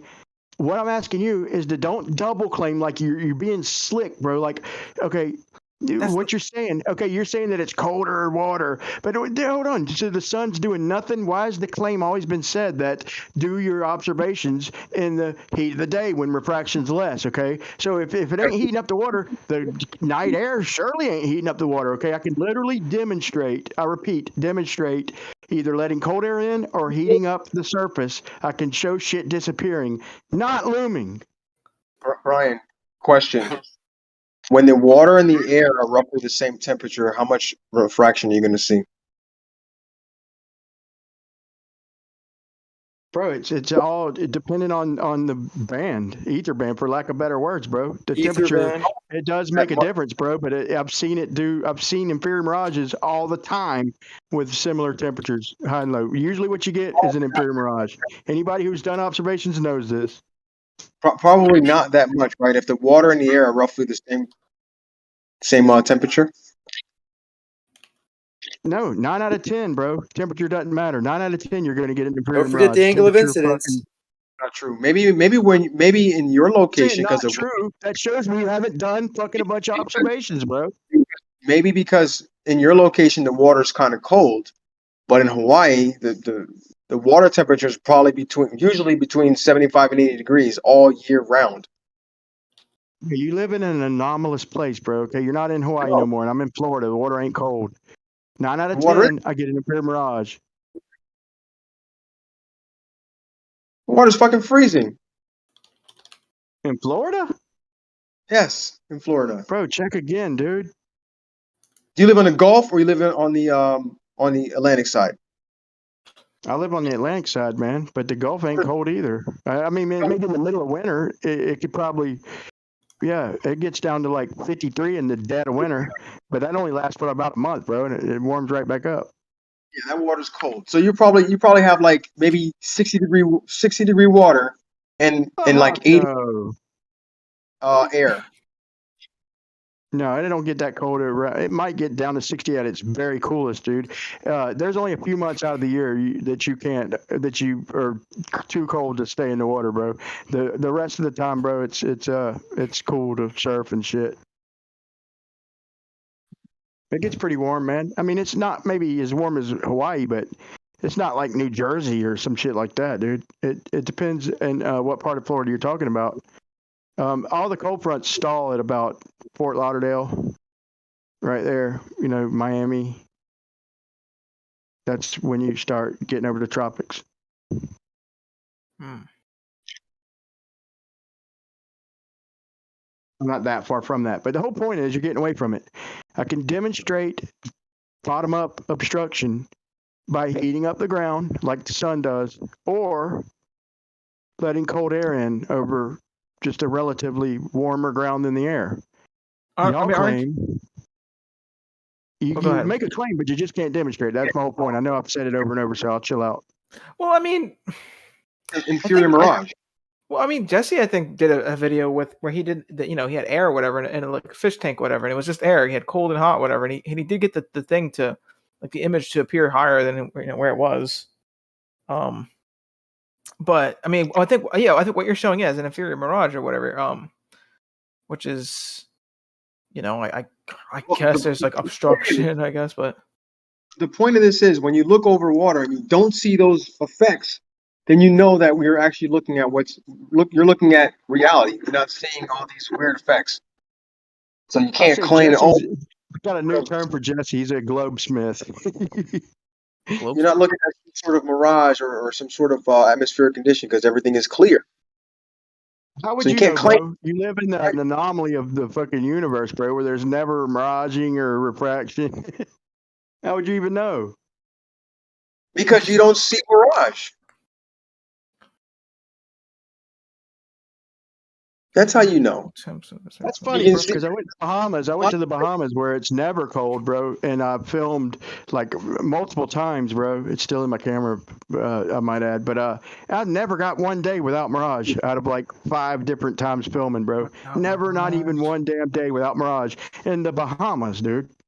Well, that could be because the I don't know, maybe because the lower was warmer than the air above it. Would have to Could look be. into I don't that. know.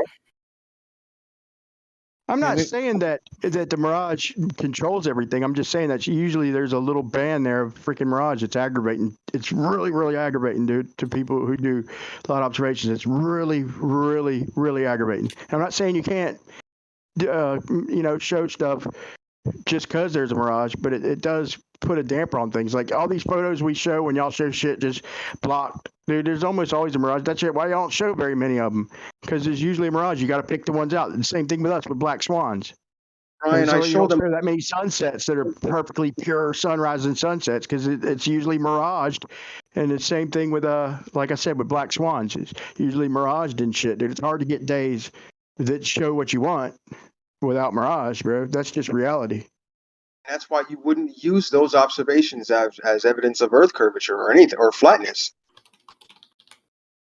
Right. That's why there ain't gajillions of shit out there. Well, it's out there. We've seen observations where you don't see a mirage and you still see obstruction. And we've showed you days, plenty of days, where the horizon just fades off into fucking infinity, dude. It's just obscure, past full zoom. I mean, so which is it? Okay. The point is we can demonstrate ours. You can't demonstrate yours. But I just told you, Jesse did a video where he had like a fish tank and it was air. It was just air and it was hot air, and then because I think it was like hot on top, I think, and then cold in the bottom, and they showed it go up higher. The image was higher. I mean, look at the GIF. Well, let me post it again. I'll post it again. There's no one. Just use temperature and like a little span of ground, to show what you're trying to claim. Just make a little Remember, hump. Brian, it's not only temperature. It's density I'll do it gradient again. and angle. It's in 2 feet, Zanuck. In 2 feet, Zanuck, I promise you, pressure's not a factor in 1 foot over a driveway, Zanuck. But you have extreme temperature changes. He just says anything, dude. He just thinks he's got there it is. gotcha. There's a good example of what happened. That's a curved surface, and the light is being brought over the curved surface. By letting cold air into the room. Yeah, the cold air. Like it's on the bottom, and then everything else that's not cold. The gradient. There you go, Brian. That gives you a quick education about how this works. And now let me show you what happens over a flat surface. Over a flat surface. You would get like a concave-esque thing going on, unless it was, Wait, what, dude? I was on mute the whole time. Okay, so you're telling me that okay, so he's got a light right there, right? And what does he do to get the light to pop up? Cold. It's cold air. It looms, but he has more cold air near the surface. Show me. My God, Brian, seriously? Oh, show me the cold air. What are you talking about, cold air? Just show me. I'm thinking he's using. I know what he's doing, but y'all don't. So I want you to show me. It's like canned air or something upside down, but it's cold. Show me. What do you mean show you? Look at it. What do you mean show you? It's right. Bro, he's super cooling the surface of the fucking of the hump, bro. I done said that. So that's what happens. Cold Exactly, air below. that's what happens. So if the sun's out and shit ain't super cooled, then no refraction, right? With the sun out. So now you're saying that shit's looming, and then the sun out. Does the sun super cool things? This is what happens when you have extreme refraction, Brian. Bro, you're acting like it's the air above, bro. He's literally cooling the surface. That's what happens. Go ahead. Okay, yeah, you go ahead. He's cooling the surface, bro. Easily demonstrable. In other words, so you're saying that the refraction is happening more with man. I don't even know what to say, man. I done said that. I'm just repeating myself, man. I'm repeating myself. So you're doing exactly what I'm saying. In other words, we showed shit disappearing by heating up the ground. You're cooling it down, showing me you're just helping my argument out, bro, and you don't even realize it. Literally, I'll say it one more time. Brian. We can heat up the ground and show blockage, or we could cool the ground. We can use liquid butane or freaking whatever you want, liquid nitrogen, and cool the ground and show looming. But okay, Yeah. so we need cold water. Okay. But You know when y'all you're claim that refraction is not happening. Y'all claim that refraction is at its least when the sun is out. You understand Brian, that's the exactly water backwards, is right? cold. It is not heated by the sun. So if the water, oh my God, the ground. So not just the water, the ground. Period. Right? No, the water doesn't get heated. The ground does. One gets heated. The other one does not. It's very clear. All of us get it except for you, Brian. No, bro. I just told you that if I heat the ground up, if I like with the sun, if Yes, I heat it sinking. up, I can Sinking show refraction. Yes. obstruction, bro. Yeah, you're This is gonna the last time I'll say it. If I cool Sinking the refraction. ground Yes, we get it. down, then I get looming. If I cool the ground down, that wouldn't happen with the sun highest in the sky. It wouldn't Right. cool the ground down. Right. But we don't cool the ocean down. The ocean's already cold, and it's already making a density gradient that even greater than normal, and that's why things get loomed up on those extreme days due to a temperature inversion. But yes, on the road, Brian, you're right. We can even have a sinking effect with the super hot air at the surface. Yeah, like when you see like it looks like water on the ground, that's just a reflection. It is a Hey, y'all, reflection. it's Actually, been it's an fun, internal man. It has been fun. I reflection caused appreciate by the the combo mirage. and the argument, but I got to dip out, man. Y'all take it easy. All right, Brian.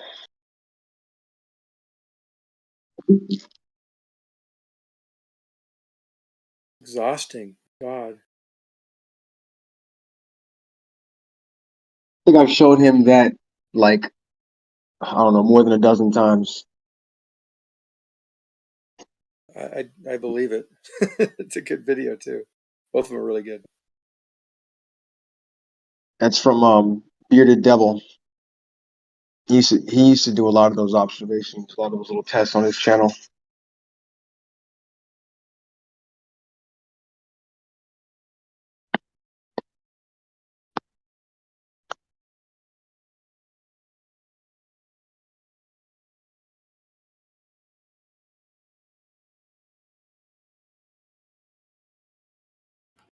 B-Ball, have you talked to people in your army groups about the Earth not being a globe? Everyone pretty much knows it's a globe here. Well, have you told them that like you're involved in discussions and have a YouTube channel and all that about the Earth being stationary? Yeah. And planar? Yeah. What have they said? They laugh about it. Some of them, like a few guys, actually like argue with me sometimes about the Earth not being globe, but they just kind of joke about it. Did they ever have any real arguments or? No, it's just no one takes it seriously. It's just there's no way for us to be in the military and think the Earth is flat because of the things we use. What about all the military documents that talk about a flat, non-rotating Earth? Yeah, I think those only are referring to a computer program that just treats the Earth as flat because it's easier. I think that's the argument against that. And a lot of those documents actually mention gravity, so Yeah, what's wrong with that? I mean, there's weightedness and physics. We have to use the weight and the acceleration and all that. I mean, that's not different on this Earth that's stationary or as a. Yeah, I think those documents are just trying to make it for the simplicity of just worrying about the aircraft and not having to worry about the curvature of the Earth in the calculations. Yeah, because they don't need to, right? No.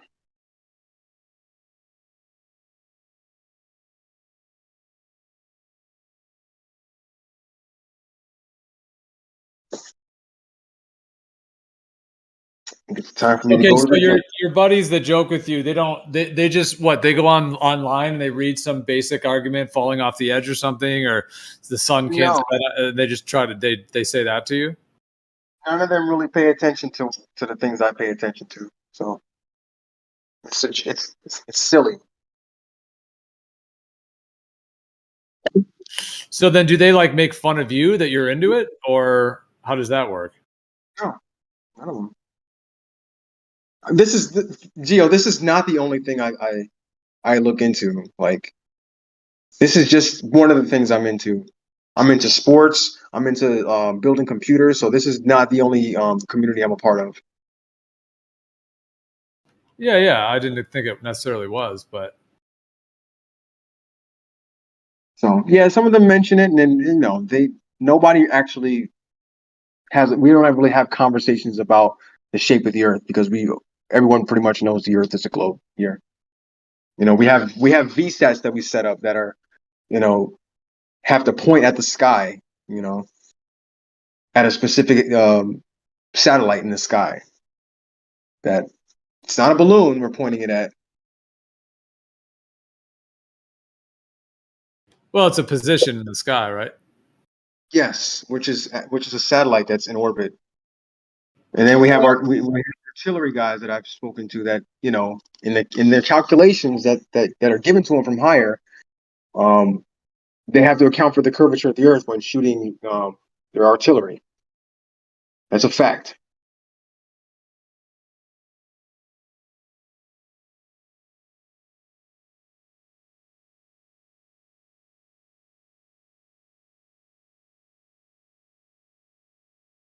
But I'm about to get out of here, Gio. I got to go to the gym.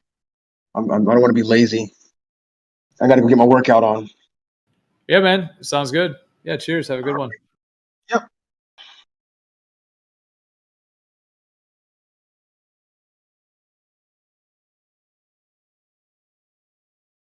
Was anything like resolved? I feel like one was the whole thing with Ruhif and the islands, and then there was Brian and Zanuck about the looming or whatever the fuck. Like, was anything resolved or? Well, it's all going to be resolved tomorrow. You see, it's all. Yes. It's just Oh yeah, and then tomorrow's tomorrow, and then tomorrow's tomorrow. Yep, that's how this chat works. Nothing's ever freaking resolved. It's going to take about another decade, my friend. You didn't show Brian cold. You need to show Brian cold. Show me cold.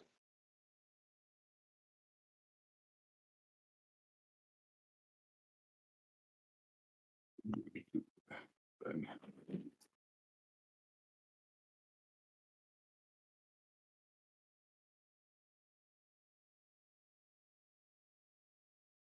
think we learned today that the Earth's a globe.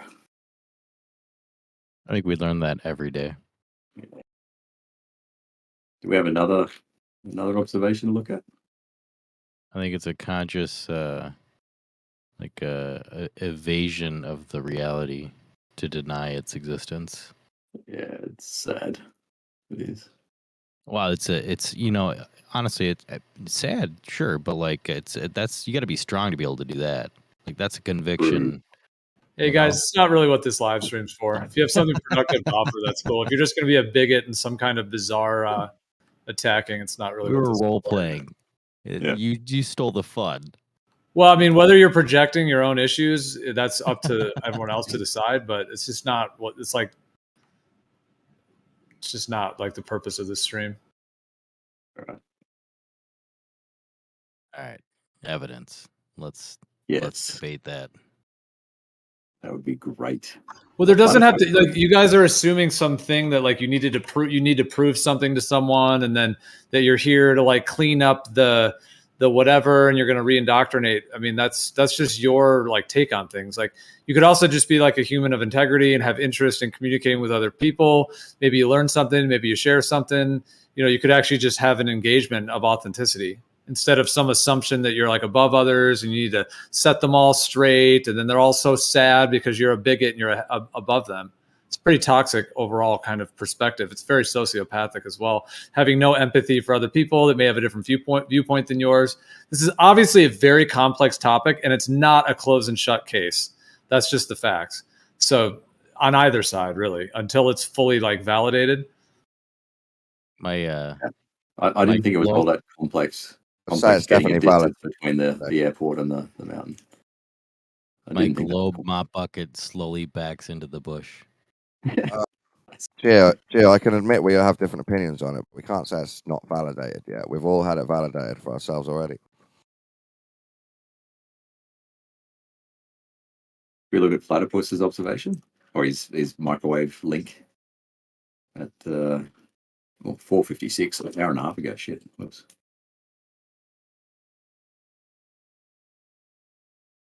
The world's longest microwave link.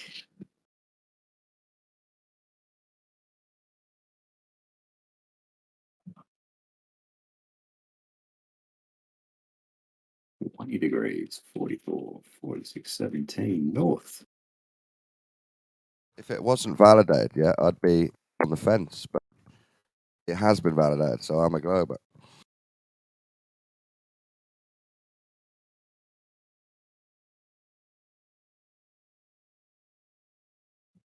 Okay. I was referring to, like, I think there's a lot of ways to decipher the geometry and the realm that we live in terms of, I mean, on the most basic level, X, Y, Z, and that's 3D space essentially that we live within, horizontal, vertical, etc. Obviously, the globe idea has that kind of addition of on a sphere as well, clinging to the center of it and all that. But I mean, when it comes to like actual, what I would say, definitive validation, like a curvature test, for example, or a surface test that is tangible and physical, not dependent on optics, not dependent on assumptions, not dependent on anything involved with the sky, not dependent on, if you start throwing all that out, it's like you throw out sticks and shadows, gongs, it has to do with the sky. You throw out everything with the sky. And so I'm just referring to, in terms of the shape of the earth, having a tangible, physical, something that can be verified and absolutely undeniable.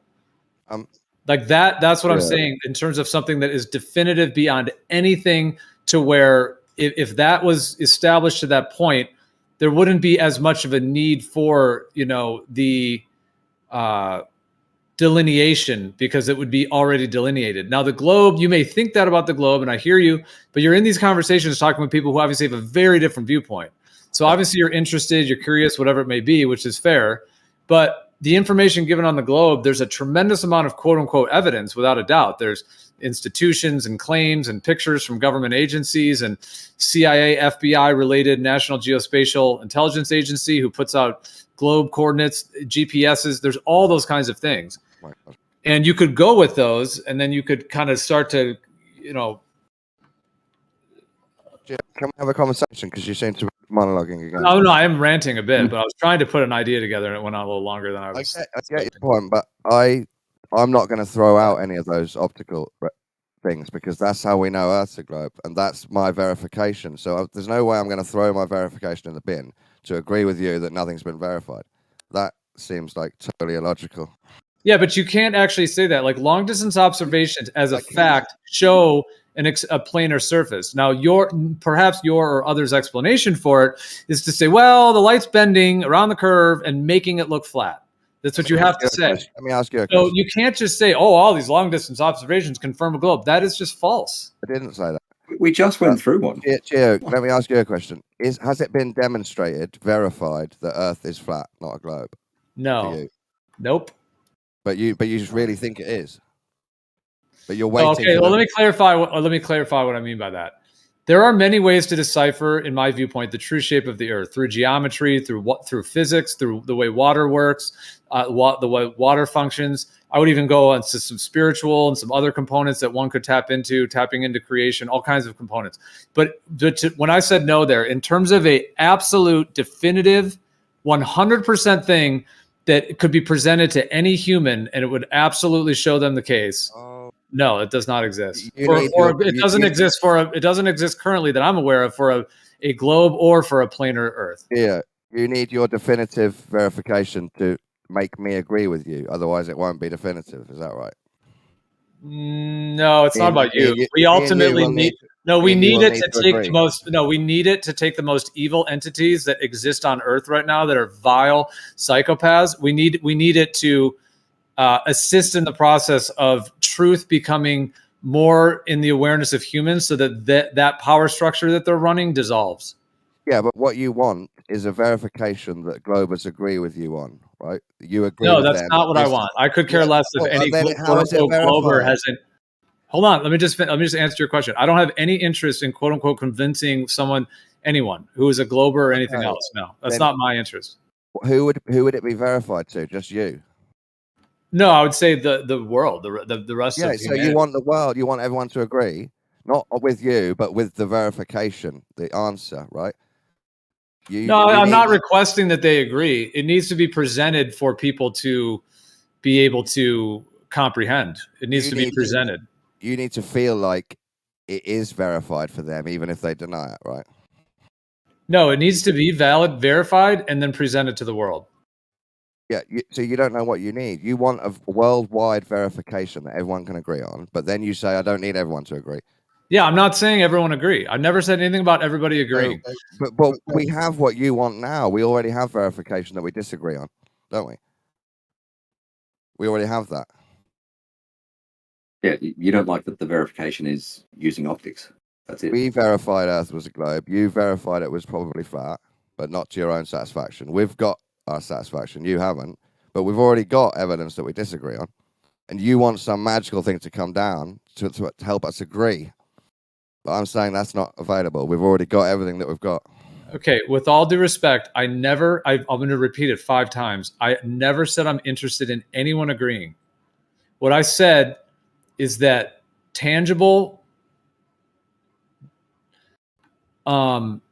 definitive validation of the shape of the Earth needs to be acquired and presented to humanity in order to eventually dissolve the most vile psychopaths that exist on Earth. And there is no other way to have this happen.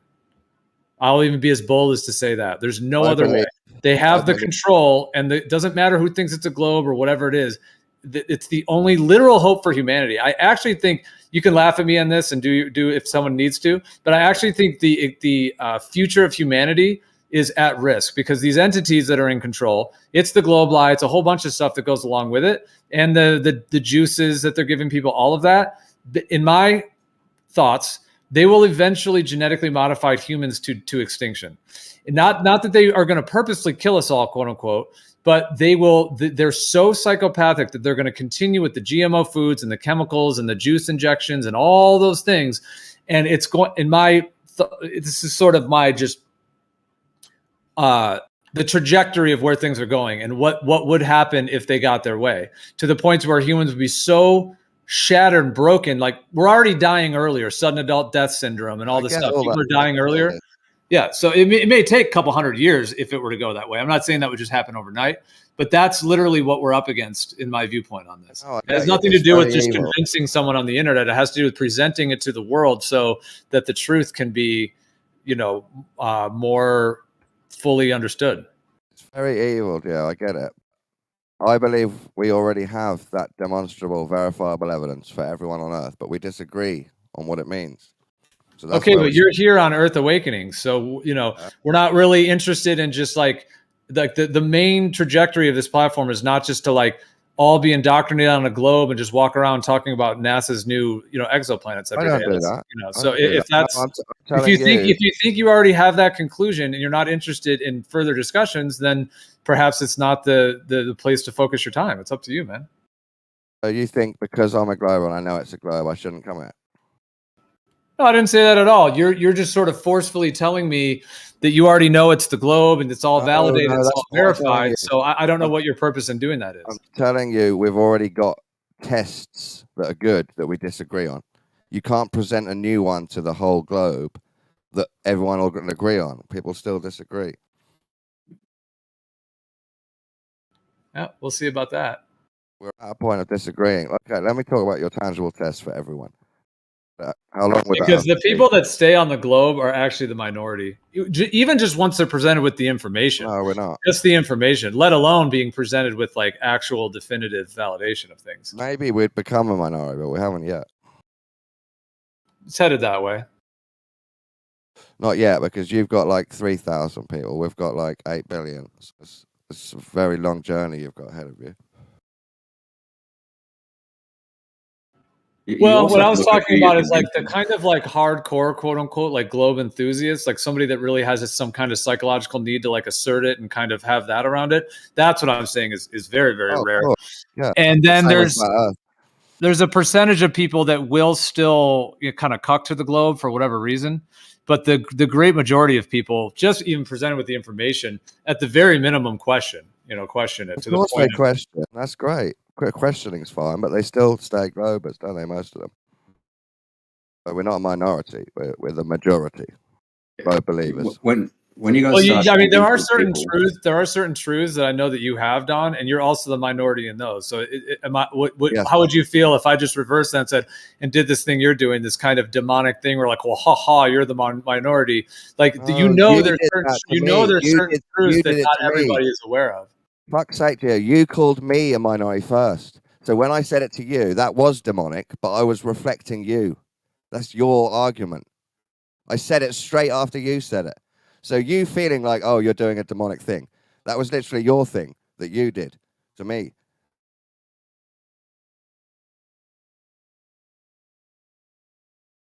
You called Globers a minorities, and then I said it to you, and you thought I was being demonic.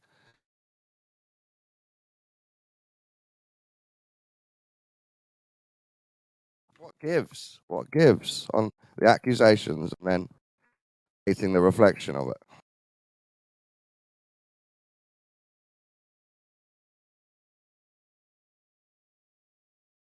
Let's say we rule out all optics, just a tangible, physical, verifiable test. How long has that got to be to prove what shape Earth is? How long has a physical, tangible test got to be? how would you do it for a start? Exactly. How would you do it? I've heard Jeremy say we should make a mold of a square building, then tip it on its side and hold the mold against the surface of the water. It's the most absurd thing I've ever heard in my life, but he thinks that's a real experiment. Jeez. Also, if we're going to rule out all observations, the flat Earth has gone back to zero of evidence, literally nothing.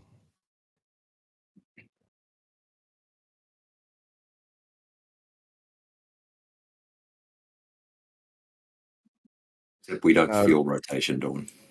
What, Riff? By the way, I love you, Dawn. I do love you. Thanks. I try and love you too. I've got that special love that I have for everyone, even my enemies. Yeah. Oh, I'd like to apologize. Just saying, for dude, like the my whole ego. kind of just the whole energy that like kind of showing up to the party and just like kind of like trying to just smush food in someone's face. You know what I mean? Like we're obviously here discussing like a lot of components about the Earth and about all of these different factors. Obviously, the like in terms of this particular platform, the trajectory is not like, you know, of the overall platform. It's not like, oh, Earth is a globe and we're gonna, you know, go make friends with NASA and we're gonna, you know, go to Mars. I mean, that's not like. So now it is an open platform that everyone can share their viewpoints and everything. So it's not just, you know, in terms of that, in terms of being, you know, some sort of one-sided thing in that sense. But you know, you're coming to a place that people already, you know, very strongly have, you know, a lot of different viewpoints in terms of these factors. So just like the energy that like Ruhif has, where, you know, others, some of you guys have, where it's just like it's like, I'm not saying you are totally like this, Dom, but it's kind of like this, you know, like when someone goes into a rage and they like punch people and stuff. I'm not saying it's exactly like that, but it's like there's almost like this fervor that some individuals have. And it happens on both quote unquote sides. There's people, if you want to use the term flat earth, there's people on the kind of flat earth side that have a similar kind of zealotry. You know, so I'm you know, I'm not saying that's not happening in that way as well. But the globe is definitely, like, in my viewpoint, the big kind of demonic whirlwind of energy. And there's like some individuals with the globe seem to have this kind of fervor of like sort of, it's almost like kind of like a dark little addiction or something, that all they want to do is just like pound your head into the wall with the globe. And it's just getting really worn out, man. Like if people want to debate, that's cool. But like, I feel like there's going to be a lot of shifts, you know, coming around that. There's a certain way in which that's just not productive, and it's getting better. Like I think even the last couple of weeks are better than the few weeks before that. So it's all a process of, you know, in that way, but it's all something. Yeah. I don't want to talk about the globe. My comments today were reacting to your comments that were based off what you must have been talking about before I came in. I was just defending some of the logic that I believe in believing the globe or flat Earth. I didn't want to talk about the globe. I don't care. Ruhif doesn't sound like he's in a fervor. He sounds half asleep half the time. Really? Come on, champ. I was fired up. No, you Fired sound up. in a good way. You sound so chilled out all the time that it's like, I don't know. I was keen to hold Geo's feet to the fire for a little bit. He keeps saying there are thousands of long distance observations that go against the globe. Yeah, he wouldn't put one forward. So he posted a meme. I analysed it. Dude, I've put hundreds It's the globe. forward. I've put I know. hundreds forward, and I have hundreds more.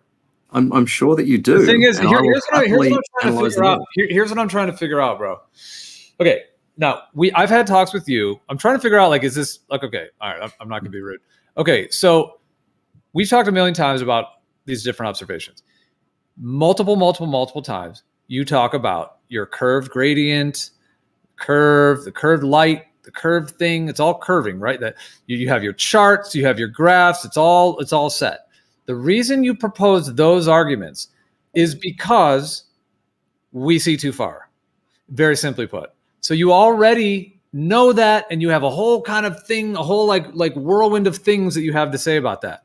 So why are you now trying to do some kind of hard-nosed like fervor thing where you're trying to find some observation that you think fits? If there wasn't the curvy-worvy thing, what is the purpose of that? Because you have the curvy-worvy thing anyways, and you already accept that we see too far, which is the whole originally in terms of what I was saying originally when you latched onto all this. I was just saying long distance observations, we see further than the globe predicts, etc. You already accept that, but you've then gone on this fervor. I'm repeating myself, but you've then gone on this fervor to try to like cherry pick something that you feel like you can do and be like, it's a globe. What are you doing? Well, I'll respond to the substantive bits first. I don't agree that we see too far, right? I will say that if we had no atmosphere, we would see too far. But we do have an atmosphere. It lets us see a bit further. Those graphs and thingies that you sort of denigrated, that's called evidence. That justifies the amount of light curvature that we see. So as to why we do if we see too far and you have graphs as your explanation as to why, then why are you doing some weird fervor of hard nose trying to get some observation that you think physically fits a globe? What's the purpose? Again, I don't think we see too far. I will only say if we had no atmosphere, then we see too far. But we have an atmosphere. We don't see too far. All right, why the fervor? You keep saying I've got thousands of these long distance observations that go against the globe. They don't. They match the globe. We went through one today. It matches the globe. So then why do you have your arguments about things curving? The light curving? Because light curves. We have to take it into account. Can someone else in the room intermediate and come in, please? Anyone else can come in because this is very fractured thing with Ruhif here. Can anyone else jump in? I'm agreeing with Ruhif. This is very bizarre. Yes. Well, what is the argument? Or the conversation? Let's go to conversation. All right, Arma, you're pretty rational. Let's go with Arma. Okay, Arma. Okay. When we go out on the Earth and we do observations, long distance across the Earth, you agree that concept of a stable geometric horizon where everything gets cut off by 8 inches per mile squared is not the case, correct? Sure. I guess it's not 1-to-1. I guess because you do have refraction. So. Okay, but we're not really talking about refraction. We're just talking about what we observe. Meaning the old thing, we see too far, which obviously means on a globe Earth with a radius of et cetera, we see objects, we see lighthouses, we see land masses, the list goes on, that we see them when, if it was a globe with the geometric horizon, we wouldn't be able to see it, right? I guess without the atmosphere, sure. Yes, you are. Thank you. You're being very logical. Yes. Okay, that's already a thing.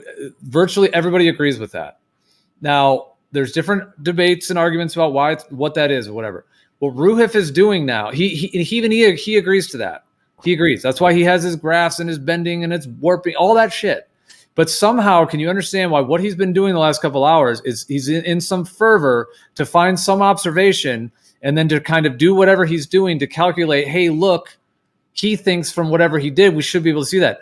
in that one, but he already admits, you guys all admit that it's already a phenomenon of essentially seeing too far. So can you understand that it's a bit bizarre of what he's doing? Like, what in your mind, can you agree, like, why is he doing this contradictory debate thing? Is it a tactic? Is it just to waste people's time, frustrate the room? Just to be clear, I disagree that we see too far. I completely reject that. Fine, you can respond, but I'm talking to Arma. I want to ask Arma first. Okay.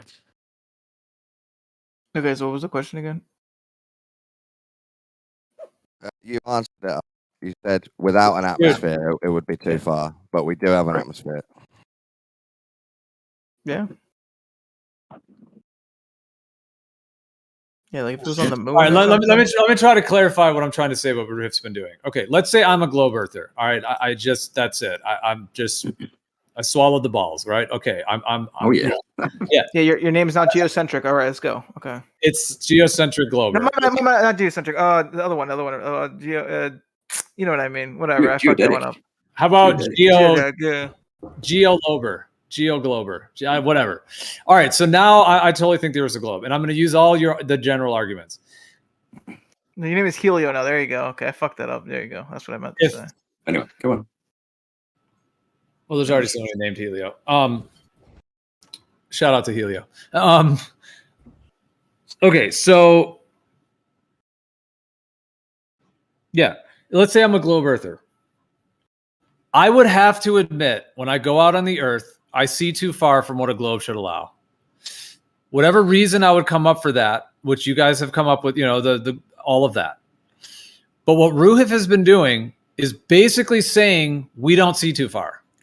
So the context, I believe, is important. So yes, if the context is strictly the Earth's, radius or whatnot, like doing the math and all that with just the geometry of the Earth, then yes, that context, gives us, that would be we see too far. But Ruhif is saying, we do have an atmosphere on this ball though. So within that context, we don't see too far. So that's the explanation for why. It doesn't matter whether you think that there's some bendy warpy. I'm just talking about the observation. We see too far. So do you understand what I'm saying? That Ruhif, like it's already a thing, accepting we see too far, but there's a reason for it. There's an atmosphere and a bending and a warping. That's fine. But what I'm telling you is that the last couple hours, Ruhif has been in this fervor where he's been trying to push, essentially, we don't see too far. Hey, look at this. I did this calculation and it fits. So can you see how incredibly bizarre and contradictory that is as a debate tactic? I mean, I will clarify. We do not see too far. To say that we see too far is to ignore the atmosphere, which we clearly have. Yeah, I think it depends on the person, really, because or at least depends on the argument, because one could argue that if I'm going to argue the ball Earth, I'm not just arguing its radius. I'm also arguing everything, like the atmosphere, like that we have an atmosphere on the ball Earth, so I'm not gonna disregard that. I'm saying I'm gonna take everything into account. And if that's the context where everything is taken into account, then yeah, we wouldn't be seeing too far, because at that point, that's what's expected at that point. But so Arma, if you saw your own butt through a telescope, because your refraction is unlimited, you say conditions can do whatever, you wouldn't think that's seeing too far? Are you kidding? I guess that's a decent argument. If I'm seeing my butt, but at that point though, that's seeing 24,901. Okay. So you understand that my might be point, too Arma. far at that point. Purely. What if it's not your butt? What if it's 2,000 miles with extreme refraction?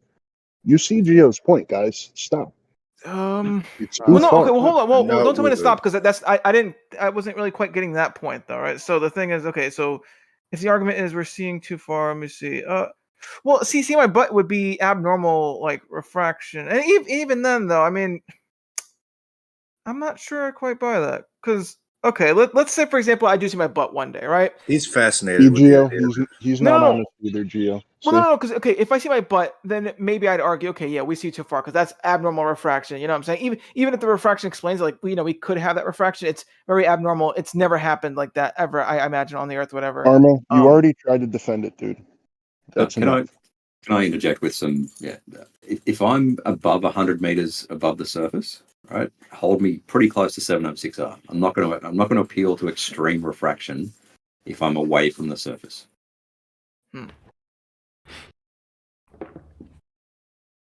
That's fair. I will appeal to what my graphs of refraction data tell me. Yeah, but the whole statement of "we see too far" is simply this: if you're the old ant on a basketball and you're chilling there, you obviously are not going to be able to see all the way around the basketball. That's just not how anything works. So you would be chilling on the ball. You would look out over the ball, and if something was X amount of distance away and whatever it would be cut off from the bottom up type of thing at some point. And then as it goes further and further away, it would not be visible. That is just the geometry of a ball and line of sight, just on those basic components. So the whole phrase of "we see too far" obviously means that with a globe and the size they give and the curvature and all of that, if we were that ant on the basketball, when we look out, there should be the physical obstruction and the loss of visual sight, line of sight, in things in the distance, depending on their height, depending on your height, and depending on how far away it is. The whole concept of "we see too far" is that when we go out on the earth with different tools, all kinds of different ways of doing it, P900, binoculars, telescopes, lasers, mirror flashes, radar, all of these components.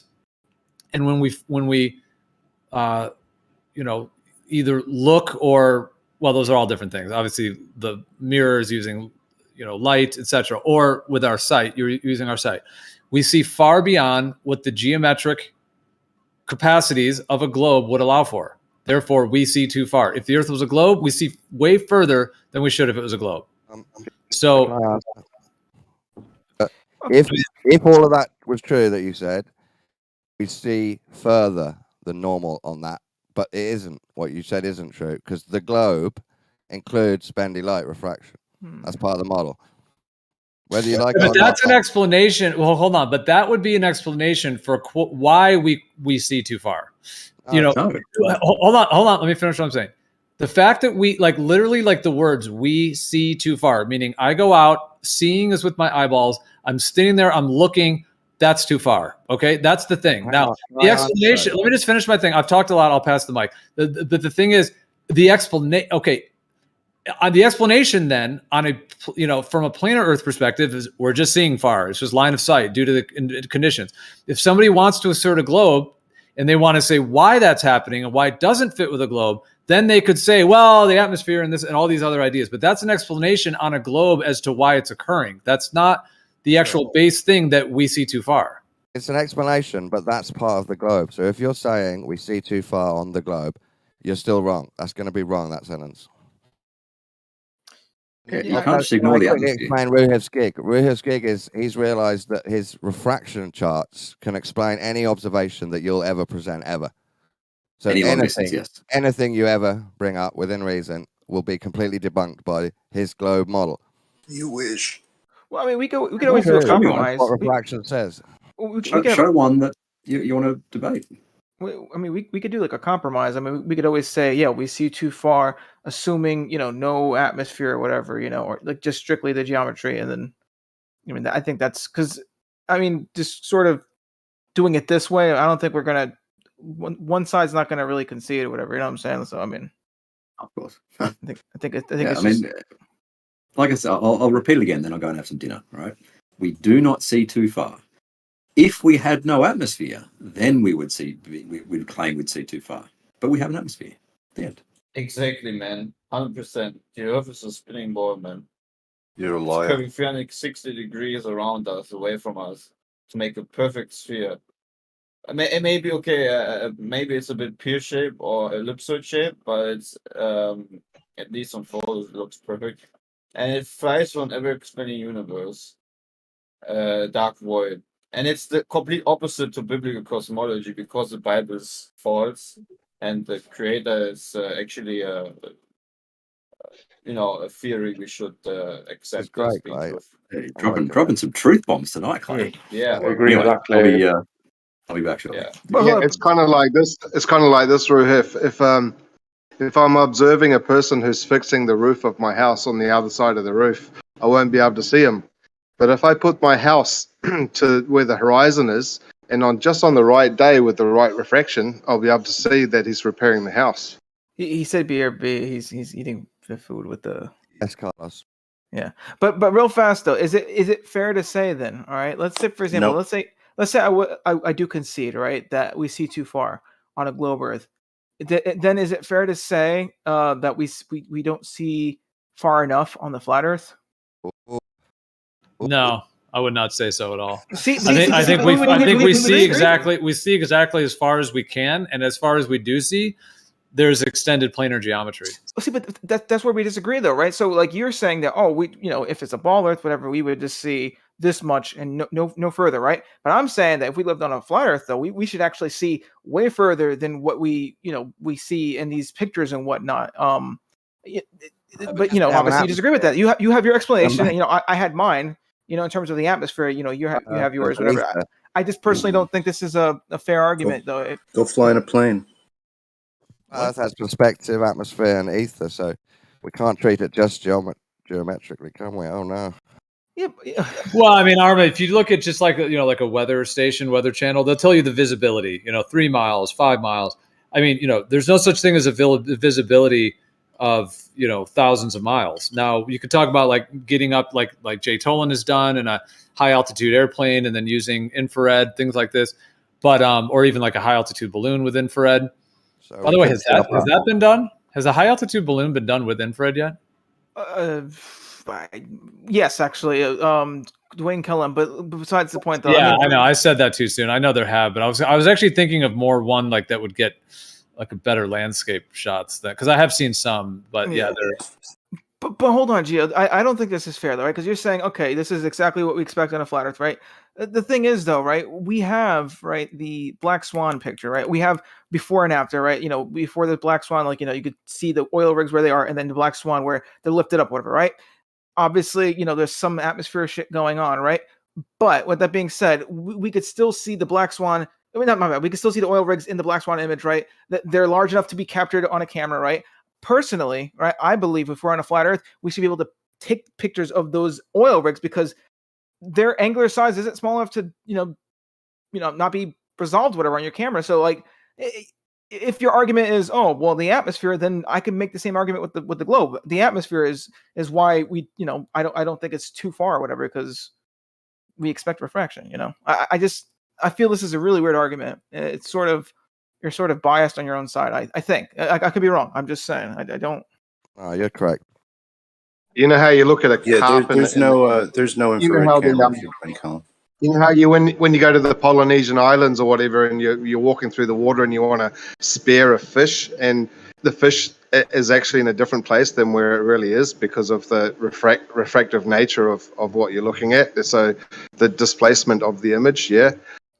Well, is there ever an obstruction actually line of sight like in reality? Is there actually an obstruction between you and the fish that it's popping out of, or is it just a displacement of the image of the actual position where the fish is? So like in the distance, you're looking into the distance and you can see you can see the mountains come up over the curve. That's actually looking like that's coming up over a line of sight physical obstruction. Right. So where's the fish? Where's the saltwater fish tank? Where's all of these experiments that displaces an image where there's actually in reality an obstruction between you and the obstacle? They did that already with the one guy with I think it was sugar water, maybe it was salt water. It was one of those. But they did with the laser, whatever. They literally have a little metal. I assume it's a metal plate, like a little metal curved plate, whatever. And he literally shows that the thing would be normally obstructed by the metal plate, but looking through the sugar water, whatever, it's not obstructed. I mean, There's one or two, Carlos, where the laser bends round a thing in a tank. Yeah, the laser. Yeah, there you go. There's like a green laser, right? It bends down, but no, that's different. You're saying that the light bends around the obstacle, but I'm wanting to see what Ruhif is explaining, that you're seeing something coming over fucking physical horizon. I think they have got that. They've got the laser bending down. I have never seen that. Around the object. And you have to imagine the laser is the mountain in that. Wait, hold on. Wait, what's the difference between that and what you're asking for? I'm confused. You're saying Well, He wants you're looking another. at you're just looking at maybe an orthographic view or just another angle view, so you can actually see the laser bending around an obstacle. But where I'm talking about is looking at an object that you want to see, but putting something between you and the object, and because of yes. reflection, then being able to see it. That's what Yeah, I'm talking the about. video has that too. There's a little. I'm telling you, the video has that. He has like a picture or Where? something. Let me pull it up real fast. But that video literally has like a little skyline that he like printed out on paper. I assume maybe I don't know if it was printed out or not, but a little skyline, and you see the skyline visible or whatever. So let me see if I If that's available. Let's all Arma. watch that. Yeah, me a little fast look at my. I'm gonna look from Arma Carlos, has. I like how you video. brought this to the light, because other people, we go around in circles and we don't say, yes, you've provided lots of stuff, but this is the thing you haven't provided. This exact match to reality, what you're Here we claiming. go. And I Here we like that. I respect that. So this is what people want to find. 'Cause I think you have to see shitty evidence and make a logical jump. You're never going to see a mini mountain looming up over a mini water. Yeah, But you're gonna have to see things like it and imagine. Should I screen Well, share everybody's this? seen the drinking straw in your glass, and the drinking straw moves its position, yeah. But there's no obstacle between you and the drinking straw, which is actually, magically making it appear. Here, I'll screen share it as well if you guys want. Let me see. Yeah, but the Dwayne Callum, like, where's a infrared camera? Because I just see a GoPro Hero 4 with an infrared filter on top. I mean, I don't know if the video, like the entire video itself, is infrared, but I know he has like at least There's two infrared cameras that go up to one, but there's only one that says infrared that I can see. If there's another one, let me know. But okay. GoPro Hero In my 4 is memory, like, you realize the GoPro Hero 4 is like, I'd pee on it before I try to use it. That's right? not a pee long on it? camera. No way, is it? Snacks. Would From you- my would you- memory, it might be long distance air balloon shots, but I can only Would you vaguely be pissed, remember it. Don, if you put up a bunch of hot weather balloons? If you put up a bunch of weather balloons and your camera was a GoPro Hero 4, do you think you'd be sad about it? Because of all the effort. Yeah, mate. Yeah. If Would you be sad, I love mate? GoPros. Not use them to prove Earth show because they can't see. They don't see far enough. It's got a 4.38 millimeter lens. Let me see. But does that seem like what you'd use? I'm remembering some real hot air balloon. I mean, high balloon with infrared cameras. I'm remembering this. I've seen it before. Unfortunately, I don't know if he shows the before and after in this, but Like I would love to see what like a infrared P900 could do, but it would have to be gimbaled or That's something it, like that. You'd need something to keep it steady in the air. Yeah, I don't think it's the option. Plus, it's heavy. That looks like it there, Amada. I don't know whether that's enough for Carlos, but he should look at it. yeah, I mean, I wish he would like show it before and after, like with water and without the water. But like the best I can do is just, I guess, with this curved plate, all you see is that it never actually gets obstructed by the plate. It just sort of gets squished. That's the best it does with this. But I wish we'd actually show it before and after though.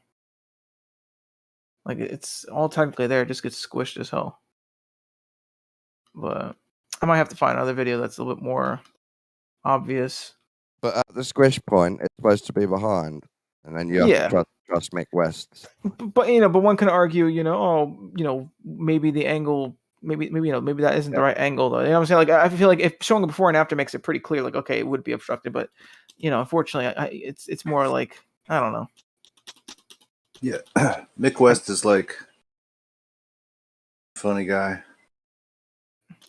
Yes, it's hard to trust this man. Yeah. But Oh, you know what? Hold on. I guess the camera here is low enough though, so I mean, you can get some logic out of it.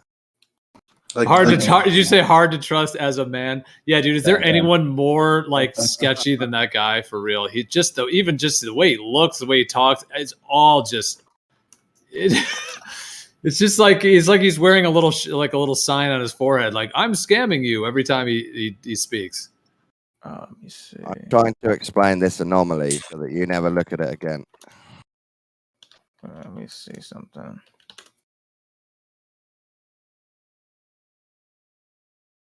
Yeah, I wish it was like a before and after. I might have to look for something else but yeah, I mean, I know in that it shows like at least the effect that it's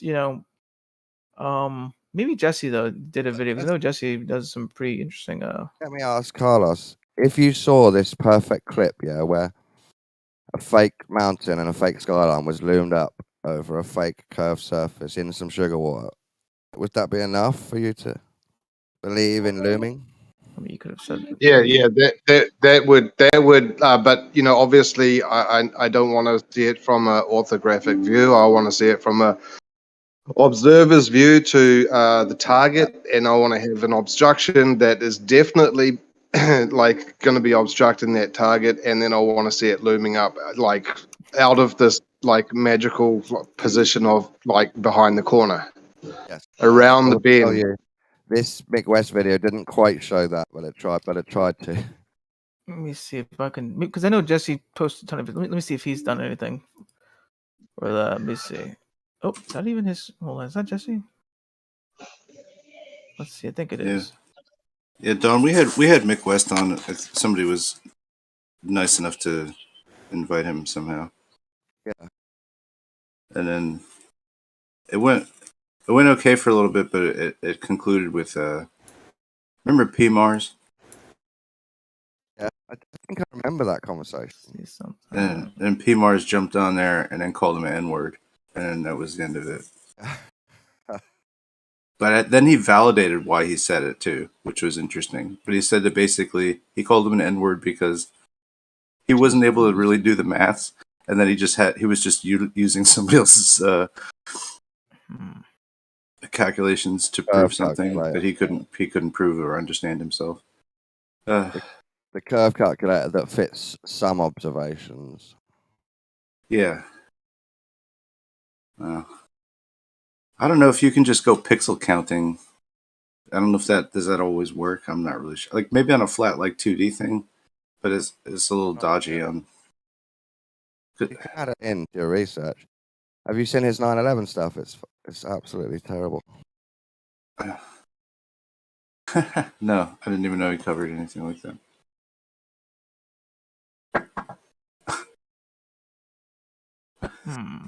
I just felt badly for everybody involved. like. So Don, I mean, you're telling me that you like trust Mick West when it comes to his quote unquote flat earth debunks, but when it comes to 9/11, you think he's way off?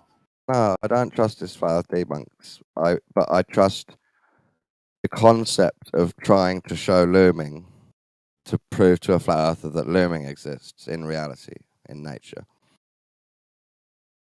And he was just the guy that was brought up first, because not many people are nerdy enough or care enough to prove looming to flat earthers. No one cares. You know what? Well, you know what? Hold on. Actually, I might have failed actually with the Mick West thing. Well, kind of. Not person. Like technically he was low enough, but I mean it's not like whatever. But let me real fast show that other video though. Someone posted a GIF a while, like literally not too long ago, of like the. I mean, I don't know why I'm trying to prove this. I mean, you guys have seen this already, but like the whole like cold air on the fucking surface, whatever the hell. Like what is the point of this though? Like what was the point of this whole argument again? Is saying that we claim looming explains seeing too far on a globe, but we can't show the exact same thing on a small scale. Oh. We could show things hovering up and down and getting blurred, right? But we can't show a whole mountain or a skyline looming up that easily. Maybe I have to do this. Then maybe I should get like a fish tank and then just do like a before and after kind of thing, because just so it's like definitive. You know what I'm saying? Like because with Mick West because there was no before and after with water and without water, it's kind of hard to like know if he's like really low enough. You know what I'm saying? Although he does have a little tiny little video there, so maybe we can see if he's low enough. Let me see. Well, it always seems to be like the argument is an island coming up over the horizon due to refraction. But what about if there was a small island and a big island behind that? I want to see the small island with the big island popping up behind it magically with looming. Yeah, I get you. It's a far out request, but this would help you believe in the bendy light theories. Well, no, I don't disbelieve bendy light. I disbelieve that your vision acts in that way, where it's like a tunnel, where it's like a path of light, and your eyes are following this magical beam. It's not like no one really claims that, Carlos. We're Yeah. saying when you look Yeah, into the because that's all the images you ever show, and that's how you explain it. That light bends, therefore it brings images up out of obstruction. Yeah, but that's not a tunnel. That's in any direction you look. Yeah. So okay. So you know how it works with like objects in general, right? Like if I look at I don't know I mean, just I don't know, like a car, for example, right? I look at the car, right? I'm in front of it. I can go above the car and see the car as well, right? Like the idea is that light is emanating from the car in every direction, right? Same thing for like the distant, mountain or building or whatever, right? What's happening though is when there's refraction, is that it's doing what it normally does, but then it's just sort of bending down as well, right? And because at least on the globe model, you're on a ball, right? Bending down just means you're following the curve, and therefore it's the same thing where you could view the mountain or the building from different angles, but now you're getting a sort of like farther, you're seeing farther because it's bending around the curve to you, whatever. It's not like Well, I get I'll tell you that I'll tell you the way that I see it. I see that if the light bends over the horizon, what I understand is the light disappears over the horizon. It's not that it's going to lift an image up over the horizon for you to see it. It's the light bends over the horizon because it can bend, but then it disappears out of your view because there's an obstruction. If it's a ball. Here, hold on, I'll screen Yeah, share. because every demonstration of lumen that you can show, if you look, you can see the actual horizon. If you look, you can see two horizons. There's a false horizon. It only creates a false one, which shortens it. It doesn't lift the object. Object is exactly where you see it. Here, not lifting the object.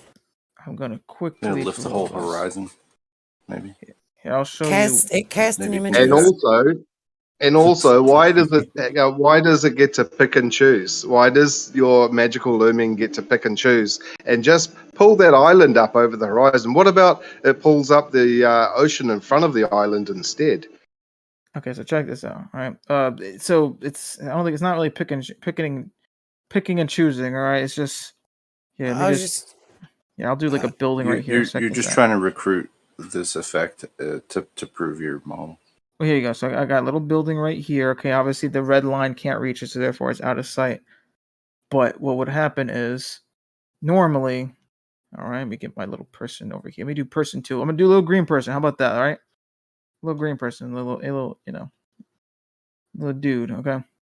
Normally, what'll happen is light from everywhere on that thing is gonna just shoot out, right? And then the green guy's gonna see it, right? So if the green guy was move up over here, right, you'd also see it because there's also light rays shooting up as well, doing this every single direction, right? So that's how you're able to see objects from every single direction, because literally light is emanating from every single direction. Right? Now, what's happening though is that the guy over here, this make him like blue, all right? This little blue guy right here, what's happening is the light rays from this building, instead of shooting out in every single direction, which they're still doing, they're going to be doing that, but also having a sort of downwards kind of bend to them. So it's going to go like up and maybe like something like that, something like that. All right. Maybe I might be over exaggerating, but I think you get the point though. It's going to be basically doing what it does already, but this bending down a bit. And therefore, this guy over here, the blue guy, is going to see it as if, let me just use a purple line. He's going to see it, right? As if, see? Can I ask you As a if it's question? right there in front of him. When the light goes up, when it's going up in your little diagram here, what's causing it to bend back down? Like, is that a denser medium above it, slowing it down, changing its angle again? I think it's just the gradient that's in whatever. So because I know refraction, this whatever, it's like bends towards like the normal is what it's called, whatever. But the more simplified version is bends towards the denser medium. Yeah, so the denser medium is below it, so it's going to bend towards that direction. Okay, well, then why does it move up and then bend down if the denser medium is below it? So yeah, so the thing is, once again, like all objects, right? If you have an object, I guess I could maybe make more room down here. Give me 1 second. You don't need to zoom Yeah, out. they've got it. They definitely. You've definitely got it bar backwards there, Arma. Well, hold on. How do I got to ask backwards? Hold on. What's You've wrong got with it bar it? backwards. You trying to How see do, your own ass again? well, hold on. Tell me how I have it How many backwards. times have you sat on a photocopier before? Because None. light bends to the denser medium, therefore it's going to disappear out of your view, and it's not going to show you an image around a corner. What do you mean? I literally showed it bending towards the denser medium, and therefore you're able to see over the. You're able to see past No, the no, curve. no, no. Have you ever held your hand in front of your face? Close one eye, right? Okay. And then open that eye and close the other eye, and you'll Yeah. see that your hand moves position. Okay. Yeah, that's the only way you're going to get an image to shift its position, to have displacement, because you can already see it. And if you cannot see it because it's behind a physical obstruction, there's no amount of refraction that's going to bring it up and loom it over an obstruction. That's how does that relate to what you were just saying earlier about having an ass backwards, whatever? I'm Because you've already just described in your model, in your heliocentric model, that light bends towards the denser medium. Okay, Yes. we'll give you that one. Therefore, it just disappears out of your view. How can that bend a light in the opposite direction from the denser medium? Wait, why say that the other part again? Said it would bend out of your view, whatever. Light bends over the curve to the denser medium. How can it bring the image up in the opposite direction of the denser medium if you Okay. say that light goes towards the denser But, medium? but then why aren't we calling it gravitational refraction? It's Why not isn't there an gravitational. optical It's effect that's going on? Nothing to do with gravity. Well, Yeah. the density gradient is due to gravity, but yeah. Yeah, but hold on. Let me real fast address trouble. Not trouble. Truths. I don't know why I said trouble. They both has T's and they're both, I guess, female. I don't know. Anyway, point is, okay, truths. Okay, check it out. Right. So let me fucking let me show you my thing. All right. So here we go. We got it shooting light out in every single direction. Right. All right. And it's also doing it like this as well, right? It's doing it like this. It's doing it like this, right? Because if I was to go higher, right, this little stick figure right here, I would see the building below me, right? That's how it works. And it's, if I'm over here, I see the building, right? It's shooting light out in every single direction you could possibly think of, all right? So now, when you start having, now let's go back up here now, right? The idea is that it's doing that same thing here, right? But because we're, it's in the atmosphere, right? Let's do, this is the lesser dense, medium, or the lesser dense fucking atmosphere. Let's go a little bit higher. It's a little bit more dense. And then let's do like really dense. Let's make it like a, wait, what's up? Okay, I just was my name. Anyway, so yeah, and this is like the most dense, I guess. Or What is my this, bad. fucking My picture bad. pages? What are you doing over My here, bad. man? I have it reversed. My bad. It's denser on the bottom. My bad. That's what I meant to do. Denser on the bottom. And then it's like, Don't get it backwards, Armor. yeah, well, I got. Is this the question? Is this the usual question about why is the light traveling up? Right? Yeah. Is that Do you that see whole where thing. you? Okay. Go ahead. Yeah. Yes. So light, when the light, it might bounce off the building, right? And it might be traveling slanted upwards, right? But the density gradient, the light, I'm not saying the light has a choice, right? But the light will bend towards the ground, right? It won't bend towards the sky. It's because of That's what we gravity, mean right? when we say downward, not because of gravity, because of the What's density gradient in the it atmosphere. caused? It's caused by density gradient? Yes. It's caused by The density gradient is caused by gravity. Yeah. The density gradient is caused by gravity. So I definitely don't think it's that simple, man. It's not just, there's just a gradient and does this one thing. It's much more complex than that.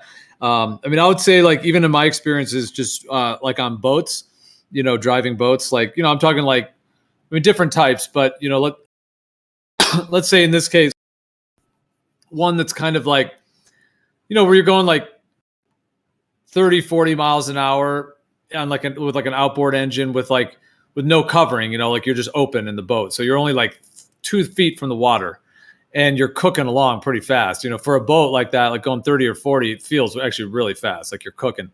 Anyways, and you can, like, the cold and warm, the shifting of cold and warm air pockets is very lively.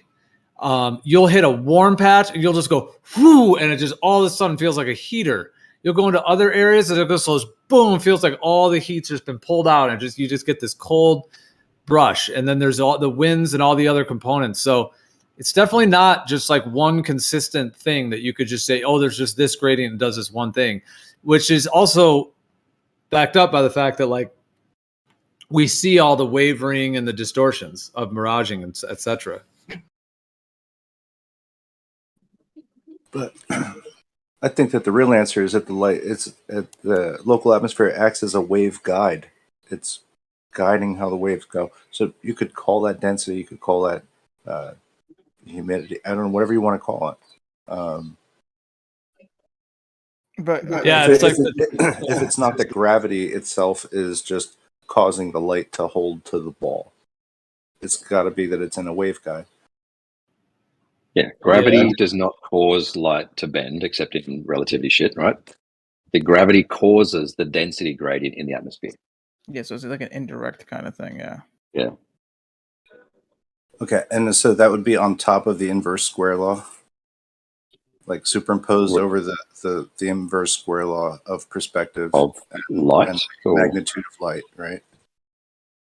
Sure.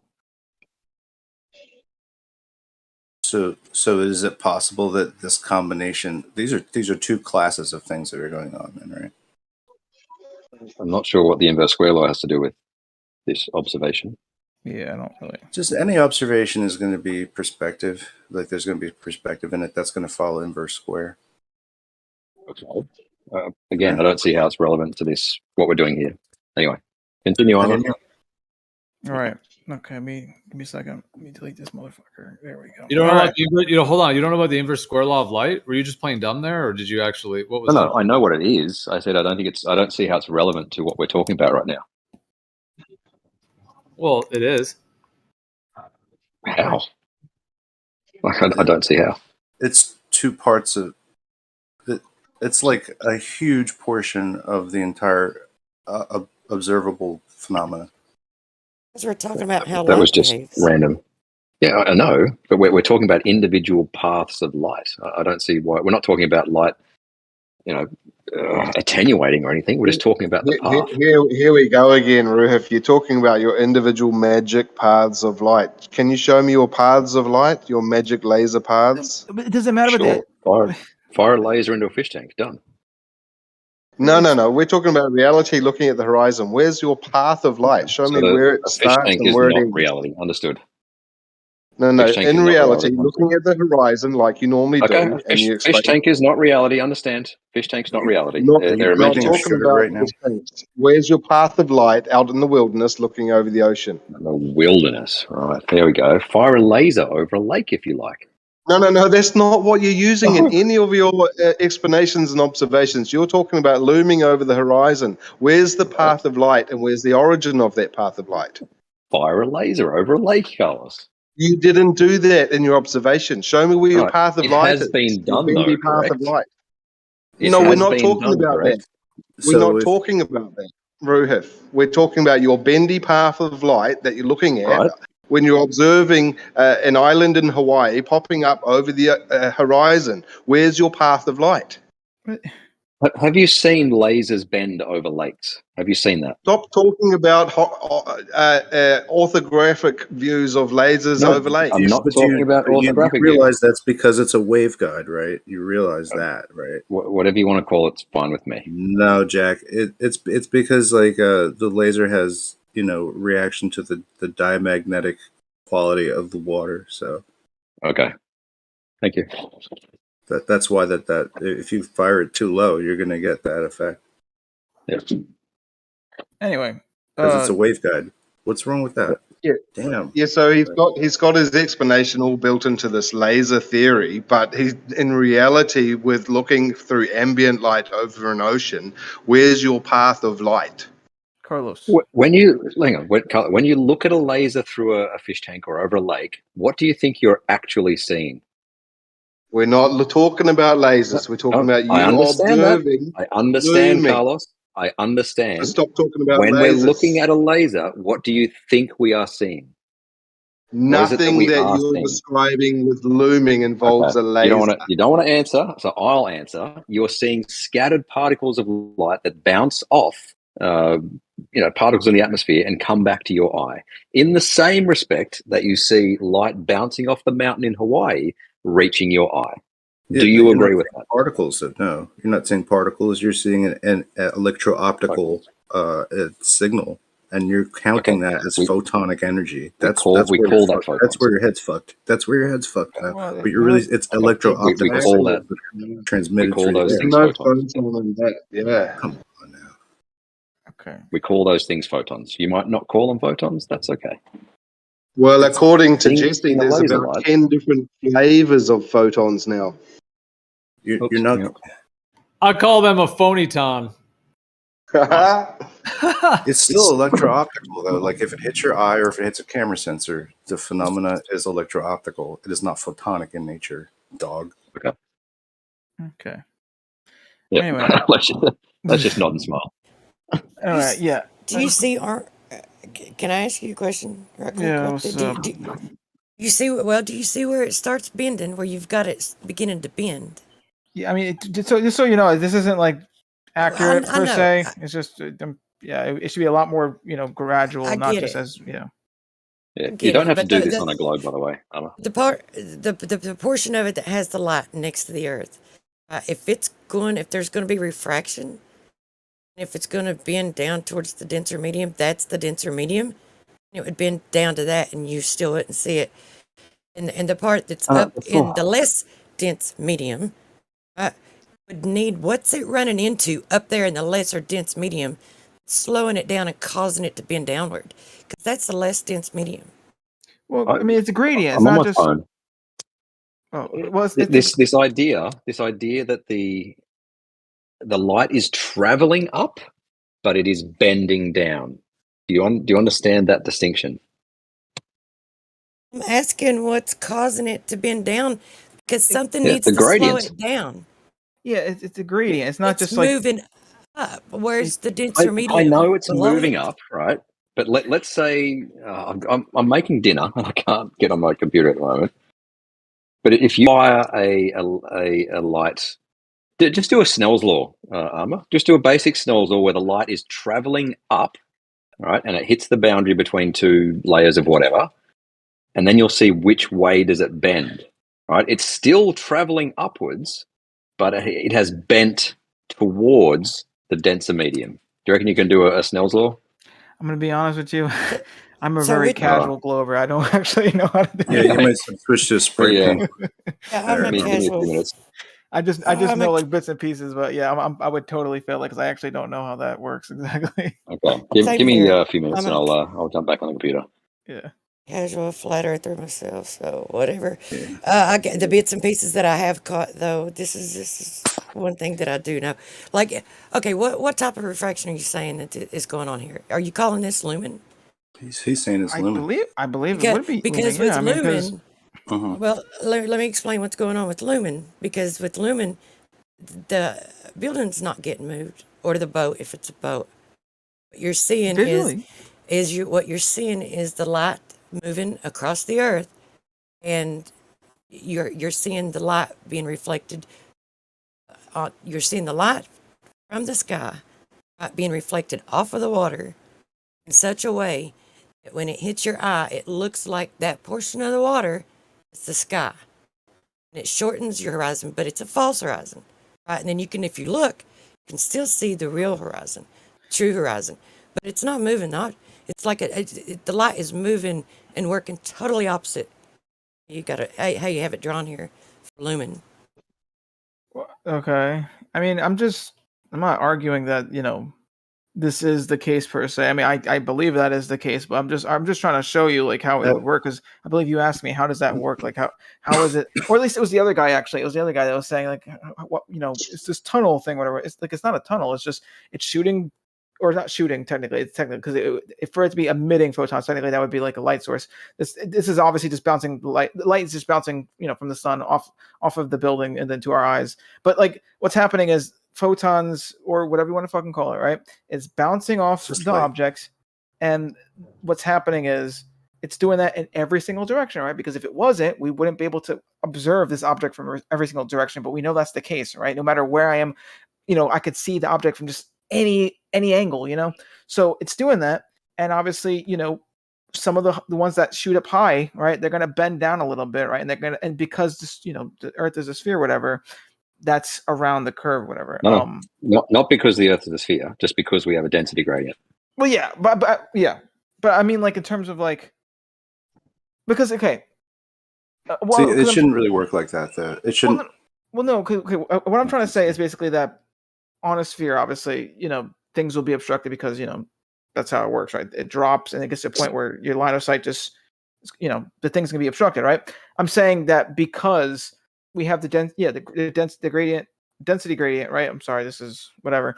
Because we have the density gradient, right? And the light is bending down, but also because a sphere is constantly, dipping down, right? Relative to the point that you're at, whatever, right? That happens to, effectively wrap around the.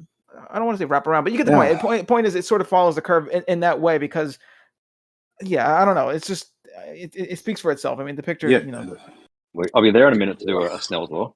Yeah. Because there's always this confusion about light traveling in an upward direction, but the direction that it bends is towards the denser medium. Yeah. There's always that confusion. Yeah. All right, hang on. Well, where lumen would occur would be at the point where you had the line touching the Earth, because the horizon is where the Earth appears to meet the sky, and lumen is going to cast down and move the horizon closer to you. So it would happen right there directly in front of you. You have the red line drawn out, and it's just right there where the horizon would be, where the where that angle comes together. That's the only place that you'll see lumen occur, and it will be the sky being cast down. Nothing's going to be lifted up. Everything beyond that point, you're not going to see it. You need a line of sight to that. Yeah, so I guess I'll do it like this, and I'll have it where the light is shooting off in this way. All right, but it's gonna sort of, I'll just do it like this. I'll just, for the sake of simplicity, I'll do it like this. That's confusing. You just have a ball like you had to draw on there. Yeah, like a superior mirage and inferior mirage. These two different types of mirages. Looming is just another one of these illusions or one of these special effects that you get by looking into the distance over light with refraction. But it's none of these different styles of fucking mirages or looming are going to bring something up out of view from behind a solid obstruction. All right, let's watch for the rest then. Why are you drawing curved lines for light? Because it travels straight. Now, if you're gonna, because it's bending because of the gradient. But if you're gonna let it, if you're gonna say that there's like something happening somewhere along the path of that light that's slowing it down, you need to draw straight lines because that's how light behaves. Yeah, draw but straight lines Yeah, until you reach that's the how point at which that occurrence happens. Then explain what occurrence is happening and why, and then draw a straight line from the point that it changes its angle. But it's you can't curve it again until it changes its angle. Then you have to draw another straight line from the new angle that it's made, and then there has to be an occurrence to cause it. And why? Yeah, but that's the thing though. In an atmosphere, right? Because the atmosphere is light everywhere on the ball Earth, or even whatever, even on the flat Earth, right? It's everywhere, right? We expect that to happen pretty much instant. Well, not want to say instantaneous. I think that you would have to. Well, look, the point is, all right, the atmosphere is everywhere. All right, it's gonna bend. All right, and it's gonna do that gradually over distance, right? Because it's going through more and more atmosphere, more and more of that gradient, whatever, and therefore it's just naturally gonna do a curve. I'm not gonna do this. I'm not gonna go. Hold on. I'm not gonna go like this and then like this, because that's how light behaves. Like when it changes direction, it's not uniform. It's not going to change its direction uniform in one direction, right? It's going to be, once the speed of the light is changed, it's going to maintain that speed until something changes the speed, right? So when you get it in one medium, it's going to maintain speed until, now if there's a pocket of cold air or pocket of hot air, it changes direction right there, and it maintains that speed until something else happens. There needs to be another. It's not uniform in a bend. different directions according to whatever the whatever the occurrence is. Well, I mean, maybe I'll let Ruth kind of take over because I'm sure he's kind of waiting and he's more qualified than I am, honestly. But yeah. I'm just setting up. So. Oh, okay. So I'll just until you finish that up. Then. All right. So here's the thing, though, Truth. Right. So when you because you're saying that it does that, it goes straight whatever until it does a thing whatever, right? But yeah, I mean that's sure. If you have like for example air and then water, right? Like those are two.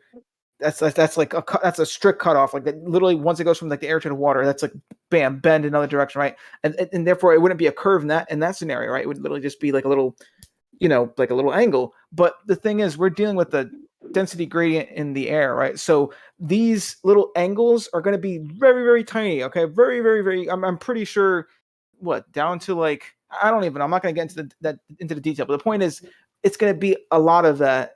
All right, and so if I was to actually draw it, like bending, that would be on a very, very tiny scale, effectively making this like a little curve. All right, that the curve is basically that, but it's like a bajillion of those. All right, a bajillion of those little bendy lines. But do you see what you're doing? You're drawing a straight line, and where you said it would change angles again, it's already up in the lesser dense medium, right? The lesser dense. But it's a gradient though, so technically there's always more dense stuff below it. So what is it? Is it like a magnet? Does it see the less dense stuff below it and just get drawn toward it? Because it's not in the less dense medium yet for it to slow the speed of it down. Ruth could probably help you out with that. I don't know the actual details on that. But hang on one second. Phone a friend. Yeah, phone a friend. Literally, yeah. Money or the bag. And it doesn't change the fact that little triangle thing there, that angle that you've got, the red line, that's how light would behave from your eye in a straight line. Now, that angle would be reduced if there were lumen, and it would happen right there. So I don't know what kind of refraction you're saying is going to bend it around a curve like that, but everything beyond where that angle comes together, point of that angle, beyond that point, you're not going to see anything unless it's cast up into the sky. Because everything above that. I'm not really sure I'm getting here. It's got a magic explanation. He's going to explain how it all works. It's not magical though. It's I've got a slide for this. I forgot that I've got a slide. Hold on. I've got a slide. One sec. I've already got a slide. Yeah. Just saying, lumen doesn't do what everybody thinks it does, and how everybody's been talking about it. Yeah. Because it's falsely named. It's wrongfully named, actually. It's very deceptive. The name of it is, and this is how it was explained to me. And it makes total sense, because every instance of lumen that you see, you can see it happening. You can see the actual horizon, false horizon. So it should actually be called like a downcast refraction, because that's what's happening. There's an image of the sky being cast down. I don't know what other type of refraction there is, but all forms of it reduces the distance to the horizon, doesn't extend it. I don't know what type. Well, is that view over the famous shot over the lake looking at Chicago, is that looming or is that a superior mirage? Looming. Well, it's not at the horizon though, is it? I mean, it's not the limit of distance. Right, and there's stuff in the background. Because you can see beyond it, right? You can see beyond it. So it's just like basically like a band of distance. Distance. That's optically like rising up, I guess. But you ever look at it's not the entire horizon that rises. It's just right. It's just like a portion of it. It's just like a distortion. I don't know. Well, the horizon's not. It's called the ether band, isn't it? That's what Travis calls it. The horizon's not lifting up. An image of the sky is coming down pretty much. If you ever looked at the water and it looks blue like the sky, and then you move your position and you see that it's water, that's what is going on with the lumen in the distance. Yeah. Well, I mean, ice crystals in the atmosphere will cause like the light to angle. It just like bends everything like a little mirror, and that's kind of what I think is going on with these different mixtures of humidity and reflectivity indexes, whatever's going on there. That's what's creating it is just the air mass that's water that has the ability to shape where reflections go. Just as a mass. Can I check out my screen? Yeah, tomatoes. Yeah, that'd be interesting if there were ice crystals in the air next to Hawaii.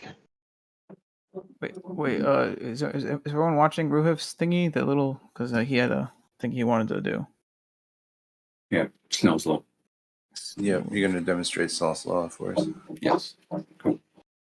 So we've got here the more dense medium at the bottom and the less dense medium at the top.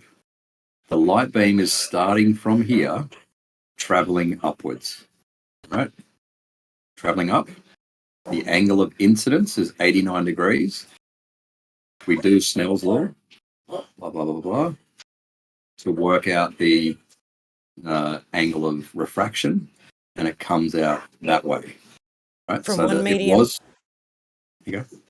From one medium into another medium. Well, it's a simplification of the atmosphere. It's a vast simplification. But the refraction that occurs in the atmosphere is different from Snell's law, and they've defined all the forms of fraction that occurs in the atmosphere, and all of them shorten the distance to the horizon. So which type of refraction are you saying extends the distance to the horizon? Looming does. Lumen doesn't. It shortens it. No. You cast an image, when you see the horizon and you cast an image of the sky down onto it, and it looks like the horizon is closer to you, I don't understand how you can say that is extending the distance to the horizon, because it's... I'll show you what's happening. All right. If you post an image of a lumen effect, and you can see the real horizon and the false horizon. She's spot on. The whole time you've been talking about looming, and you've just been like brushed over by a Big Mac truck because you've been talking about superior mirages the whole time, Ruhif. I've not mentioned superior mirages. You mentioned superior mirages. That's actually what you're talking about, because you just got destroyed on your looming. Sure, guys. I'll show you what is happening with looming. All right. Can you see my screen now? Yep. Ooh, look at that. That's pretty cool looking. Right. Now, light radius, when Hang I have on. a really... Can I ask you a question? Why don't you post a picture of an example of lumen and let's look at it? Everything is loomed, right? All these long distance observations show looming, right? It's more than you're seeing more than you otherwise would if there was no atmosphere. Every single long distance observation has looming in it. I'll tell you I don't want to post a demonstration of it, because everybody can look at it and see both horizons, both the false horizon and the actual horizon. What you talking about? What are you talking about? And the false horizon will be due to lumen. Then you can see where the object appears to be floating in the sky because there's the image of the sky cast down into the water. You can still see the actual horizon where the Earth appears to meet the sky. Okay. Anyway, can you see my false screen? one? I can see it. I don't know about them though. But... Is it a demonstration of actual lumen? It's not. It's I'm a not demonstration of refraction making the horizon further away. Why are you drawing stuff? Why don't you just post an image of lumen and let's look Because at you it? can't. Okay, I'll Because just you'll post see a, both post a long horizons. distance image. I'll post a long distance image. And then what? And it'll demonstrate that it just shortens it. Doesn't it? Oh, Jesus What do you mean shortens it? What are you Then, talking then about? post an image of a demonstration of lumen. What are you Post talking You an about? understand? real life picture of lumen. Okay. First of all, do you understand that light bending downwards will extend the horizon? No, it doesn't. Absolutely not. Well, why Then not? look at my screen. Why Then look at not? my Why screen. not post a picture? Red buzzer. Then look Why- at my screen, and you will understand why light It's not. bending down I do extends the understand. horizon. I understand no, you don't. that you're You trying. do not. Yes, I do. Post an image. Post a I picture literally of an just said, actual do you example understand that of light lumen. bending down Why will are extend you the horizon? You avoiding said an no. actual demonstration? Wait, why do you guys Okay, say? here's a photo of looming. Hold on. Let me chuck that in Discord. Just better watch out. Arma's gonna mod this. He's gonna There mod you go. this whole room. Yeah. I've just posted a photo of looming. Happy? Let's look at Happy now, this. Truth? This is going to be Where good. I'm This is going to looking. be good. Okay. Right, that's a photo of looming. Where's the lumen? I don't You can see more of the mountain than you otherwise would without an atmosphere. That's not lumen. Someone post a picture of a boat being appearing to be loomed in the Jesus air. That's Isn't not that? lumen. Are you sure the boat? Maybe you're thinking of What the hell am I thinking of? The fucking is it the one where it's like floating, like a floating fucking boat? You know that's not lumen. Do you understand that light bending downwards will extend the horizon? If you don't, No, then it doesn't. please look at my screen. Does Looming not. refraction. Light bending down disappears. Gone out of your view. Light gone. Okay, so you missed the part about light traveling up but Hold on, bending I'll get an towards the example. denser medium. Do you understand that, Carlos? So I light can understand still that. travel up. If that happened, whatever image you're going to see is going to be upside down because it's going to be like a mirror. Jesus Christ, Carlos. Wait, Truth. Maybe you're cherry picking. Like I think looming is just it's more than just okay. The boat is like fucking floating, whatever. I mean, it could also just be like things lifted up. That's it. How about I just talk to No, Armor? Armor and I will have this conversation. It Okay? appears Armor, can you it see my screen? appears to be Yes. lifted up. Because the sky is cast down. Right. It's So not the yellow lifted up. The yellow line Y'all is you just wanna fucking Ruben. talk over me? Yeah, you can't just talk over, man. But if you want to wrap it up, so someone else could respond. Yeah, I was finished. I'm just gonna find an image of Lemon. No, go ahead. Say what you were gonna say. I muted Ruhif for a second. I'll unmute him. But Ruhif, yeah, man, that was rude. Well, the only thing he showed in his photo of looming is actually we see too far. right. I've asked the question and I said, do you understand that light bending down will extend the horizon? Both of you said no, and I said, okay, look at my screen, please. Can you look at my screen?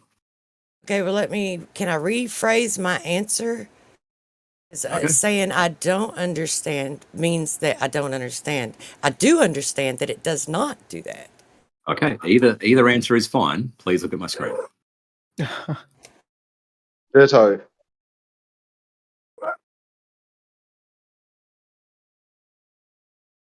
We sorted? We're And looking. also- And also, and also, I said I wasn't interested in any diagram because I just posted an actual picture of lumen. Okay, I'm trying to explain to you why it does extend the horizon, and I'm doing that with a diagram.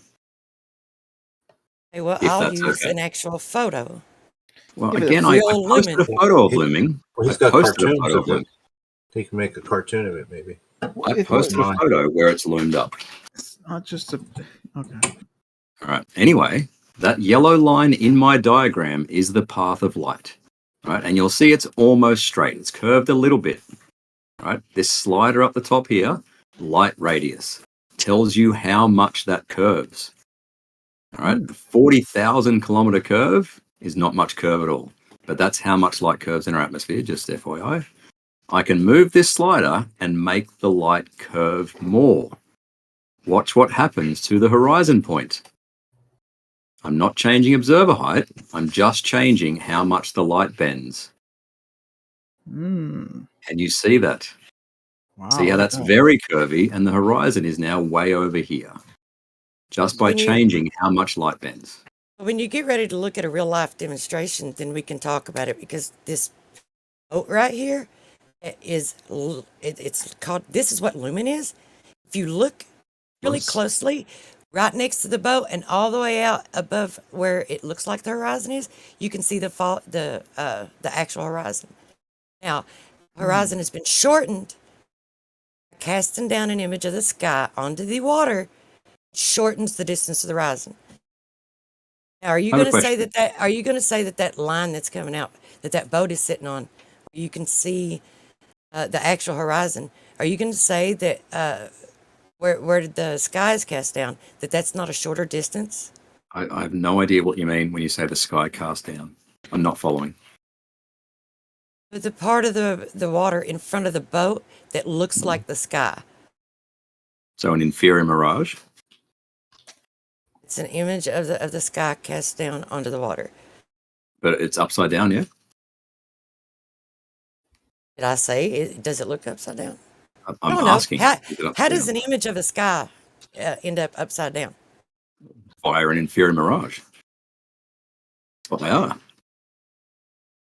Well, how are you going to determine that the image of the sky is upside down?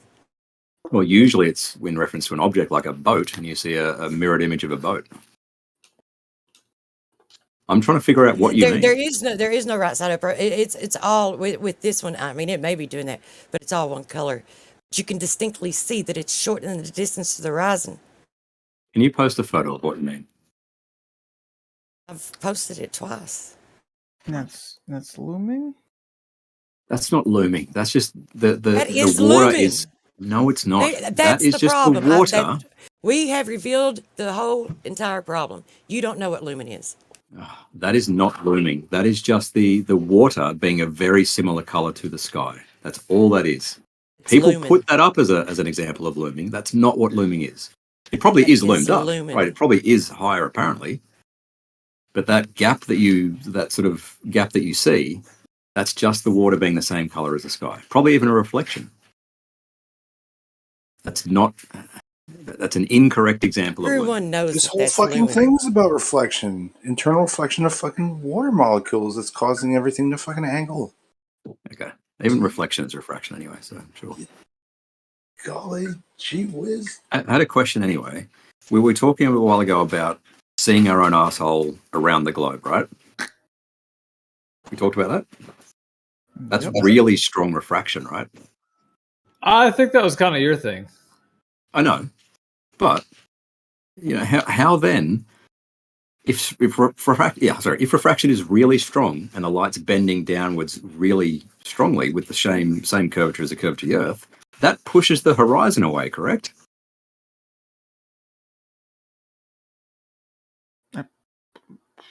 If we're seeing our own arsehole, and the horizon is getting pushed a long way away.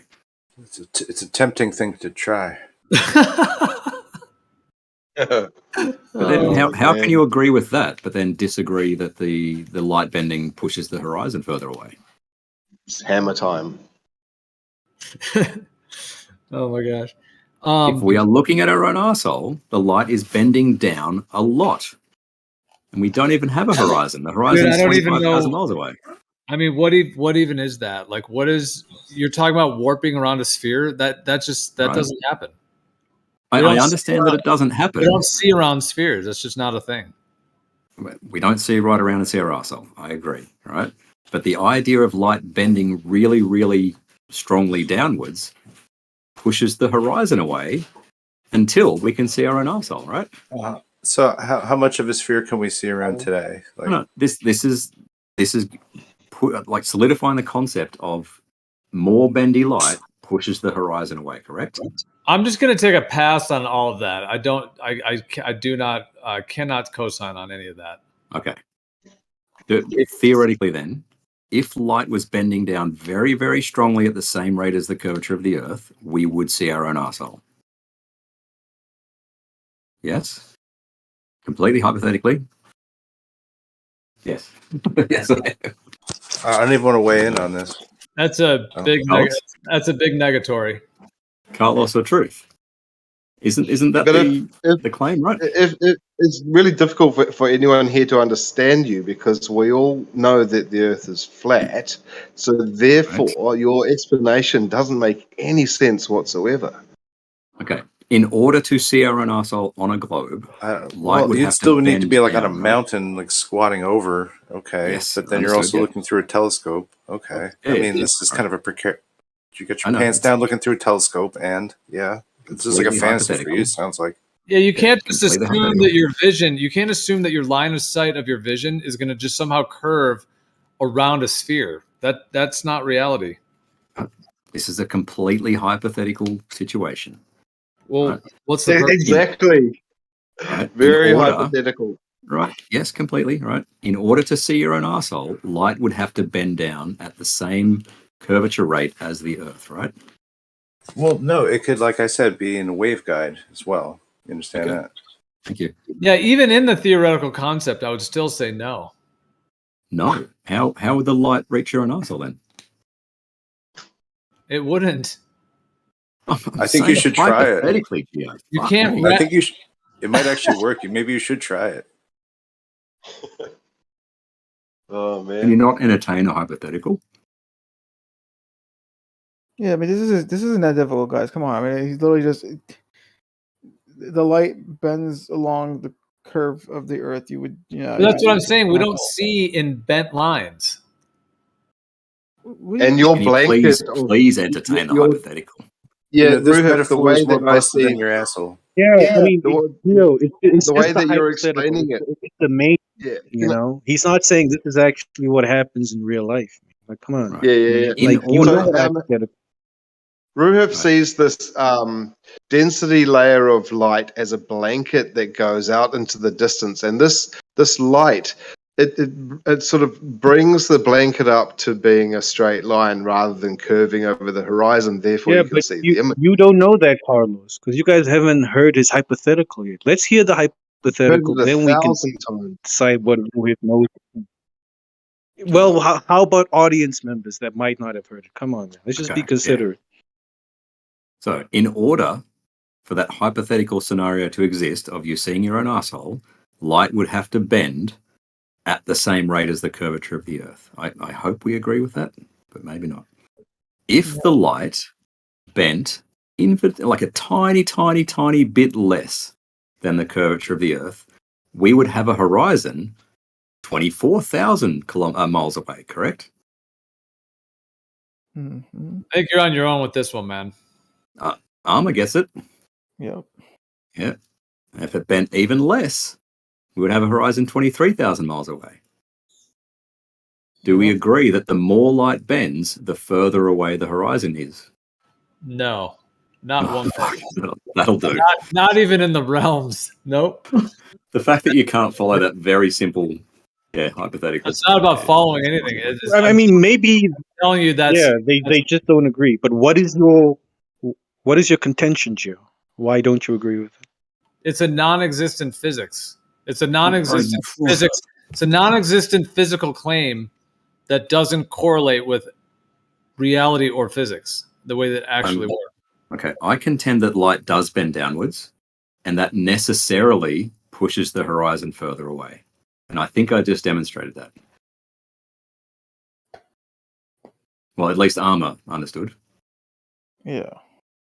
Well, Yeah, you it's guys the can be difference on between this club. It's the difference between this. If you have, all right, you're at a bonfire, and one person's on one side of the bonfire, and your friend's on the other side of the bonfire, and you're kind of looking over the flames at him.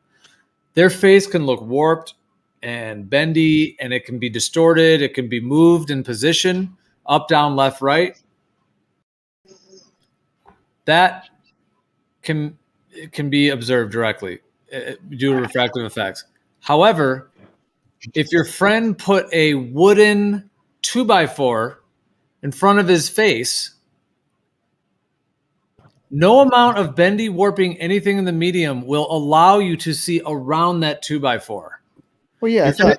What could You're going to see the 2x4. You're going to see his face. That whole thing could be miraging or looming or any of those things, but you're not going to see around it.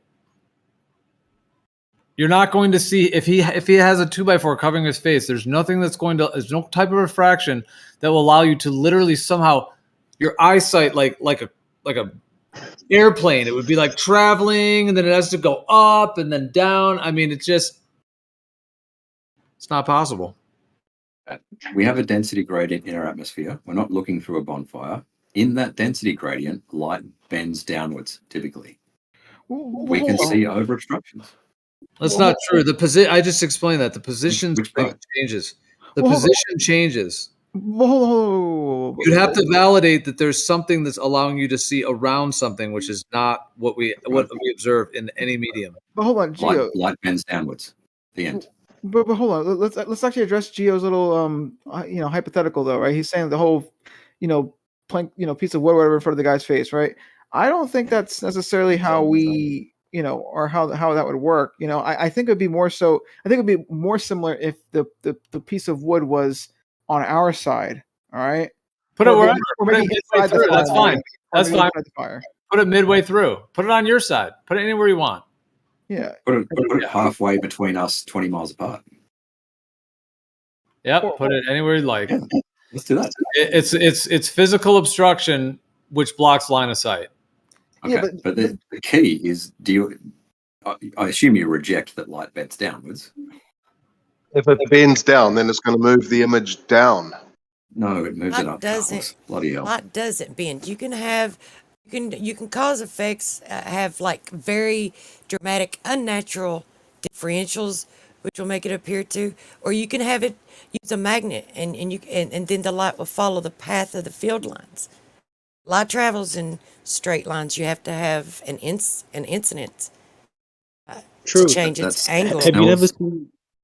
That's a very Truth. Have you never seen those density experiments where they shoot a laser light through a fish tank with, it's not like normal water.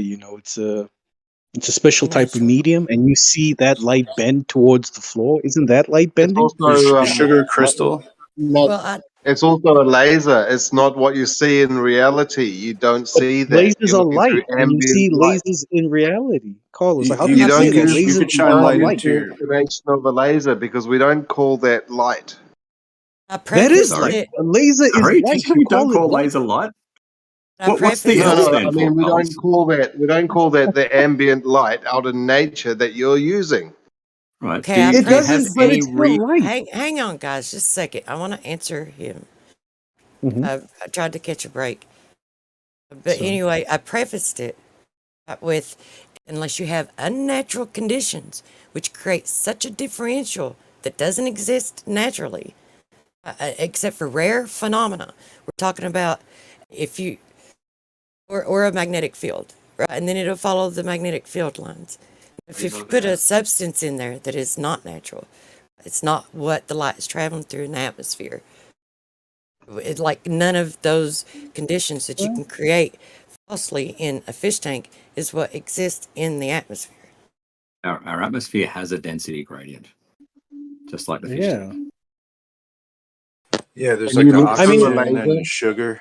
I mean, yeah, it I mean, doesn't it- even have to be a You breathe in the special type sugar. of material. It can just be sugar water. Yeah. It's like looking through Yeah, cotton but are candy. you Yeah. looking through the laser like a telescope? Are you looking through No, the laser? have you never seen those videos, Carlos? I'll share one right now. Where We've seen them, but you're not looking through the laser as a tunnel, as a straw, as a telescope. what? Do you You not don't understand need the to. path of light? No, You can you're see the looking light through the bending. You can see sweet, the laser bending, but it's sugary not atmosphere. It's not an optical device that you can look through, is it? Right, but you see the path that the light is taking, right? The laser is taking, yes. Yes. Laser is light. Yes, but that's totally Is that different because the sugar's acting as a waveguide? than what you're trying to say that the laser is the path of your vision, where it's Yes. not. That's the path of the laser. Right, but if you shoot let's say you had like a picture on the other side, and you shoot the laser such that it hits the picture of the mountain on the other side, that's what you would see if you were the laser. Or if you were able to look through a laser telescope, is that what you're saying? Something like that, sure. Right, and I there's don't no understand such how you thing that reject the path of exists. light. You don't have anything to compare it with. You just seem to be rejecting that the laser takes a path. I'm not rejecting that the laser takes a path. You're trying to conflate that the laser is acting like a magical telescope, which your eyes would see in that same path. Do you agree that the path is reversible? Like if I shine a laser, exactly at the other side of the fish tank, it would travel the same path, right? Reversible. Oh, right. You're saying that the beam of laser light is traveling back to its origin, yeah? No, if I had a laser at the other side of the fish tank and pointed it in the you're same hot direction as the other laser, it would trace the same path back to the first laser, right? Right. Okay. Yep. Okay. Cool. Right. So if I have some light bounce off a mountain on the other side of the fish tank, and that light takes that path that second laser took, you would see that mountain. No, you'd see the laser bouncing off it. You wouldn't see the mountain. That'll do tonight. I reckon. I can go to bed. Put these kids to bed. All right. No, good night. I don't have the Have a good gift myself. Maybe someone else does. But there's an He's got to instance put the where dogs to bed now. there's an instance where there's a demonstration with lasers over the water, and there was some kind of effect where they went straight up into the air. Is it They didn't. Candyland? Is it a sugar lake? They didn't bend. They would just when the lasers changed angles, the light continued in that direction. It did not bend and continued to bend back around. Otherwise, it would have hit him in the face. All it did was when it hit the instance that changed its speed, that allowed the less dense, right? Whatever happened in that instance, all the light did is it changed direction and continued to go straight. It didn't continue to bend back around in a circular fashion. And that's all it's going to happen. It's the light continuously deflecting off anything that has reflective quality depending on its angle of incidence, and at the end of the day, it's not going to shift any image. It's not going to. You don't have tunnel vision, do you? What are you guys talking about? This tunnel vision bullshit. But he thinks that a laser is a good demonstration in replacement what is of this some tunnel vision type of a telescope. Hold on, the laser vision is a good. Hold on. The laser is a good example, right? Because the laser, what the laser represents, right, is well, it's not exactly 1-to-1, but just hear me out, Tell right? us what it means. It could represent basically the one photon that does take that path, whatever, and makes it to your eye, right? You could treat it as that if you want. I mean, I don't. That's all the laser's really doing, just showing you one path that the light is maybe. That's all it's really doing, guys. So you think it's a reflection? Is this looming some style or form of reflection armor? What? Looming is just a type of reflection. It's a type of refraction. It's refraction, not reflection. What the hell are you talking about, Carlos? Refraction is the action that it's taking to show you what is actually happening. So the overall name you should be saying is a reflection. No, it's not a reflection. It's refraction. It has to be, because if light is bouncing back to your eyes, how's it doing it? Look at that dog, and someone posted a little fucking chihuahua. It's like that's what they usually. Fucking. I'm sorry, I just got distracted. Look at the fucking chihuahua, though. That's hilarious. But go on. Never mind. Who cares? It's fucking refraction, man. All right. It's Right. So, like, yeah, if you fired a laser into a bunch of glass shards, something else would happen too, right? What would you call that? I don't even know anymore. That chihuahua's got me fucking like in a trance right now. Yeah. They're entertaining. Yeah, they be doing that. They be doing that thing where they like fucking like showing their teeth and they're fucking like, licking their lips. Like, what are they doing? Like, they need to chill. Yeah, sometimes they're just. Yo, can you delete that? That lady rubbing eyes like that? Jesus. Oh, ew. Oh, that's gross. Oh, that is terrible. Wow. Oh. I knew a girl in like elementary school who would like flip her eyelids. I was like, why are you doing that for? Anything with eyes is just ridiculous. That's gross. Oh, I hate that. Yeah, sometimes you got to do that. You gotta admit it's funny. If you got to hold like some pennies or something like that, pockets. Yeah, right there. Yeah. Okay. Anyway, but no, seriously, back to the topic though. Right. This fucking tunnel vision shit makes no sense. All right. It's not tunnel fucking vision. All right. You know what barrel distortion is? It's just showing you one of the paths that the light is taking. All right. There's plenty of paths. That's just one of them. All right. That's just one of them. What do you know about mustache distortion? Well, I had two people just talking at once. Rock, paper, scissors, and then come to me. Paper. Okay, what do you say, Truth? What was it? Just say one. Just say a random one. All right. Just say a random rock, paper, scissors. Rock. Okay. You. Nope. You All right, I lost win. the paper. You win. Okay. Yeah, shoot. It's been a while. It's been a while since I rock, paper, scissors. All right. Okay. Whatever. So yeah. Let's play We're- boson, fermion, proton. So what were you saying? Those next to me. Nothing. No, Nothing you of were any saying- value. The as television usual. thing. The television He thing. was telling a joke, man. It wasn't serious. Oh.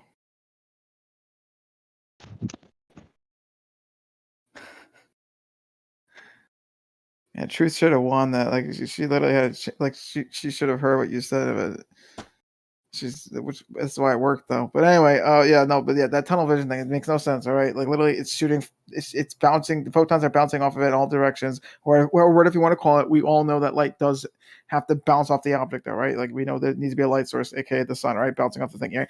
It's doing that in all directions. All right, and then it's doing that, on the ball. It's bending down. And because a ball is constantly always curving down, all right, that happens to be following the curve of the Earth, right? Therefore, we see it, all right. This isn't like, come on, guys, this isn't like it's not like a ridiculous thing to wrap your head around. Yeah, but it's flat. Look, that's fine. Like that's neither here nor there, right? I'm just trying to argue this point about the light bending around the fucking curve. Because the air is sugar water. Not that it's sugar water. It's just that Yeah, but that just isn't even how we see. Well, maybe it's Like not how we see in like radial lines of sight from the eye. Okay, but here's the thing, though. It doesn't matter what our eyes aren't going to really. It doesn't matter like how we see whatever how we see is we have eyeballs and then light enters the eye. Like, so it doesn't matter what the path that light takes, whatever. Once it gets to our eye, whatever That goes into the photon detectors or whatever you want to call. Same thing for cameras too. It's just however. I mean, you're in your eyes, right? You got some kind of photon cells. The cones or rods, whatever the fuck. Yeah, whatever. You don't know how that shit works. Just but imagine for a second, like all the trillions and billions and what's the biggest word above trillion? All of those fucking bits of particles of fucking photons hitting your eye. Like every time you open your eye and you can actually see something, you're getting bombarded with photons, are you? Yeah. Are you serious? Yeah. You serious? Like every time you open your eyes, you're getting bombarded with photons. Yeah, that's why we think about Yeah, it. they're raping and violating your eye. Yeah, I wear photon covers for that with my photon Fucking sensitive. hell. Yeah. I got to buy some photon filters. That's Yeah, you do. That's why we have eyeballs. You get the 'cause polarized Oh, sunglasses. photons. There's so much photons around. Yeah. I got my photon goggles. We gotta actually talk about this, or we're just gonna ridicule the idea. I mean, I thought Yes, we will ridicule the idea now. I thought We we watched you Microsoft Paint for a while.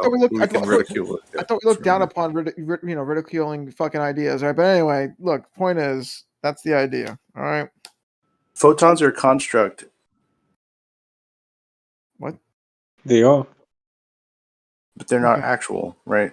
There's not actual particles of light. No, there is something there, but we just construct it as a photon to convey Does the matter idea. That's the does matter accrue on things? Like do photons get stuck to the things that they hit all the time? And we got scraped photons. They Photon deposition. impart energy. They impart energy on things they interact with. So, but as a particle, Yeah, as a particle. A particle is not defined as being matter or mass. That isn't what we define. It's just pretend. How is it pretend? Like who decided that's the definition of a Do particle? you necessarily think that there are No. audio particles hitting your ear right now? No. You think that that's how it works? Well, I mean, Is that how you think it that's works? not. Well, hold on. That's not half. Where did you wrong. get that from? Well, hold on. I Hold mean, on. would you say Audio particle.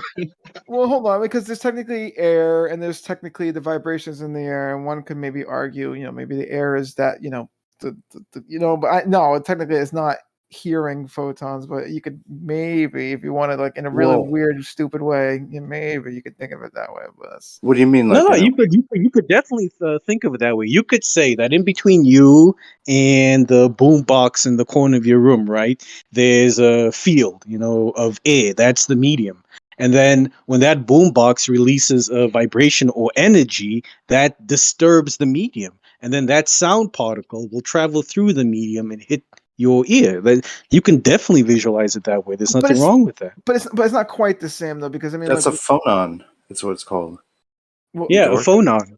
Yeah. phonon. But do you really Yeah, think the photon. audio particles are fucking hitting your ear? No. Yes, I do think an audio particle is hitting my ear. The problem is you define in your head a particle is defined as something tangible, something I can touch, and I don't know where you got that definition from with regards to the context we are speaking in. That a photon isn't like a material particle. It's just a way to quantify energy for a certain Yeah, exactly. system. So energy is hitting your ear. So it's And that electro-optical. energy Is what I was. yeah, I was Would trying to you tell call that- them? Would you call them atoms? Would you call them atom centric? Firstly, Atomic centrism. they have to isolate these particles to show that they exist. and we do isolate them. It's been done. You So think I so, don't or see do you what- think you just see, or do you think I you know just see so. the effect? You I know see the so. meeting point or the effect, but you're not isolating the actual particle, are you? Right. Yeah, we are You isolating. don't have photonic tweezers that you can. They are particles. No, we actually can. You can use. Oh, Okay, I yeah? don't know You about can hold on to a piece of light. Are you? Okay. a photon. A photon would be difficult, but something like an electron you could definitely isolate. Well, they Oh, have because they're so different in size, aren't they? An electron and a photon, they're so different in size that you can use tweezers on one and not the other. Yeah. There is the dissectable capacitor, which they did measure a change of weight, but there is, it's not an electron that where you have the vibration at a high enough frequency and the energy will transition into matter. And that's all it's evidence of. It's not like, because these are instances of interactions. They're not actual physical things. And which I think that's what you were trying to point out, but they are talked about as if they are.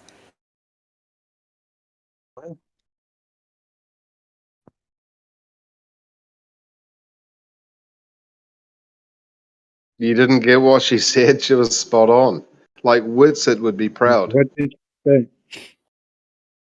Well, they're the Dumb it incidences. down.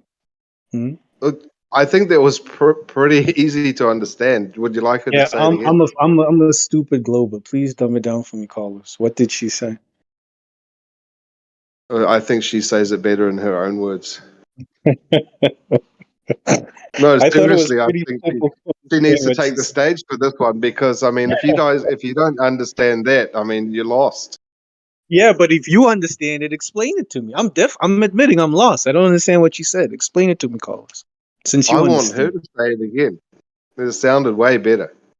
But I'm Can not you going to say that understand it. If he says it again.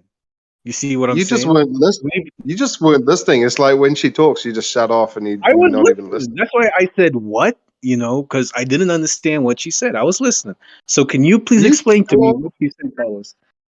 You didn't understand what she said. Can you say that again, please?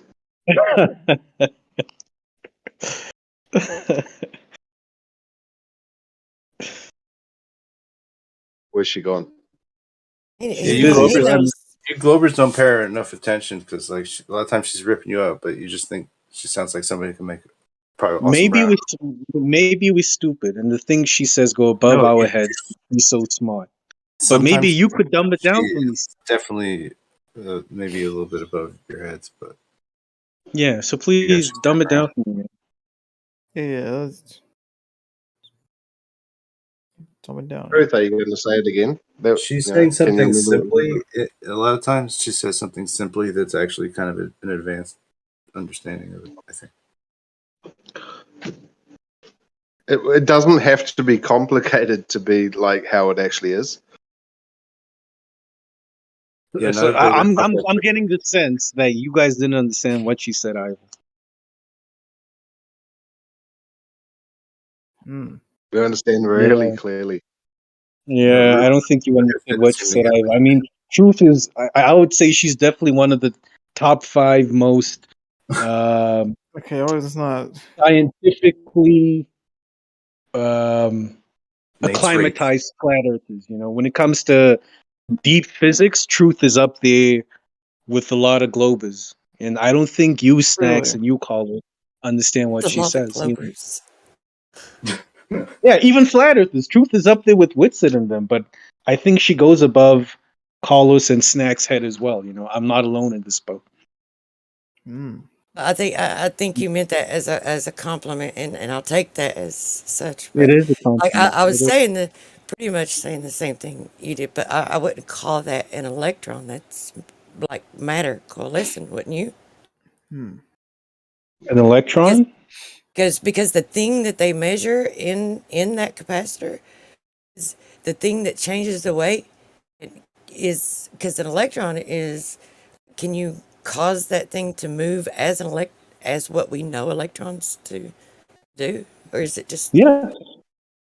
You can use I forgot what the name of the device is, but it's these devices that generate very strong magnetic fields that allow you to isolate and move electrons. You can accelerate it, you know, a pinning trap. Yeah, you can accelerate it, slow it down, you know, do whatever you want with it. And that's what these particle accelerators are. They're giant pinning traps, giant um, cyclotrons, or basically giant magnetic field rings that accelerate particles. is it actually like is it an electron a physical thing that it's captured, or is it What do you just mean by physical? material? Material, I wouldn't say it's material, but it's definitely physical because it's energy, you know. Oh, Some people feel energy is material. You can weigh energy, you can measure it, you know, you can change it from one form to another, transport it, store it. That sounds pretty material to me. Maybe not to you, I don't know. Wouldn't just the high frequency of the vibration like be the thing that would change the weight and not actually the weight of an energy?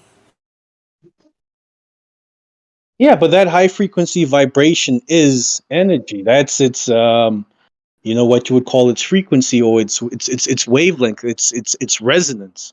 That tells us how much energy is in there. You know, the stronger the vibration, the more energy this thing has, right? It's a measurable effect caused by the energy. It's not the actual weight of the energy. I mean, would you agree? I would think that you would agree with me on that anyway. But I was wanting you to get you to thinking along this line when it comes to what you understand gravity to be. It's the same way it changes the weight, and they can measure a measurable weight of an instance that has a different vibratory frequency. That's the same way gravity. It's like that's one of the variables, right, of gravity, and then you have the field interactions, of course. But do you see how that could affect things and change where they find their equilibrium? You're going over my head again. Truth. I'm sorry. I don't fully get what it is you are trying to say. Are you saying that gravity is a type of energy? I'm saying what you understand is gravity be mass attract mass. Like anytime mass would attract mass, the reasons for it doing so be due to what we just discussed. I don't want to go through the whole thing again, or some other field interaction. Mm-hmm. Yeah, definitely.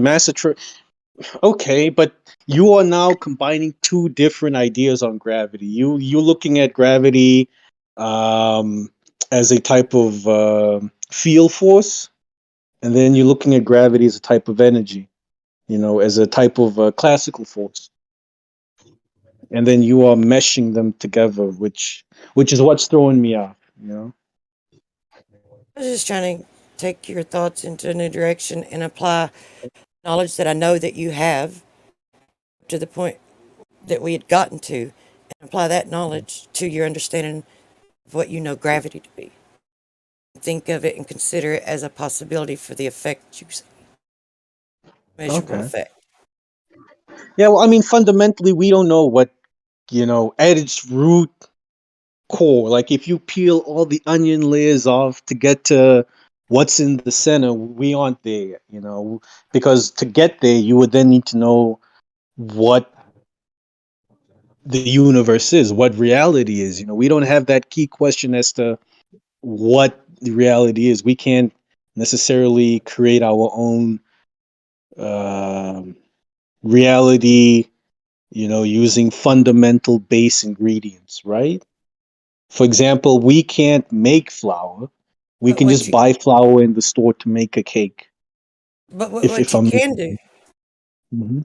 but what you can do though is you can these possible variables that would be the cause of this, instead of bending and warping of space-time, just a mass attract a mass due to bending and warping of space-time, even though they're opposed to one another. Like, instead of making those leaps or coming up with some dark energy or whatever, couldn't you just like manipulate those variables, see those effects, measure the changes in weight, and conclude that that's Mhm. one of the variables, and then find another one and do the same thing, because that has actually been done. But that is what we did. We've held some variables constant, allowed other variables to change to see, do those changing variables have some sort of relationship with gravity? And we've determined mass is one of those variables. Velocity is another one of those variables. Distance from the center of mass is another one of those variables. How Potential energy is another one of those variables. how is mass is it the actual matter, or is it the fields, You the can medium, look at it. and the fields of the matter causes it? Yeah, you can look at it both ways, but those are two different ways to look at it. You can decide it's an internal property only, right? So it's your inertia only that determines how you will attract objects externally towards you. Or you can decide it's an external thing. It's the external gravitational field that your body emits, or the warping of space-time due to the energy content of your body, that Well, causes the apparent attraction. It depends how you look at it. why would you contemplate on those things and just cognitively decide, instead of just manipulate? Like, you can manipulate the fields and you can change where it's going to find its equilibrium. How do you test for bending and warping of space-time or dark energy? And you can't just say Oh, mass attracts mass when it's actually the fields that interact with one another. Either yeah, definitely. When we're looking at bending and warping of space-times, we don't say mass attracts mass anymore. We don't use that idea when dealing with gravitational fields and the bending and warping of space-time. you We don't use see the something bending and different. warping of space-time either. You can't We do. you can't see it, you can't manipulate it, you can't vary it, but you can the fields. So if the field interactions Oh, are known to cause it, oh, what else Well, do you that's need? that's how they got from general relativity to this extreme, like false reality of understanding with too many assumptions, and it's all based on the speed of light. And they think they know what light is, but in fact, they don't know what light is. And if they did find out what light is, well, they tend to think that the model actually is all electromagnetic anyway. what? I don't know Right? where you Because come from your with whole light. model You're talking about gravity. all depends on light, isn't it? As soon as you get No. into relativity and the bending and warping of space time, then you're really going off into fairyland. No. Fundamentally, what our No, whole model is based on is energy and interaction. At a fundamental base point, that is what our model is based on. How energy interacts with itself to create different types of energy. And how these different types of energy manifest, whether it's potential, nuclear, electromagnetic, gravitational, all these different types. That's fundamentally what we feel our reality in our universe is made out of: energy. It's all just energy. Where does it come from? We don't know. How do you make energy? We don't know. What are the ingredients to make energy? We don't know. We just went to the store and bought a pack of flour and used that to make all these things we make, But how do you make that flour? How do you grow it and things? We don't know.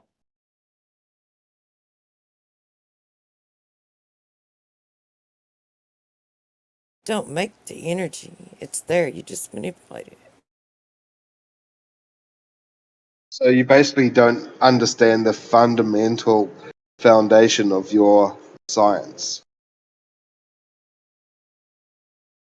Huh? If you don't understand how to make it, then you don't really understand. Yeah, we don't understand everything, definitely. As I'm saying, that's why I keep on giving you that example of buying, cake flour. We don't understand how the flour is made. We don't have that intrinsic, deep base understanding. But once we have the flour, once we have energy, we know what to do with it.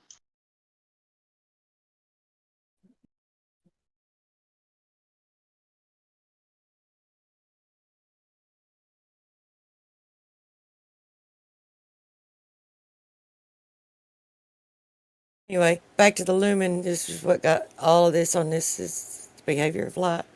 So, lumen has been demonstrated to shorten the horizon. In conclusion.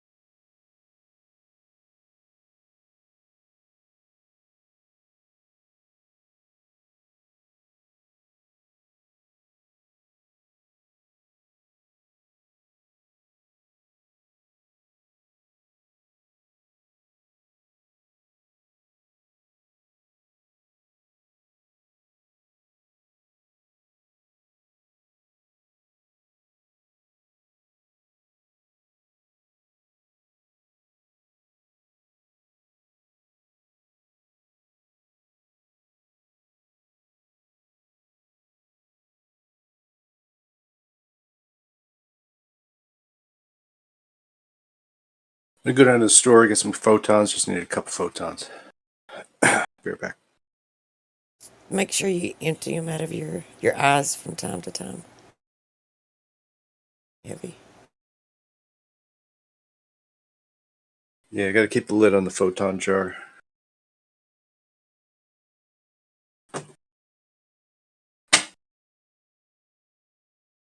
I'm gonna catch some shut eye.